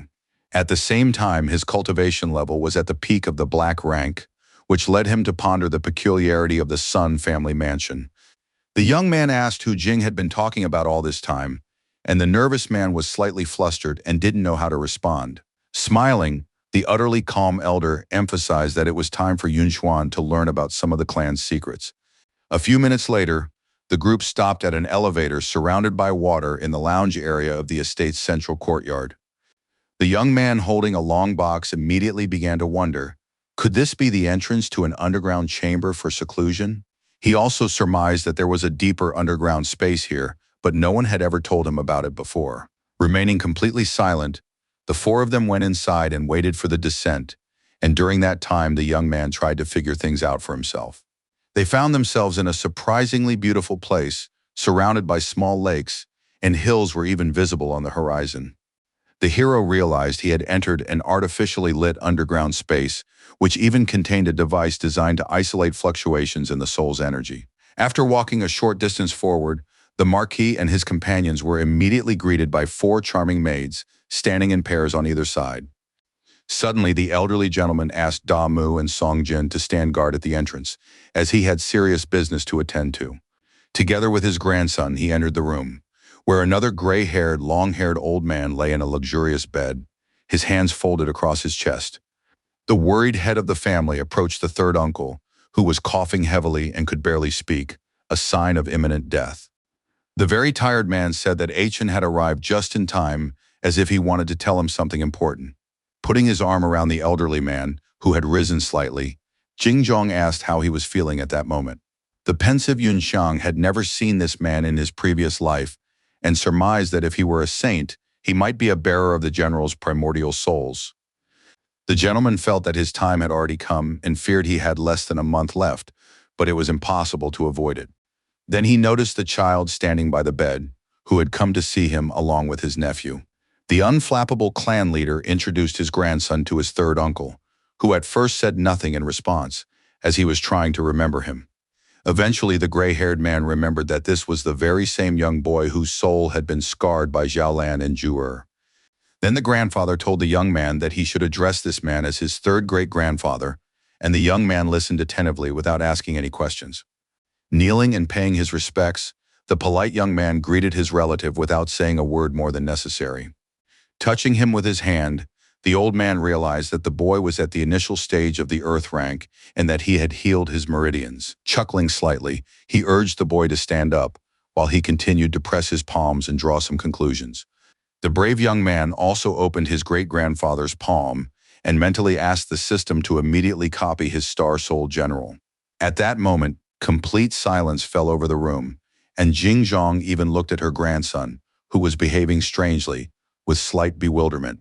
The tense hero couldn't make head or tail of what was happening or why the Star-Lord system had stopped responding. Suddenly, the elderly man felt a tightness in his chest. His body began to tremble, and sweat started to pour down his face. Concerned, his nephew immediately asked what was happening to their third uncle, who now looked even worse. Suddenly, a massive surge of energy and yellow rays began emanating from the old man, while he himself felt pain inside. The young man standing behind him abruptly covered his face with his hands, and Jing Zhong nearly lost his balance, though he didn't seem particularly flustered. Reacting just in time, the head of the family raised a protective barrier in front of him to shield himself from what was happening. He asked Yun Xiang, who was somersaulting through the air, if he was all right, and the young man landed gracefully on both feet. Grandfather called his grandson a real hero, since the sacred rank fluctuations hadn't even caused him any harm. Now the fighter was certain that these were the same fluctuations he had sensed when he first arrived, and he asked if his great-grandfather was perhaps a secret expert of the faction. The elder, who was still conscious, began to cough loudly, and a clearly visible ring of yellow rays appeared around him. The nephew approached his third uncle and asked if he was feeling better, and the uncle apologized for being unable to control his power. The man said that his body was already like cracked leather, with uncontrolled bursts of soul power, and hoped that his great-grandson had not been harmed. He emphasized that the young man deserved to be his parents' son, and asked if Jingzhong planned to help him develop his abilities. The leader began to explain that, in the secret world of an ancient civilization, the warrior had been given an opportunity and had witnessed the tragic future of a wave of monsters. The almost emotionless great-grandfather asked the young warrior whether their son family had survived the terrible times he had witnessed. The serious hero replied frankly and firmly that their clan had almost completely disappeared and no one had been able to resist it. This news came as a great shock to the elderly gentleman, who had always wanted to believe that their faction would only grow stronger with the passing years. The nephew asked his third uncle to calm down, noting that no matter how things actually turned out, the time had come to reveal some secrets. Closing his eyes and letting out a heavy sigh, the man replied that he knew all this very well, but had decided to tell everything himself. The unflappable young man now had to listen carefully and take in every word the elder said. Sun Bingchuan revealed that he had once been one of the 8 generals of Tiandu, as well as the vessel for the star soul of the legendary Saojenya. The user leading the commander's life was a different person. Moreover, the young man had touched his great-grandfather, but the Lord's system showed no reaction whatsoever. Suddenly, the grandfather remembered that the boy had spoken of the future, and asked if he hadn't seen his third uncle there. The frail-looking old man noted that this wouldn't happen for at least another month, and believed that by then his life would already have come to an end. The hero replied that Bingchuan had indeed not appeared there, and that the vessel for General Saojenya's soul was a young man named Sun Xia. The old man said that when he died, his physical form would separate from him and condense back into jade to find its next owner. In a subdued voice, Jingzhong called the situation a curse and wondered if there was any way to heal his relative. The man who had crossed himself said that nothing could be done now that his lifespan was almost completely exhausted. The chief suddenly recalled reading in one of his books that on the southern continent there were pills capable of extending anyone's lifespan. The young man knew that a 7-star pill extended life by 5 years, an 8-star pill by up to 10, and a 10-star elixir by more than 30. The grandfather noted that the young man had recently saved the second prince and suggested asking him for help with this matter. The brave young man said there was no need for help from the imperial family, since, as it happened, he himself knew how to make these potions. The stunned old man couldn't believe that his clever grandson had gone so far as to acquire such precious alchemical skills. Grabbing him by the shoulders, he asked loudly when Yunxiang had managed to learn this, and whether he could even create life-prolonging pills.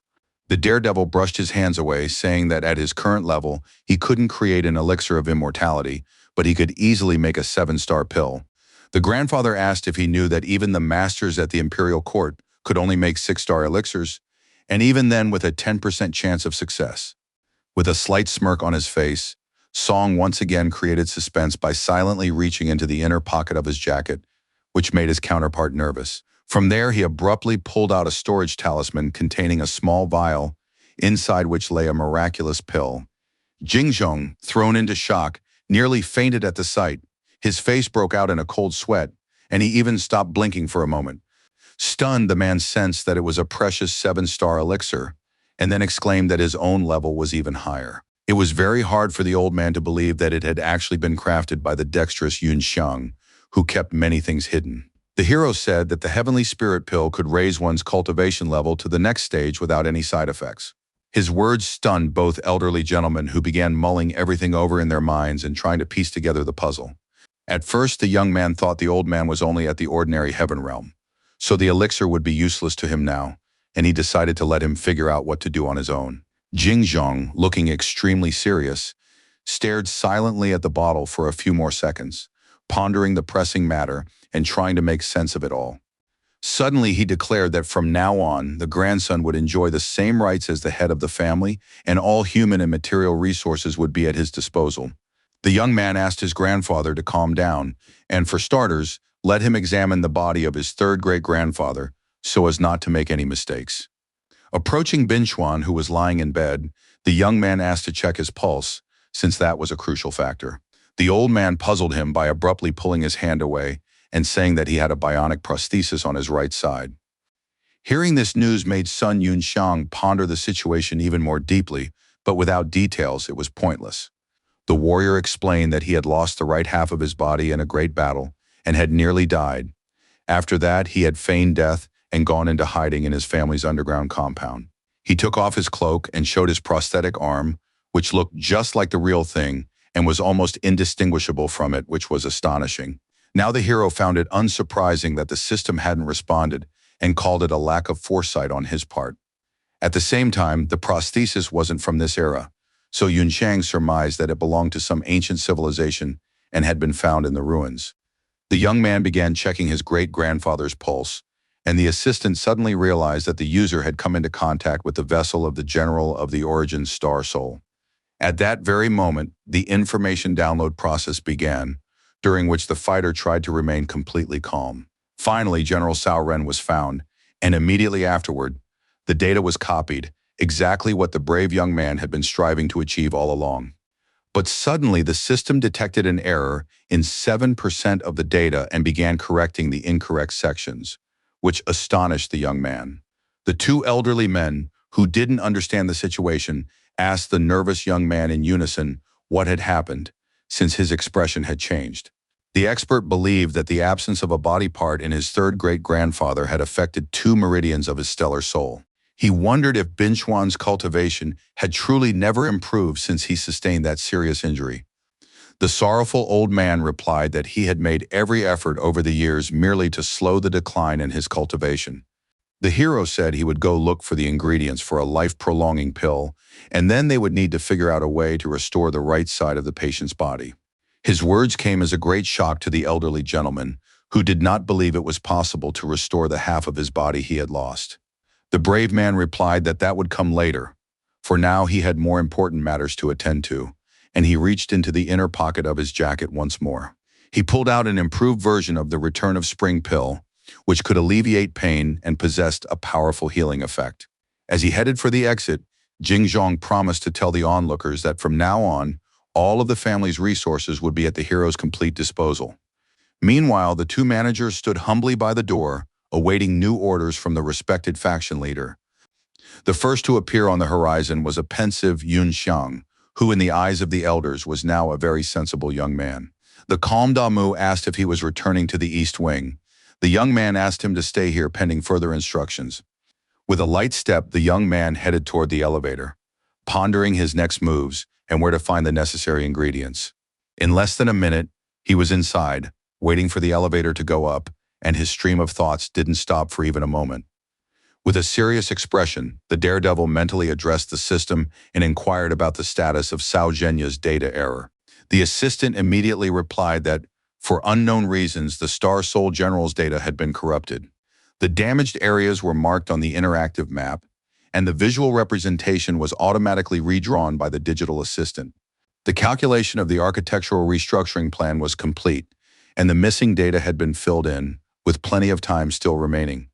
Meanwhile, at the hero's house, the maids were busily sweeping with brooms, eager to finish cleaning as soon as possible before his return. 19-year-old Lian Yi was pleased that she had finally cleaned the young master's bedroom. He would clearly be delighted. Yan Lan, a serious first-class housekeeper, asked if the silly girl had really forgotten how that despicable man had mocked her. The blushing girl asked her not to speak that way about a respected person and protested that nothing of the sort had happened. Her coworkers noticed that the girl had even placed that loser's favorite incense on the table and called her overly meticulous. An angry Lien said in a raised voice that Yunxiang could now focus on his training as usual and urged everyone not to insult him. Smiling, her companion began teasing him in every way possible and calling the boy a fool, which only angered his defender even more. She also recalled how, last year, the boy had forced Su to bathe with him, and the girl had screamed for him to stop. Qing Dai, the head maid of the Eastern Courtyard, emphasized that the master would be returning soon and ordered them to stop their pointless mischief. Both girls bowed respectfully and apologized to the mistress, after which a relative silence fell over the room. Stretching and yawning, one of the maids began to complain about being hungry and that the young man was delayed somewhere so they couldn't eat. The strict supervisor told 16-year-old Su to stop slacking off and noted that she could see everything perfectly well. The girl apologized to her supervisor and said she needed to step away briefly to use the restroom, but it sounded rather silly.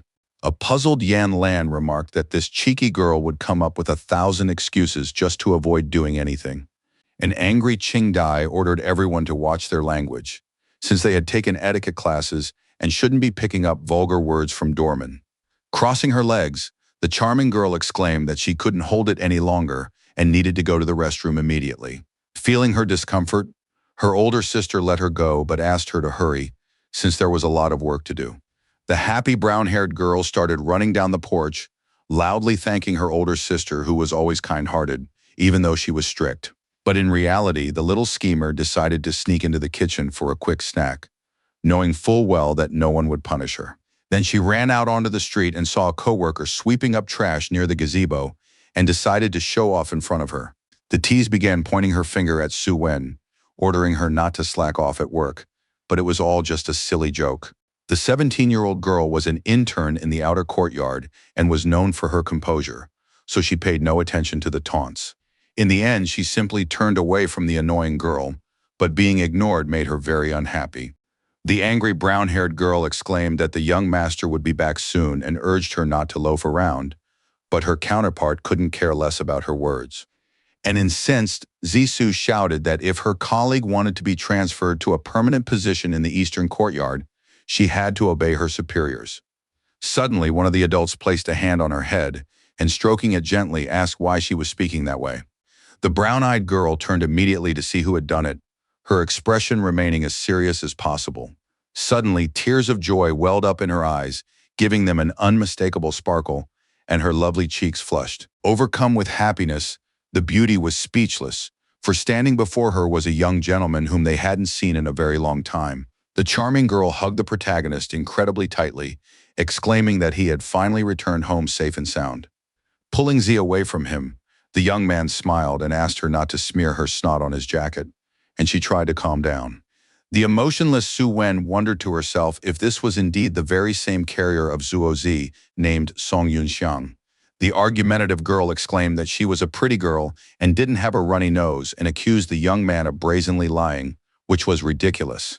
Remaining completely silent, the young man stunned her by starting to walk forward as if she weren't even standing next to him. Glancing at the trainee maid, he was secretly surprised by her cold gaze and realized he hadn't seen her in his past life, so he asked who she was. Straightening her shoulders, the haughty Su replied that the girl had been transferred here from the outer courtyard a few days ago as an intern. She added that the girl's figure and appearance were rated at 0 points, and her work performance was only average. The hero secretly asked the system to scan the subject in front of him, as if he had noticed something unusual about her. At that very moment, he was able to see right through the cool-headed lady, observing all her arterial connections in detail. He noticed that the maid was at the mid-stage of the yellow rank, but was using some kind of implant to disguise herself as an ordinary civilian. The lovely Zissou asked the stern gentleman what was so special about this scrubbing board and suggested he take a look at it. The beauty added that she had heeded the young man's advice, so she ate a lot and as a result had grown quite a bit. At that moment, Lin Yi ran out onto the porch of the main character's house, thinking she had heard the young man's voice. Looking closely at the horizon, the joyful girl confirmed her suspicion and indeed saw the person she had missed so much. The ecstatic cleaning lady began waving enthusiastically at the young man, eager to talk to him as soon as possible and give him a big hug after their long separation. Smiling, the gentleman waved back at the charming lady and said that he had returned home. So now they would all be together again. Enchanted, Lian was spellbound by his beauty and charisma. So she froze in place with flushed cheeks and her hands clasped over her chest. The taciturn headmaid was surprised that the warrior had risen from the yellow rank to the earth rank in less than a year, and mentally deemed it unbelievable. The daredevil, however, noticed that Qingdai herself was currently at the initial stage of the earth rank, and surmised that her grandfather had placed her by his side so she could secretly protect him. Meanwhile, the Marquis and his close associates were in a secret underground chamber of the mansion, the Caves of the Immortals. The leader declared that from that moment on, all the clan's personnel and resources would be at Yunshang's disposal, and all his orders would be carried out immediately. Completely calm, Damu bowed respectfully to the leader and said that everything would be as he wished. The elder also ordered the others to summon Aga and Azin, believing that the estate's shadow guards should ensure the young man's safety.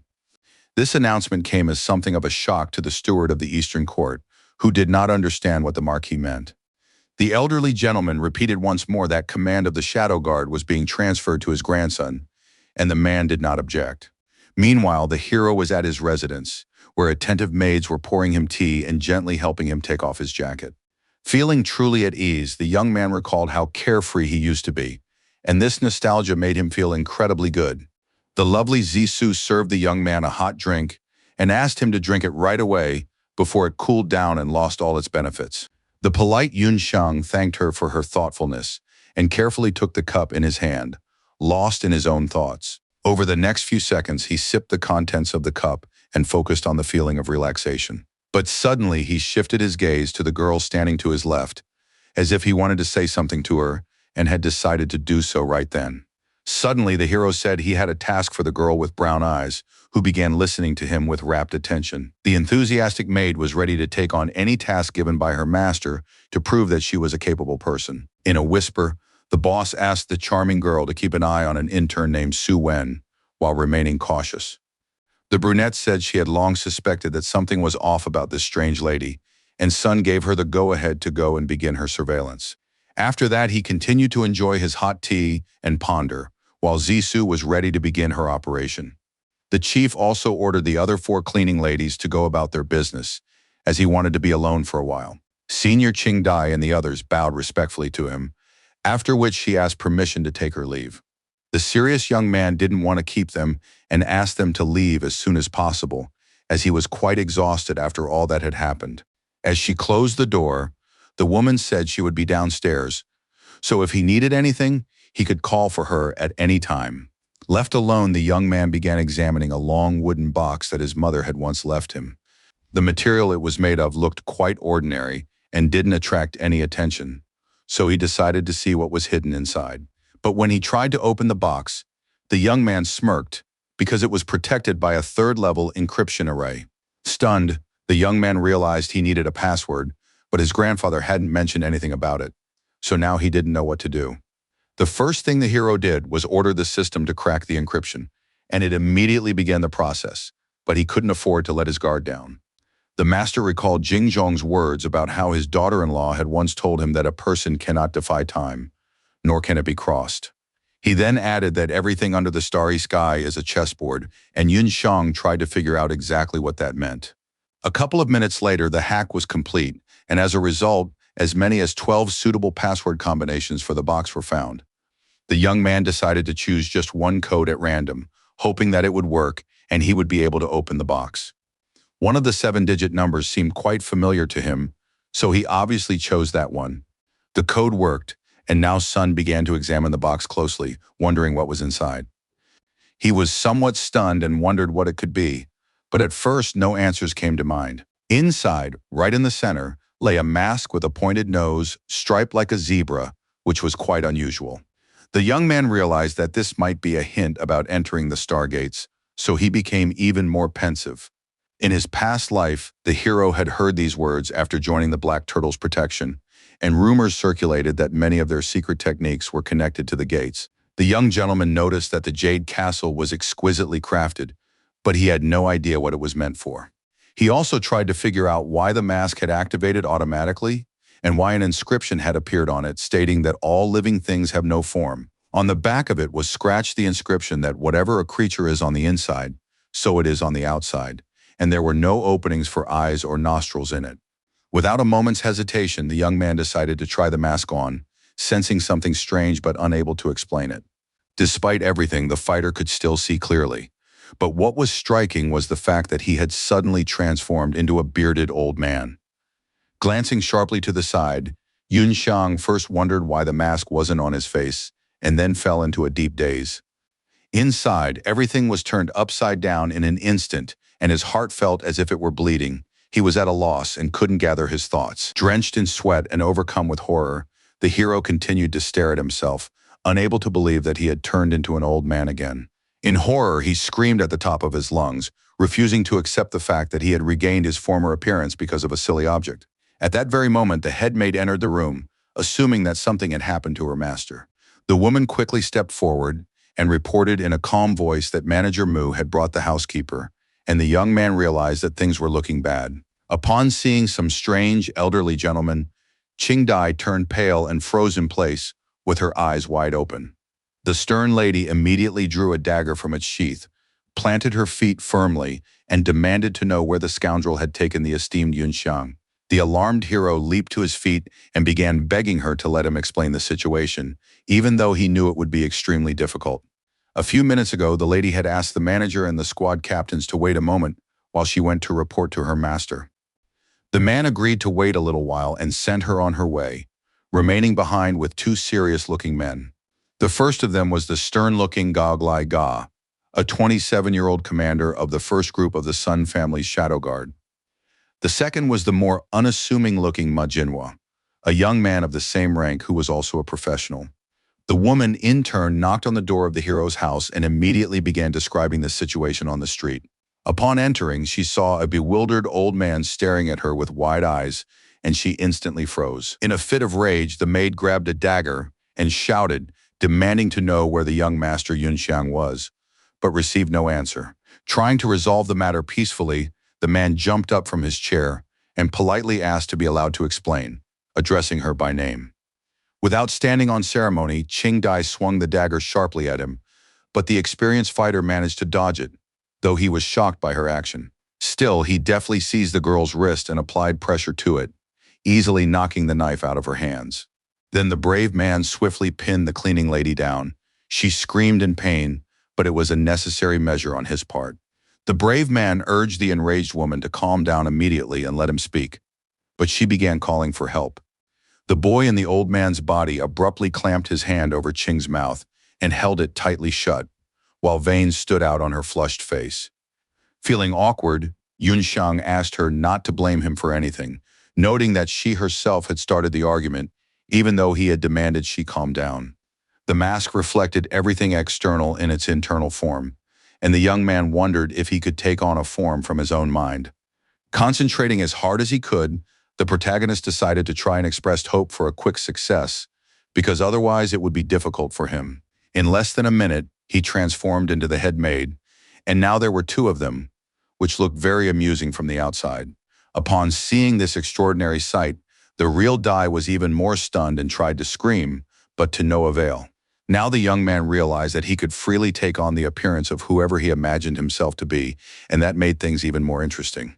The situation was such that the fighter felt deep down like an old man, which is why he took on that form. At that moment, the chief steward of the eastern courtyard entered the room, having heard the loud screams from outside. Upon entering, he asked if everything was all right, but witnessed Yun Xiang firmly covering the blushing maid's mouth. The flustered young man assured him in a trembling voice that everything was fine and explained that he had simply been playing with Qing Dai. The frivolous Manhwa called him his idol, while the always serious Gao Glai Ga asked his comrade to shut up. Pretending nothing had happened, Damu reported that the hero's fiancée, Kong Xin, would also be attending tonight's family dinner. The hot-headed young man exclaimed that he'd already mentioned this 1,000,000 times, and the cleaning lady was convinced that the young master was telling the truth.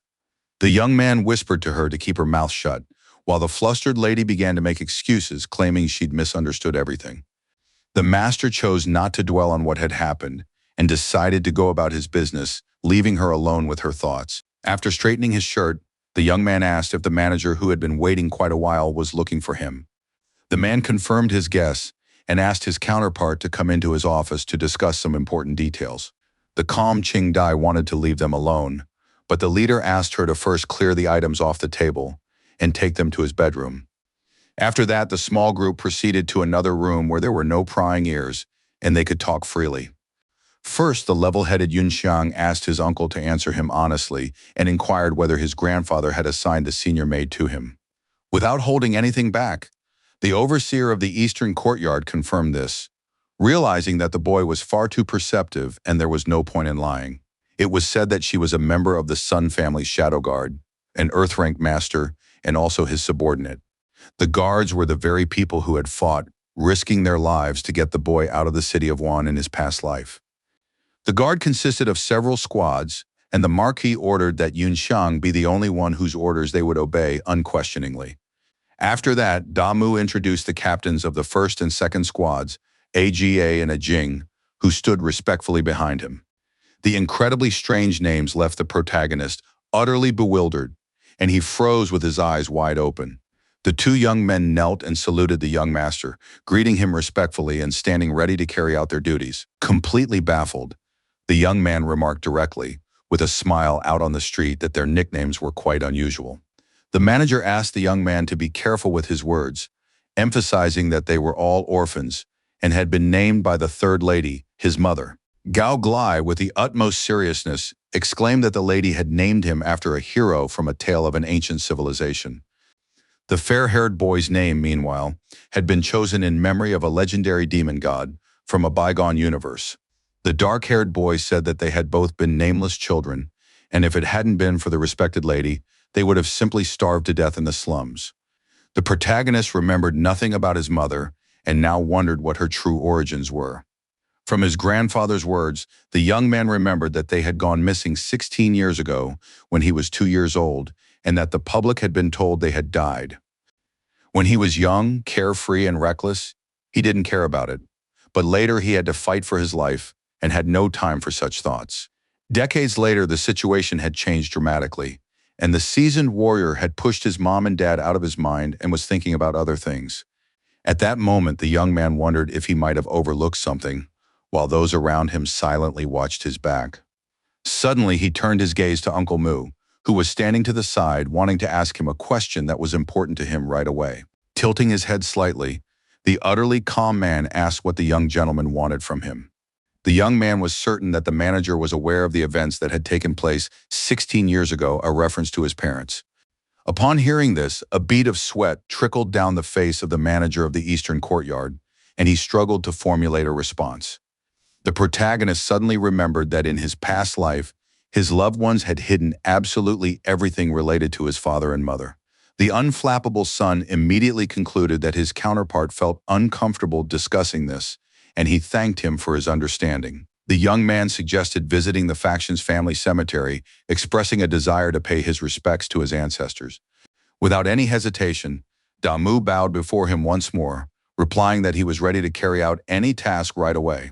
At that very moment, the four of them stepped out of the room, while the slightly concerned maid remained standing in the living room.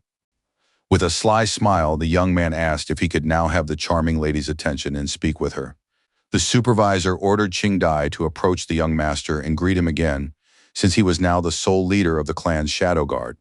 Kneeling before the head of the clan, the agent, number 28 in the escort group, greeted her counterpart in a new manner.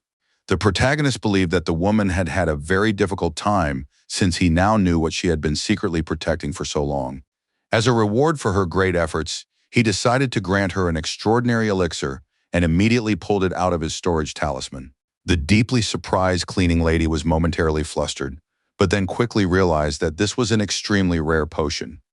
The trio of companions standing nearby were just as shocked, and Ma Jinhua was the most visibly moved. His jaw nearly dropped. Manager Mu knew this was a 5-star pill, and he was astonished by the fact that a single one cost over 1 million. The leader noted that this pill could raise an Earth-level expert's cultivation by 1 stage without any side effects. This astonished the squad captains even more, because they had previously only heard vague rumors about such things, but now they had actually seen them. The incredibly alarmed girl said that it was such a precious item, and that even in the kingdom of Tiandu, it was a priceless treasure.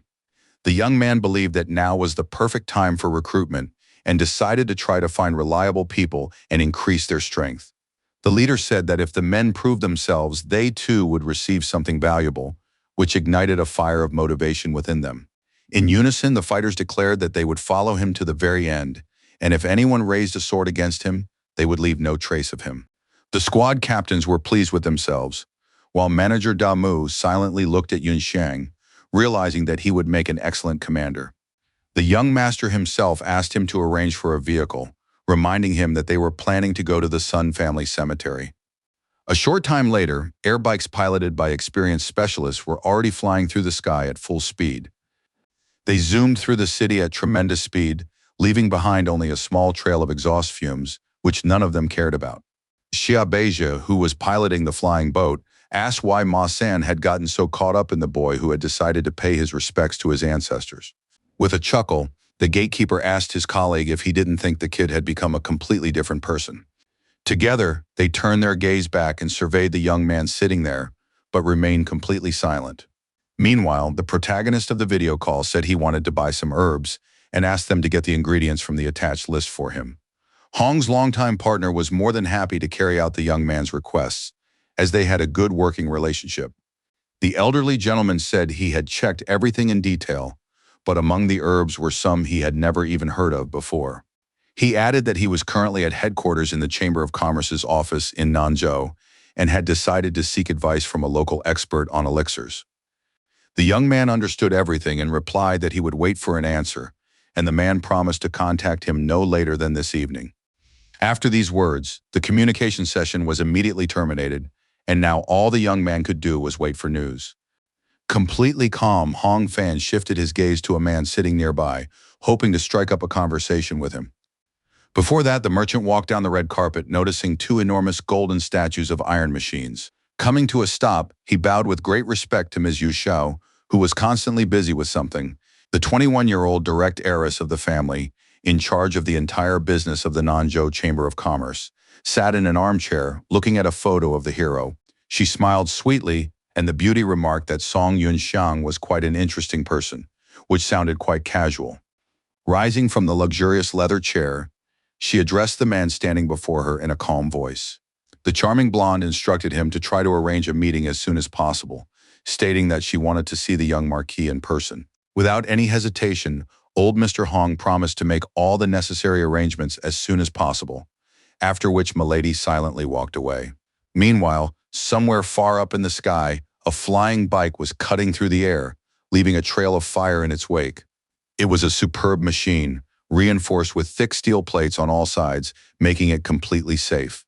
At the controls was a red-haired girl wearing a hat resembling a helmet, who requested entry permission over the radio. The dispatcher ran a check through the database and learned that her code name was Asan with second-level access, after which the verification was successfully completed. After that, the girl ended the communication session, moved the microphone away from her mouth, and focused as much as possible on her movement. Her flight path was directed straight toward the waterfall ahead, and her speed increased sharply at that moment. As it turned out, the water was merely a cover, and behind it lay a transparent wall that had already been opened. Her vehicle came to a very abrupt stop, resulting in the loud screech of disc brakes. The lady extended her high-heeled foot and stepped onto the ground, realizing that she was now deep behind enemy lines. The dispatcher welcomed back Asan, the vessel for Louis Bu's soul and an assassin trained by the secret organization Silent Whirlpool, from her mission. After catching her breath, the girl dismounted the motorcycle and began walking down the dimly lit corridor, pondering the matter at hand. Meanwhile, somewhere nearby, a young woman who didn't look very tall was running, as if she were in a hurry to report something important. She was running faster and faster, as if someone were chasing her, though in reality, that wasn't the case, but the situation remained tense. The anxious girl was barely holding back her tears, and her cheeks had turned red, though the reason remained unknown. Sinan's younger classmate finally burst into tears because Sister San had finally returned, and she had missed her terribly. Confused, the older sister asked if she hadn't left with her mentor Beijo, and why she had started crying in the first place. Suddenly, the student said in a trembling voice that the woman had been ambushed by dogs from Miran while trying to save her. The horrifying news completely threw Asan off balance and left her in a daze, as it was extremely difficult to believe. On edge, she started running forward, and Bejo told her that the second mentor was in the third medical ward. The bulky helmet with two insignias was left lying on the ground, as the woman had simply forgotten about it due to her stress. The doctors tested as many as 12 antidotes on the injured woman, but each one ended in complete failure. An agitated San burst into the room, deeply worried about the health of her respected mentor. For a moment, the woman opened her eyes slightly, but it was clear she had done so with great difficulty due to her lack of strength. Her concerned colleague couldn't believe it, for the teacher was a heavenly rank expert, and something like this simply couldn't happen to her. So Nyan, a recently breakthrough master and part-time assassin, recognized the returning girl with some difficulty but fairly quickly. Noticing the terrifying purple lines on the lady's arm, the agitated San realized that she had simply been poisoned. The doctor reported that the elder had fallen into an ambush set by the Mirians, and although the wounds no longer posed a threat, a strange poison remained in her body. The anxious ally asked whether the technological advancements of the Silent Abyss were sufficient to develop an antidote and counteract it. The scientists replied that, at present, they could only prevent the toxins from reaching the brain using filtration techniques. It was explained that this was a new poison created in this era, and there was no information in the knowledge base regarding methods for removing it from the body. The man also added that if one examines the substance's structure, one can see how chemical entities form toxins when mixed with spiritual energy. He noted that this resembles the techniques of alchemists, and the affected San asked whether this meant that a method of detoxification could be found among sorcerers. The doctor confirmed this but said that alchemy was underdeveloped in the East and that in general it was a process requiring judgment based on experience and intuition. The girl realized she needed to find an elixir and immediately thought of the mysterious Yun Xiang, who could clearly help her. The nervous lady exclaimed that she had some pills with her and asked the doctor to see if they might be useful. Using a storage talisman, she took out about a dozen bottles containing various potions, hoping that at least one of them would help. The specialists were stunned by the sheer quantity and were initially at a loss, not knowing where to start.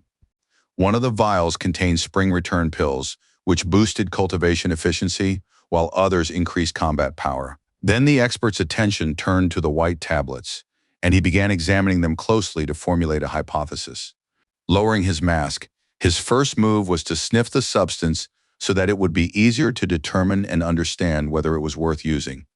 Alarmed, the man asked his colleague to analyze them immediately, believing they might have a detoxifying effect. Stunned, Sanan wondered where her sister had gotten so many medications and whether she had robbed the Hong Chamber of Commerce's pharmacy. Smiling, the young woman replied sarcastically that this was impossible, adding that a strange man had given her the medicines. Unexpectedly, the scientist exclaimed that the elixir's cellular structure matched that of a poison, which was very good news. He added that the white powder would neutralize the atoms and toxins they had extracted from senior sister Song Nian's body. Now, an elated Jinan, with tears of joy in her eyes, said that their teacher had been saved, and that was truly wonderful to hear. The doctor said that 2/3 of the elixir would be needed to neutralize the poison, so the remaining 3 would be more than enough. 2 anxious staff members immediately rushed to the woman lying on the bed, realizing there was no time to lose. Now Asan was deep in thought about the mysterious Song Yun Xiang, about whom she knew almost nothing. On the table lay quite a few different vials of pills, each of which was of immense value. Meanwhile, in the first reception hall of the Silent Abyss organization's headquarters, the massive doors swung open and someone entered. A mysterious figure, wrapped in an oversized jacket and wearing a hood, walked forward slowly. Kneeling down, the first thing he did was greet the high priestess, who was seated on a throne quite high up. The utterly calm woman, examining a photo of the main character, asked how Miss So Nian was doing. A subordinate reported that the doctors had given her the pills that Asan had received from the subject, after which they managed to neutralize the poison in her body.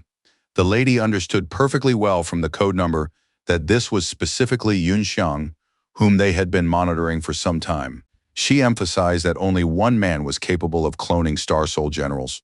The lady surmised that a young man had taken possession of this man's body, since they knew very little about him and therefore could not really judge. She couldn't understand why he hadn't used the vessel they had prepared, but instead had acted according to his own method. In her mind, the woman wondered if the master had finally returned, but she couldn't seem to find an answer. Meanwhile, the protagonist was near his family's tomb, where he had gone to pay his respects to his ancestors. Crouching near one of the monuments, the young man sneezed loudly while his companions stood around him in silence. Wiping the snot from his nose, the young man murmured that someone was clearly bad-mouthing him, and he turned out to be dead right. The young man had no idea who had been thinking about him for so long, because the sneezing continued for several more minutes, and it was annoying him. With a chuckle, Ma Jinhua speculated that some beautiful lady, deeply in love, was missing him. The chief steward of the estate strongly disapproved of his frivolous behavior and gave a slight cough. The fair-haired young man understood perfectly well what the steward meant by that gesture, so he calmed down and began to hum a light melody under his breath. The hero thought to himself that it was simply a grave containing the buried clothes of the deceased and began to suspect that his grandfather had created it as a cover. Judging by the mask, he concluded that his parents had been unusual people and tried to guess what secrets they had taken with them when they disappeared. Suddenly, a rather loud notification sounded on one of his subordinates' watches, instantly catching his attention. The blond man opened the digital display and began scrolling through the message, carefully reading every line. It was a report from a group of scouts who had discovered that Shun Jia was a street thug who had been imprisoned for tomb raiding. Not long ago, he had founded the White Dragon Gang, which dealt in stolen goods, and was currently holed up in an abandoned house in the northern part of the city. Brave Song finished paying his respects to his ancestors and decided he needed to pay a surprise visit to the aforementioned place and see what was going on there. Small embers continued to smolder in the shovel, their ashes carried away by the wind, leaving a faint scent in the air. Meanwhile, Abe's boat was moored at the family tomb's dock, and Ma San was explaining that Kun Shin wasn't a very good person. He added that the young master didn't need to marry such a girl just because of a promise, since his cultivation had now soared to the heavens. The man added that Yun Joy from the second master's clan had always had a crush on this girl, so the marriage contract should have been handed over to them. Upon seeing the group walking ahead, Jia Beija asked his companion to stop talking so they wouldn't be overheard and get into trouble. They greeted Song Yunshang respectfully, and he said it was time for them all to head to the northern district, to Dagu Street. In less than a minute, the boat had already taken off, with 2 flying motorcycles moving alongside it, protecting it. Toward evening, a small group of people could be seen moving near the abandoned house at number 13. Shun Jie's sharp-tongued younger brother, Bao Yazi, was happily dragging a rather heavy sack, calling out to the boss. Full of excitement, he exclaimed that this time the Hu people, along with the others, had brought back quite a haul, causing the young man lying on the lounge chair to be distracted from his rest. The angry leader called him a degenerate and, shouting loudly, ordered him to address him as the group's leader, rather than imitating some filthy bandits. Giggling, the redhead obeyed his order, then opened the sack to show off the new finds from the tombs. He quickly laid everything out in 2 rows and asked them to take a look at the marvelous artifacts, which could fetch a tidy sum. The boy with the ugly grin asked what they would keep for themselves and noted that the others were still waiting at the door. Standing at a distance, Shun Jia began to examine everything carefully and think things through so as not to screw up. In his mind, he turned to Old Man Du for help and asked which of these items were of great value. The voice named the best items in 2 rows, for which the owner of the rare pendant silently thanked him. Putting on an air of importance, the haughty, dark-haired man began pointing at the items he wanted, as if he had figured it out on his own. Filled with excitement, the younger brother wondered if all these were truly the treasures that would adorn their home. The leader said that according to the White Dragon's rules, they would sell Huzi's and the others' belongings with a 70% commission, even though it wasn't fair. He ordered them to leave the goods there and tell the boys to come for their money in a month. If they didn't do as instructed, payment would be delayed again. But suddenly Shun asked the young man to take the dummies and return them to the hunters, as if an idea had just popped into his head. Number 6 strictly followed all of the leader's orders and tried never to ask the right questions, so as to stay in his good graces. Meanwhile, on the roof of a nearby building, the leader of the second squad and Sun Yunshang were discreetly keeping watch on the target.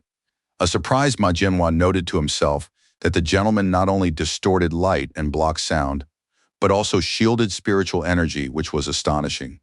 Looking through his binoculars, the hero told the scout that they needed to take a closer look to avoid any misconceptions. The slightly puzzled blonde asked if they wouldn't be noticed if they didn't move closer, but he was willing to listen to the young man. The brave one assured him that everything would be fine and asked him to just follow him while still under the cloak of invisibility. The guys quickly climbed down from the roof and, using the rough-hewn wall of the house for cover, began to move forward without making any unnecessary noise. The guys quickly slipped to the right spot and began to carefully peek out from behind the roof, surveying everything thoroughly. Shunjia, who was lying down, asked if there was anything among the items that could help raise his cultivation level, but Old Man Du replied in the negative. Undeterred, the carefree fellow said that after selling them, he would still have 100,000 Tiandu coins left, so he was grateful to him. He asked if his comrade thought he could truly become the vessel for General Cao Zhenya's star soul. The voice assured him that if they worked together, everything would work out, and sensed that the current user's life force would soon fade. Yunxiang, who was watching, wondered why this Yunxia was so different from the one he had met in his past life. The hero noticed that he bore no resemblance to the person he had known, and his attention was suddenly drawn to the unusual ring on his hand. The soul power emanating from the ring was the same as that of the person's son, who was currently stunned, had known. Meanwhile, at the military vehicle compound in Yuanding City, work was in full swing and hot steam hung in the air. One of the scientists asked Director Tang whether he and his family had left the city without incident. The cheerful man did not reply that they had safely arrived at his wife's home and instead asked how their stay at the academy was going. The gentleman replied that they were incredibly busy and emphasized that Master Nangguo was constantly rushing them with orders, but they had already gotten used to it. The director asked what they were working on, and a colleague suggested that it was an assignment from Head Gu at the academy. The leader asked the secretary to tell the director that he would resolve the machine's technical issues within 3 days, and then they would move on to production. Surprised, Zhao Yue asked about the scale and capacity of the project, as this was one of the most important questions. The man replied that he would definitely be able to deliver the full range of products by the date set by Teacher Sun, so there was no need to worry. Moreover, the confident Nango was planning to give his mentor another big surprise and decided to tell his counterpart about it. He said he hadn't slept the previous night, thinking about a creation that would surely catch the protagonist's attention. It was said to possess the protective power of heavy armor, as well as the destructive force of artillery, and it had a built-in backpack for aerial mobility. After retrieving the precious artifact from his storage talisman, the engineer called it the ultimate evolutionary form of the Yuan-type machine. He couldn't wait for the moment when his teacher would see it, and was certain that after that, Yunxiang would no longer refuse to take him on as a disciple. A puzzled Zhao Yu realized that he had simply piled all the equipment into a heap, and even if this machine were assembled, it would consume a lot of energy. The mechanic felt there was still room for optimization and suggested reconsidering the number of shields in the near future. A colleague told Director Tan that they were working on something very impressive, but they had rules and were not allowed to disclose the details to him. The polite Jinshui noted that they would need a supply of materials and mentioned that his wife's family was involved in mining. The man added that if the guys needed anything, he as a former employee would find a way to provide them with materials first. His friend promised to talk to Master Nangguo and get in touch if anything was needed, but the blond man wanted to say something else. He didn't have time to finish his sentence before the video call was abruptly cut off, which stunned him a little, but no one could have kept talking for much longer anyway. An agitated Shen Dai turned to her beloved husband, covering her mouth with her hand, as if something were causing her great anxiety. Her nervous husband said he would try to contact his classmates and the Tiandu Blacksmithing Academy again, beads of sweat trickling down his face. The man understood perfectly well that he had to close the deal so that his father-in-law would recognize his business acumen, otherwise he would be nothing to him. The determined engineer began reaching out to longtime colleagues, while his young daughter slept on her mother's lap. Meanwhile, Yunxiang and his new comrade in arms were still hiding on the roof of one of the buildings on Dagu Street. Fully focused, the hero continued to keep the target under surveillance, while Ma Jinhua read the new messages.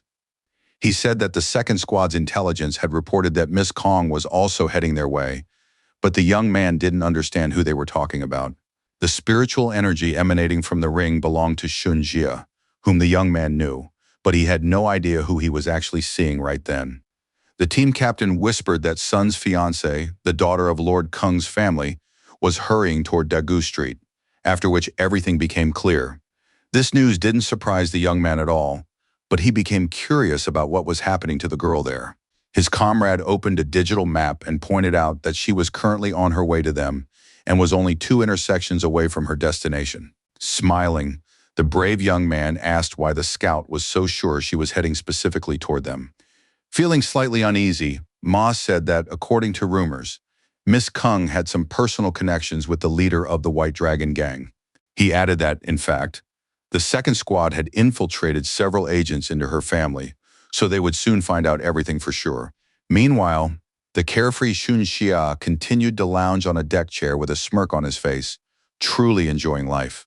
The serious Yun Shang thought to himself that his ring was too strange, but he couldn't figure out its secret just yet. After that, the nimble guys climbed down from the roof, because it was time to get out of there before anyone exposed them. Completely calm, Song asked Jinhua to order a few people to keep an eye on the group, and everyone heard him clearly. He also handed him a card on which lay 200 shadow concealment talismans and instructed him to pass them on to those who would remain here. The stunned ally asked if this was indeed the very same invisibility technique the leader had used a short while earlier. The young man noted that this was a weakened version, but since they possessed a chi concealment effect, he believed they would be useful to the scouts. Encouraged, the captain thanked the young gentleman, realizing that such a quantity of talismans was worth a fortune. After that, the incredibly fast fighter dashed off into the distance, as he was in a hurry to assign tasks to his subordinates as soon as possible. The protagonist noticed that it was already almost dark outside, so he needed to leave as well. The young man decided to return home and prepare for tonight's dinner, which promised to be no easy task. Meanwhile, in the outer courtyard of the Sun family's marquee residence, a luxurious airship equipped with the latest technology landed. A woman in a red cloak with long hair stepped onto the ground, and 3 clan representatives were already waiting for her. The hero's cousin Yungsu immediately recognized Yunjin and asked if she had once again squandered the entire military budget and returned home. Uncle Qing's eldest daughter, who had formed the all-female Red Phoenix Army, looked magnificent and paid no heed to the foolish sarcasm. Madame merely cast a casual glance at her relatives, realizing she hadn't seen them in quite some time. At the same time, in the eastern courtyard of the mansion, specifically near Sun Yunxiang's residence, several maids had gathered. Accompanied by 2 servants, the protagonist, clad in a white cloak, began to walk forward, thinking about the upcoming event. With his striking appearance, the young man inspired admiration in the shy beauties who surrounded him on all sides. Ahead of him, Damu and Captain Gaoglai were waiting. They saluted and respectfully greeted the young master. The young man didn't beat around the bush and suggested that everyone head to the banquet hall, as it was already getting dark outside.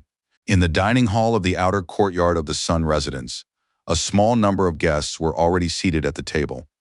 Seated at the head of the table was the Marquis of the Kingdom and current head of the Jingzhong clan, who asked if the person who was so important to him would not be coming after all. The eldest aunt, Madame He, noted that her husband, Sun Qing, had said that matters in the army were tense, and he simply could not get away, and would only come when he was on leave. The old man didn't dwell on this, and as he poured tea into a mug, asked, what about the second man? Miss Cheng, who in her youth had been the most beautiful girl in Yangai, said that Bo was hosting a social gathering today. After taking a sip of the hot drink, the elderly gentleman looked at her with some puzzlement, since they too had an important event coming up. Maintaining a very serious expression, he asked who would be attending the reception at one of their relatives' homes. The woman, who looked very flustered, innocently replied that her husband hadn't mentioned it, and she hadn't really asked anything either. Out of anger, the impulsive Jingzhong slammed his cup down on the table, unwilling to tolerate such a careless attitude toward the family.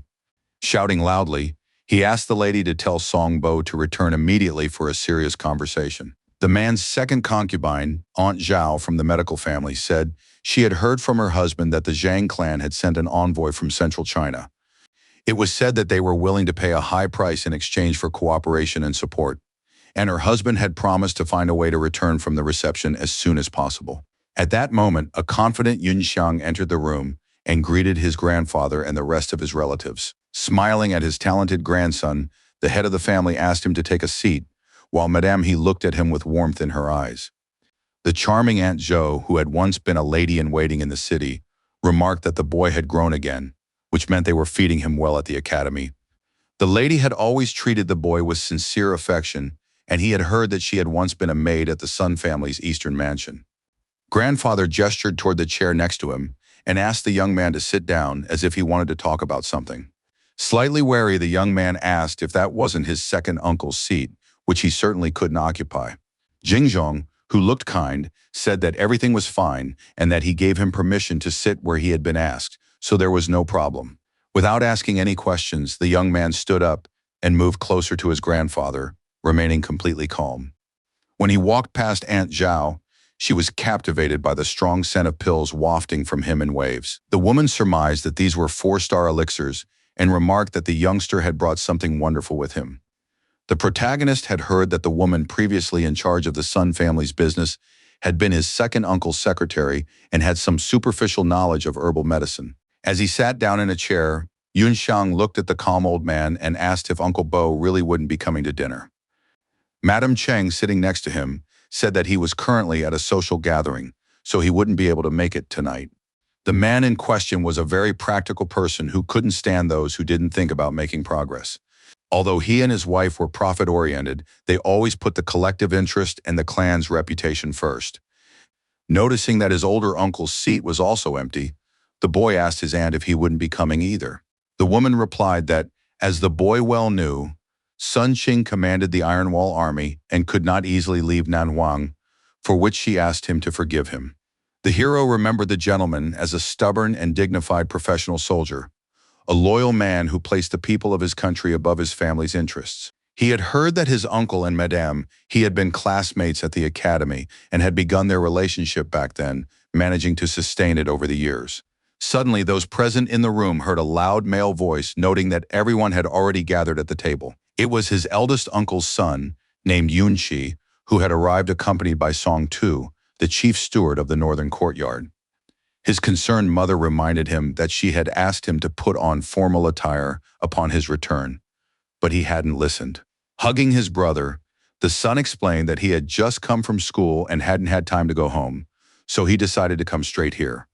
Grandpa waved his hand and emphasized that this was just a family dinner in honor of Yunxiang, so there was no need to be so formal. Glancing at the main character, the young man immediately waved at him and greeted him casually, acting quite confidently. Folding his arms across his chest, with a slight smile on his face, the young man asked if the kid shouldn't be calling him brother. Yunqi was an exceptionally gifted young man who, in Yunxiang's past life, had covered the evacuation of the population and a short time later died of exhaustion. Smiling, the cultivator at the early stage of the earth rank said he would call him that as soon as he surpassed him in cultivation. Immediately, the hero rose gracefully from his chair and began to chuckle softly, remaining utterly enigmatic and unpredictable. His cousin noted that for many years his opponent had remained at the early stage of the yellow rank and was unlikely to have reached the next level in just 1 year at the academy. Suddenly, an extraordinary aura began to fill the air, and bright blue beams of energy could even be seen. Stunned, Yunqi couldn't believe it was possible for a relative to create an earth-rank atmosphere. The two aunts sitting next to him were just as shocked. They were speechless and froze with their mouths agape. Recalling the scent of the pills from earlier, Madame Zhao began piecing things together in her mind, though she was equally stunned. The lovely Miss Zhou was delighted by Yunxiang's breakthrough and had always truly believed it would happen, for he was capable. Speechless, Yunqi asked with a tremor in his voice, could it be that the protagonist's soul vein issues have disappeared? Smiling, the self-assured fighter wondered if the flustered young boy would now call him brother. The boy noted that Yunxiang was also only at the initial stage of the earth rank, and since he was 2 years younger, he was still considered the clan's prodigy. Remaining completely calm, the young master opened a small bottle and took out a shiny blue pill. Without a moment's hesitation, he popped the pill into his mouth and began to chew it, focusing on the sensations. Suddenly, even more bright rays filled the room, and the stunned cousin realized that the qi had formed due to the breakthrough. In just a few seconds, the brave young man managed to break through to the middle stage of the level and asked what the boy would say now. Just a minute later, the smitten Yunzi clung tightly to the hero's leg like a puppy, loudly exclaiming that from now on he would be his brother. Laughing and sharply pushing the jar of pills aside, the hero asked if the previously haughty little boy hadn't given in a bit too quickly. Drooling with admiration, the delighted little boy remarked that they could even discuss him calling him grandpa as long as he was granted the elixirs. Immediately, for such bold words, a fist from the stern Jingzhong flew into his head, and he ordered the rascal to get back on his feet at once. Yunqi, who had nearly turned into a dog with a bump on his head, began begging his brother to let him try at least one pill. His aunts and his own mother looked at the boy as if he were an idiot who was publicly humiliating himself and even arousing some disgust. The calm Miss Zhao turned to her nephew, wanting to ask about the pills in his hands. She asked if these were really the legendary 5-star elixir, the Earth Spirit pills, and she was absolutely right. Shocked, he remarked that not even the ruling family of the kingdom of Tiandu could possess such a large quantity of this treasure. Jingzhong, who remained silent, was certain they would be greatly surprised since they knew nothing yet about his grandson. Madame had heard that there was only one such pill in the entire residence of the Marquis of Whiting, and it had been passed down through generations for 400 years. Rumor had it that the Hong trading house had recently won the favor of a master alchemist and had easily doubled its sales volume just the other day. The kind-hearted Yun Xiang praised Dr. Zhao's professionalism and confirmed that these were indeed Earth Spirit pills. Once the woman had read in an ancient book passed down by her great-grandfather that this elixir could increase a person's strength by 1 level without any side effects. The young man noted that this was indeed true, but unfortunately for everyone, the miraculous trick only worked the first time. Sipping hot tea, the clan chief realized that with this bottle of powerful potions, they would be able to raise the average strength of the Sun family to a new level. Obviously, he had already seen the hero's pills when they were in third uncle's possession, so he was prepared for the shock, but his mind could still use another dose of toughening. Sirius Xie was certain that if this were a combat pill, it could become the prized treasure of some of the higher-ranking factions. Although it was useless for cultivating qi, if she could get one for each of her children as a mother, she wouldn't mind losing face. At the same time, she realized that they had never been particularly close with Yun Xiang, and if she started acting too favorably toward him now, it would look pathetic. Unexpectedly, the sullen Aunt Cheng, who had arrived early, pulled her nephew toward her, inviting him to sit next to her and chat. Feeling awkward, the boy decided to accept her offer, but first chose to hide the bottle in his pocket. Deep down, he was very angry at her relative, so she decided to draw attention to herself by asking Yunqi to make amends to his brother by bringing him some tea. With lightning speed, the young man snatched the teapot and cups right from under the nose of a stunned Jingzhong, who hadn't had time to figure out what was happening. Mid-air, he did a somersault, holding the tray firmly, and landed next to the chair where the slightly disconcerted Yun Xiang was sitting. Not a single drop of tea was spilled, even though anything could have happened. A testament to the young man's professionalism. The boy crouched down dramatically and held out the vessel to his cousin, offering him a fresh, hot drink. His behavior made the head of the family laugh because the whole thing looked amusing and was even worthy of respect. The very polite young lad noted that he was a bit slow on the uptake, so he asked his cousin not to take his earlier words to heart. The hero decided to let the boy steadily build up his foundation on his own and then simply help him reach the celestial rank with elixirs. Patting the boy on the shoulder, he asked him to return to his seat while someone else entered the room in the meantime.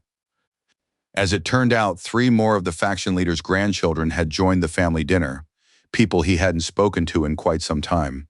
The first to greet everyone was the confident beauty Yongsu, who was holding something resembling a black pen with a gold clip. At first, she turned her attention to her grandfather and aunts, but she was visibly a little surprised when she noticed the hero sitting in a chair. She found it strange that a brat was sitting in her father's place, and that her mother's attitude toward him had become flattering. Unexpectedly, the blunt Benjuo shouted loudly, ordering the dimwit to immediately get his ass up and move seats. The girl abruptly silenced him and apologized, explaining that he was in a bad mood today. Yun Xiang knew that his younger sister didn't like cultivation, but she had a very sound mind, and even though she was greedy for money, she still knew right from wrong. Sunbo's son was less talented than she was, but he was a serious man who loved to work tirelessly behind the scenes, maintaining the image of a genius. During the decisive battle in the capital of Tiandu, after everyone else had perished, the empress took the hero in and sent him to Jishui, where he was reunited with his boyfriend. Then the stern warrior declared that he had to kill someone, for if it weren't for him, the Song family would not have been wiped off the face of the earth. Feeling unbearable rage, he slammed his glass down on the table, not even finishing it, but taking only a small sip. The warrior said that Yun Xiang could stay with the queen with a clear conscience, and he himself promised to return to them if the opportunity arose. At that time, Benru was hunting someone, and they met by chance. Their parting was hasty, but they were still able to reconcile. At that moment, the young man wondered whether the person his comrade was searching for might be connected to the approaching wave of monsters. Clenching his fist tightly, the young man began to suspect that a traitor had infiltrated the direct line of the Song family, but he did not speak of it. The cool-headed Yunjin drew attention to herself as she calmly greeted her mother, grandfather, second aunt, and cousin. From the army's reports, she learned that even when faced with a divine-rank monster, the daredevil hadn't lost his head and had found a way out of the critical situation. With the support of her colleagues' family, she was able to assemble a women's army, and although she often struggled with financial problems, she was too ashamed to talk about it because of her upbringing. The protagonist thanked his sister for sending a ship to rescue him, because without it, everything could have turned out very differently. His words surprised the black-haired lady, who hadn't expected such sincerity from the young man at that moment. Still in a soft voice, she replied that she had merely been fulfilling her grandfather's request, so there was no need to thank her. The elderly gentleman noted that the beautiful young woman could prepare a list of expenses for wear and tear and maintenance, stating that he would reimburse everything. The nitpicky Yunchi giggled, pointing out that the girl had left military affairs behind and come here to settle the score with the Marquis. The blue-eyed woman concluded that her judgment had been correct. Yun Shang must have managed to prove himself somehow, since even the elder was treating him differently now. The calm hero unexpectedly offered to cover the expenses himself, which was truly a bold move. Smiling, Jingzhong recalled that the young man had recently managed to earn quite a bit, and assumed he wouldn't mind parting with a couple of million. The young man replied that he had earned his current fortune through hard work, and although he hadn't spent as much as he'd earned, he still had only about 10 million left. Suddenly, his expression turned cool, and as he glanced to the side, he realized someone else had arrived.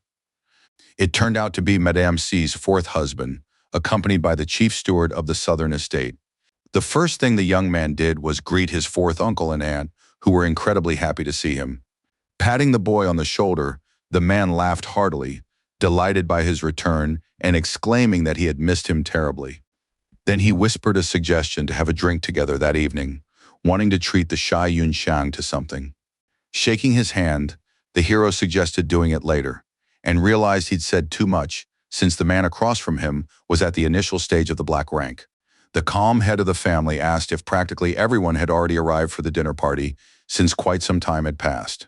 He ordered one of his subordinates to go and bring Yun Zhao and Yun Hua over, since they were the only ones still expected.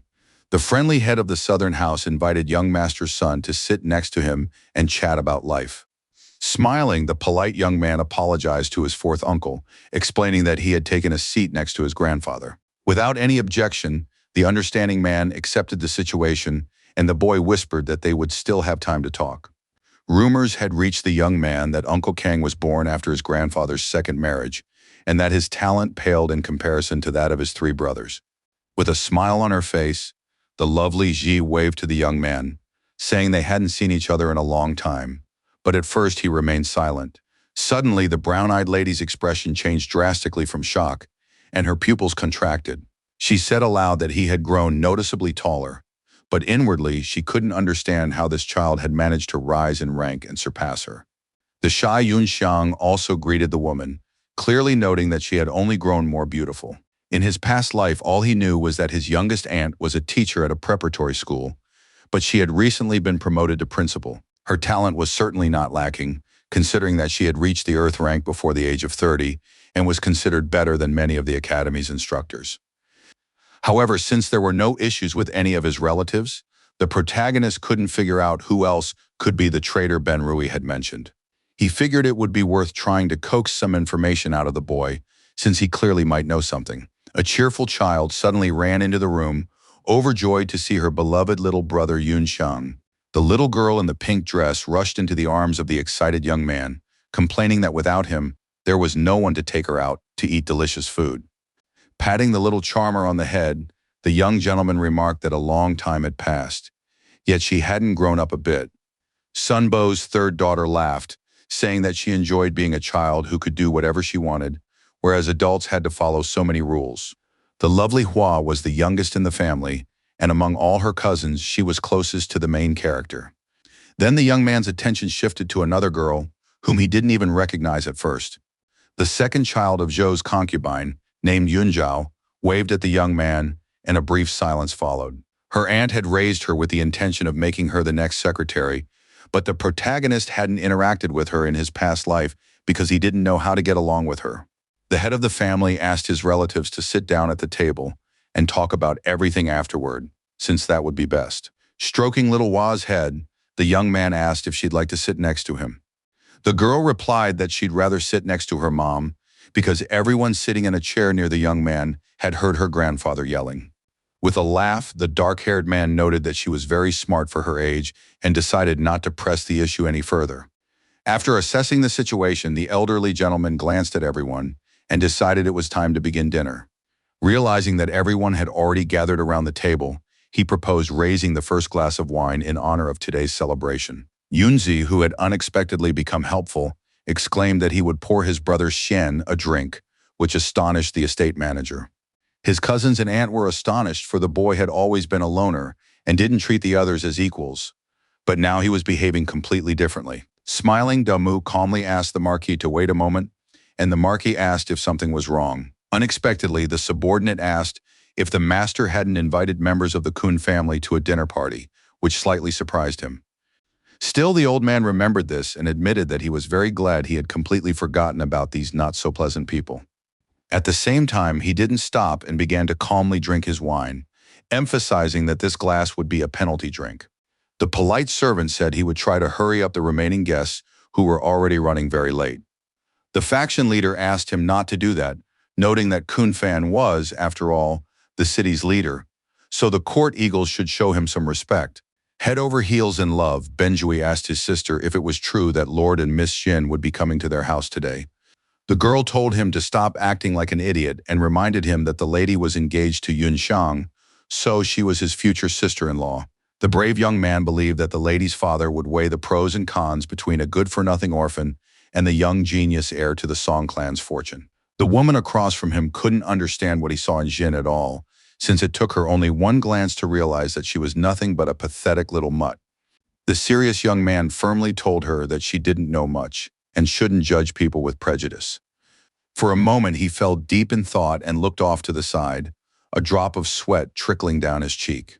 It dawned on the young man that his sister was simply jealous, that the young lady was more elegant and delicate than she was, and her figure was better developed. The stunned girl realized that she was indeed thin, which was why men didn't pay her much attention. In a fit of rage, she rolled up her sleeves and shouted viciously, asking if that insolent Zhu really wanted to die by her hands right then and there. An angry Mrs. Cheng raised her voice, ordering her children to mind their manners and apologizing to Chief Jingzhong. The quick-witted little boy told his grandfather that he would take Manager Song Shu with him to meet Lord Kun at the gate. The enraged woman ordered him to stop immediately, while the utterly calm clan leader asked her to let the boy go.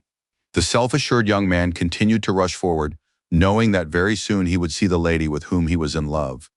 A maid reported to Yun Shang that Captain Ma of the detachment had returned and wished to report personally to him and the Marquis, and was already waiting in the adjoining side room. The young man whispered to his grandfather, who had heard everything and didn't mind going to meet the important scout. The head of the family said they needed to go talk and called Damu to follow him, while asking the others to continue their conversation at the table for the time being. The very serious Yun Qi was curious about what they had in mind, but there was no way he could simply go with them. Still, he got up from the table and tried to peek, but the maid decided to close the door so that no one would disturb the bosses. She slammed it shut and calmed down, as she could finally relax for a moment and think about her life. The young boy remained inside the room, having learned nothing of interest, so he fell into a brief daze. The squad commanders greeted the leaders, and Jingzhong asked them to begin recounting what they had learned without any formalities. Commander Ma was the first to share his findings, showing photographs taken by one of the hidden observers in Doggo Alley. With a look of shock on his face, Yun Xiang began examining the photos, which showed the girl he was engaged to embracing another man. He added that the elder of the Kong family had broken through to the celestial rank and was planning to accept Xun Jia into his clan, and that a marriage contract had also been arranged. The device recorded a conversation in which Jin said she would go to the Song family's dinner tonight to break off the engagement, while the young man was already prepared to give his life for her. This sappy romance left the four of them thoroughly baffled, as listening to such nonsense was truly repulsive.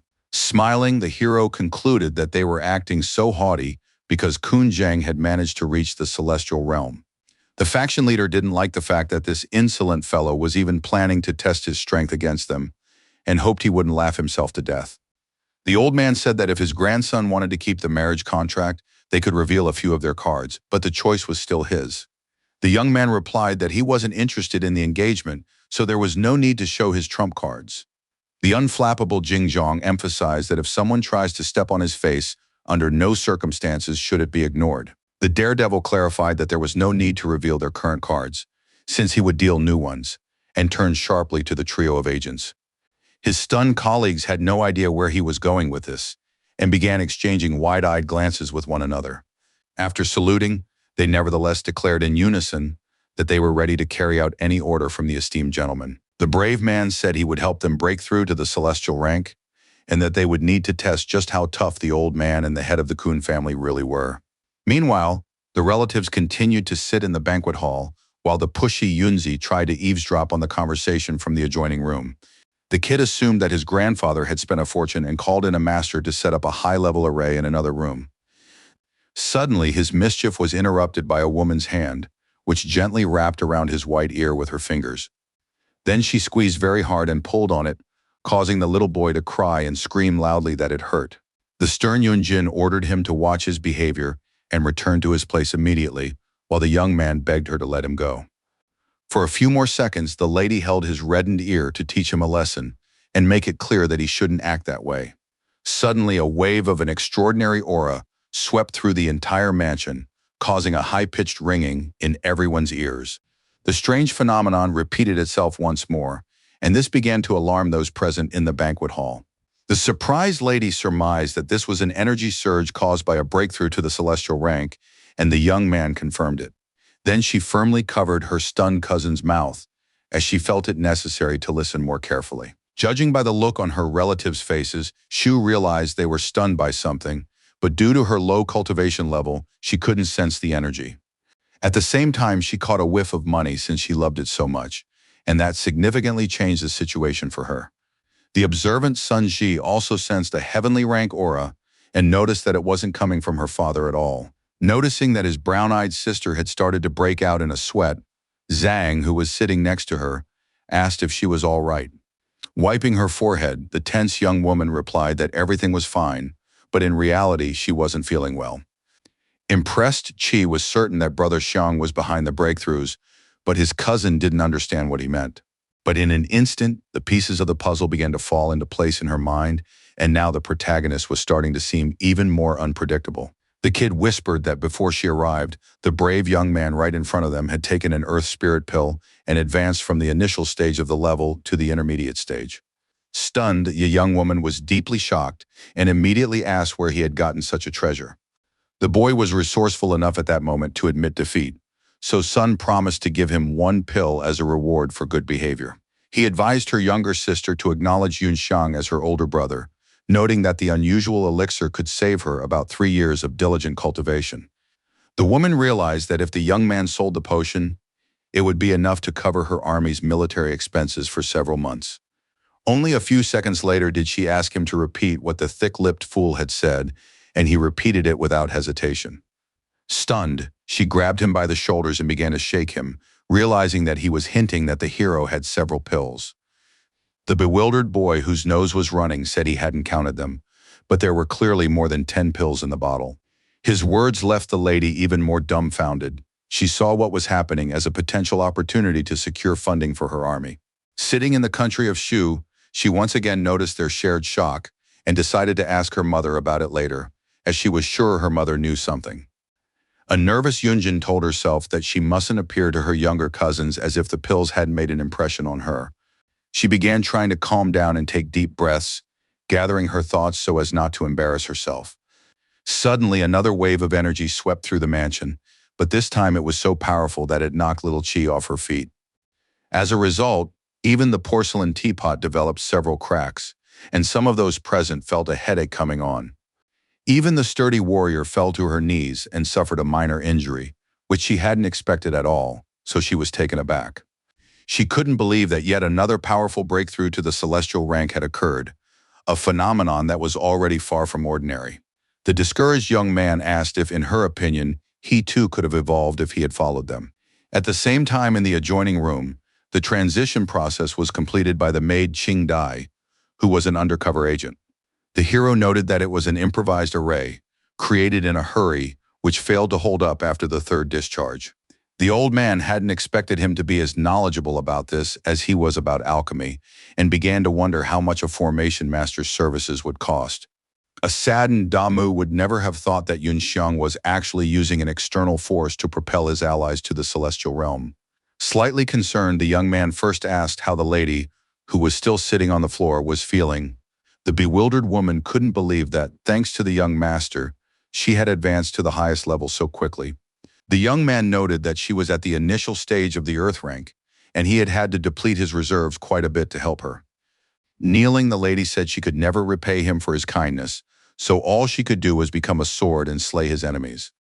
The young man knew that Qing's natural talent wasn't that great, so her breakthrough with the help of the pills wouldn't cause any significant harm.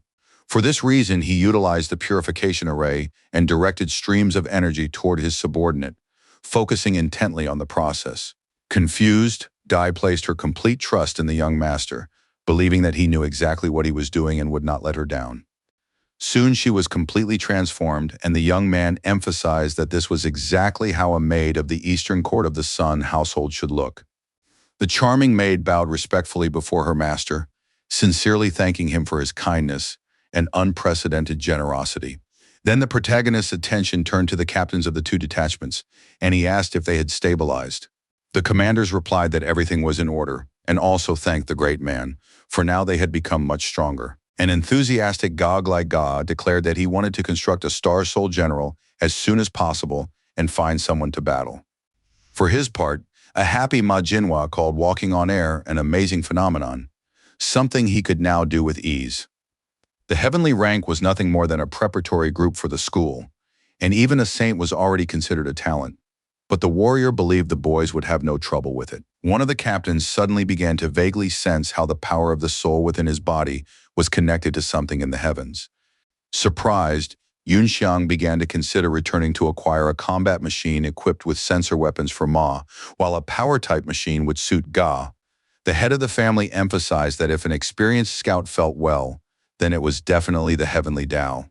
Stunned, Jin exclaimed that the powerful energy emanated from the will of the aforementioned spell, and therefore his words were true. The hero realized that his grandfather had been afraid he would let slip something about the star network, and that the Tao had indeed been used. Many experts could sense it. The second-in-command asked if they should go with their comrade to intercept the Kun family's boys and beat them up before they started a fight. From the very beginning, the young man had wanted the trio to flex their muscles to scare off Zhen, but now he thought it would be better to handle the matter discreetly. An enthusiastic Ma suggested that they pretend to be guards, and Qing Dai, as the head maid, would lead them out to meet the unwelcome guests. The leader thought the idea was actually quite good, so a smile appeared on his face, and his eyes sparkled with interest. Patting his clever comrade on the shoulder, the young man remarked that he was promising and burst out laughing. The elders watched the young men in silence, realizing in their own way that they were truly capable professionals. Completely calm, Damu quietly asked if the Marquis minded such a display of the fighter's strength. The elderly gentleman dismissed it as unimportant and replied that everything was in order, though his expression remained extremely serious. He said that their family had been concealing their true power for over 10 years, but now the time had come to show what they were capable of. The old man concluded his monologue with a rather silly remark, and the manager of the Eastern Courtyard urged him to choose his words more carefully. A short time later, a small group of people gathered at the gate of the outer courtyard of the Sun Mansion. A servant asked the young master Yunju to take note of the Kung family's flying boat, which he had been waiting for. The young man confirmed that this was indeed the case and ordered his subordinates to prepare to welcome the long-awaited guests. But suddenly, bright blue beams appeared in the sky, flashing intensely and vanishing in a flash. The anxious people below had no idea what was happening, so their composure vanished from their hearts in an instant. A very nervous Shu noticed someone walking through the air and quickly realized they were beings possessing heavenly rank power. With a trembling voice, the elderly manager pointed out that these people were dressed like the guards of the eastern courtyard of their home. Not long ago, a rather unremarkable boat glided across the peaceful sky, leaving behind traces that were harmless to nature. On board was an admiring Jin, who was asking grandfather if he agreed that Xunxia was better than the frivolous Yunxiang. The elderly gentleman replied that when she met the young man, he and her father had taken the opportunity to observe him from a distance. The man added that he liked the orphan boy. He had a handsome face and possessed true dignity, unlike the pitiful son. Feeling warmed by his kindness, the girl expressed her sincere gratitude to her relative, who had showered her beloved with compliments. Lord Kun, however, pointed out that this young man was only at the black rank. With such power, he was no better than the guards at their residence and urged her not to exaggerate. Old man Zheng said he sensed a faint transcendent aura emanating from Shun and believed that he was indeed the vessel of General Cao Zhen. Stunned, the son asked if his elderly father was certain he wasn't mistaken in his judgment, since this was quite a bold claim. The stern expert replied firmly that he had once served the gentleman, so he would not mistake the user's extraordinary aura for anything else. His tense counterpart said that if this kid was using some trick to deceive them, betting on him wouldn't be the best idea. The angry daughter exclaimed that her beloved would never do anything so shameless and forbade them from gossiping about him behind his back. She believed that it was Yun Xiang who had tried to impersonate General Zuoqi's messenger, which nearly sparked a conflict that the old man had to stop. He urged his relatives not to argue, calmly stating that they could use the Sun family's dinner to their own advantage. It was said that if the hero turned out to be truly unworthy, they would break off the engagement, and if their clan leader objected, it would give him a reason to get angry. But if their clan's son turns out to be a carrier of the Zuoqi, it wouldn't be a bad idea for their granddaughter to pretend to be in love with him, while they secretly trained Xunjie in the meantime. Now the cunning Lord Kun caught on to his father's idea and agreed with him, acknowledging that this would indeed be much better. The disgruntled young lady thought to herself that she would refuse this pitiful marriage anyway, and they would see how she would turn the Song faction upside down.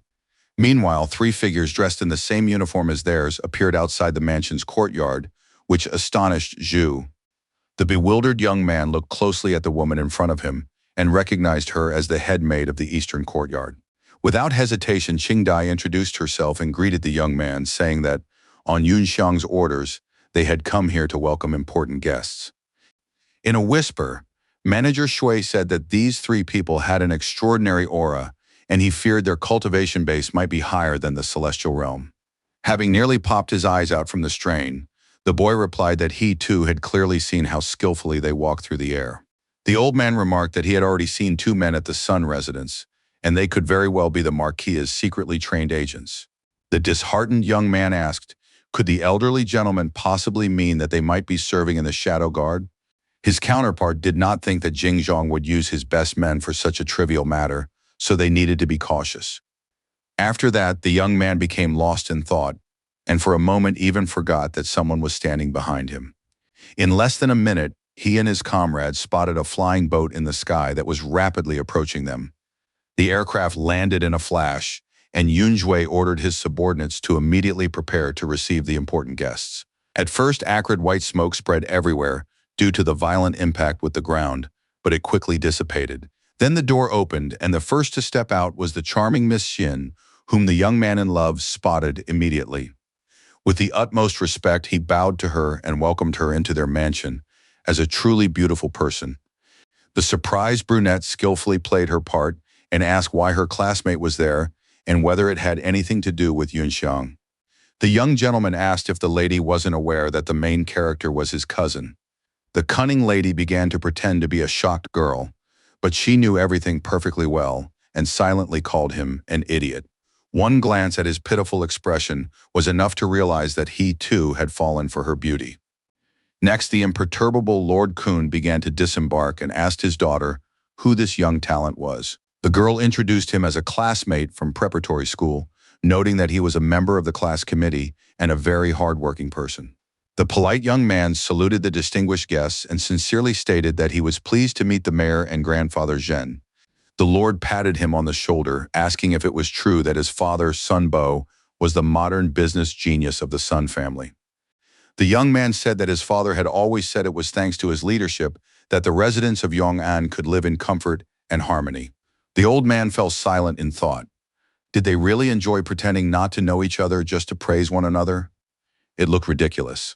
For his part, he decided not to waste any time and discreetly activated one of his techniques. Now his eyes glowed red. Their first move was to release a heavenly rank aura so that everyone would feel a powerful tremor. At that very moment, many people around them lost their balance and screamed in fear, completely unaware of what was happening. The stern Zheng had no intention of sparing anyone and went to great lengths to instill terror in every heart. Sun Rui and Shui, both on edge, suspected that all of this was the work of someone with a heavenly rank. The Lord, his face concealed, wondered if his father had decided from the very beginning to intimidate the members of this potentially hostile family. In his mind, the grandfather asked the young man not to blame him for making him lose face in front of the beautiful Jin, but since he was the grandson of his rival, he deserved it. While everyone around them lay on the ground coughing, the trio of secret agents from the Shadow Guard stood their ground, not moving a muscle. Qing Dai, looking extremely serious, decided to consult with the captains and whispered, asking if it was time to take action. Manhwa, standing on the left, nodded in agreement, after which the trio activated their equally powerful technique. A few seconds later, only white smoke lingered in the air, and complete silence reigned all around, making the situation even more frightening. The stunned lord couldn't believe that the aura released by his father had been suppressed and realized that this was the work of three seemingly ordinary figures. Shin, flustered, began asking what had happened and why the pressure from her relative had vanished. Shui, standing nearby, wanted to ask the incredibly angry Yunju something, but Yunju beat him to it, ordering him to shut up. Realizing that the situation had become very tense, Kun saluted and asked for permission to find out who they were. At that very moment, an unassuming-looking maid took a step back and turned to speak. The composed Qing Dai introduced herself and the guards of the Eastern Court, explaining that Yun Shang had ordered them to come out here and greet the distinguished guests.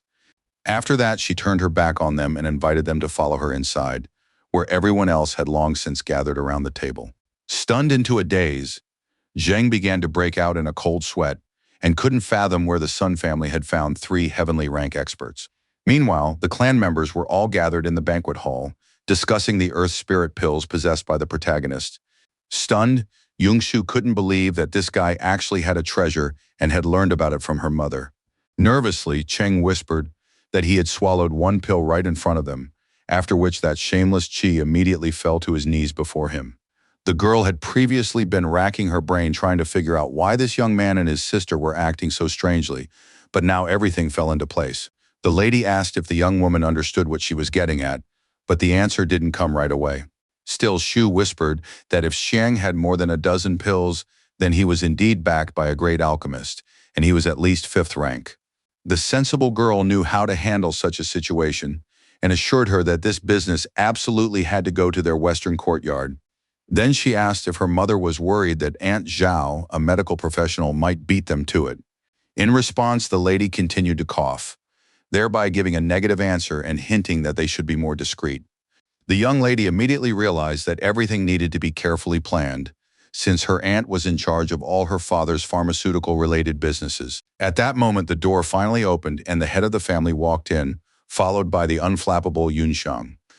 The cool-headed young man knew that his cousins ahead were at the Earth realm, so they must have sensed the recent bursts of energy from the breakthroughs. In a whisper, Qi, trying to curry favor, asked if they had experimented with something good in the side room. As he walked forward, the young man asked how he'd figured that out, since it was indeed true. The young man said that if his brother wanted to test some kind of elixir, he would certainly be happy to serve as his loyal guinea pig. The equally polite Sister Shu pulled out a chair and invited the hero to sit down, which struck him as a bit strange. He thanked the beautiful young woman for her concern, and she replied that it was no big deal, since they were relatives, even though she hadn't behaved that way before. One of the managers reported that the Kung family's flying boat had arrived and was being met by Yun Jue, along with people from the eastern courtyard. Smiling, Jing Zhong, who was seated at the head of the table, realized that very soon they would all be gathered around one large table. After that, the old man beckoned Damu over and, whispering in his ear, asked him to go out and arrange something for him. At that moment, the grandson and his grandfather began exchanging glances and giggling strangely, which puzzled the others. Jin and Qi, bewildered, were completely at a loss, but they remained silent and didn't dare ask what was going on. The pensive Shu speculated that they were digging a grave for the Kong family, since they were acting far too mysteriously and weren't revealing any details. At that time, there were still people near the gate of the outer courtyard of the Sun Mansion, but Qing Dai asked the guests to come inside. The ever-polite Rui urged them not to linger there, but to enjoy their delicious meal in the banquet hall. The bold beauty Sin took the first step forward while her closest relatives hesitated. Coming to an abrupt halt, the girl turned her head and asked if her father and grandfather were going to follow her lead. At first, her father was flustered and began to fidget, glancing at grandfather Zheng and asking him if he was ready to move on. The stunned old man realized that the Sun family had no fewer than 3 experts of the highest rank, all of whom were very young. He was even more astonished by the fact that they were dressed like ordinary servants and at first glance didn't attract any attention to themselves. He soon realized that they had simply used dark magic to deceive him, for if they were truly that powerful, they wouldn't have chosen to remain in the clan. With his hands clasped behind his back, the man began to walk forward, thinking to himself that they would yet see what these cunning young men had in store. A small group of people, led by the head maid, strolled along the paved path alongside the distinguished guests. With every step, the sycophant Yun Jue smiled at the charming Kong Jin and guided her alongside the estate manager. Suddenly, an elderly gentleman stopped around the corner and held his son back, as if plotting something devious. Handing him a green card, he said that if anything happened, the Lord must take his daughter with him and flee first. His counterpart, listening intently, asked what the father would do on his own if he gave the precious artifact to him. Having thought everything through in advance, Zhang took a spare summoning talisman out of his pocket, so he had nothing to worry about. Suddenly, the old man noticed a man smoking a cigarette near the gazebo who might pose a threat to them. Meanwhile, the unassuming driver Shah Beja was standing nearby, simply enjoying a few moments of solitude after work. But suddenly his eyes began to glow yellow, and he glared maliciously at the guests, maintaining an air of sternness and unpredictability. The elderly man was completely taken aback by what he saw and felt a chilling upheaval in his soul, as if it had affected him personally. At that very moment, he fell to one knee and, dropping the green card from his hands, began to shout loudly, which could have attracted completely unnecessary attention. Fortunately, the green talisman wasn't badly damaged, unlike its owner, whose limbs began to tremble. Alarmed, the Lord immediately rushed to his father and began asking if he was all right, but heard no reply. The old man, drenched in sweat, opened his right eye and, peering ahead, wondered who this mysterious person could be. Even more horror and dread appeared in his eyes, and they widened further, as if something had struck him once again. It was staggering that no one was standing in the gazebo, and the old man began to suspect that he had imagined it, but he doubted that was the case. Now his pupils had taken on the shape of a kopeck, and he fell into a deep stupor, realizing that there was no way he could have been mistaken. If you looked closely, you could see a cigarette butt that was still hot lying on the porch. Hearing the screams, an alarmed Jin ran over and asked what had happened, and her dad replied that he had just dropped something. Trying to get to his feet, Grandpa asked his granddaughter for help, complaining that his legs had completely given out. After that, the group continued toward the entrance to the banquet hall, while it had long since grown dark outside. Old man Zheng couldn't seem to settle down and kept wondering where the Sun family had found someone with such incredible strength. Suddenly, as he turned his head to the right, he froze again and broke out in a cold sweat upon noticing something strange. In a dark alley, he spotted a man sitting in a wheelchair, tossing dice in his hand. Horrified by what he saw, the old man was once again deeply frightened and began to suspect that he was imagining things, but it was all real. As it turned out, the gatekeeper Ma San now stood in his way, looking at him as if he were prey and instilling fear in his soul. At that moment, Zheng's heart clenched tightly and began to tremble so violently that it was visible even through his thick shirt. As he began coughing up blood, the terrified man collapsed to the ground and screamed, for his heart was not made of iron. Deeply alarmed, his relatives immediately rushed to the elderly gentleman's side, not understanding what was happening to him. The fat man said he had simply tripped and fallen, and the blood came out because he had bitten his tongue when he hit the ground. Surrounded by his loved ones, the fool decided to take another look down the dark alley, thinking he might have just imagined it. This time he really didn't see anyone else, and thought to himself that the oddball had disappeared somewhere again. Disguised agents of the Shadow Guard silently watched the guests, not interfering with their confusion, and simply waiting. Maidservant Ching hadn't expected the two men from the eastern courtyard to take part, and she was surprised to find that they too held the celestial rank. Looking closely at the moonlit tower, she noticed her allies, who had done their job brilliantly. Damu approached them and noted that the Marquis had wanted them to rattle Old Man Kun without affecting the others, but they had gone a bit too far. The stern Ma-san replied that there was no need to ask them twice to crush a fool who had decided to show up at their house to cause a commotion. Finally, the guests had only a dozen meters left to walk before entering the room and joining the dinner party. Stunned, Zheng decided that as soon as he returned, he would immediately report to the Imperial Palace that the Song clan was secretly training masters to plot a conspiracy. Clutching his heart, he realized that the two experts had struck only him, not the others, and felt that displaying such power in this manner was going too far. Blowing his nose, the bewildered old man wondered if the enemy family really intended to take his life this time. With trembling legs, the man continued to shuffle forward while his granddaughter was the center of Yunzu's attention.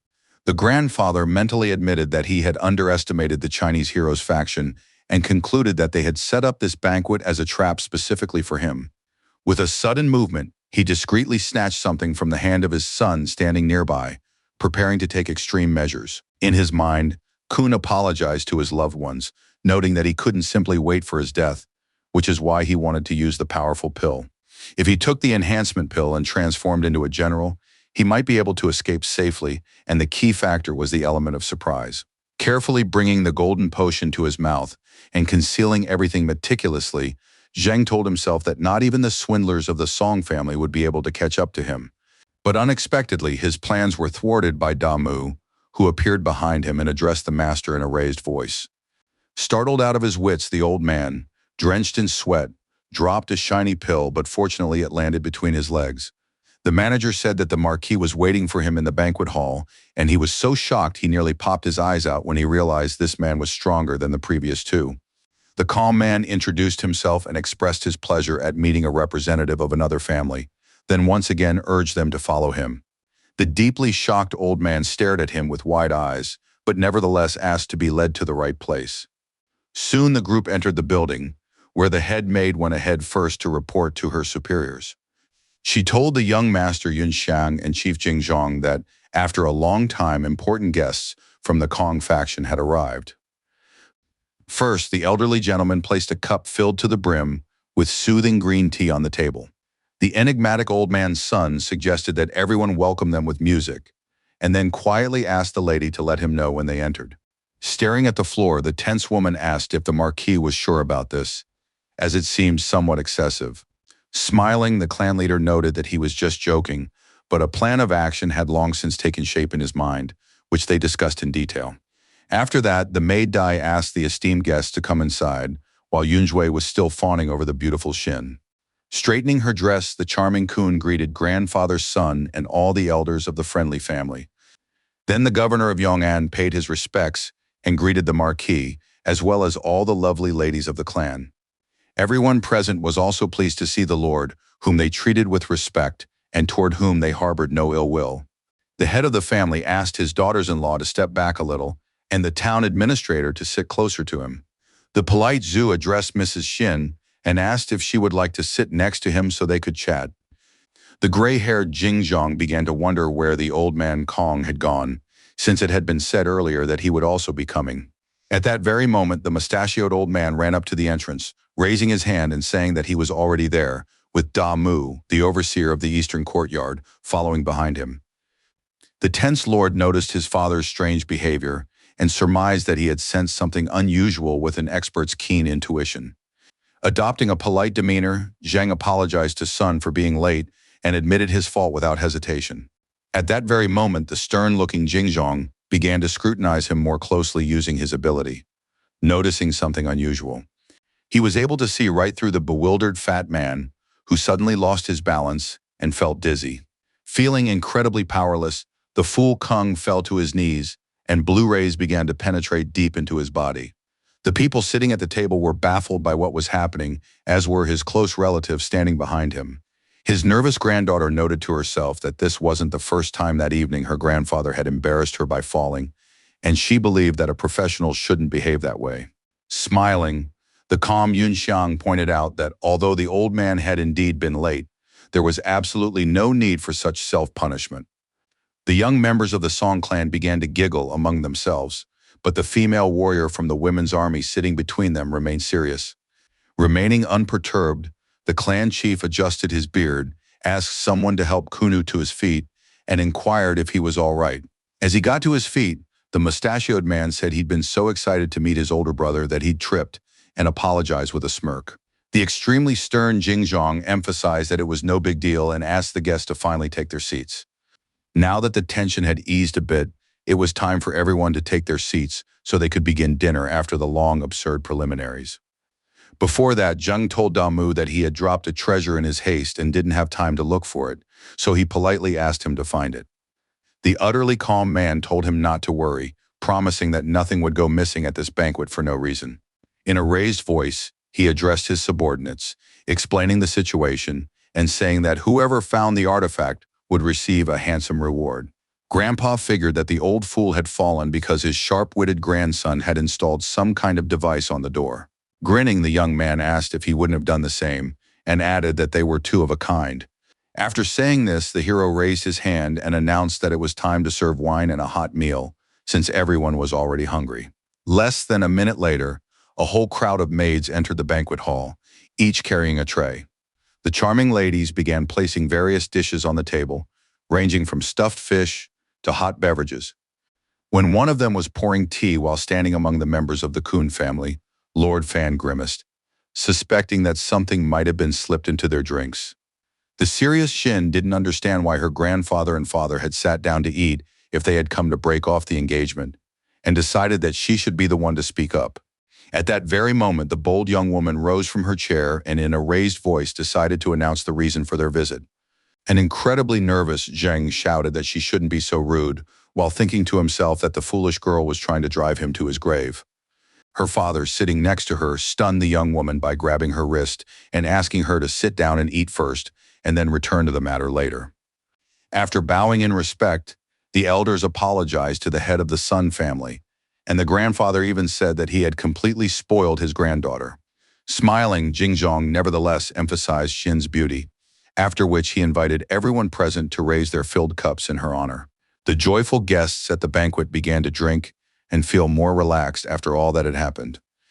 The representatives of the Kun clan, who were no longer so confident in their abilities, did not shy away from this either. The young men also humbly accepted the strong drink, which was a sign of respect for everyone seated at the table. Neither side skipped the first cup, since they all gathered so rarely anyway, so it would have been foolish to do so. Meanwhile, little Hua was eagerly devouring a well-done piece of meat on the bone, splattering grease all over her face. By now, the feast was in full swing, and everyone was starting to feel more at ease, which made the atmosphere even more pleasant. Meanwhile, Jin, who was still angry, thought to herself that she had to do something, even though her grandfather and father wouldn't let her speak. Noticing Yunzu, who was discreetly glancing at her, she began to consider using him to her advantage. At the same time, the boastful young man whispered to his sister sitting next to him, asking if she could see how the lady was looking at him. Meanwhile, a notification popped up on the smartwatch of Song Yunxiang, who was drinking, and he immediately turned his gaze toward it. The young man stood up from the table and asked his grandfather for permission to step away, and his grandfather didn't hold him back even for a moment.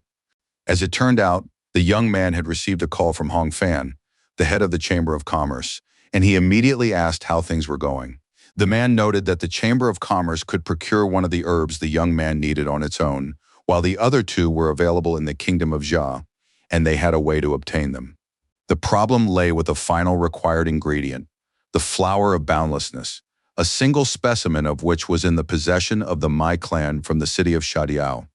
The settlement was located on the eastern border of the kingdom of Jaya and served as an important military stronghold for suppressing the demonic tribe. It accommodated a large number of people and had frequently expanded since its founding. Now, 4 districts had formed within its high walls. The most influential families lived a life of luxury in the inner city, protected by powerful fortifications. The Western District housed nearly 100% of the military forces and was the most heavily guarded. The central part, built around the inner city, included commercial auction houses as well as restaurants and entertainment centers. As for the outer district, it was inhabited by commoners, slaves, and ordinary outcasts. The Mai clan, which possessed the boundless flower, was located in the western district of Shadiao City and belonged to the Mulu group of the expansionist faction. Chief Hong noted that the aforementioned organization was very hostile toward merchants, so it was rather difficult to deal with them.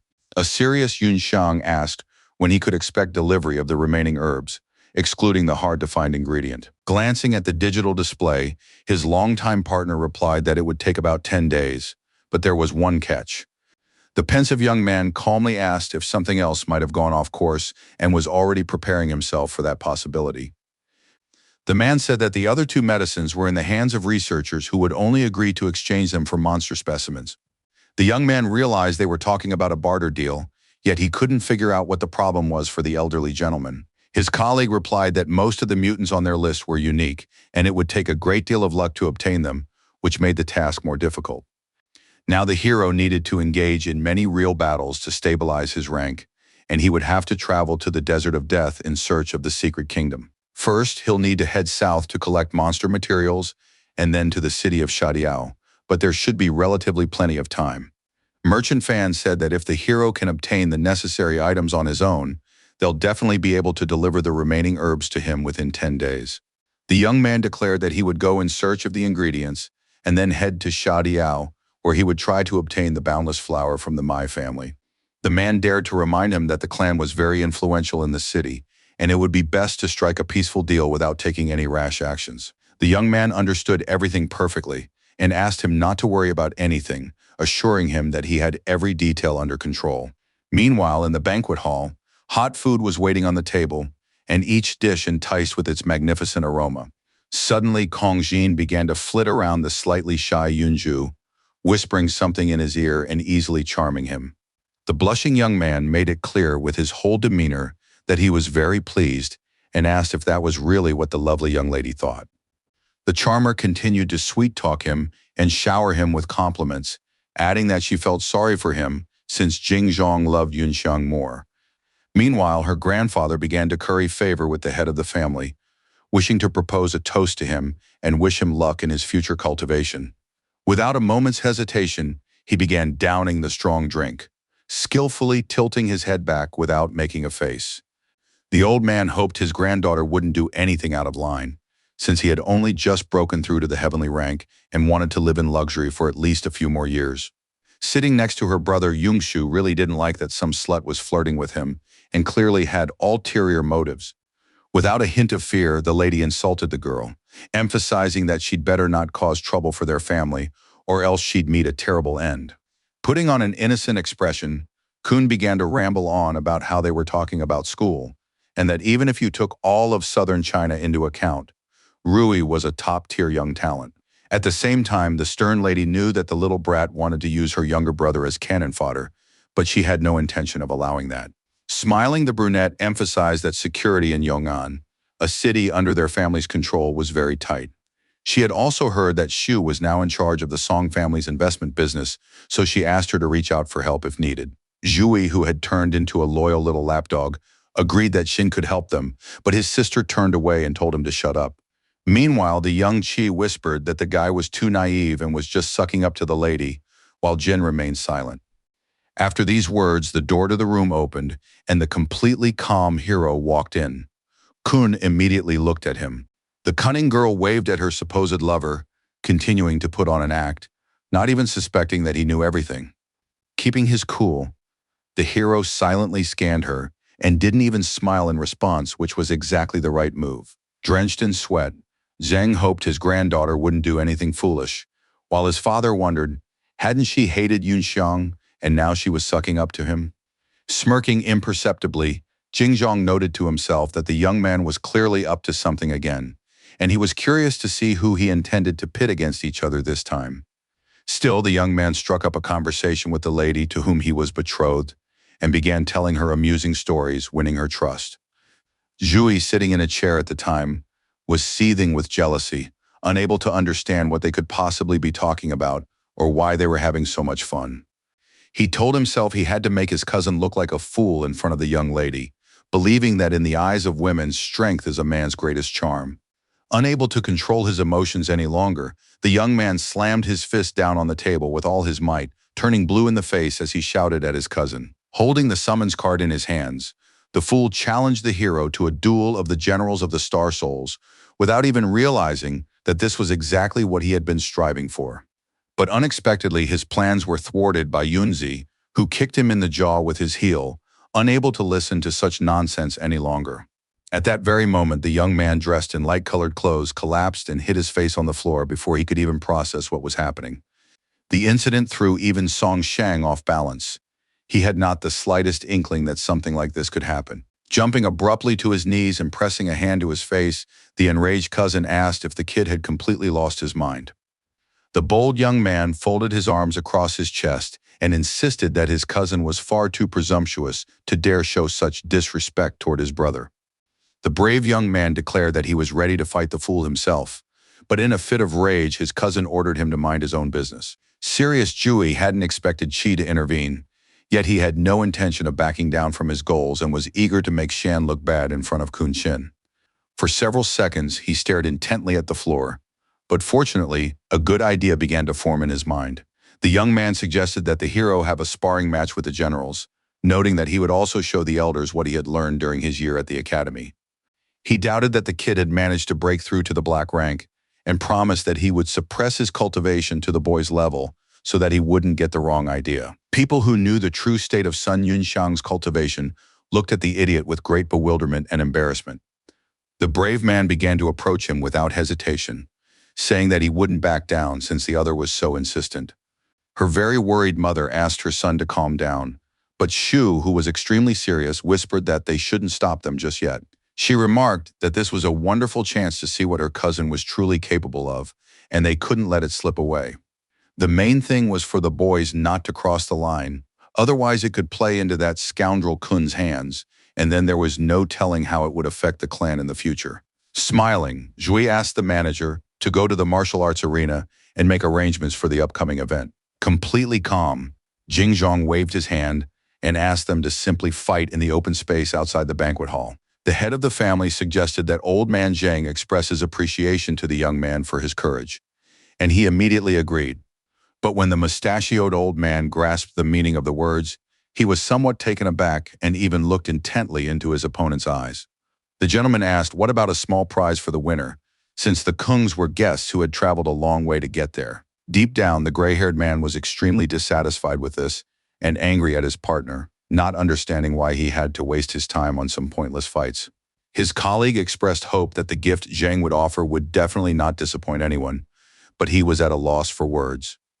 The old man said that since the two young talents were going to compete to cheer him up, he was willing to give away a 3-star return of spring pill. His worried son tried to talk him out of it in a whisper, but Kun knew that if he didn't satisfy the Marquise today, that pill wouldn't be able to save him anymore. Tense Yungsu didn't understand why the fat man had prepared so thoroughly, but no one paid any attention to it, and even her mother was too calm. Considering the prize a priceless treasure, the self-assured Zhui declared that the younger generation was grateful to the respected grandfather Zheng. Drooling with anticipation, the dreamer thought to himself that this time, that brat Sheng would make a fool of himself, not only in front of Miss Xin, but also in front of his elders. He had already decided that he would give the pill to his father on behalf of his future daughter-in-law, and then the man who had always been strict would change his opinion of her. The young man imagined how, kneeling with great respect, he would present the precious gift to his father and surely win his approval. When the time was right, the young man would ask his grandfather to change the engagement, and the matter would be masterfully resolved. With a gaze burning with rage, the grandfather glared at his granddaughter, the one who was causing him to lose money, and she noticed this and began to worry. The cunning lady decided to simply wait until the dreamy, slow-witted young man won the elixir, and then take it from him and return it to her grandfather. Suddenly, Sun Shui reported to the young master that he had frozen in place for a moment, so Yun Xiang had already gone outside and was waiting for him. Wiping his nose, the confident young man said it was time for everyone to go out into the open and enjoy the duel. He began walking briskly toward the exit, imagining his lightning-fast victory and a triumph that would be remembered for a long time.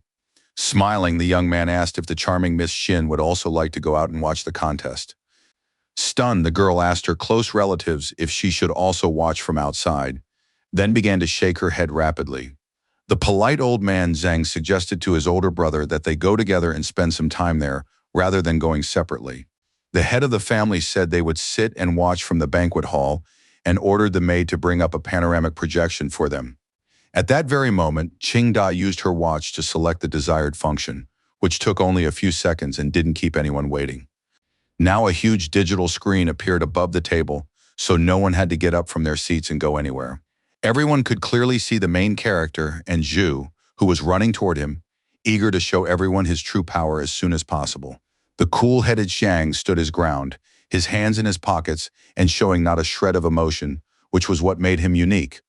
His unusual behavior caused no small amount of surprise in his cousin, whose confidence was slowly fading.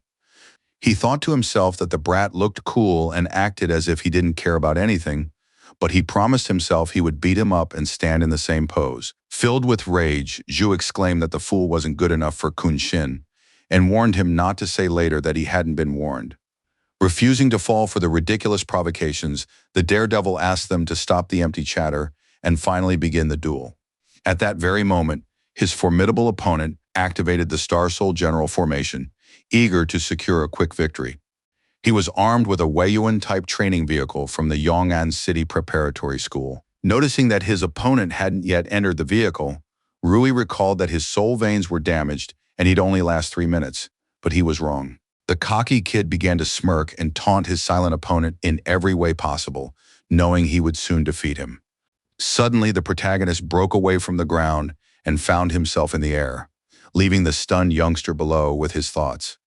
He realized that the schemer was going to use underhanded tricks against him, such as the magical barrier he had already deployed. Just a couple of seconds later, the warrior suddenly appeared right in front of them, and his general was rapidly materializing right before their eyes. Deeply shocked, Zhui couldn't understand how his worthless cousin's rank could be higher than his own.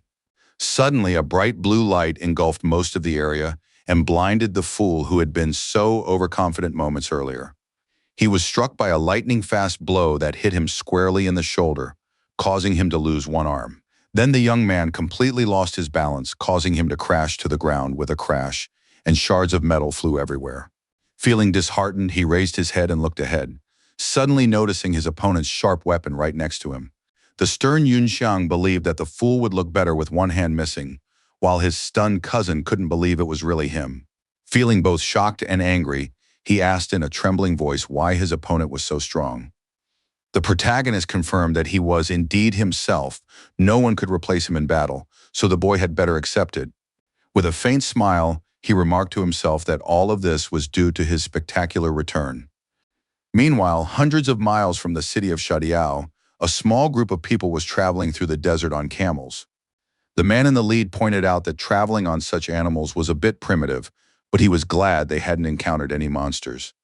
After that, he began drinking water from an unusual flask, while his excited subordinate, his voice trembling, asked him to look at something.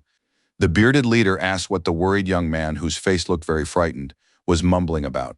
The young man pointed out that there was some kind of enormous fish in the sky, shrouded in dark magic, which looked terrifying. At the same time, the defeated Yunjui refused to believe he had lost and couldn't understand where the Red General had come from. The relatives sitting in the banquet hall were also stunned when they saw the tall, powerful machine that had defeated the young man's equipment in a single blow. A surprised Kun fan realized that Yun Xiang had gone from being a disabled man with a shattered soul to a professional warrior. His father whispered, "Could this kid really be the vessel of General Zhuo Qi?" while his son remarked that his father didn't know much. He also noted that in recent years, rumors had been circulating in southern China that this unusual commander was capable of taking on the form of others. The stunned old man had not expected to hear that Z possessed such an extraordinary ability, one that made him invincible. Everyone present began to reflect on what they had seen in their own way and draw their own conclusions, although it was difficult at first. Mrs. Cheng, at a loss for words, turned to the head of the family, hoping that at least he could explain what was happening to them. The people's reaction made Jingzhong laugh heartily. As always, he was adjusting his beard, but now he was also laughing at the top of his lungs. Smiling, the man pointed out that they had surely all already heard about the battle against the monsters in Yuanding City.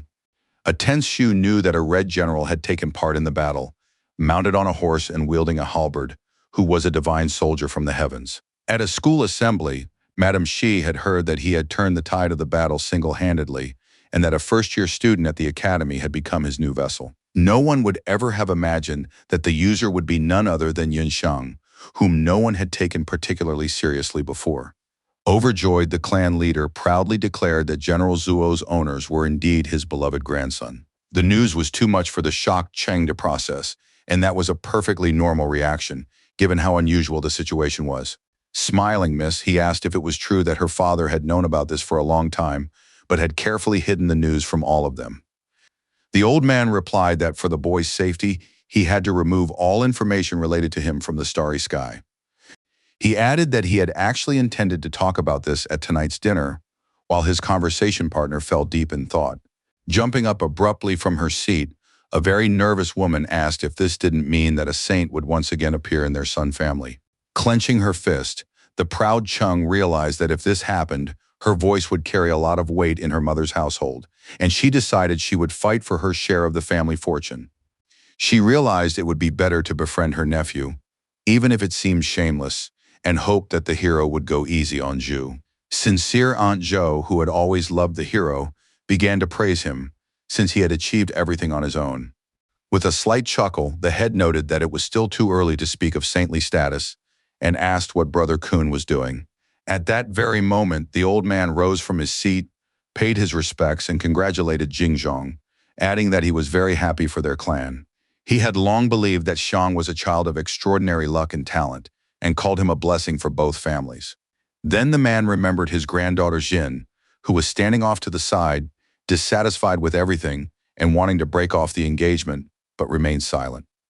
The young woman played along with her grandfather and put on a show, but she still believed that Zuo Qi was certainly no better than Cao Zhenya, the general who had stolen the heart of her beloved Sun Xia. Smiling, Jingzhong said that this was a blessing for the Song faction, a reward for the good deeds of their ancestors, but for the Kong family, it might well be a misfortune. Barely holding back her tears, Kang silently called the young man a traitor in her mind. After all, they had promised each other to live a carefree life, but he had already run far away. Stunned, Aunt Ji asked everyone to pay attention to the fact that Yun Jue had suddenly stood up to try to fight back.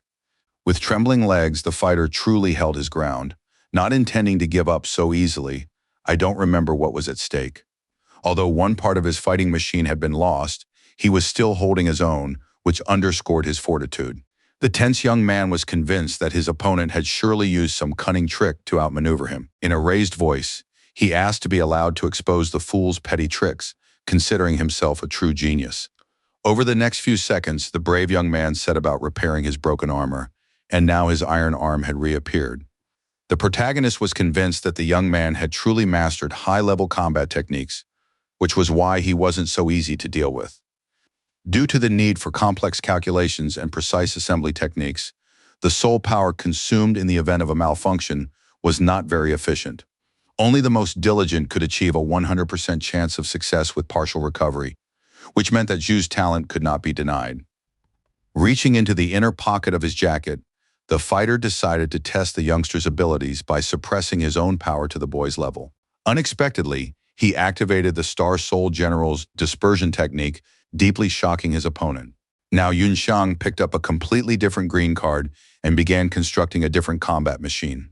From that moment on, the young man was inside a Yuan-type training vehicle, specifically the model designed for the Military Technology Academy, The spectators had no idea why the hero's general had become identical to Zhu's, but they suspected it was Zuo Qi's transformation ability. His intense opponent couldn't figure out why the young man's aura had changed, but he suspected that he too was at the peak of the black rank.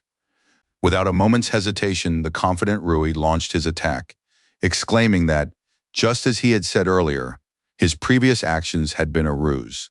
He challenged the fool to watch as he dealt with him in mere seconds without holding back and secured victory. But just as he swung his weapon, the nimble Yun Shang managed to simply jump out of the way, leaving him empty-handed. The impulsive fighter didn't appreciate this farce and made another attempt, but once again failed to wound his enemy. The agile opponent's evasive maneuvers irritated the young man even more, as he was accustomed to getting everything with ease. Still, he didn't give up and kept trying, but he kept failing, while the hero remained cool-headed. In the courtyard of the enormous mansion, there were two more comrades who were also watching the duel on the screen. A tense Beja asked if his colleague had taught the brave young man the black turtle defense technique, but Ma-san thought he was the one who had done it. Upon hearing the negative answer, the man surmised that the girl had secretly taught the young gentleman while they weren't looking. For his part, the impassive warrior continued to observe his opponent's movements, ready to keep dodging. Seizing the right moment, he decided to try attacking himself, not intending to spend the entire fight running away. Once again, the daredevil found himself behind the disheartened Zhu, whose stamina was not endless. With a sudden high leap, the fighter began to spin right in midair, gripping his long blade tightly in his hands. Stunned, his cousin froze in place with his eyes wide open, unable to believe that such an outcome was possible. The young man noted that the fool was mimicking his movements, but had no idea what purpose this served for him.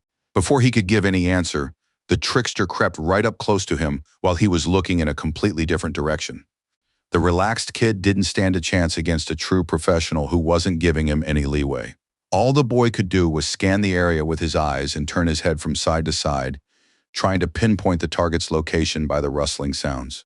In the end, he simply missed the lightning-fast strike, which hit the rear of his combat vehicle directly. The Maul's combat skills were quite well thought out, but he was still completely unable to adapt to real combat. For this reason, Joy let his guard down, and in that very moment, fell flat on his back, feeling intensely dizzy.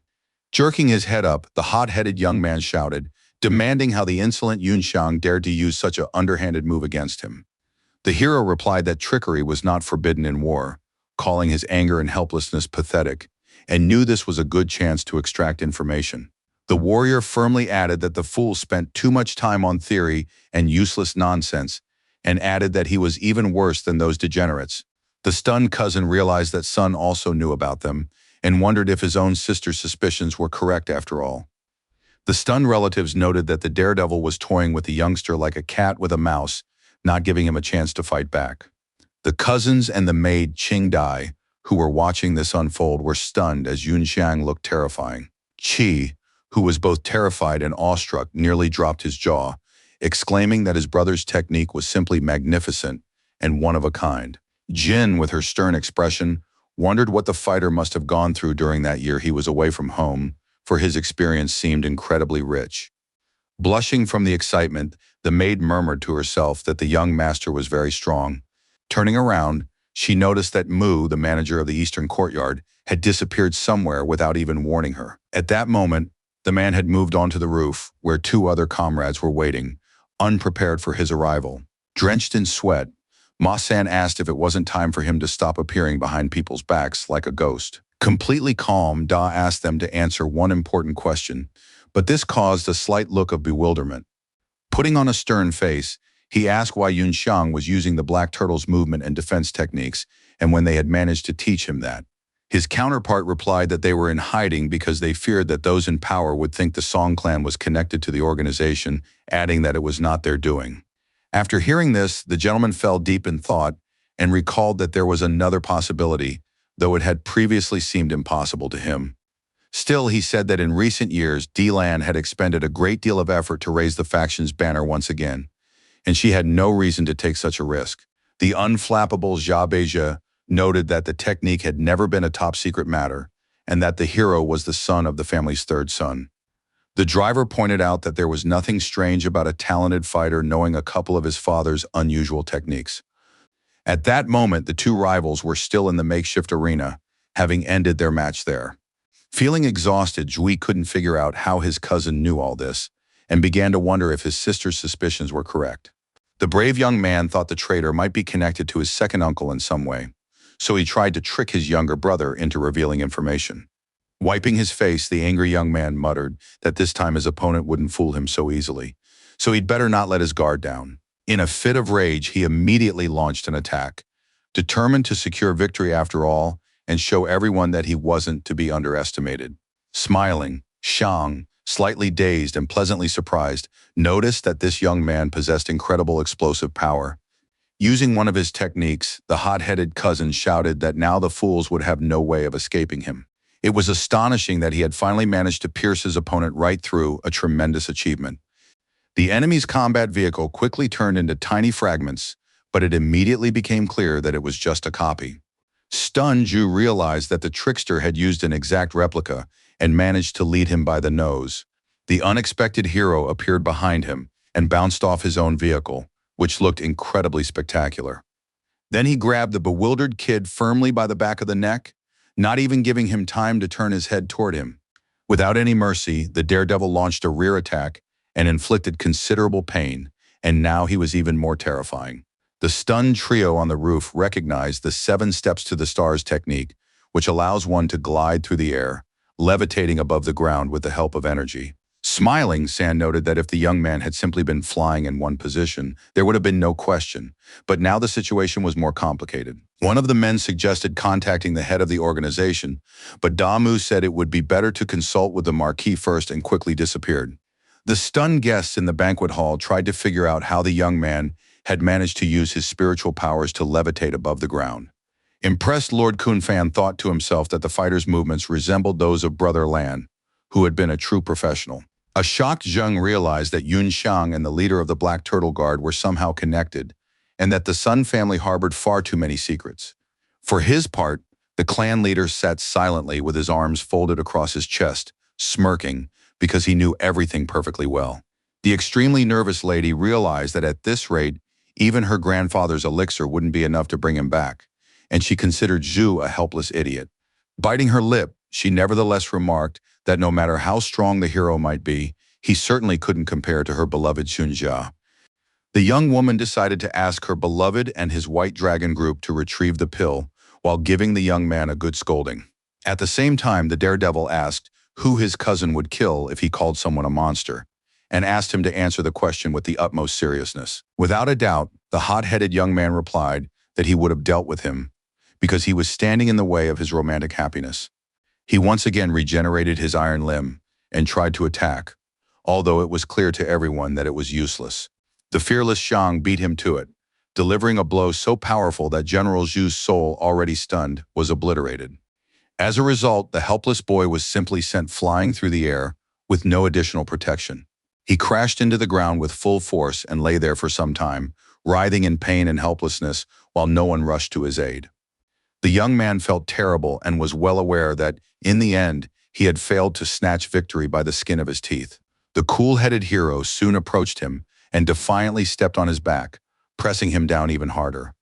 The unflappable fighter said quietly that he would give him one more chance, but urged him to think carefully and not do anything foolish again. On the other side of the barricades, on the outskirts of Shadiao, travelers were stuck in the sand at that moment, already struggling to breathe. As it turned out, the fish-like monster that had been blocking out the sky had vanished, but not before spitting something out. Shaking the sand off, the men got to their feet and began to walk forward, eager to see what the monster had left behind. Approaching the cliff's edge, they began to peer cautiously over it and scan the distance, hoping to catch a glimpse of something. The bearded old man's eyes were now wide, and his eyebrows were tightly furrowed, as if he had seen something astonishing. In the enormous crater, the travelers spotted a massive red crystal and decided they needed to urgently inform the Mai family about it. They assumed it was the remains of a divine-rank creature, since the monster had been at precisely that stage of evolution.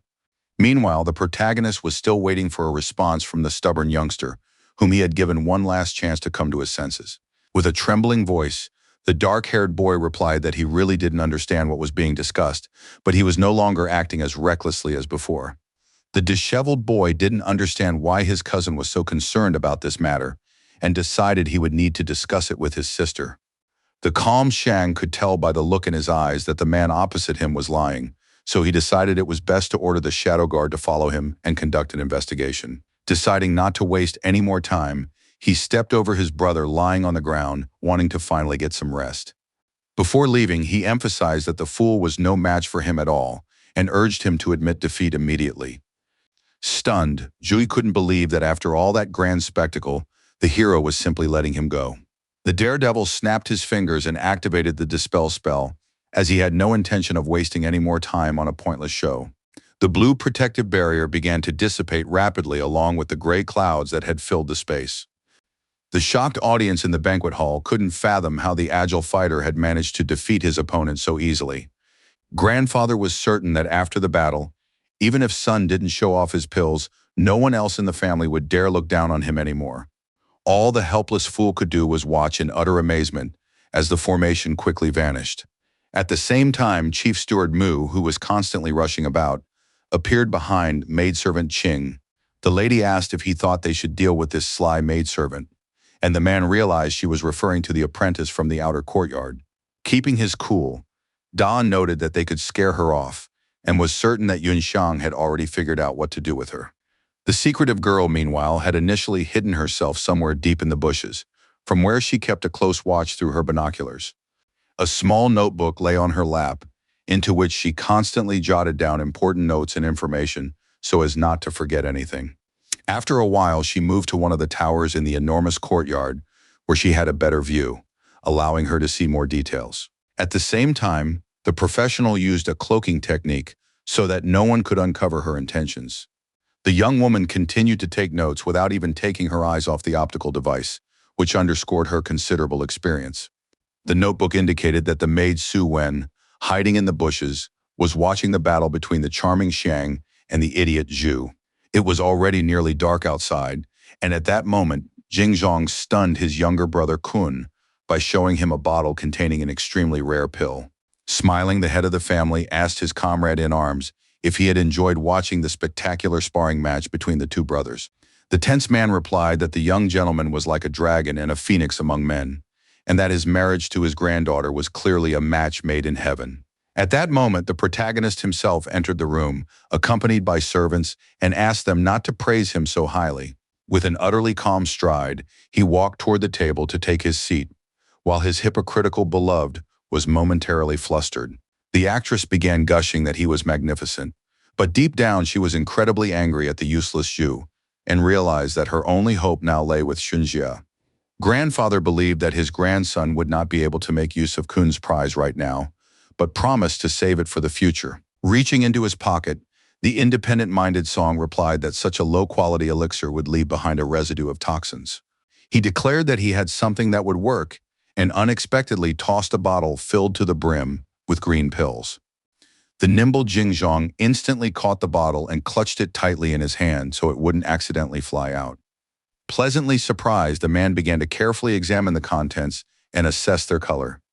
Nearly going bald from the shock, Kong Zhang exclaimed that these were top-quality return of spring pills, and there were plenty of them. The young man's aunts, who were all present, were also amazed, since none of them had ever possessed such miraculous elixirs before. The delighted ladies began to appeal to the head of the family, hoping to get at least one pill, but he had no intention of sharing. At that moment, one of the maids, holding something in a white handkerchief, approached the chief steward of the eastern courtyard. The blue-haired lady reported that they had found a pill and asked if it might be the one lost by the honored guests from the Kun clan. Zheng, deeply agitated, immediately ran toward her, eager to see for himself, as it might indeed belong to him. The shocked old man exclaimed that it was indeed the very same elixir he had dropped a short while earlier and had asked to be found. But then he said in a sad voice that the pill no longer smelled so pleasant after seeing the treasure he had just witnessed. The calm Damu praised the maid and sent her to the storeroom for her reward, and she sincerely thanked him and didn't linger. Suddenly, Yunxiang noticed that the girl's cultivation level wasn't very high, and he assumed the problem lay in a lack of talent. He held 2 pills in his hands, one for beauty and one for strength, so the beauty was given a small choice that was worth thinking through carefully. Everyone around, including even the old man, was deeply astonished upon seeing the jade skin pill and the spiritual seed. The young man pointed out that if the maid didn't want to choose, she could ask for monetary compensation and not worry about it. Unexpectedly, the lady fell to her knees and exclaimed that she wanted to become stronger, and sincerely asked the young gentleman to accept her gratitude. Smiling, the young man looked at her with kindness in his eyes, then decided to hand her the necessary potion and let her go. Without any hesitation, he handed the excited girl a flask containing an elixir that bestowed unprecedented power. Yunxiang didn't know anything yet and spontaneously decided to give away one of his pills, but this decision would lead to the future emergence of a female general. For now, at the dinner table, the crowd of joyful people continued to eat and drink, and no one cared at all about what might happen next. After the sparring match ended, everyone downed a few shots, and the lively conversation didn't let up for even a moment. Only Sun Rui still hadn't shown up, and the seat next to his sister remained empty, but she wasn't particularly upset. Although opinions were divided, both the guests and the hosts were happy, and it was truly a precious moment. Kun Xin was the first to leave, claiming she wasn't feeling well, and none of those present mentioned the marriage contract again. Soon the old Marquis' son announced that the festive banquet was over, after which everyone quietly dispersed to their homes. At a leisurely pace, Xiang and his closest retainers made their way to his residence, where they could discuss practical matters in private. The cool-headed young man spoke to no one and merely pondered the pressing matters at hand, just as everyone else was doing after the feast. But suddenly, on a nearby rooftop, he spotted a man leaping about who was clearly a secret agent. The utterly calm young man ordered the two captains to deal with him, and they were ready to carry out any order he gave. Like lightning, the professional fighters rushed to the designated spot, eager to get their fists on someone's face as soon as possible. They began kicking the troublemaker right there, while he screamed and begged them to stop, saying it was all a misunderstanding. A couple of minutes later, the warriors came back down and firmly grabbed Kun Zheng by the shoulder. He was still in the courtyard for some unknown reason. Smiling, the young man asked curiously why the heavenly rank expert had returned if everyone had already left. The disheartened man was completely flustered and, as if struck dumb, didn't even know how to respond. Then his expression turned serious as he tried to formulate a clear statement. Clenching his fist tightly, the old man began to gather his courage and had almost managed to begin a monologue that could change a great deal for him. Suddenly falling to his knees, he saluted and loudly declared that he wanted to become the obedient dog of the young master Yunxiang. Sometime after the Sun family banquet, Sheng was traveling by boat with his family, muttering complaints under his breath in frustration. His son asked why his father was so agitated, since they had safely left the mansion and nothing out of the ordinary had happened. The grandfather admitted that he had never expected the clan to harbor so many secrets, and noted that all the subordinates in the Eastern Court were heavenly rank experts. Stunned, Fan couldn't believe such a thing was possible, but the old man's words weren't a lie, so he had to accept it. After the sudden death of the previous emperor, his father signed a law allowing the 8 generals to elect a new ruler, but the votes were deeply divided. Soon all of them perished in battle, and the Sun family was forced to flee to a border town where they likely planned to lie low and bide their time.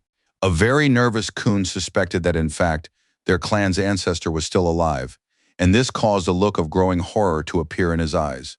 Stunned, the son began piecing things together in his mind and wondering what might change if his counterpart's assumptions were correct. The elderly gentleman stood by the boat's exit and calmly said that in a person's entire life, one has to make only a few key choices. Suddenly, he decided to jump ship and exclaimed that he had to return, but the Lord urged him not to act rashly. On the other side of the city was the Yunnan restaurant, the most luxurious spot for dinner and entertainment, where it was as noisy as ever. 2 boisterous men sat at a table, cheerfully clinking their full-shot glasses, spilling a little of the liquid onto the table. One of them was Zhang Deguai, already flushed from drinking all evening, yet still holding his own. His companion was a long-haired man with a well-groomed beard, who sipped more slowly. The second young gentleman of the Zhang family exclaimed that the bitterness was followed by a smooth aftertaste, and his soul trembled at the exquisite wine. The Marquis's son, Sun Bo, who was in charge of the clan's social affairs, noted that the young hero from central China was quite a drinker. The shy young man described himself as a straightforward person who dislikes it when people are mocked, but he had not yet acquired the necessary strength. He then said he would like to give a few barrels of wine to his ancestor and asked where he could buy them. In response, the kind-hearted man laughed and waved his hand, replying that he would have to disappoint the young man a little. The gentleman explained that the wine had been made by the Sun family in their private wine cellar back when they still lived in Tiandu, but the recipe had been lost and only a small amount remained. Over the years, it was only after meeting this true hero that Sun Bo had donated a portion of this treasure so they could drink it together. The young man called the waiter over once again to refill their glasses, expressing his desire to down a couple more shots in the gentleman's honor. He drank the wine greedily, his cheeks growing redder and redder, and his request for more drinks showed no sign of stopping. Feeling a pang in his heart, the polite Bo asked the young man not to overdo it and to drink a little more slowly. A servant reported that his wife had sent a message demanding that her husband return home, and Mr. Zhao wanted to discuss something extremely important with him. A drunk de Guy said that if his companion had business to attend to, he was free to go, since they had already discussed almost everything, and he would stay a little longer on his own. After saluting him, the man thanked him for his understanding, saying that he needed to attend a family dinner, so he had to leave. Before that, he emphasized that the wine was quite strong, even if it didn't seem like it, and advised him not to drink it too quickly.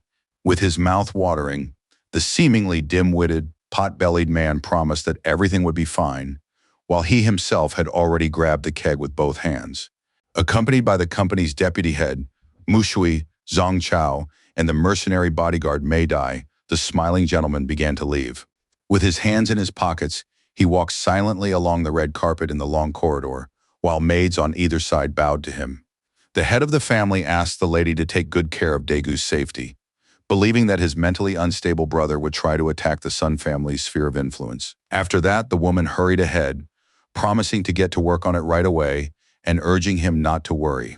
Then the serious-looking gentleman asked his second colleague if the family banquet in honor of Yunxiang had ended yet. His colleague replied that the lady had just reported that the audacious Yunjue had publicly challenged the protagonist in front of everyone. Remaining completely calm, Songbo asked what had happened next, having already stepped into the elevator. The assistant replied that the young man had suffered a crushing defeat, which was why his wife had asked her husband to return as soon as possible so they could discuss everything together.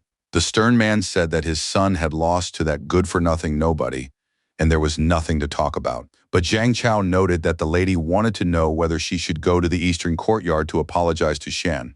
A tense Bo remarked that, given her temperament, this shouldn't be the case, and suggested that the young man had returned after being given some kind of opportunity. Stepping out to the hotel's back entrance, he noted that Rui was too impulsive and lacked even a hint of cunning. Placing a hand on his comrade's shoulder, Sun added that if the kid were even half as good as he would have been able to breathe a sigh of relief. Apologizing, Zhang Chao stepped back 2 paces, since they always had to keep their distance. The gentleman's hand hung in the air for a moment, and he fell deep in thought, trying to remain calm. Then he instructed the young man to continue studying diligently under his guidance for the time being, while he himself promised to do his best to return him to the Sun family. Saluting, the young man said that he and his brothers had nothing more to ask for, and only hoped to fulfill their mother's last wish. With a heavy sigh, the man murmured that his clan was indeed indebted to the woman in question. Deciding not to dwell on the past, he headed toward the entrance of the flying boat, as it had already grown dark outside. Meanwhile, southeast of the city of Yunnan, near the Great Wall of the Southern Desert, where the Iron Wall Army was stationed, things were bustling. In a small sparring area, soldiers were training, honing various strikes until they became second nature. This was the commander-in-chief's camp, which was strictly guarded by soldiers equipped with advanced technology. After saluting, one of the subordinates asked Captain Zhang to wait a moment while he reported his arrival to his superiors. A minute later, he was already in the base commander's office, announcing that the deputy commander of the 2nd Battalion had arrived. The man, for his part, was staring at a huge digital screen while a cook busily prepared food nearby, steam rising from the pot. Scratching his beard, the busy Sun Xing, Yunxiang's elder uncle and leader of the Iron Wall, asked for permission for his comrade to enter.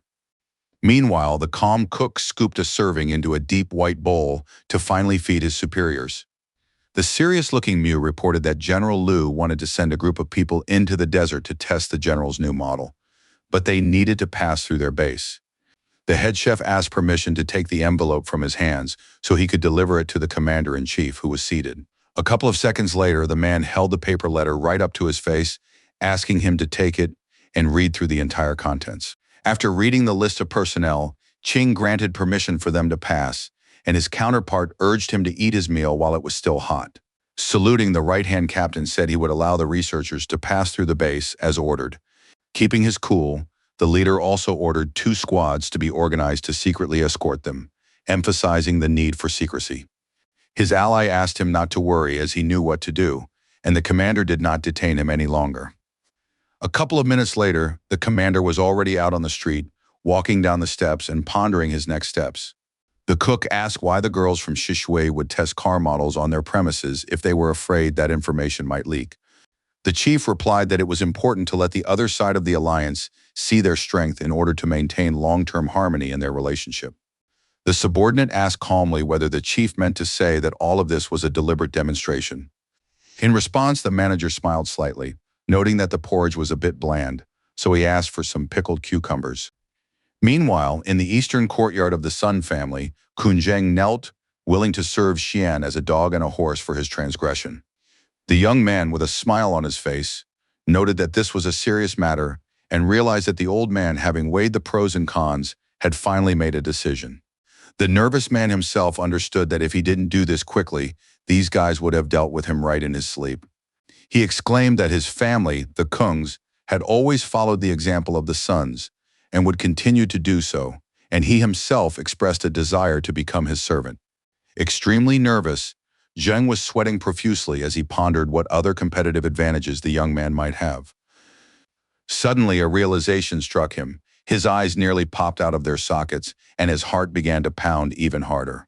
The old man said that in his youth he had worked as a cook in central China, and the young man asked him to stand up first so they could talk properly.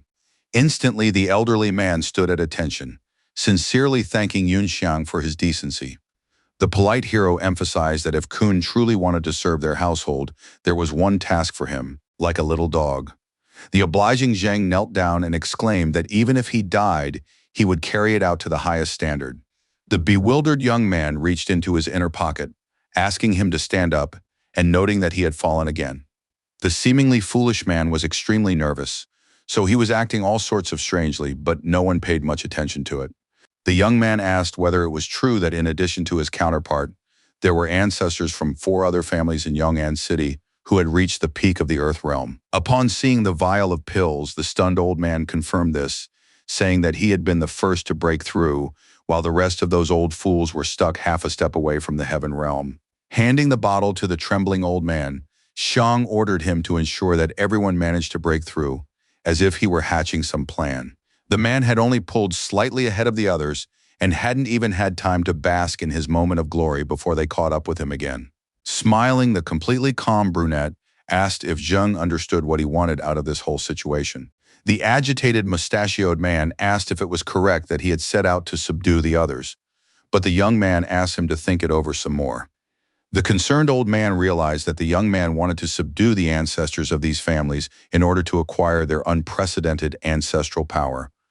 The young man realized that Kun had understood everything clearly and promised that he would be rewarded with a pill of the heavenly spirit if he did an excellent job. A shocked Zheng promised that he would ensure the 4 clans came under his control very soon. Not wanting to hear any more stories, the dark-haired man asked him to take action, and the old man decided it was time to take his leave. After that, he turned and went on his way, pondering how he would carry out this difficult operation. The unexpected hero asked him to come back for a moment, and the obliging man stopped immediately, ready to listen. The agitated old man asked if there were any further instructions from the young gentleman, sweat beading on his face. Picking his nose, the frivolous young man mentioned the marriage contract he had previously signed with Kun Jin. Falling to his knees again and cutting him off before he could finish, Zheng began to say that his granddaughter could become the hero's maid or some kind of concubine. The serious young man wanted to task him with finding a legitimate reason to end the relationship and declared that he didn't care about the girl. Upon hearing this, the old man's nose began to run. His ears curled up like tubes, and his eyeballs nearly popped out. The stern Yunxiang emphasized that the old man was quite a smart fellow, so he hoped he wouldn't have to teach him how to do it. His counterpart promised to definitely take care of it, after which the young master let him go, feeling slightly tired. Turning around once more, Zheng, shaking with stress, set off on his way. But now he walked somewhat listlessly and soon stopped.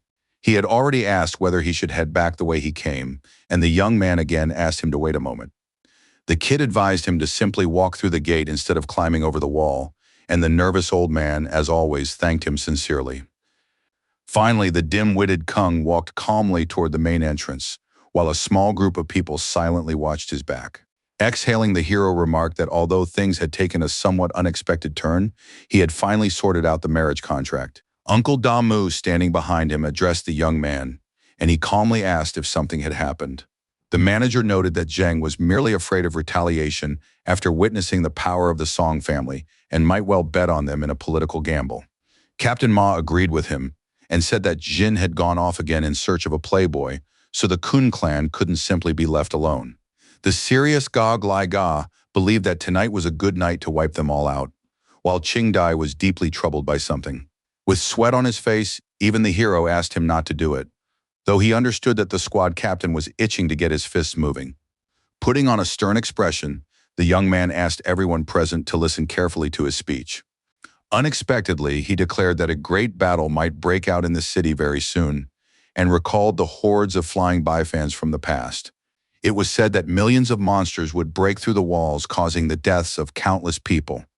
At this time, every force would be able to preserve more hope for the country of Tiandu and for humanity as a whole, so energy must not be wasted on unnecessary conflicts. The protagonist's words made an indescribable impression on the maid, who blushed and whose eyes sparkled. Even Damu shed tears, thinking to himself that Shang had a big heart, for he was willing to sacrifice his dignity and reputation for the greater good. The young master's height truly amazed anyone who saw him, and his figure increasingly resembled that of the third man in the family. At first, the cunning young man decided to keep them in line with both carrots and sticks, and then to make use of them, since the more combat power there was in the war, the better. Suddenly, the young man turned to the manager standing behind him, who was even a little startled by his abruptness. He asked to be provided with a flying boat, and a good one at that, since he was planning to set out on a long journey the next day. Meanwhile, inside the Great Wall of the Southern Desert, 10 miles from the Iron Wall Army, a transport ship from the country of Shishui landed. Between two massive machines, mass-produced by the kingdom and adorned with models of a white maiden, stood a lady dressed in white. With her hands behind her back, she looked ahead and soon saw a figure running at tremendous speed on the horizon. But as it turned out, it was also an iron robot, rushing headlong as if someone were chasing it. The two combat units thrust their arms forward, shouting to ask who was out there ahead, and had no intention of letting them pass so easily. With a high leap, the brave man cleared the small defensive line without even considering the possible consequences. Once on the ground, the man inside activated a cloaking maneuver, standing directly in front of the green-haired lady. As it turned out, it was Zhang Mu, the right captain of the 2nd Battalion of the Iron Wall Army, who greeted General Liu. The man said that the commander-in-chief had granted them passage, and he had come here to deliver his message. Madame Ning thanked him for making the trip and asked him to convey the same message to Sun Qing, who had come out to meet them. The commander replied that he had to fulfill his military duties, so he asked her to excuse him, and the lady understood completely. The woman entered the transport vessel maintenance hangar, where she told the princess that the commander had approved their passage through the gates. An elated Lan Wan, the half-sister of ruler Shishui, who was in charge of vehicle development, was ready to go right away. The joyful beauty could hardly wait to test her 3 technicians, whom she called sweethearts, on these real monsters. Meanwhile, in the eastern courtyard of the Sun residence, 4 people stood on an iron platform, busy with something important. The calm manager said that the flying boat the young gentleman had requested was already ready for takeoff. Chauffeur Abe asked if the young man was pleased with the luxurious air bike, equipped with the latest advanced technologies. Settling in comfortably, the young man replied that he liked everything very much and called the vehicle good, after which he began fiddling with the controls. Smiling, the driver said he was ready to conduct a few tests, after which the craft would be at Xian's disposal. Confident, the young man replied that there was no need for any fine-tuning, since everything was working perfectly, If anything did go wrong, he would fix it himself later. Without a moment's hesitation, he started the engine and began watching the dashboard, which displayed the speed and engine RPM. Alarmed, Beige realized that the daredevil was heading to the southern desert, but he thought this was completely out of the question. Manager Da advised him to take at least a couple of bodyguards, and a concerned Ching Dai even offered to go herself. The fearless warrior said there was no need for that, since it was much easier for him to travel alone. Before leaving his family home, he tossed 2 black talismans with blue engravings to his comrades, asking them to accept them. The surprised girl immediately asked what they were, while the man standing next to her silently examined them, trying to figure it out for himself. The hero asked his uncle to select promising candidates from the Sun household and the Shadow Guard and train them, and he asked the maid to increase the combat prowess of the young men from the outer courtyard. The subordinates listened carefully to the order and were ready to carry it out, though they were worried about the young man. The daredevil said he would return within 10 days, and also instructed the steward to inform his grandfather of this. After revving up the engine, he flew off at full speed into the distance, without even considering stopping or abandoning his goal. Meanwhile, Sun Bo had already returned home and, sitting inside, heard a loud, strange sound. The calm man pointed out that the unusual noise sounded like a high-powered flying boat. A tense Madame Cheng speculated that her nephew Yun Xiang had gone out to have some fun, since only he would be capable of such a thing. Angry, she reminded him that she had suggested visiting him that evening.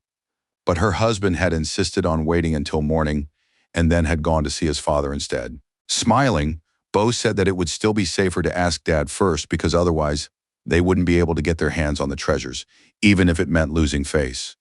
At that moment, the head of the family entered the room. He had overheard the conversation and asked what treasures they were talking about. Everyone present rose from their seats, paid their respects, and greeted Jingzhong, eager to speak with him. The gentleman asked everyone to sit down and inquired why they had come to visit him so early in the morning and what they wanted to take from his granddaughter. His son said that he had been unable to attend yesterday's banquet because of work, so today he wanted to reserve another table at the Yong'an restaurant. The old man didn't know what the cunning Bo had in mind, but he asked whether he wasn't just after the talented young man's extremely rare pills. The man suggested giving the pills to the Shuimu company and not commercializing them in order to maximize the benefit for all of them. Damu suddenly entered the room, greeting only the Marquis, while a silent maid stood beside him. Adjusting his beard, the head of the household smiled and asked the man he was glad to see if his beloved grandson had just been making a commotion outside. The steward reported that the young man was planning to travel to the southern desert to hunt a monster, and then on to Shadiao City in the country of Shaya. The calm old man understood everything, but everyone else was greatly astonished by what they heard, since they themselves had always feared such things. At the same time, the curious Jingzhong also decided to ask when, according to the protagonist, he planned to return. The subordinate replied clearly that this would happen in 10 days at the latest, so there was no reason to worry. But these words seemed to slightly alarm the clan leader, who sank into thought, remaining completely silent. The servant decided to leave the Marquis, still paying no attention to the others, while a very nervous Songbo asked him to wait a moment. The stunned man exclaimed that the desert was teeming with monsters, and that even his older brother's Iron Army was having a hard time advancing. Da Amu, meanwhile, calmly walked away with his maid, which upset the businessman, whom the leader asked to calm down. Opening several digital screens in front of him, Jingzhong decided to show him something before he decided whether to bother Yunshin. Meanwhile, the protagonist was tearing through the air on his bike, noting that the professional Abe had built him an incredibly powerful machine. Nearby at that moment, a white airship was flying by, its design reminiscent of the style of the Jishui kingdom. On board was the charming Princess Lang, who, looking out the window, spotted a black motorcycle. The young people exchanged glances, each lost in their own thoughts as they assessed both vehicles, initially unable to make sense of what they were seeing. Without attaching much importance to the situation, the brave young man used rapid acceleration and overtook the ship in the blink of an eye. Impressed, the lady noted that the man she had stumbled upon by chance was strong, and she became convinced that there were many tigers hiding in Tiandu. She even regretted that her country's military only accepted women, and she wished she could recruit the young man to help test her creations. 4 days after Shang set off for the southern desert, a ship began to land on the docking platform in front of the mansion's outer courtyard. In just a minute, it landed precisely at the designated spot, and then a long gilded gangway was lowered onto the asphalt. But the person who stepped out was wearing ordinary, cheap flip-flops, which already spoiled the impression quite a bit. Dressed in a red Hawaiian shirt and blue shorts, the old man's first observation was that it was very bright there. Touching his bald head, he remarked that the last time he had been in Yong'an was merely passing through, about 30 years ago. Standing behind him was a young man who was stunned to see Sun Yunxiang's house, which looked simply magnificent. Deeply impressed, the young man muttered that it was too luxurious and that he had never encountered anything like it before, but now he was fortunate enough to do so. The guests were greeted by the young master's polite personal maid named Qing Dai, who immediately welcomed them. The kind-hearted Xu Hemin said he was the chief gatekeeper of the academy in Nanzhou, and remarked that the lady had a high level of cultivation. Then the protagonist's teacher, Cheng Yi, greeted them, mentally noting that the beauty had a good figure, which was to be expected. The old man was certain that the young man had warned everyone that they would arrive according to his instructions, and added that they had brought the items he had requested. The young woman confirmed that the young man had already taken care of everything, and asked them to follow her to the house, for which she received thanks. The trio began to walk forward, and while the calm old man was lost in his own thoughts, the teacher nearly craned his neck, shaking his head from side to side. He was struck by the large number of maids in the house of the student, whom he had previously considered a worthless fool with no future. Glancing at the charming ladies, he remarked that Yunzi was living far too well, as if he were in the midst of a lake of wine and a forest of meat. Soon another maid reported the arrival of guests from the academy, and the Marquis instructed her to go to the north courtyard and summon Yunjin. Steward Da said they could greet them themselves, but Jingzhong pointed out that these were clearly Xian's teachers, so they needed to show them respect. The two maids went out to meet the men and Qing Dai, who had already almost led them to the reception room where the head of the household was waiting. Bowing respectfully, they greeted the young lady, and their beauty struck the overly emotional Chen Yi even more deeply. The redhead was very envious and began to consider simply quitting his job to go work in the disciple's household. Since he was a black rank expert, he was confident that this would be more than enough to become the young man's head of security. Still, the daydreamer realized it would be better to pretend to be an ordinary servant, and when danger threatened, to show his strength and win the ladies' hearts.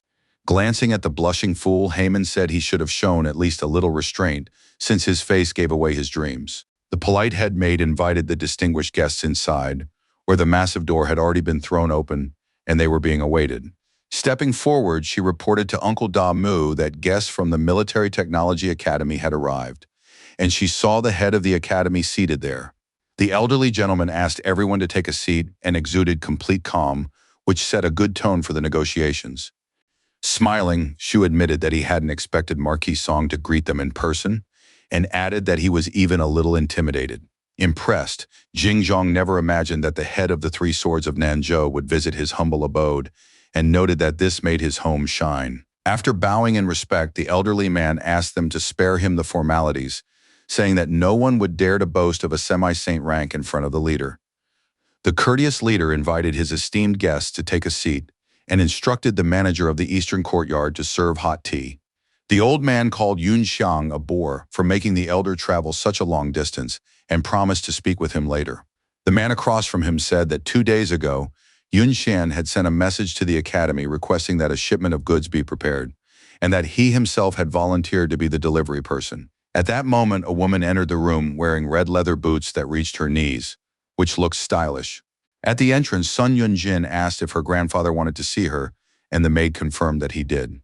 The elderly gentleman introduced the hero's cousin and said that distinguished guests from the academy, the young man's teachers, had arrived. He added that a few days earlier, the young man had asked the academy to manufacture a batch of new model machines, specifically for her women's army. Blushing, Cheng Yi silently called her a valiant beauty, and he really wanted her to step on him. Patting his dim-witted colleague on the shoulder to snap him out of it, Xu Hemin suggested they finally show off the product and stop wasting time. The red-haired instructor immediately stood up nervously, realizing that he had indeed embarrassed himself a little. With trembling hands, he reached for the suitcase's latches and began to open it, and even that took him a moment. Inside lay the summoning cards for special models of the Wei Yuan type, which had been crafted in the workshop based on a design provided by Xian. At the same time, on the other side of the story, somewhere far away in the gray southern desert, a multitude of dead monsters lay scattered about. A brave warrior inside General Lu Bu was dispatching each of them, swinging his halberd relentlessly. Finally, he had a moment to catch his breath and survey the spoils scattered all around him. The protagonist managed to collect another top-quality red crystal and considered this a quite excellent result. The young man had a bountiful harvest, but the cores of various monsters had fallen into a single heap, and it looked rather haphazard because everything was a jumble of colors. After a long time, Shang finally took advantage of the dispersion and could now sort through his wealth without a combat machine. A tenth of the glowing heap would have been enough to trade for herbs, so he considered spending a little on upgrading his machines. After the battles, his warrior rank had stabilized, and before heading to Shadiao, he decided to break through to the late stage of the Earth level. Somewhere deep in the southern desert lay yet another massive horde of mutants, swarming in from all sides and showing no signs of stopping. They were drawn to a huge square-shaped structure that glowed brightly and radiated a powerful aura, stirring their rage. Inside stood the fearless sun, fully focused on the task at hand to avoid any mistakes. Paying no attention to anything else, the young man clenched his fists tightly and covered his face with his hands, eager to get it over with as quickly as possible. Filling his heart with rage, he gave in to the sensation, and small beams of energy began to emanate from his body. With a titanic effort, the protagonist finally managed to make a powerful breakthrough, which looked downright eerie. What was happening was visible even from a distance of a couple of kilometers, underscoring the gravity of the situation. Soon the young man had a chance to relax a little and catch his breath, and his heart began to beat a little slower. The Star Soul Master knew that he should now be capable of displaying 10 times the combat power he had in his previous life. But first he needed to reach the holy rank, and the monsters swarming in from all sides could certainly give him a hand with that. The cool-headed young man looked around, still inside the barrier that kept anyone from approaching him. The pathetic creatures couldn't break through the weak barrier that Yunxiang had made three-layered by sequentially arranging the four elements. Their constant failures irritated the creatures with their hideous maws, who regrouped and kept trying again and again without stopping. The young man decided to activate the dispersion, noting that it was, after all, quite rare for such a large amount of material to come to him on its own. Now the horde of monsters had the chance to pounce on him all at once and get at least a little taste, so they began to rejoice. They began to speed up and rush forward, eager to snatch a small piece, but their hopes for victory were in vain. From all sides, monsters rushed at the unarmed boy, who stood rooted to the spot and didn't even think of running. The layers began to rise into the air, which was loosely controlled by the Bifans, who had also flown in for the spoils. But suddenly, the daredevil took advantage of the formation and struck all the mutants around him with a purple beam. The next minute, a rather powerful explosion thundered, instantly hurling the vile scum in all directions. Now the young man was inside General Lu Bu of the Star Soul and had the ability to cut down everyone in his path. The system equipped him with sky-splitting claws and asked him to pay attention to his energy consumption. The hero realized that in his current state he could barely perform the celestial combat techniques, so he decided to try combining one of them with the machine's weapon. Without a moment's hesitation, the daredevil activated the tyrant's wild sword dance technique, a truly bold and risky move. He also employed the sky-shattering technique and managed to generate a wind force powerful enough to knock the colossal monsters off their feet. At first, most of the enemies were drawn toward the warrior, and then they were thrown back, unable to do anything. The fighter had just been struck by the idea of replicating the mighty claw, but he hadn't expected it to be so cool to use. Then the clever young man decided to try combining them with the 7 waves soaring to the heavens technique of the Black Turtle Protection Clan. Without wasting any time, he put his ideas into action, maintaining sharp focus to avoid mistakes. Exerting considerable effort, the young man unleashed his magic and turned out to be absolutely right as the monsters flew out of his way. Once again, he managed to extract the red crystals, which were quite valuable on the artifact market. One of the warriors even ripped a parasite from its host's belly, clutching it tightly in his hand, a sight that was both gruesome and astonishing. He was pleased with himself, because he'd come up with the idea right in the heat of battle, and within a couple of minutes, it had already borne fruit. Now the battlefield was littered with numerous mutants that Yun Xiang had defeated, having reduced his power by 70% so as not to damage the stones. Using a gravity technique, the brave hero extended his hand in front of him and commanded all the scattered treasures to fly toward him. Soon, all the items were placed in the hero's inventory. He had earned them through his well-thought-out actions. When gathered together, they formed a huge multicolored artifact, though it looked rather crude. The object was protected on all sides by solid formations to ensure that no one would interfere with the process of moving it to a safe place. After giving it some thought, the young man realized he had ended up with a whole bunch of extra material that he needed to sell off somewhere. He decided to sort out the useful items and then sell the rest to the second prince, figuring he'd make about $1 billion. But then the young man remembered that his colleague was now broke and began to wonder if he could find someone rich for him. The warrior thought of the Hong Chamber of Commerce, but then told himself that now was not the time to think about that and stowed everything away in his system space. Suddenly, a vile Kunzi monster, one the warrior had fought before, appeared nearby. Unfazed, the daredevil told it to stop screaming, emphasizing that soon it would be its turn to be crushed into the ground. In a fit of rage, the impulsive mutant lunged forward, leaping into the air and spreading his massive paws wide. First things first, the hero summoned a powerful halberd, determined to get straight to business and secure another crystal as quickly as possible. Right in midair, the professional attacked the monster with lightning speed, not letting it even dare to get close to him. The swing of his weapon was so powerful that the sharp sound even rang in his ears, despite the fact that Sun was inside the combat vehicle. In the end, the Qiongzi was reduced to shreds, while the red glowing crystal remained in the air completely unharmed. Not long ago, the brave young man had to resort to tricks against a heavenly ranked creature, but now it posed no danger to him. He realized that the cores could be used to enhance mass-produced machines, but he would need to acquire as many as possible if the opportunity arose. After popping a handful of pills into his mouth, the young man wondered whether Academy Director Gu had sent a technician to his mansion, as he had requested. The hero remembered that time was running out and it was already time to head to Shadiao City, and with Cao Zhenya's flying abilities, it would be much faster. About 100 li from the aforementioned town, a restricted zone had already been established near the site where the divine rank mutant had perished. Excavators were working near it, an airship was parked there, and soldiers were stationed along the perimeter. A fair-haired young man standing nearby sensed that this was, indeed, an aura of the highest level. The bald man asked if this meant that the ancestor would break through this time, and his counterpart noted that their Huan family must obtain the corpse. Young Master Xin from the Jia Kingdom believed they could strike a deal, while Elder Fa smiled silently at him. As the first in line for succession in the clan, Mai Jin said that his family supported the Mulu group and that they had no shortage of money. The self-assured blonde man asked them not to worry, promising that they wouldn't regret doing business with his relatives. His utterly calm interlocutor smiled slightly, murmuring softly that this statement was gratifying. Meanwhile, in the center of Shadiao City on Market Avenue, there were, as always, many people going about their various business. A recently captured slave girl from the Demon Clan was being sold at auction, with a starting price of 8,000 Jaya coins. In one of the taverns, an unremarkable man in a blue cloak was sitting, sipping a drink, and watching the proceedings through the window. Another man in a beige cloak with a hood pulled over his head was climbing the steps of the establishment, having come for lunch. The secretive lady murmured to herself that she had just sensed the devil's aura, so the huckster hadn't been lying. She realized that this was a hybrid of a human and a mermaid of merely earthly rank, but she hadn't expected to stumble upon an ant from the state of Lunhai.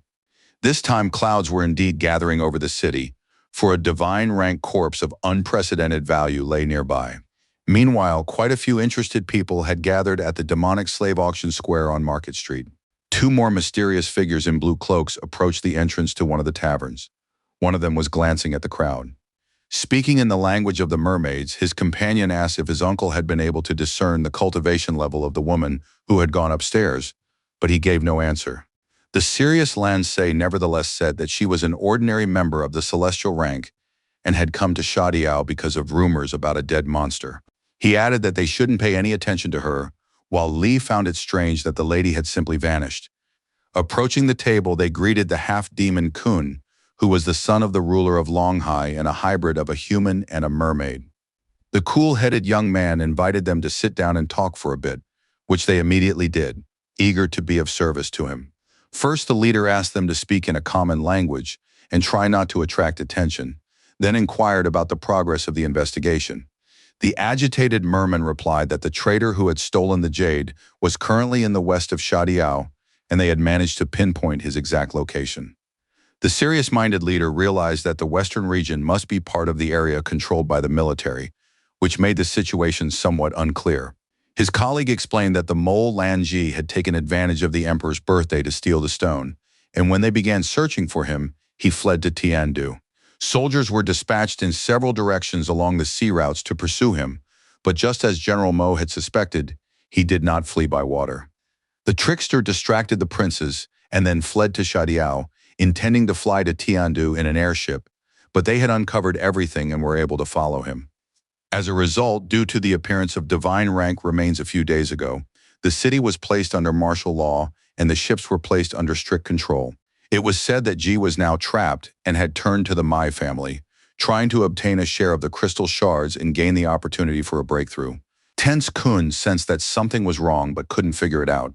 He asked whether the jade from their clan was indeed still in the trader's possession. Serious Lan Se said in a low voice that they were afraid to get too close, fearing they might scare the snake away. Then he asked them not to worry, assuring them that the stone must either be with him or hidden in a secluded spot.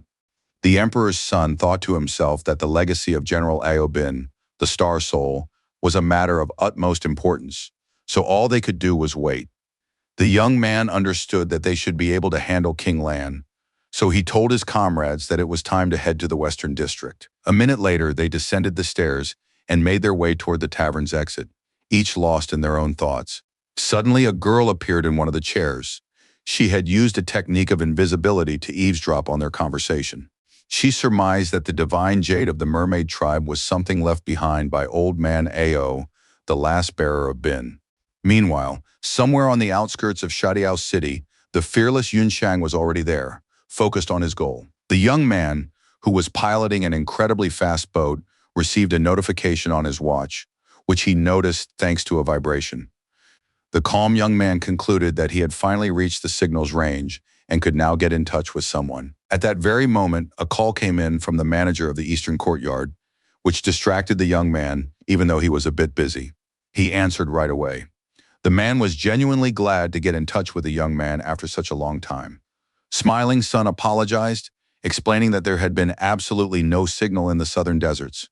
His comrade reported that the Military Technology Academy had sent the sold talismans for the experimental machines, just as they had agreed. The hero was curious to hear his opinion on the technology, which would prove very useful to them in future battles. His comrade replied that Lady Yunjin was currently in charge, and the Red Phoenix Army was in the midst of testing the equipment on the training ground. The commander ordered all heavy units to take up defensive positions and those with shield cannons to prepare grape shot to destroy the digital monsters. The artillerymen were required to prepare for the volley and listen closely to every word the leader said so as not to let the team down. Instantly raising their cannons, they opened a barrage of fire, aiming to destroy the enemy's long-range units. Powerful explosions continued without pause, and the mutants fell one after another, for they were pitiful and defenseless creatures. Someone in the sky spotted flying monsters. They were harder to hit, but still they didn't scare anyone. Everyone was ordered to prepare for aerial combat, so now the guns were reloaded and the swords were sharpened. The shield cannons had to switch to fire suppression mode, as this was considered effective. The battle raged even more fiercely at that moment, with shells flying everywhere and bifans falling one after another. They were constantly losing altitude because they could not withstand the power of the combat machines, and this was already changing a great deal for the human race. The commander ordered the aerial units to break formation and engage the intruding individuals, who were greatly complicating the mission. The flying machines began switching to Sapson mode, considering it an effective method for a swift victory over the enemy. Now they resembled Bifons and circled in the air even faster, which gave them a slight advantage. The pilot wielding the flying sword was ordered to provide good cover, which they set about doing with determination. But unexpectedly, the projectiles they had launched turned around before reaching their targets and flew back toward them.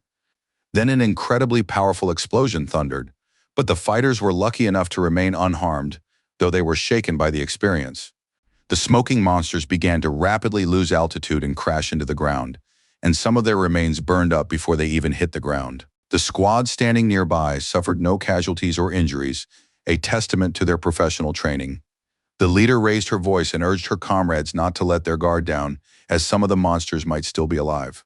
At that moment, an unusual monster suddenly appeared before them, and the heavy armored units were ordered to step forward and block its jaws. At tremendous speed, the heavyweights charged into the attack, swinging their swords and clubs to keep the enemy at bay.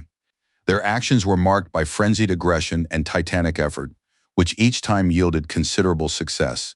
A minute later, the process of concluding the practical trial test began, along with the evaluation of all units. So they had to wait. The system noted that the number of monsters destroyed was 100, and the mission was completed by the same percentage. It was then announced that all 10 participants in the battle had survived, and each group had managed to rack up quite a few kills. Satisfied with her army, the confident Yunjin asked around to see what others thought.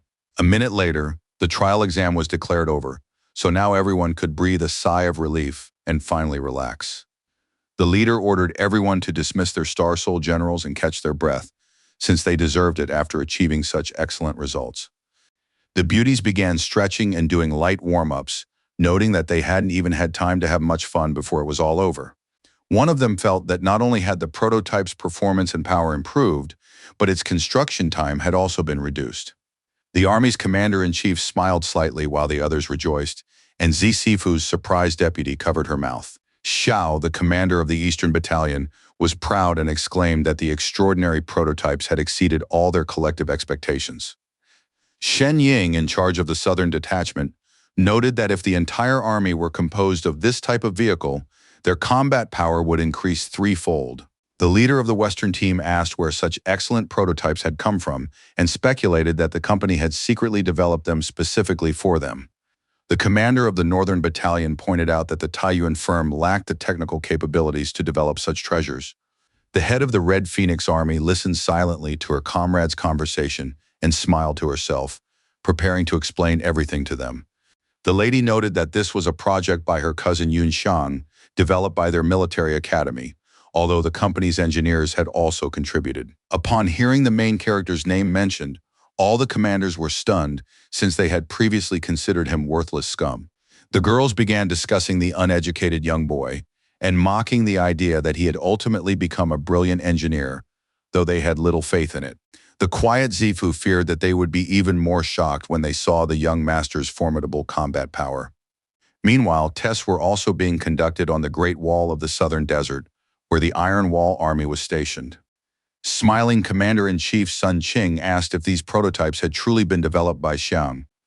Smiling wryly, Qi replied that all of this had indeed been created by his cousin, whom he now praised everywhere he went. The stern military commander stroked his beard and pondered deeply on the serious matter of weaponry that could make a significant difference on the battlefield. That very moment, the man summoned a messenger who instantly landed behind him and immediately saluted. He was ordered to visit all the battalions and select the best men to test the machines in order to form a special forces unit as quickly as possible. Smiling, the impressed commander emphasized that this was simply a stunning feat of engineering achieved by the protagonist. He said that if the entire Iron Wall army were equipped with such technology, they would be able to expand their territory 100 miles deep into the wild desert. In his thoughts, the son mused that if his father knew what kind of pills his cousin had, he would ask for a few to be given to each soldier in his army. As the protagonist streaked across the sky like lightning, the lady briefly told him what had happened over the past few days.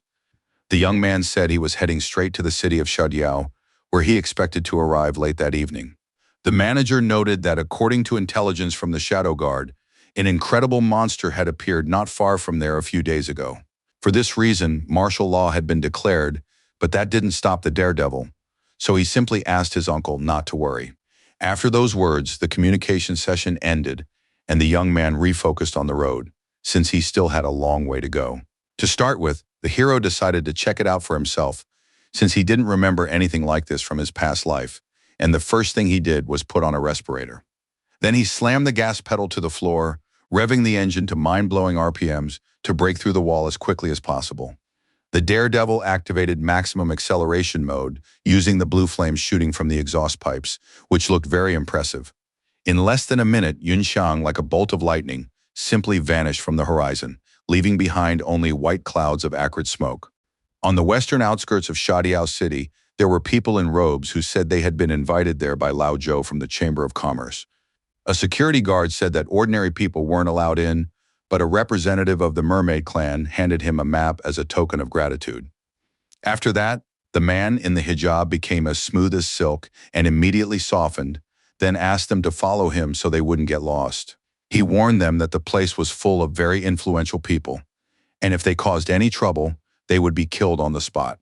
The polite Lan Si said that they had simply heard about the luxurious hot spring baths and had decided to see them for themselves. The small group silently continued down the long corridor, spotting several figures ahead. The tense gatekeeper whispered that someone was coming from the other direction, which was already a cause for alarm for all of them. Noticing that sweat was beading on the faces of the merfolk representatives, he calmly asked them not to show their anxiety so openly. A nervous comrade asked Lan Li to stay alert, and if anything unexpected happened, to protect His Highness at all costs. He was already holding an inconspicuous summoning card in his hands and was ready to engage in combat if such a misfortune were to occur. Making a gesture behind his back, the guard in a hijab whispered that he would greet those walking ahead and ask the guests to remain silent. In the language of the state of Xiaya, the man thanked his comrade for his hard work, and the comrade calmly returned the compliment. As he passed people clad in blue cloaks, the cool-headed Huan Xin grew suspicious and suddenly slowed his pace. Looking more closely, he saw a young face and long gray hair peeking out from under one of the hoods. The trio of mysterious figures moved ahead, but the wary young man asked them to wait a moment. With a smirk, the blond man asked in the language of the mermaids if they had ever met before, while the people walking beside him looked puzzled. Turning around, Lan Kun wondered if this young man was testing them. He was even slightly surprised that the man could speak to them. Removing his hood, the emperor's son apologized in the Tiandu language, noting that they had arrived recently and were unfamiliar with the local dialect. The fact that he was an ordinary person plunged Xinyu into deep thought. Now everything seemed very strange to him. Still, the young man asked the terrified gatekeeper who these people were, but the gatekeeper was flustered and asked what the problem was.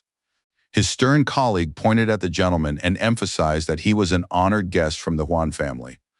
The mustachioed man was deeply shocked upon hearing this and froze with his eyes wide open, while sweat continued to pour from him. The young prince's two companions grew very wary and began to hope that everything would turn out well, while he remained calm. Bowing respectfully, the guard reported to His Excellency that these three were ordinary merchants from Tiandu. He added that they were not supplying goods to their Taishao from his kingdom, and began winking at them to play along. Elder Fa whispered to Xinyu that this was the fourth member of the Mai family, and Jin's brother, who, according to rumors, had been involved in shady dealings with a neighboring country. After that, the picture in the young master's mind began to come together a bit, and he found it all quite interesting. Deciding not to hold anyone up any longer, he waved his hand and let the four of them go on their way, while he turned around and continued walking. The incredibly nervous gatekeeper, sweat beading on his face, said it was time for them to get out of there while they still had such a precious opportunity. Breathing heavily, they began to walk forward at a brisk pace, and only the emperor's son couldn't care less about the whole situation. The long corridor was almost coming to an end, so they could breathe a little easier, since they had already gotten past the unpleasant situation. As they walked, Lan Kun continued to ponder something incessantly, but outwardly he remained emotionless. At the mention of the Huan family, his face grew stern, as if he had harbored some kind of grudge against them for many years. Meanwhile, the other three went out onto the street, where they could finally breathe some fresh air and clear their heads a little.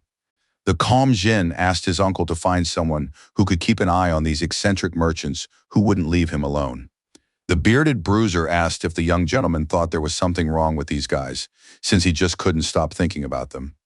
The extremely serious young man said that they gave him an unpleasant feeling, as if it were ingrained in his clan's blood. The elder asked if they were really merfolk, even though the handsome, fair-skinned young man looked like an ordinary person.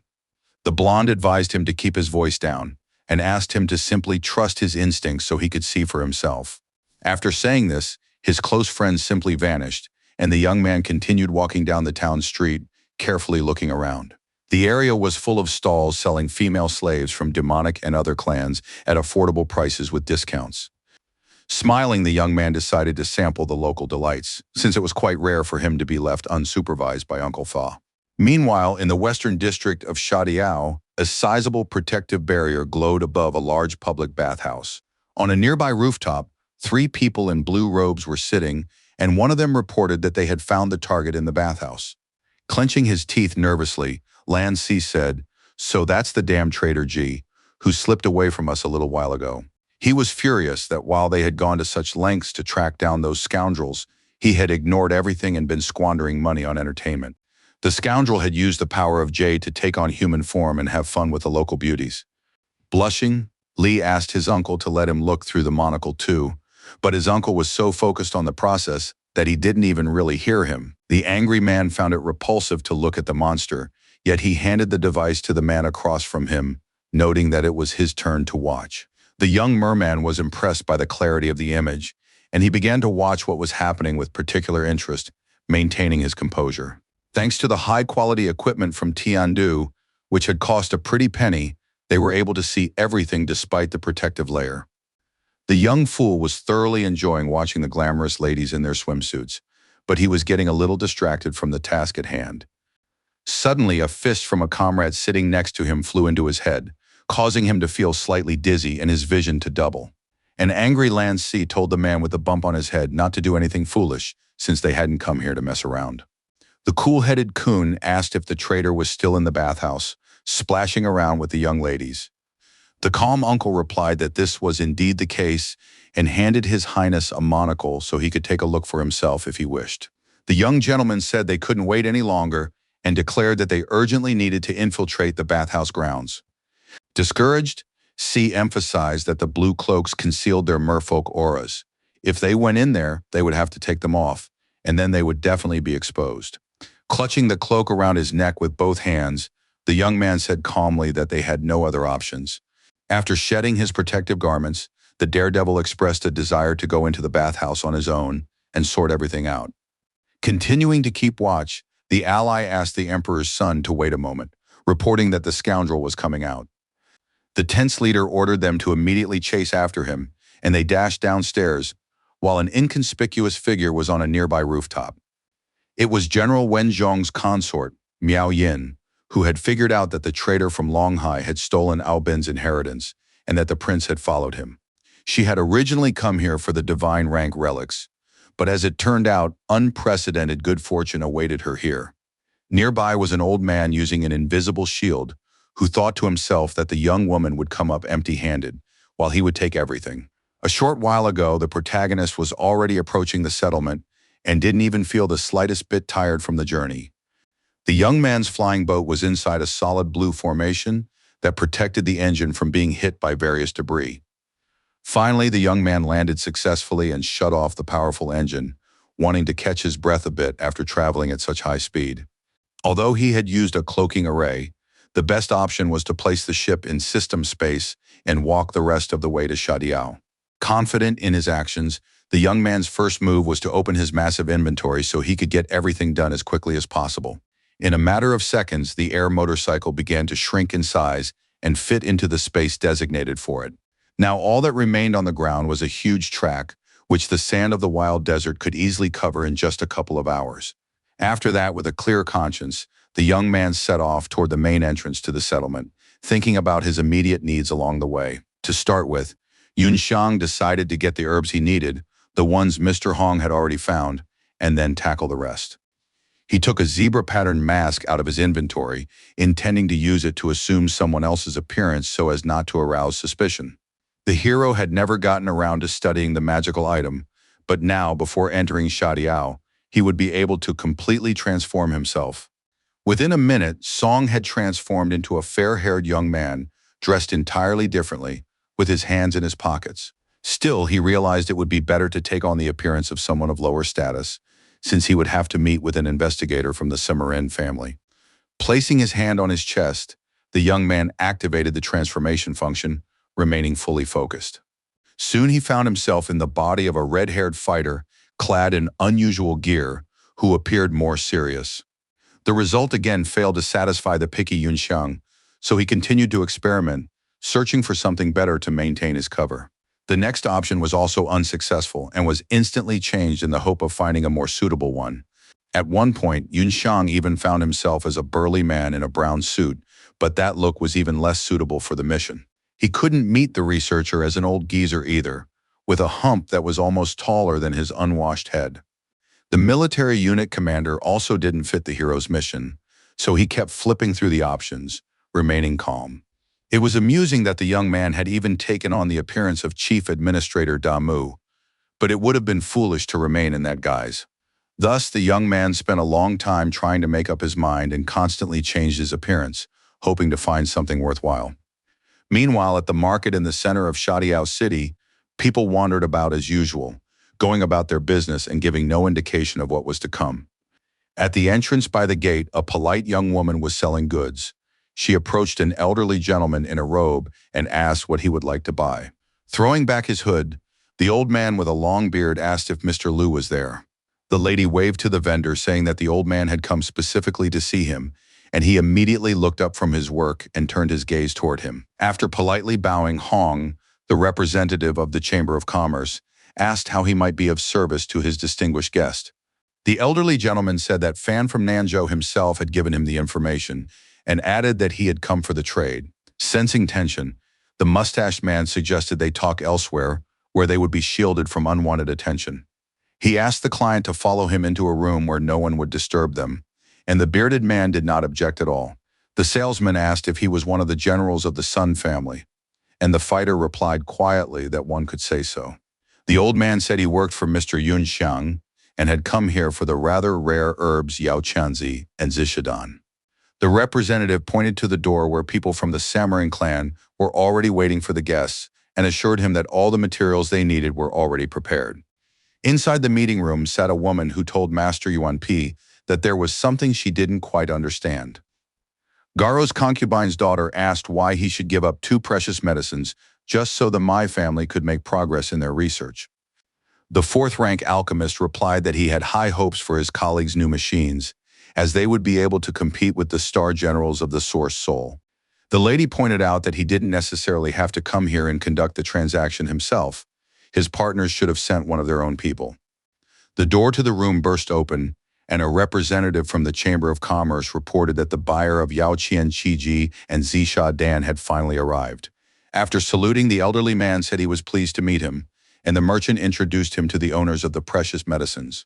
Thanks to Mr. Liu's skill, the transaction went smoothly and fairly quickly, even though he examined everything in great detail. Although Sun Yunxiang impressed everyone with the quality of his crystals, nothing unexpected happened, just as they had expected. After the deal was finalized, both parties said their goodbyes and went their separate ways, satisfied with the outcome. The hero received 2 herbs at once, but the boundless flower remained with the Mai clan, and he decided to walk to their home in the Western District. After a short while, he found himself in another part of Shadiao City and was almost at his destination. Landing on the roof, the young man noticed that there were too few guards for an area under martial law.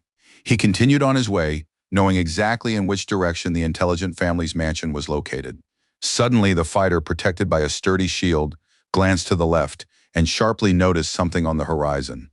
The warrior saw a woman at the town hall who radiated a saintly aura, but the vibrations of her soul seemed unfamiliar, and he doubted he had ever met her in a past life. Hiding behind cover, the young man began to glance at her cautiously, assuming she was tailing someone. First, he used the scanning function of the Starmaster system to assess the situation. Nearby, the young man spotted 3 merfolk, and the energy flows of the blue-haired man made him wary. All of this seemed very familiar to Yun Xian, who recalled the terrifying shaggy monster from his past life. Quite a few people were relaxing at one of the most exclusive clubs run by demonic slaves, called Tears of the Fairy. Huan Jin was sitting in a private room with 2 beauties, enjoying their enchanting scent of perfume and their attention. The charming ladies offered the blonde man wine made from the milk of the Devil Horse clan and glistening grapes. The young woman with animal ears asked if the young man liked the fruit from her family, but he didn't have time to answer because he was so engrossed in enjoying it. Touching her delicate chin, the young man said that everything tasted incredibly delicious, which made Xiao Bai feel relieved. The lovely lady giggled, noting that her slave name was Yan, but the servant unexpectedly cut short the young man's fragile moment of bliss. Putting on a serious face and wrapping his arms around the girls, the young man turned his attention to him and asked what he wanted. After introducing himself, the senior manager of the second floor emphasized that his counterpart was very generous and handsome. Feeling a little angry, the impulsive Jin told him to leave the room immediately if he had nothing to say. Feeling a slight flutter of excitement, the bearded man asked curiously if he was satisfied with these two cute kitties who were showering him with unprecedented affection. Stroking the beauties on the head, the pleased young man replied that he liked everything and had absolutely no complaints. The man noted that they had been raised under the facility's supervision, so they have government-verified pedigree certificates. He assured him that they weren't some unbridled wild demons, so the young gentleman didn't need to worry about his safety. The charming Yan said she had recently learned a dance from the kingdom of Zhishui, while the second lady, who was just as beautiful, boasted that she gave excellent massages. Relaxed, Jin smiled and expressed a desire to take both of them with him, and the manager of the second floor gave him the go-ahead. The blond man had heard that the entertainment venue had recently acquired one of the wild she-devils and asked if it was true. The bearded man confirmed it, but said that someone had already booked her, and the surly young man ordered him to bring her to him, promising to pay double. The gentleman explained that his fourth son, 7 May, had reserved her, so there was nothing he could do, but Juan still asked to have the lady brought to him just to talk. The polite manager replied that the untamable demoness was still in the dungeon, and he could take him to see her. Suddenly, the blond man jumped up from his seat, forgetting all about the two beauties, and asked to be shown where to go immediately. An entire basement level at Tears of the Fairy had been set aside for unruly young women, and that was where the forced rest room was located. A few minutes later, the young gentleman was led into one of the rooms, where the bound she-devil was being held. The slave of the demonic horse clan was considered the strongest warrior of her tribe, and she had an incredibly ferocious temper. Before she could be captured, she had killed 5 veterans, and they eventually caught her by using her comrades as bait. The agitated beauties were very frightened to be in the dark room and begged Shinya to leave as soon as possible. The manager said that if the young man liked the slave girl, he could put down a 30% deposit today and reserve her. At first, without giving any answer, the young man picked up the digital watch and dialed a number on it. He got in touch with Elder Fa, who noted that the young man was good at reading people, since something was off about the trio they'd met earlier. The blond man, listening intently, asked right away what the matter was, but the man didn't even know where to start. The older man reported that they had been tailing a man who had recently defected to the Mai family, and that he was a traitor wanted in Lunhai. The young man asked if they should inform the clan first, but the bearded man simply instructed him to send his location. The fair-haired man tossed the manager an amulet with money for the charmers and promised to return for the she-devil a little later, since business had come up. Grabbing the models by the arms, Shin rushed headlong forward, leaving the disconcerted man alone with himself in the basement. Before he could even process what was happening, the gentleman simply asked the young man to take care of himself, since there were plenty of dangers in their time. Noticing the young gentleman's incredible skills and unprecedented generosity, he began to try to draw some conclusions about him. His gaze then shifted to an eerie, dark chamber where a bound slave girl, in need of taming, was held. The manager realized he'd better hurry and send the lady to the Mai family's 4th son before it was too late. The area around the large hot spring pool in the western part of the city was still covered by a massive cloud at that time. Meanwhile, the protagonist was hiding behind cover and keeping watch on the trio of Rusels who were trying to uncover the traitor. Thanks to his extraordinary abilities, he was able to hear all their conversations clearly despite the considerable distance. The adventurous Miao Yin, for her part, had her sights set on them. Leaping off the ground, she giggled and said that the titmouse was following them. The cool-headed Song Yunxiang had marked her as his target. He waited for the right moment and darted forward unnoticed.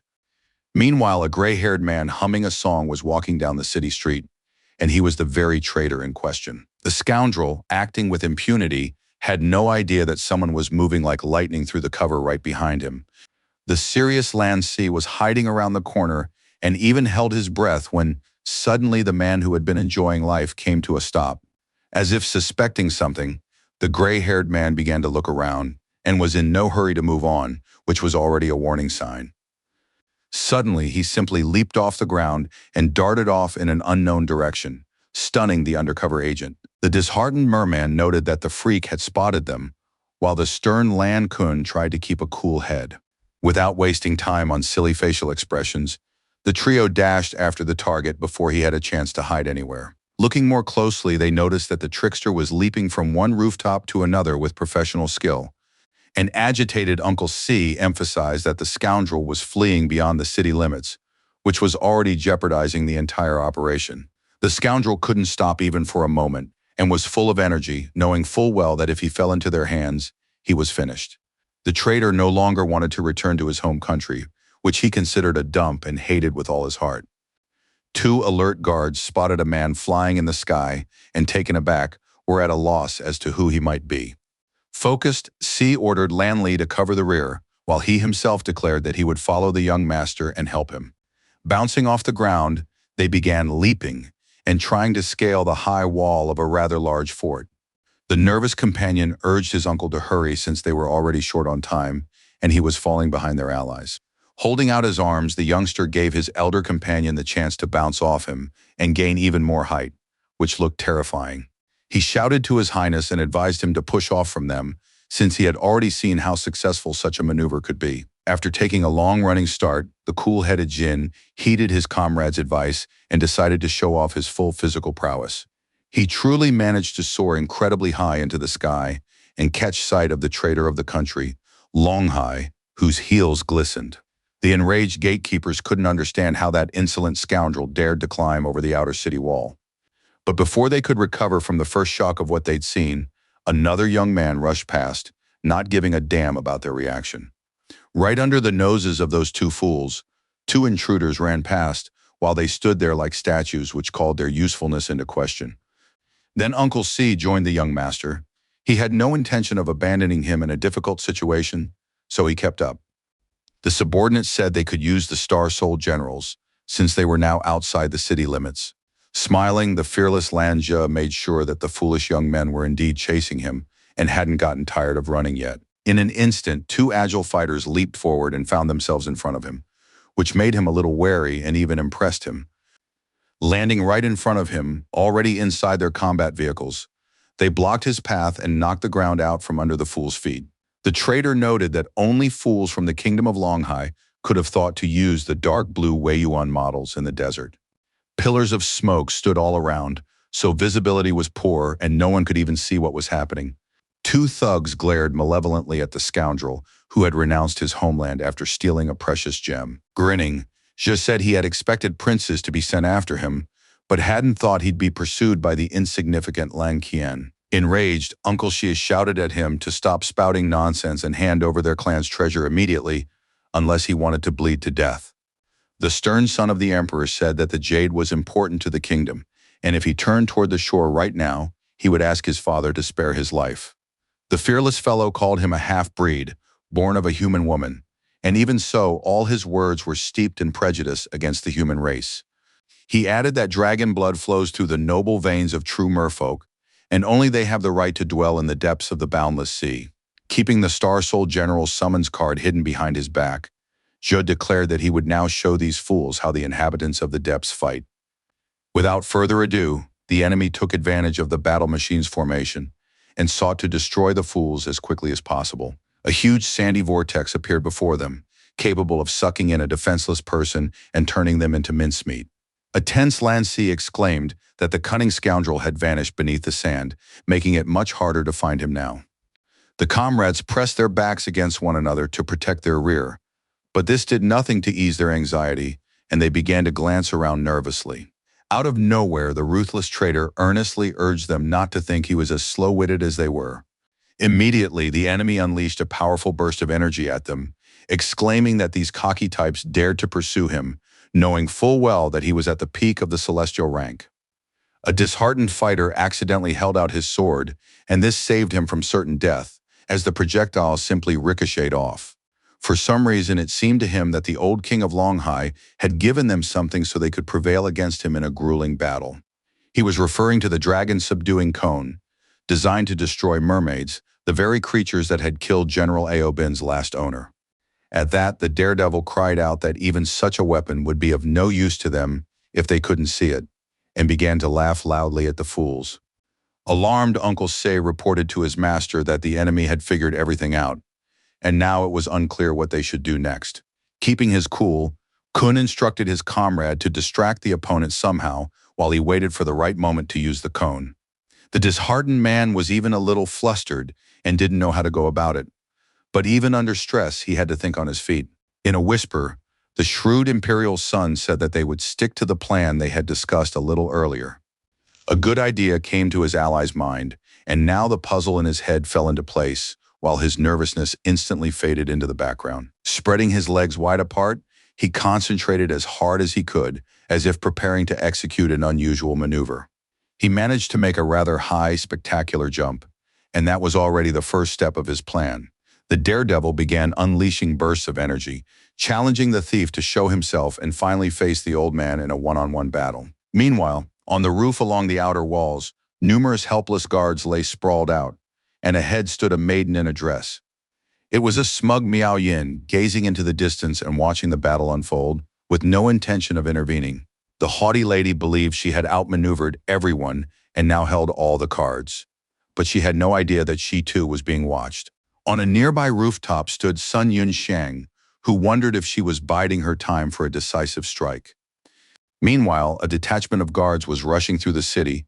They had already learned of the events unfolding, but no alarm had yet been sounded.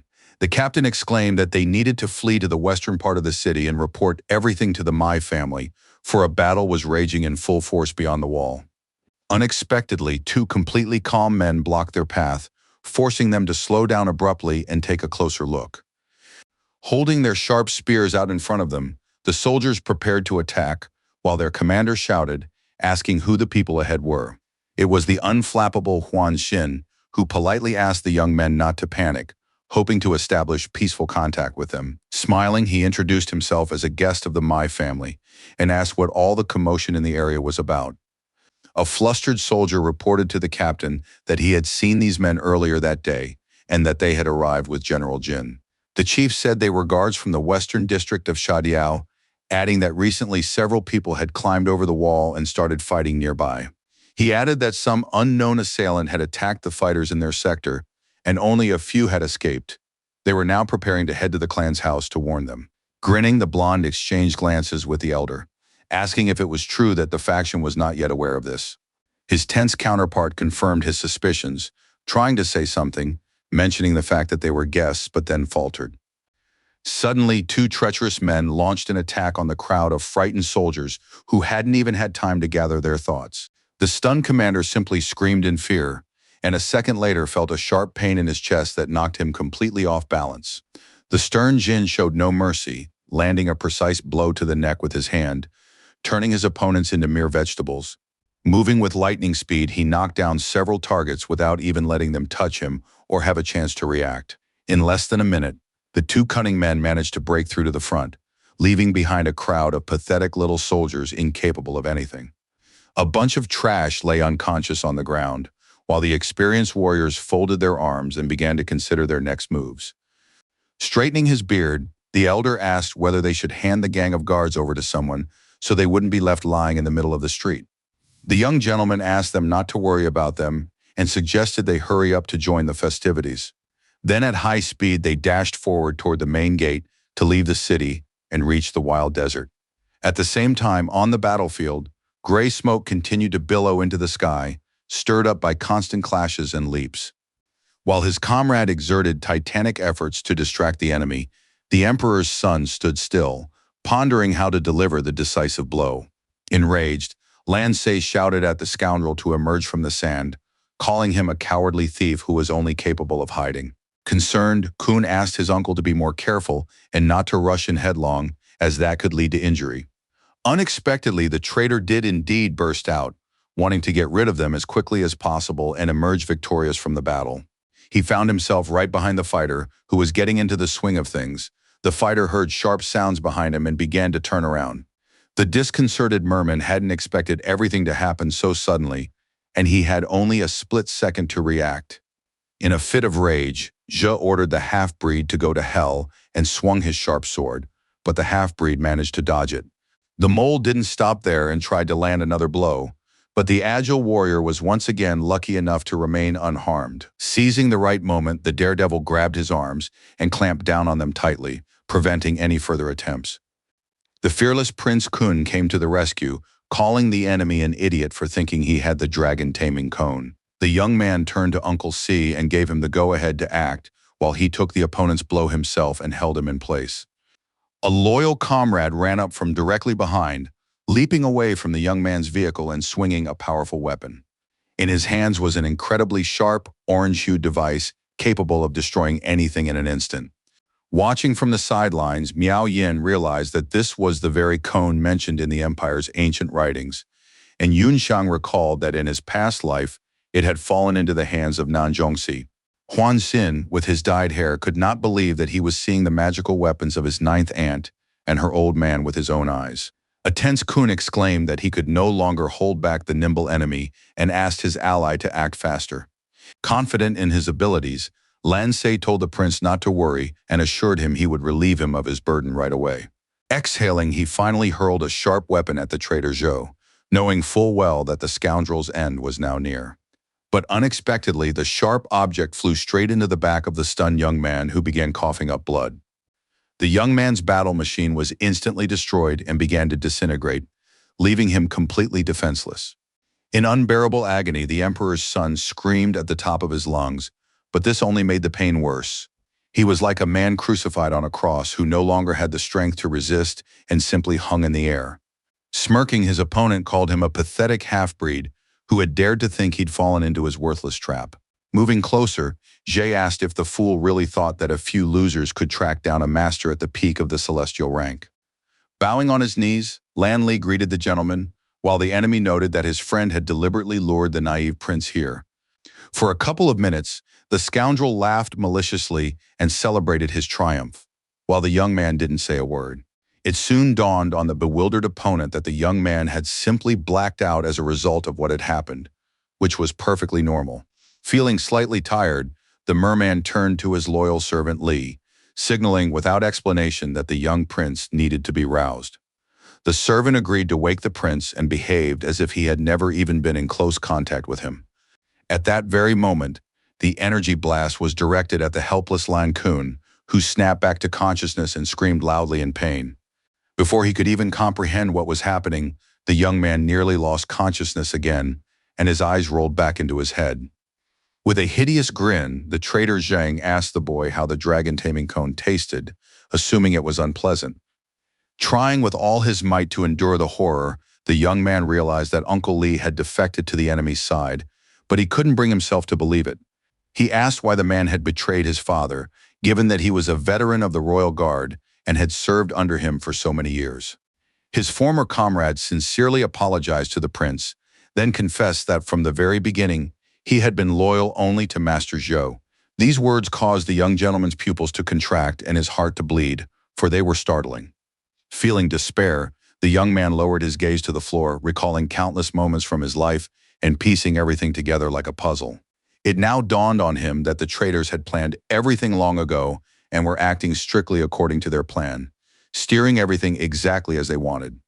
Showing no particular emotion, the sorrowful young man calmly asked what Lan Ji wanted from him. This time, the gray-haired scoundrel wished to take some of the merfolk's blood that flowed through the helpless boy's veins. Upon hearing this, Qian narrowed his eyes sharply and felt beads of sweat trickling down his face, realizing what lay ahead for him. The enemy asked if he knew why the precious green jade was considered their clan's greatest treasure.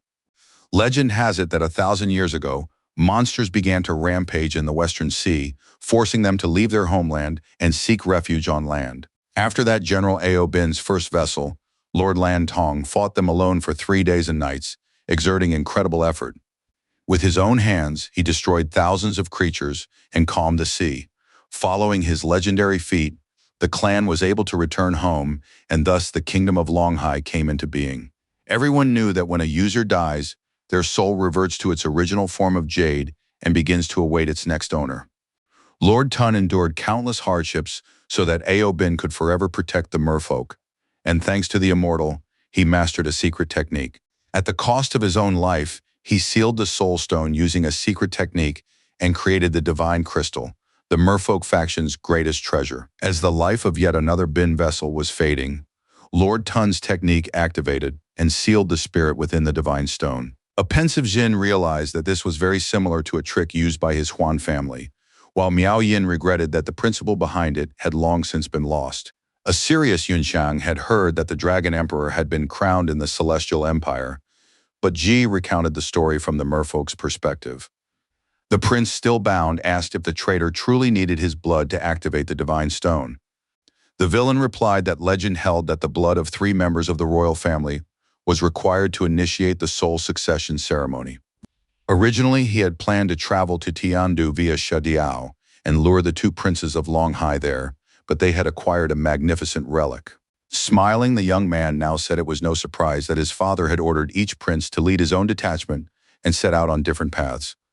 Then the daredevil added that it was just the 2 of them here, so that pathetic traitor wouldn't be able to inspire anyone with his ideas. Holding a sharp dagger in his hands, Ji called him a foolish child, noting that if he were powerless, he wouldn't have lured him here. In an instant, Kun grew extremely nervous, and his expression changed upon seeing the unusual object in Ji's hand, and he felt a sharp chill run down his spine.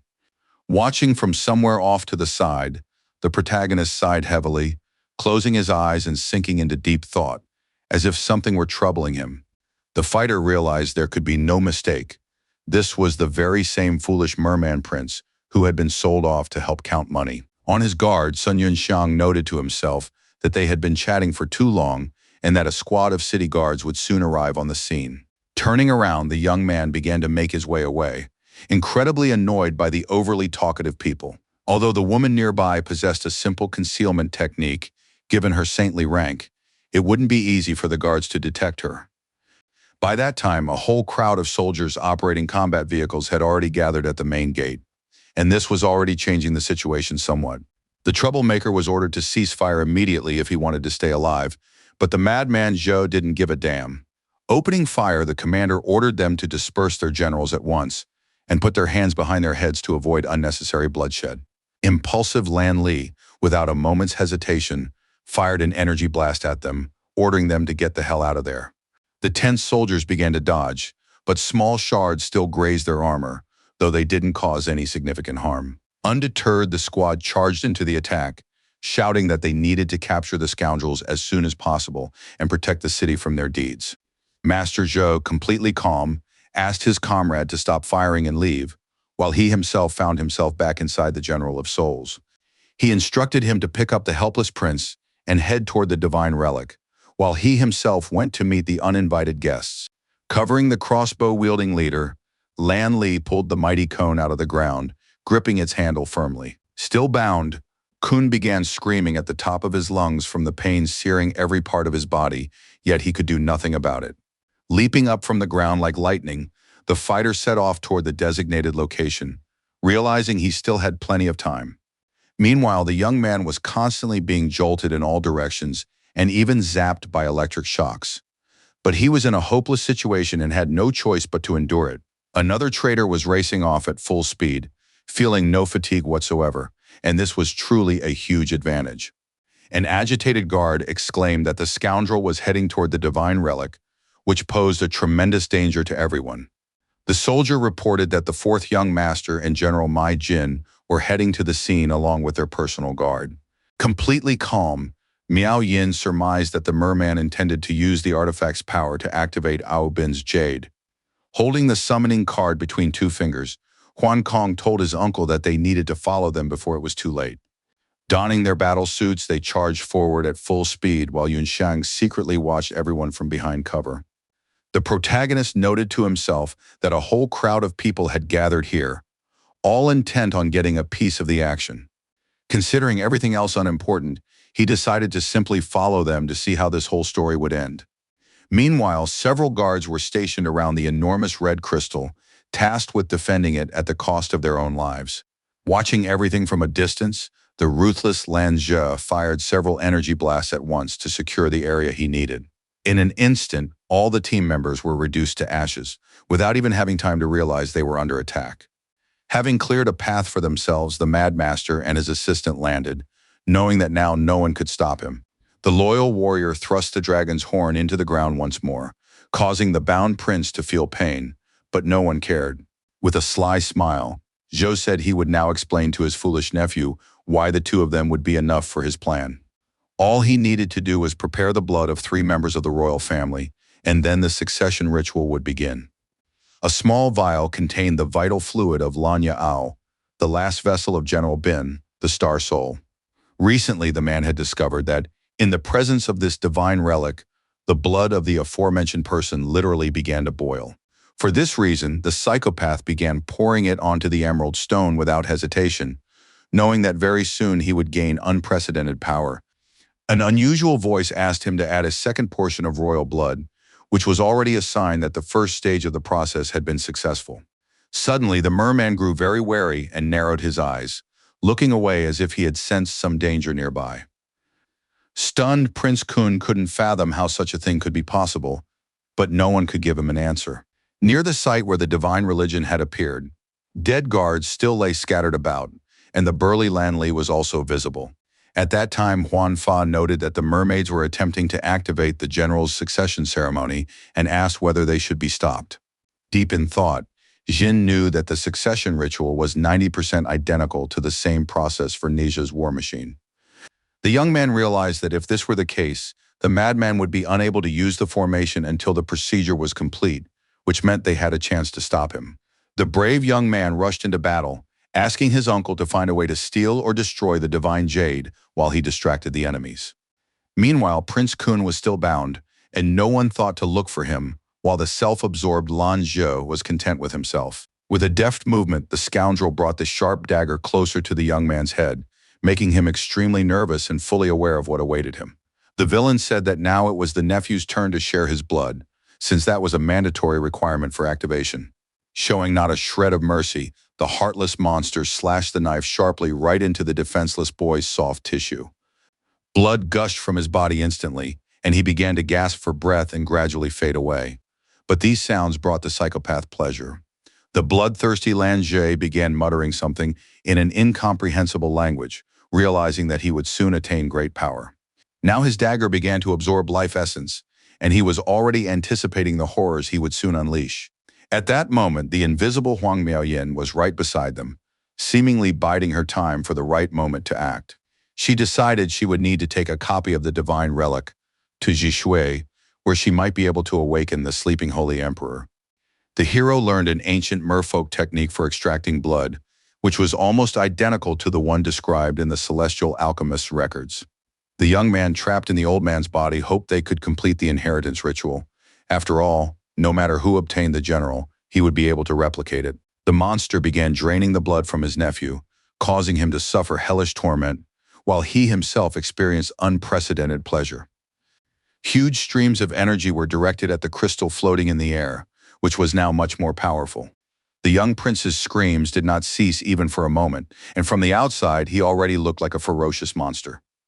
The green stone shed its outer coating and cut away everything superfluous, so it was now completely ready for use. The ruthless traitor continued to exert tremendous effort, thinking only of his goal and not of the world around him. Rising into the sky, the green stone asked for the blood of the third member of the royal family to be poured in, which was already the final stage. Smiling, the Mad Merman remarked that now it was his turn to contribute to this very important matter. He was about to shed a little of his own blood, but suddenly Lan Li shouted for him to take cover, as a projectile was flying toward him. Taken aback, Jie didn't even have time to react before the lightning-fast burst of energy was already at his snout. Still, he was lucky enough to jump out of the way just in time, and the fiery projectile slammed into the ground, triggering a powerful explosion. Having managed to slide skillfully across the sand without even losing his footing, the tense fighter wondered who else had decided to stand in his way.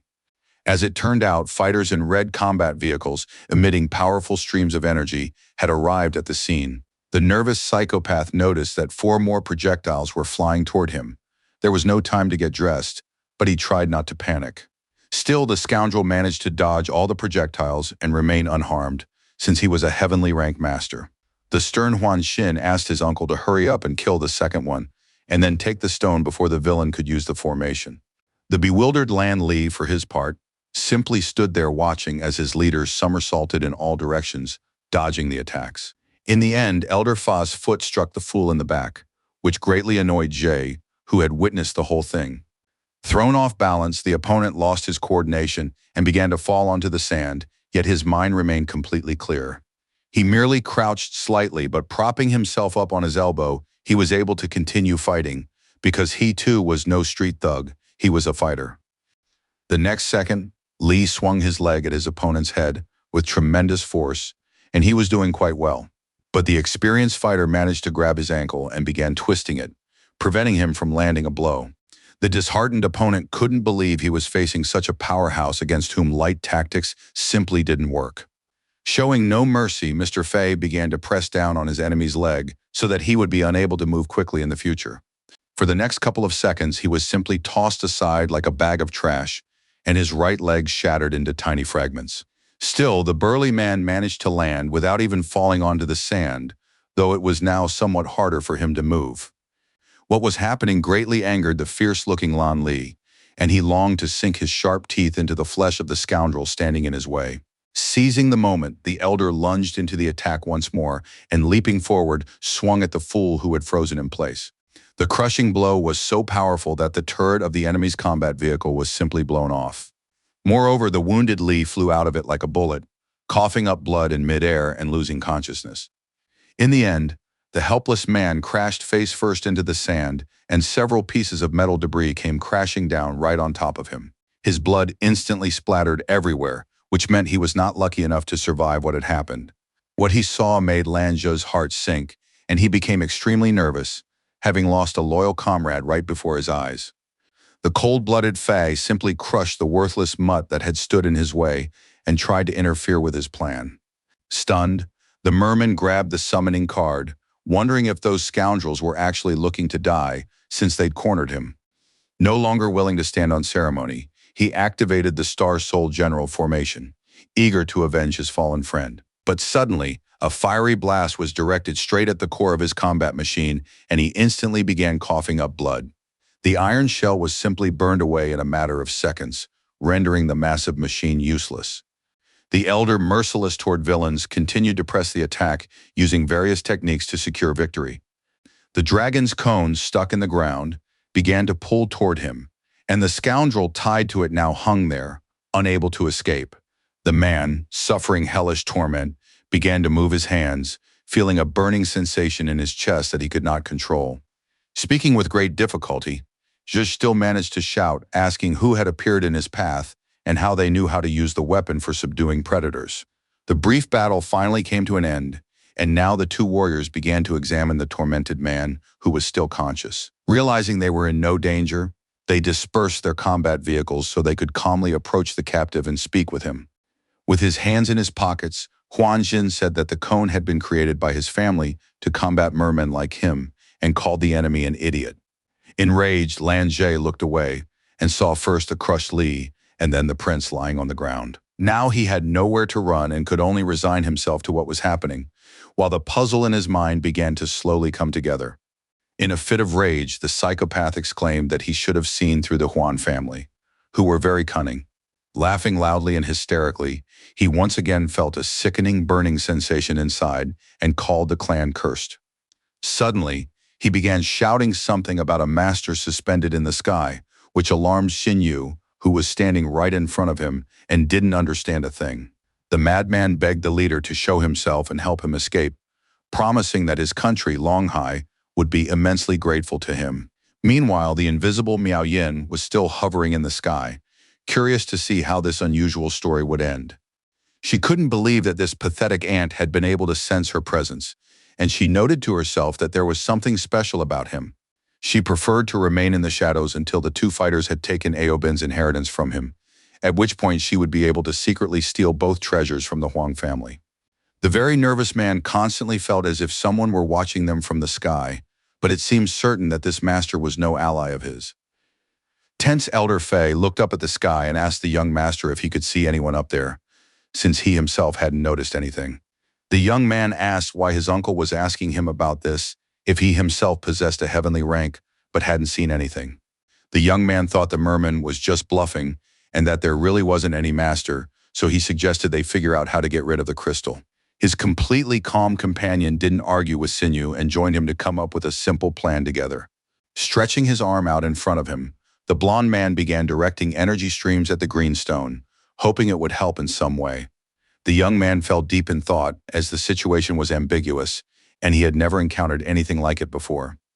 The young man noted that if this jade was the same as the one their family had, which had been passed down through generations, then that would explain a lot. Suddenly the fighters heard the sound of human footsteps behind them and spun around sharply, completely unaware of what was happening. The young man had no idea how the enemy had managed to escape from the dragon's cone trap, given that he had been securely trapped inside it. Now the merciless Lange gripped the stinger's handles tightly, showing his readiness to continue the recent battle, but this time to see it through to the end. The psychic lunged into the attack, exclaiming that fate was on his side today, though he had no idea what had helped him in this situation. Something resembling a magical chain appeared nearby, coalescing into a single entity that began to bolster him with energy. If the Huan family took Ao Bin's inheritance, Yunxiang would be unable to replicate it. In the trader's past life, he would have been pursued all the way to Tiandu. The hero pondered whether the appearance of the divine relic had disrupted the original timeline, and surmised that this was due to the butterfly effect. The fearless elder asked the young man to step back, while the young man advised him not to resist too strongly since the merman's rank was higher. The bearded brute lunged forward, eager to seize his opponent, but the agile Zhou managed to leap over him and head toward the crystal. Right there in midair, blood suddenly began spurting from his wrist, blood that was significantly darker than human blood. Meanwhile, the gray-haired man continued to smile and paid no particular attention to it, as if experiencing unprecedented pleasure. Despite his moderate wound, the sharp-toothed Lan continued to charge forward, gripping his knife tightly as if nothing had happened. The extremely nervous members of the Huan family realized that the situation was at an impasse and that they could not find a way out of it right away. The protagonist, watching from the shadows, smiled and murmured that this was a perfect outcome for him, then continued to watch closely. Somewhat surprised, Miao Yin noticed that the divine relic had begun to make strange noises and vibrate violently, which was alarming. Suddenly, a huge vortex appeared, which began to pull the green crystal toward it, radiating powerful energy. A strange voice announced that the inheritance ritual had been successfully activated, after which the secret realm of Longhai began to open. The calm son wondered whether his imagination had played tricks on him, or if he had truly just heard a voice coming from the precious jade. Suddenly, the spirit of a long-bearded old man, whose body resembled a god from ancient Roman mythology, burst forth. General Ao Bin's first master and the Lord of the Western Sea, Lan Tong, asked those chosen for the ritual to enter the realm and face 3 trials. The green stone continued to emit bursts of magic and opened the passage even wider so that they could easily enter and journey into the distance. Several fighters were simply sucked inside at once and couldn't resist at all, so it was important to remain calm.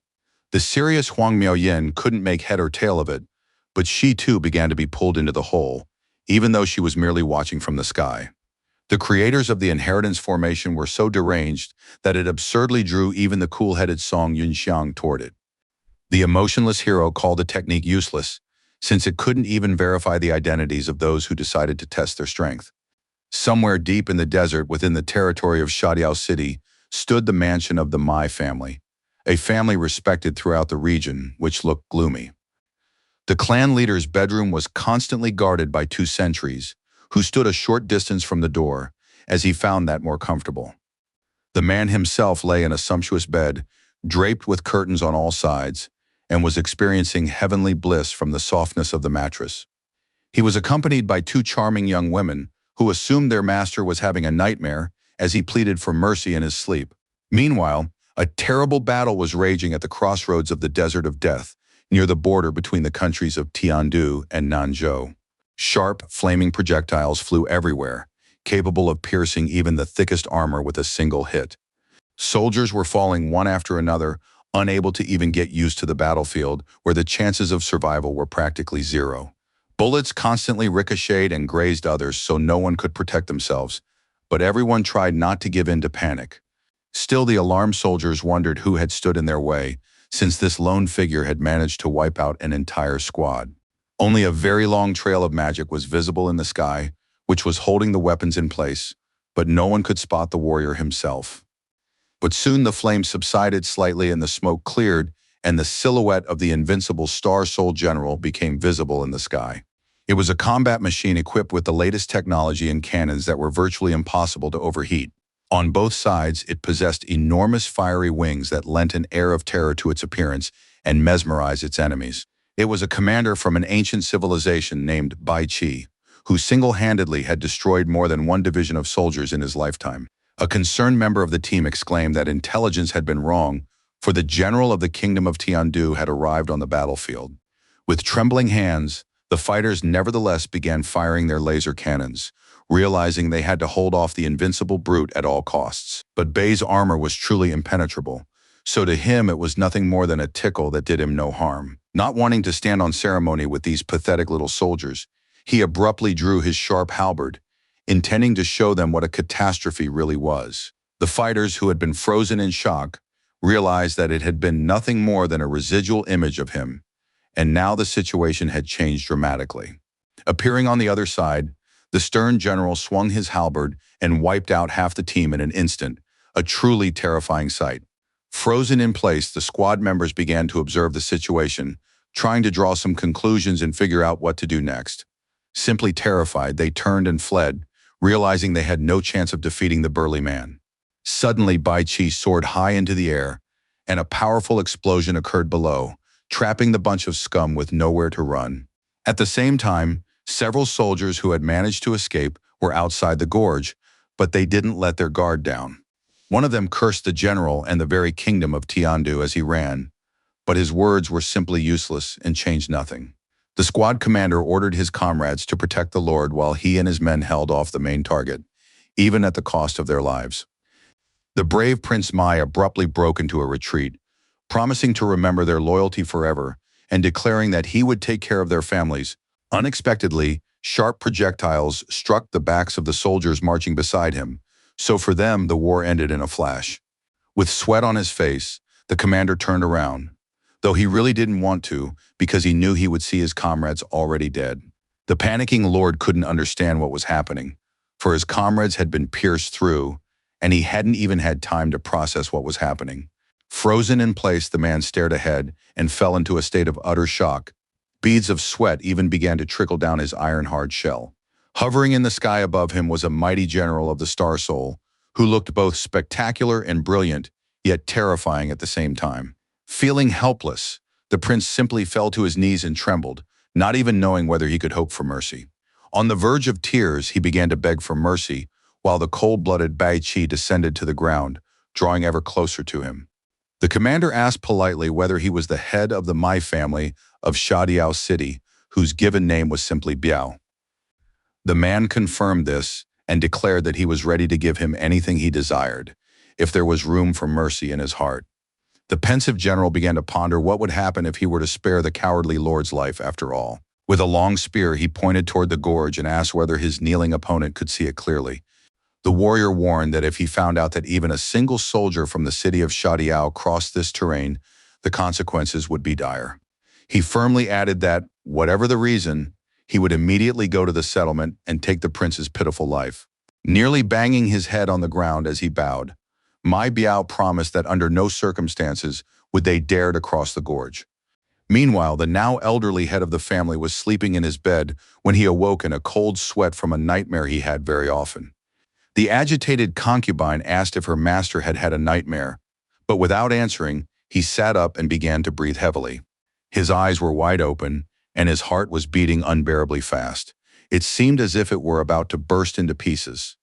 Suddenly, a strange smile appeared on his face, and beads of sweat trickled down his cheeks, which looked a little frightening. Clutching the blanket tightly, the old man began muttering something about the kingdom of Tiandu and General Bai Chi of the Star Soul, who had appeared in his dream.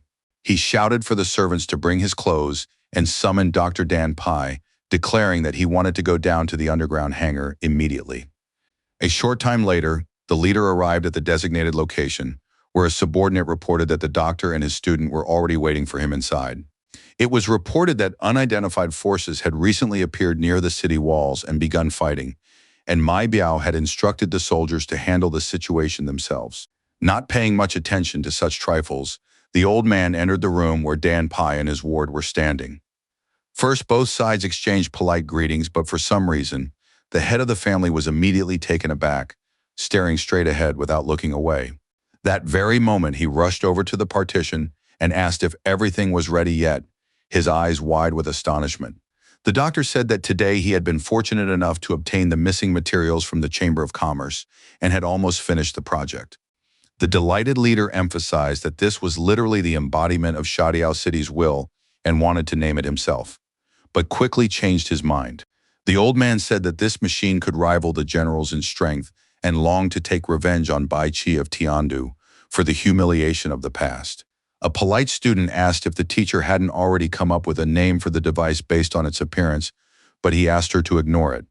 Meanwhile, Song Yunxiang heard a strange, unfamiliar voice calling to him in his sleep, but he didn't understand who it was. The young man was lying in his bed, fast asleep after a hard day, and there was no one else in the room. Suddenly, the unshaven young man opened his eyes and stared at the ceiling, trying to come to his senses and figure out what was going on. Sitting up in bed, he wondered where he was, but couldn't find an answer because he hadn't fully woken up yet. The protagonist recalled that the jade had sucked him in when the inheritance ritual was activated, but he had managed to set up a formation to protect himself from hallucinations. Looking in the mirror, Sun calmly concluded that the first trial was an illusory world based on memories. The young man called it far too old-fashioned, but he had no choice but to adapt to the new circumstances. Unfortunately, in his past life, he had explored countless mysterious places, so this kind of task was far too boring for him. But it was still an experience, so the young man didn't mind playing along a bit, and noticed that he was wearing the uniform of a 1,000-man commander in the Black Armor Guard. The hero also noted that there was no scar on his face, which meant that about 2 years had passed since the monster outbreak in the southern desert. Without a moment's hesitation, the young man stepped outside the barracks, where 2 soldiers who called him commander were standing. Smiling, Yunxiang remarked that it would be better if they knelt down and called him Dad, but that sounded strange. His puzzled comrades looked at their leader, and one of them asked if it was a joke, but even so, it was a very silly one. In his mind, the warrior emphasized the fact that the guys created by illusions even had their own minds, which was impressive. Taking a few steps forward, the brave man told himself that nothing would happen if he goofed around a little, since it was all just an illusion. Nearby, an airship was moored to the canyon, and numerous tents were set up on the grounds.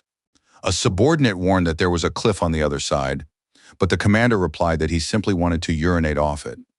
Stepping forward and gazing into the distance, Sun spotted the fortress city of Tancheng, located on the southern border of central China. At that time, all of Nanzhou had been destroyed, so Miran's army moved further south, while Di Shuai led the Black Armor north to aid Zhenbei. Because of his great ambition, the hero fell into Ye Yan's trap, and as a result, the defensive line was crushed, and he was left with a scar on his face. The young man surmised that this illusion was meant to make him reflect on the mistakes he had made in his youth. Smiling, he said to himself that it was simply a disgrace, and that there was nothing more to be said on the matter. When people know they are in a dream, they become its masters, so now the illusory world belonged to Yunxiang. The daredevil realized that the idea of thoroughly studying the saint's level in a simulated formation wasn't such a bad one after all. Once in the air, he unexpectedly flew far ahead, which greatly astonished his comrades who had remained at their posts. They couldn't believe that their commander was capable of moving through the air, and quickly realized that he held the rank of a saint. The young man dashed forward like lightning, thinking of nothing at all, and truly savoring the wonderful moment. They decided to find that scoundrel Ye Yang and give him a good thrashing for all his misdeeds, and then shatter the illusion. Focusing on his flight, the warrior surged forward even more fiercely, leaving a very thick trail of flame behind him in the sky. Meanwhile, on the third line of defense south of the city of Tancheng, a terrible battle was raging between the guards and hideous monsters. One of the bloodthirsty monsters lunged at a soldier and tried to bite through his throat, but the soldier struggled to the very end, blocking the monster's attack. A very nervous man inside the combat vehicle exclaimed that he wouldn't last long like this, so they had to come up with a plan. Fortunately, his allies arrived just in time to help, flanking the mutant from behind and freeing him immediately. The commander exclaimed that they needed to immediately launch a combined attack from 5 positions and kill them all. He ordered his subordinates not to break formation and to stick together, and in this way, they were indeed able to hold back the onslaught. After a short while, the battlefield grew relatively quiet, with only gray smoke rising ceaselessly into the sky. One of the fighters reported to the captain that another wave of monsters had been nearly wiped out, and the captain asked if everything was all right. The leader gave everyone the go-ahead to lay down their weapons and allotted 20 minutes for rest, and also asked them not to forget to restock their supplies. An anxious comrade rushed over to a team member who couldn't get to his feet and was feeling very uncomfortable. Concerned, Zhang Daguai helped Dafu to his feet. Dafu asked him not to worry, assuring him that he was fine. The leader instructed the medics to treat the wounded immediately and the logistics team to handle the distribution of supplies and food as quickly as possible. Taking his brother by the arm, the blond man said they needed to rest a bit and grab a bite to eat while they were at it, and he didn't argue with him. But suddenly, the squad captain calmly addressed the fair-haired young man, wanting to tell him something important. The surprised young man turned around instantly, even a little frightened, because he thought he was about to be scolded. The leader noted that although the blond young man hadn't seemed reliable before the battle began, he had proven himself to be an excellent warrior during the fight. Pleased with himself, the young man thanked him for the praise and beamed, but he shouldn't have let his guard down so quickly. The extremely serious commander turned his gaze to the wounded Dafa, promising that he would not let his soldiers die in vain, for they were warriors of Tiandu. The helpless fighter quietly asked for his forgiveness. He simply didn't have the strength for anything more. After that, the leader let the boys go and asked Daguo to cheer up his brother, who had become completely dejected after the fierce battle. The assistant turned to the pensive captain and asked who these 2 boys were, as he had never heard of them before. His counterpart replied that they were brothers from the Zhang family in central China and emphasized that he was simply friends with their elders. His colleague noted that these guys were quite talented, while Daguai was already carrying hot food to Dafu, who was sitting by the rock. Sitting down next to him, the pot-bellied man said he had some dried meat and offered to share it, but his relative seemed out of sorts. Still, he took a plate and thanked him, and Zhang, with a smile on his face, said he had a few more wonderful things stashed away. Unexpectedly, the mischievous young man pulled a small bottle of liquor from the inner pocket of his jacket, but his relative immediately refused. His words saddened the young man a little, as he had hoped they would share a small drink together. Serious Dagu asked why his brother was so eager to die and emphasized that the family's downfall wasn't his fault. It was simply fate's doing. The man said he had even intended to attack him and had decided to atone for all the evil he had committed at the cost of his own life. His counterpart asked him to stop talking about it, and suddenly someone nearby began whistling loudly, sounding the alarm. Everyone had been warned that a wave of monsters was approaching, so everyone had to go on high alert. Dropping their plates of dried meat and rice, the squad began forming the Star Soul Generals formation, and they did so very quickly. The captain ordered them to send a warning signal and request assistance from the 2nd and 4th lines of defense. Otherwise, they were all doomed. The medics and logisticians were ordered to retreat first by boat, but the deputy objected, saying that the transport would be the Baifan's first target. The merciless creatures charged forward at full speed, intent on devouring every member of the pitiful human race. But suddenly they slowed down, as if something had aroused their suspicion, though at first no one could figure out why. For some unknown reason, they began looking back, feeling vibrations under their feet and starting to get a little nervous. Not far behind them, they saw a beam stretching down from the sky, and a strange figure landed on the ground, clearly seeking his own destruction. The unknown entity employed a technique to slightly shatter the mountains, eager to wipe the enemy horde from the face of the earth at once. The pitiful monsters began to scatter as a result of a powerful explosion that severely shattered the ground beneath their feet. The disheartened squad of guards froze in place, swords in hand, unsure whether they should intervene in the battle. Before them appeared a massive trench, stretching for a couple of kilometers, which was incredibly distinct. Standing in the path of the horde of bloodthirsty creatures was a colossal warrior wielding an unusual weapon about which there was no information. The group members began to speculate that this was the legendary Nanzhou ghost who held the rank of semi-saint. Like a spirit, the warrior elusively destroyed one wave of monsters after another, but rumors circulated that he had died in battle a couple of years ago. They all witnessed the invincible fighter leaping through the air, capable of remaining there indefinitely. The captain exclaimed that they needed to destroy the remaining monsters and ignore the antics of the flashy bruiser. The stern Sun Yunxiang watched from the sidelines and couldn't understand why he was seeing scenes in which he wasn't participating, if the illusion depended on his memories. The daredevil decided to catch up to the Nanzhou ghost and see who he really was, and realized that this world wasn't as simple as it seemed. The protagonist was flying at tremendous speed, constantly whipping up an incredible wind that swept away the flimsy plants. He had set himself a serious goal and didn't stop even for a moment, because he could easily lose sight of his target. The young man had almost caught up to the ghost racing headlong ahead of him, who was his equal in physical prowess in every way.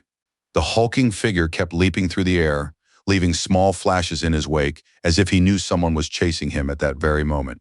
The mighty warrior was equipped with the most effective gear, which didn't slow him down at all.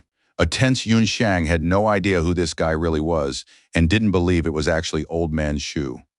In the original timeline, Yunxiang wasn't on the second prince's side, so it was Elder Hemming who came to his aid. This time, thanks to the fighter's intervention, the old man temporarily broke through to the saint stage and, in the form of a celestial demon, defeated Zisei. The Nanzhou ghost fought as if he had mastered the elderly man's sword technique, yet there was a certain haphazard chaos in his movements. The hero knew full well that there was something beneath that disheveled cloak, so he decided to take a closer look, fearing nothing. In an instant, the burly man turned his head back and spotted a target moving through the sky that was clearly pursuing him. The nervous son quickly realized he'd been spotted, so he had to speed up even more, otherwise, the whole plan would go down the drain. Drenched in sweat, Yunxiang wondered how such a thing was even possible, but no one could give him an answer.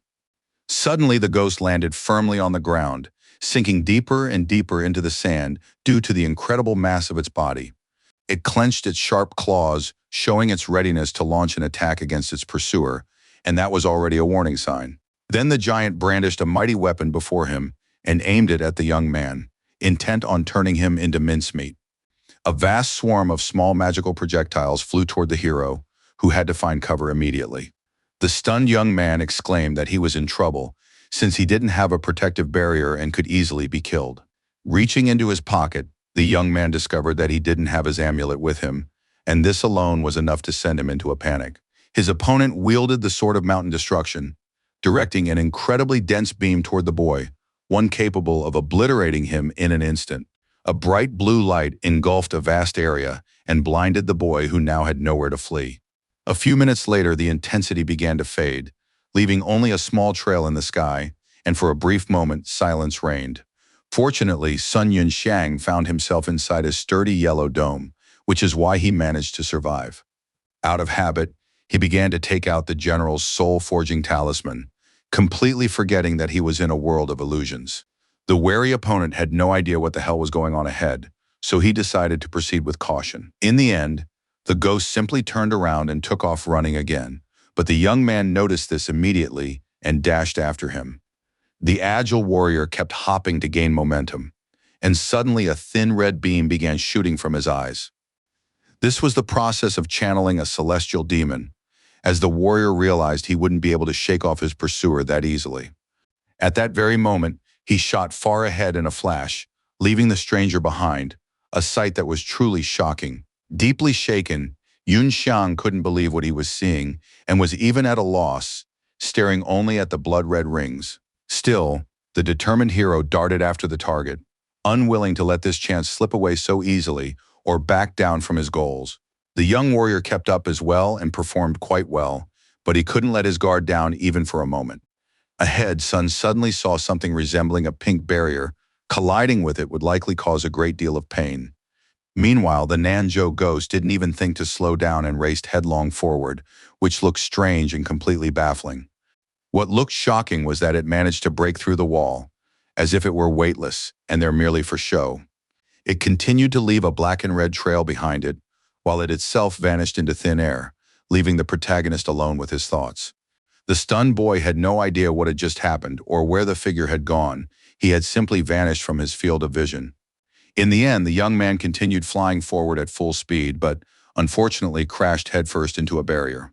Then Yunxiang fell to the ground like a sack of fertilizer, kicking up a cloud of dust and coughing. He couldn't understand why the ghost had passed right through without any trouble, while he had crashed into the barrier and fallen to the ground in disgrace. After calming down and gathering his thoughts, Sun rose into the air again and approached the dome closely to discreetly assess the situation.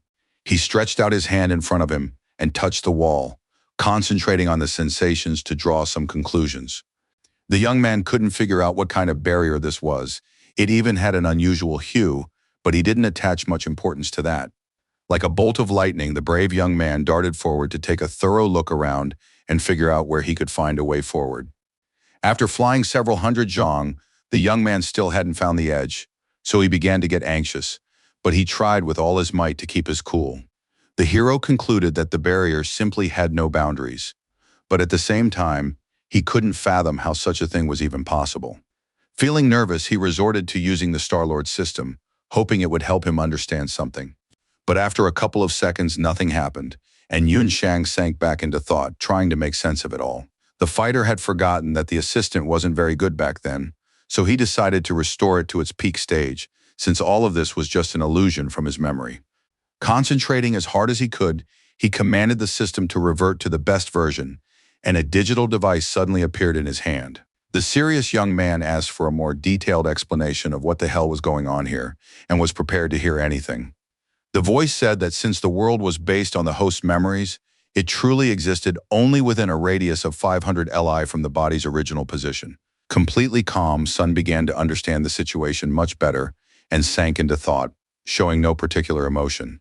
Thus, he couldn't even get out of central China, so he would have to find out about the Nanzhou ghost a little later.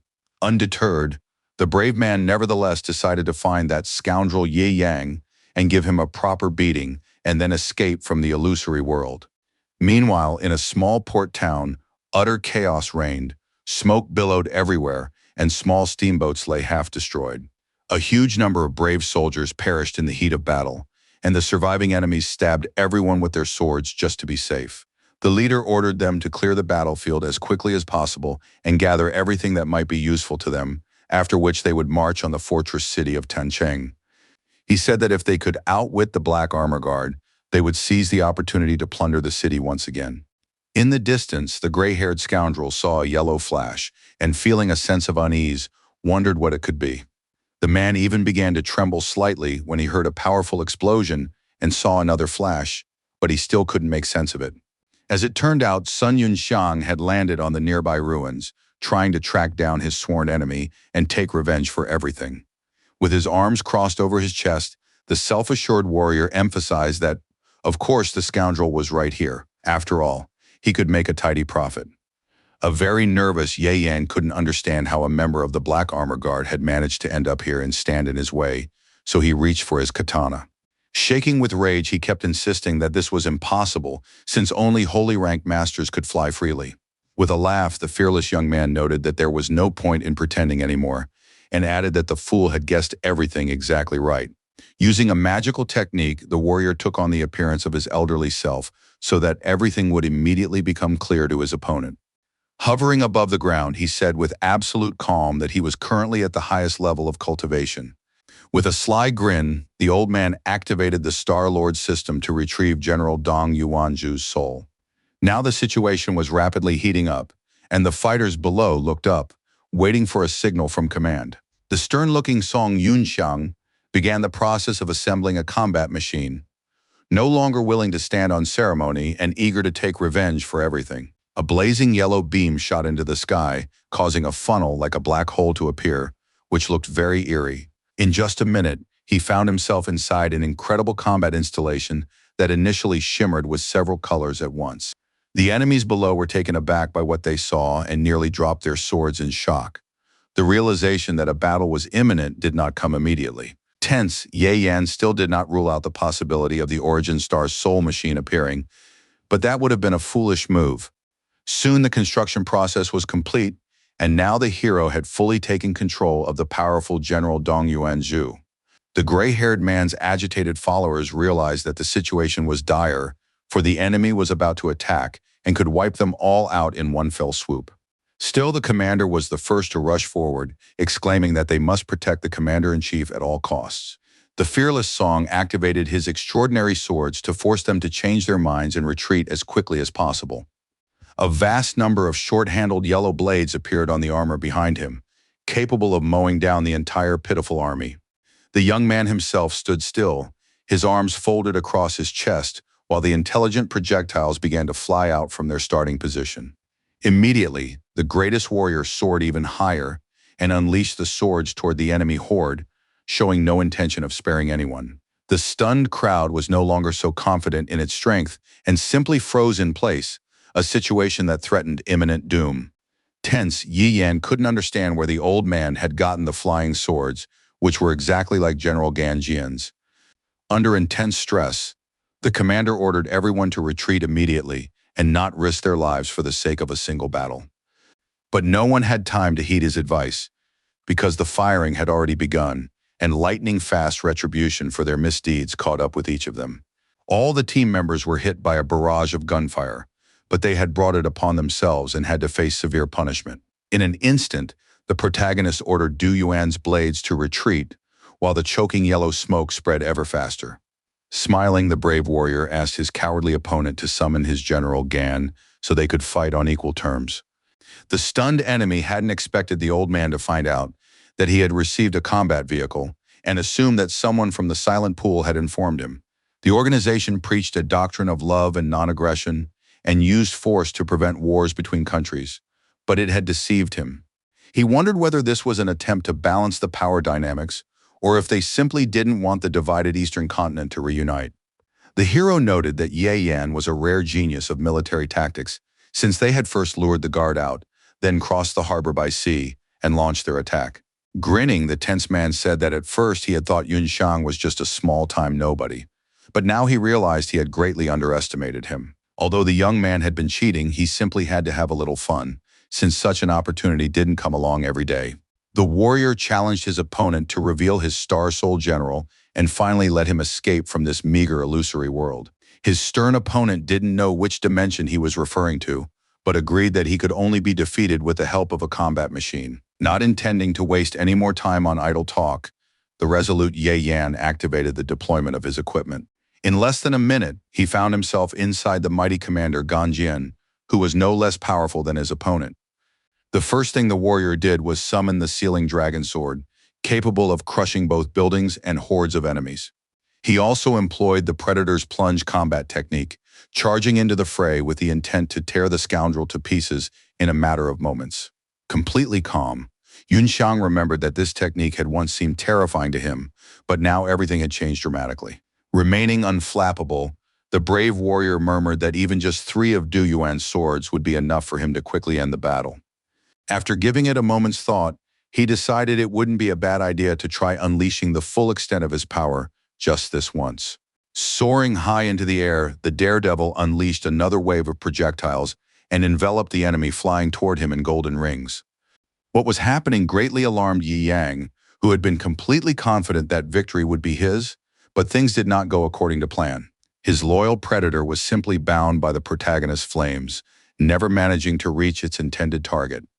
The extremely nervous opponent ordered the sealing blades to shoot out and protect him immediately. An imposing hole appeared in space, which was supposed to keep him safe, but proved useless. All the alarmed man could do was hope that the danger would pass him by and that victory would be his. Stunned, he wondered how it could be that even his trump cards were no match for the nimble old man. Yun Shang's lightning-fast, fiery attack immediately slammed into Yang's vortex, causing numerous cracks to appear on its surface. Deeply shaken, the fighter realized this was his downfall and that it would now be much easier to finish him off. He frantically tried to flee as far away as possible to gather his strength in return, but he no longer had that chance. The invincible sun advised the pathetic coward to surrender, noting that he had nowhere left to run and that it was all futile. In a panic, the gray-haired Yan turned around and saw a fireball flying toward him, one that could burn his body to ashes in a matter of seconds.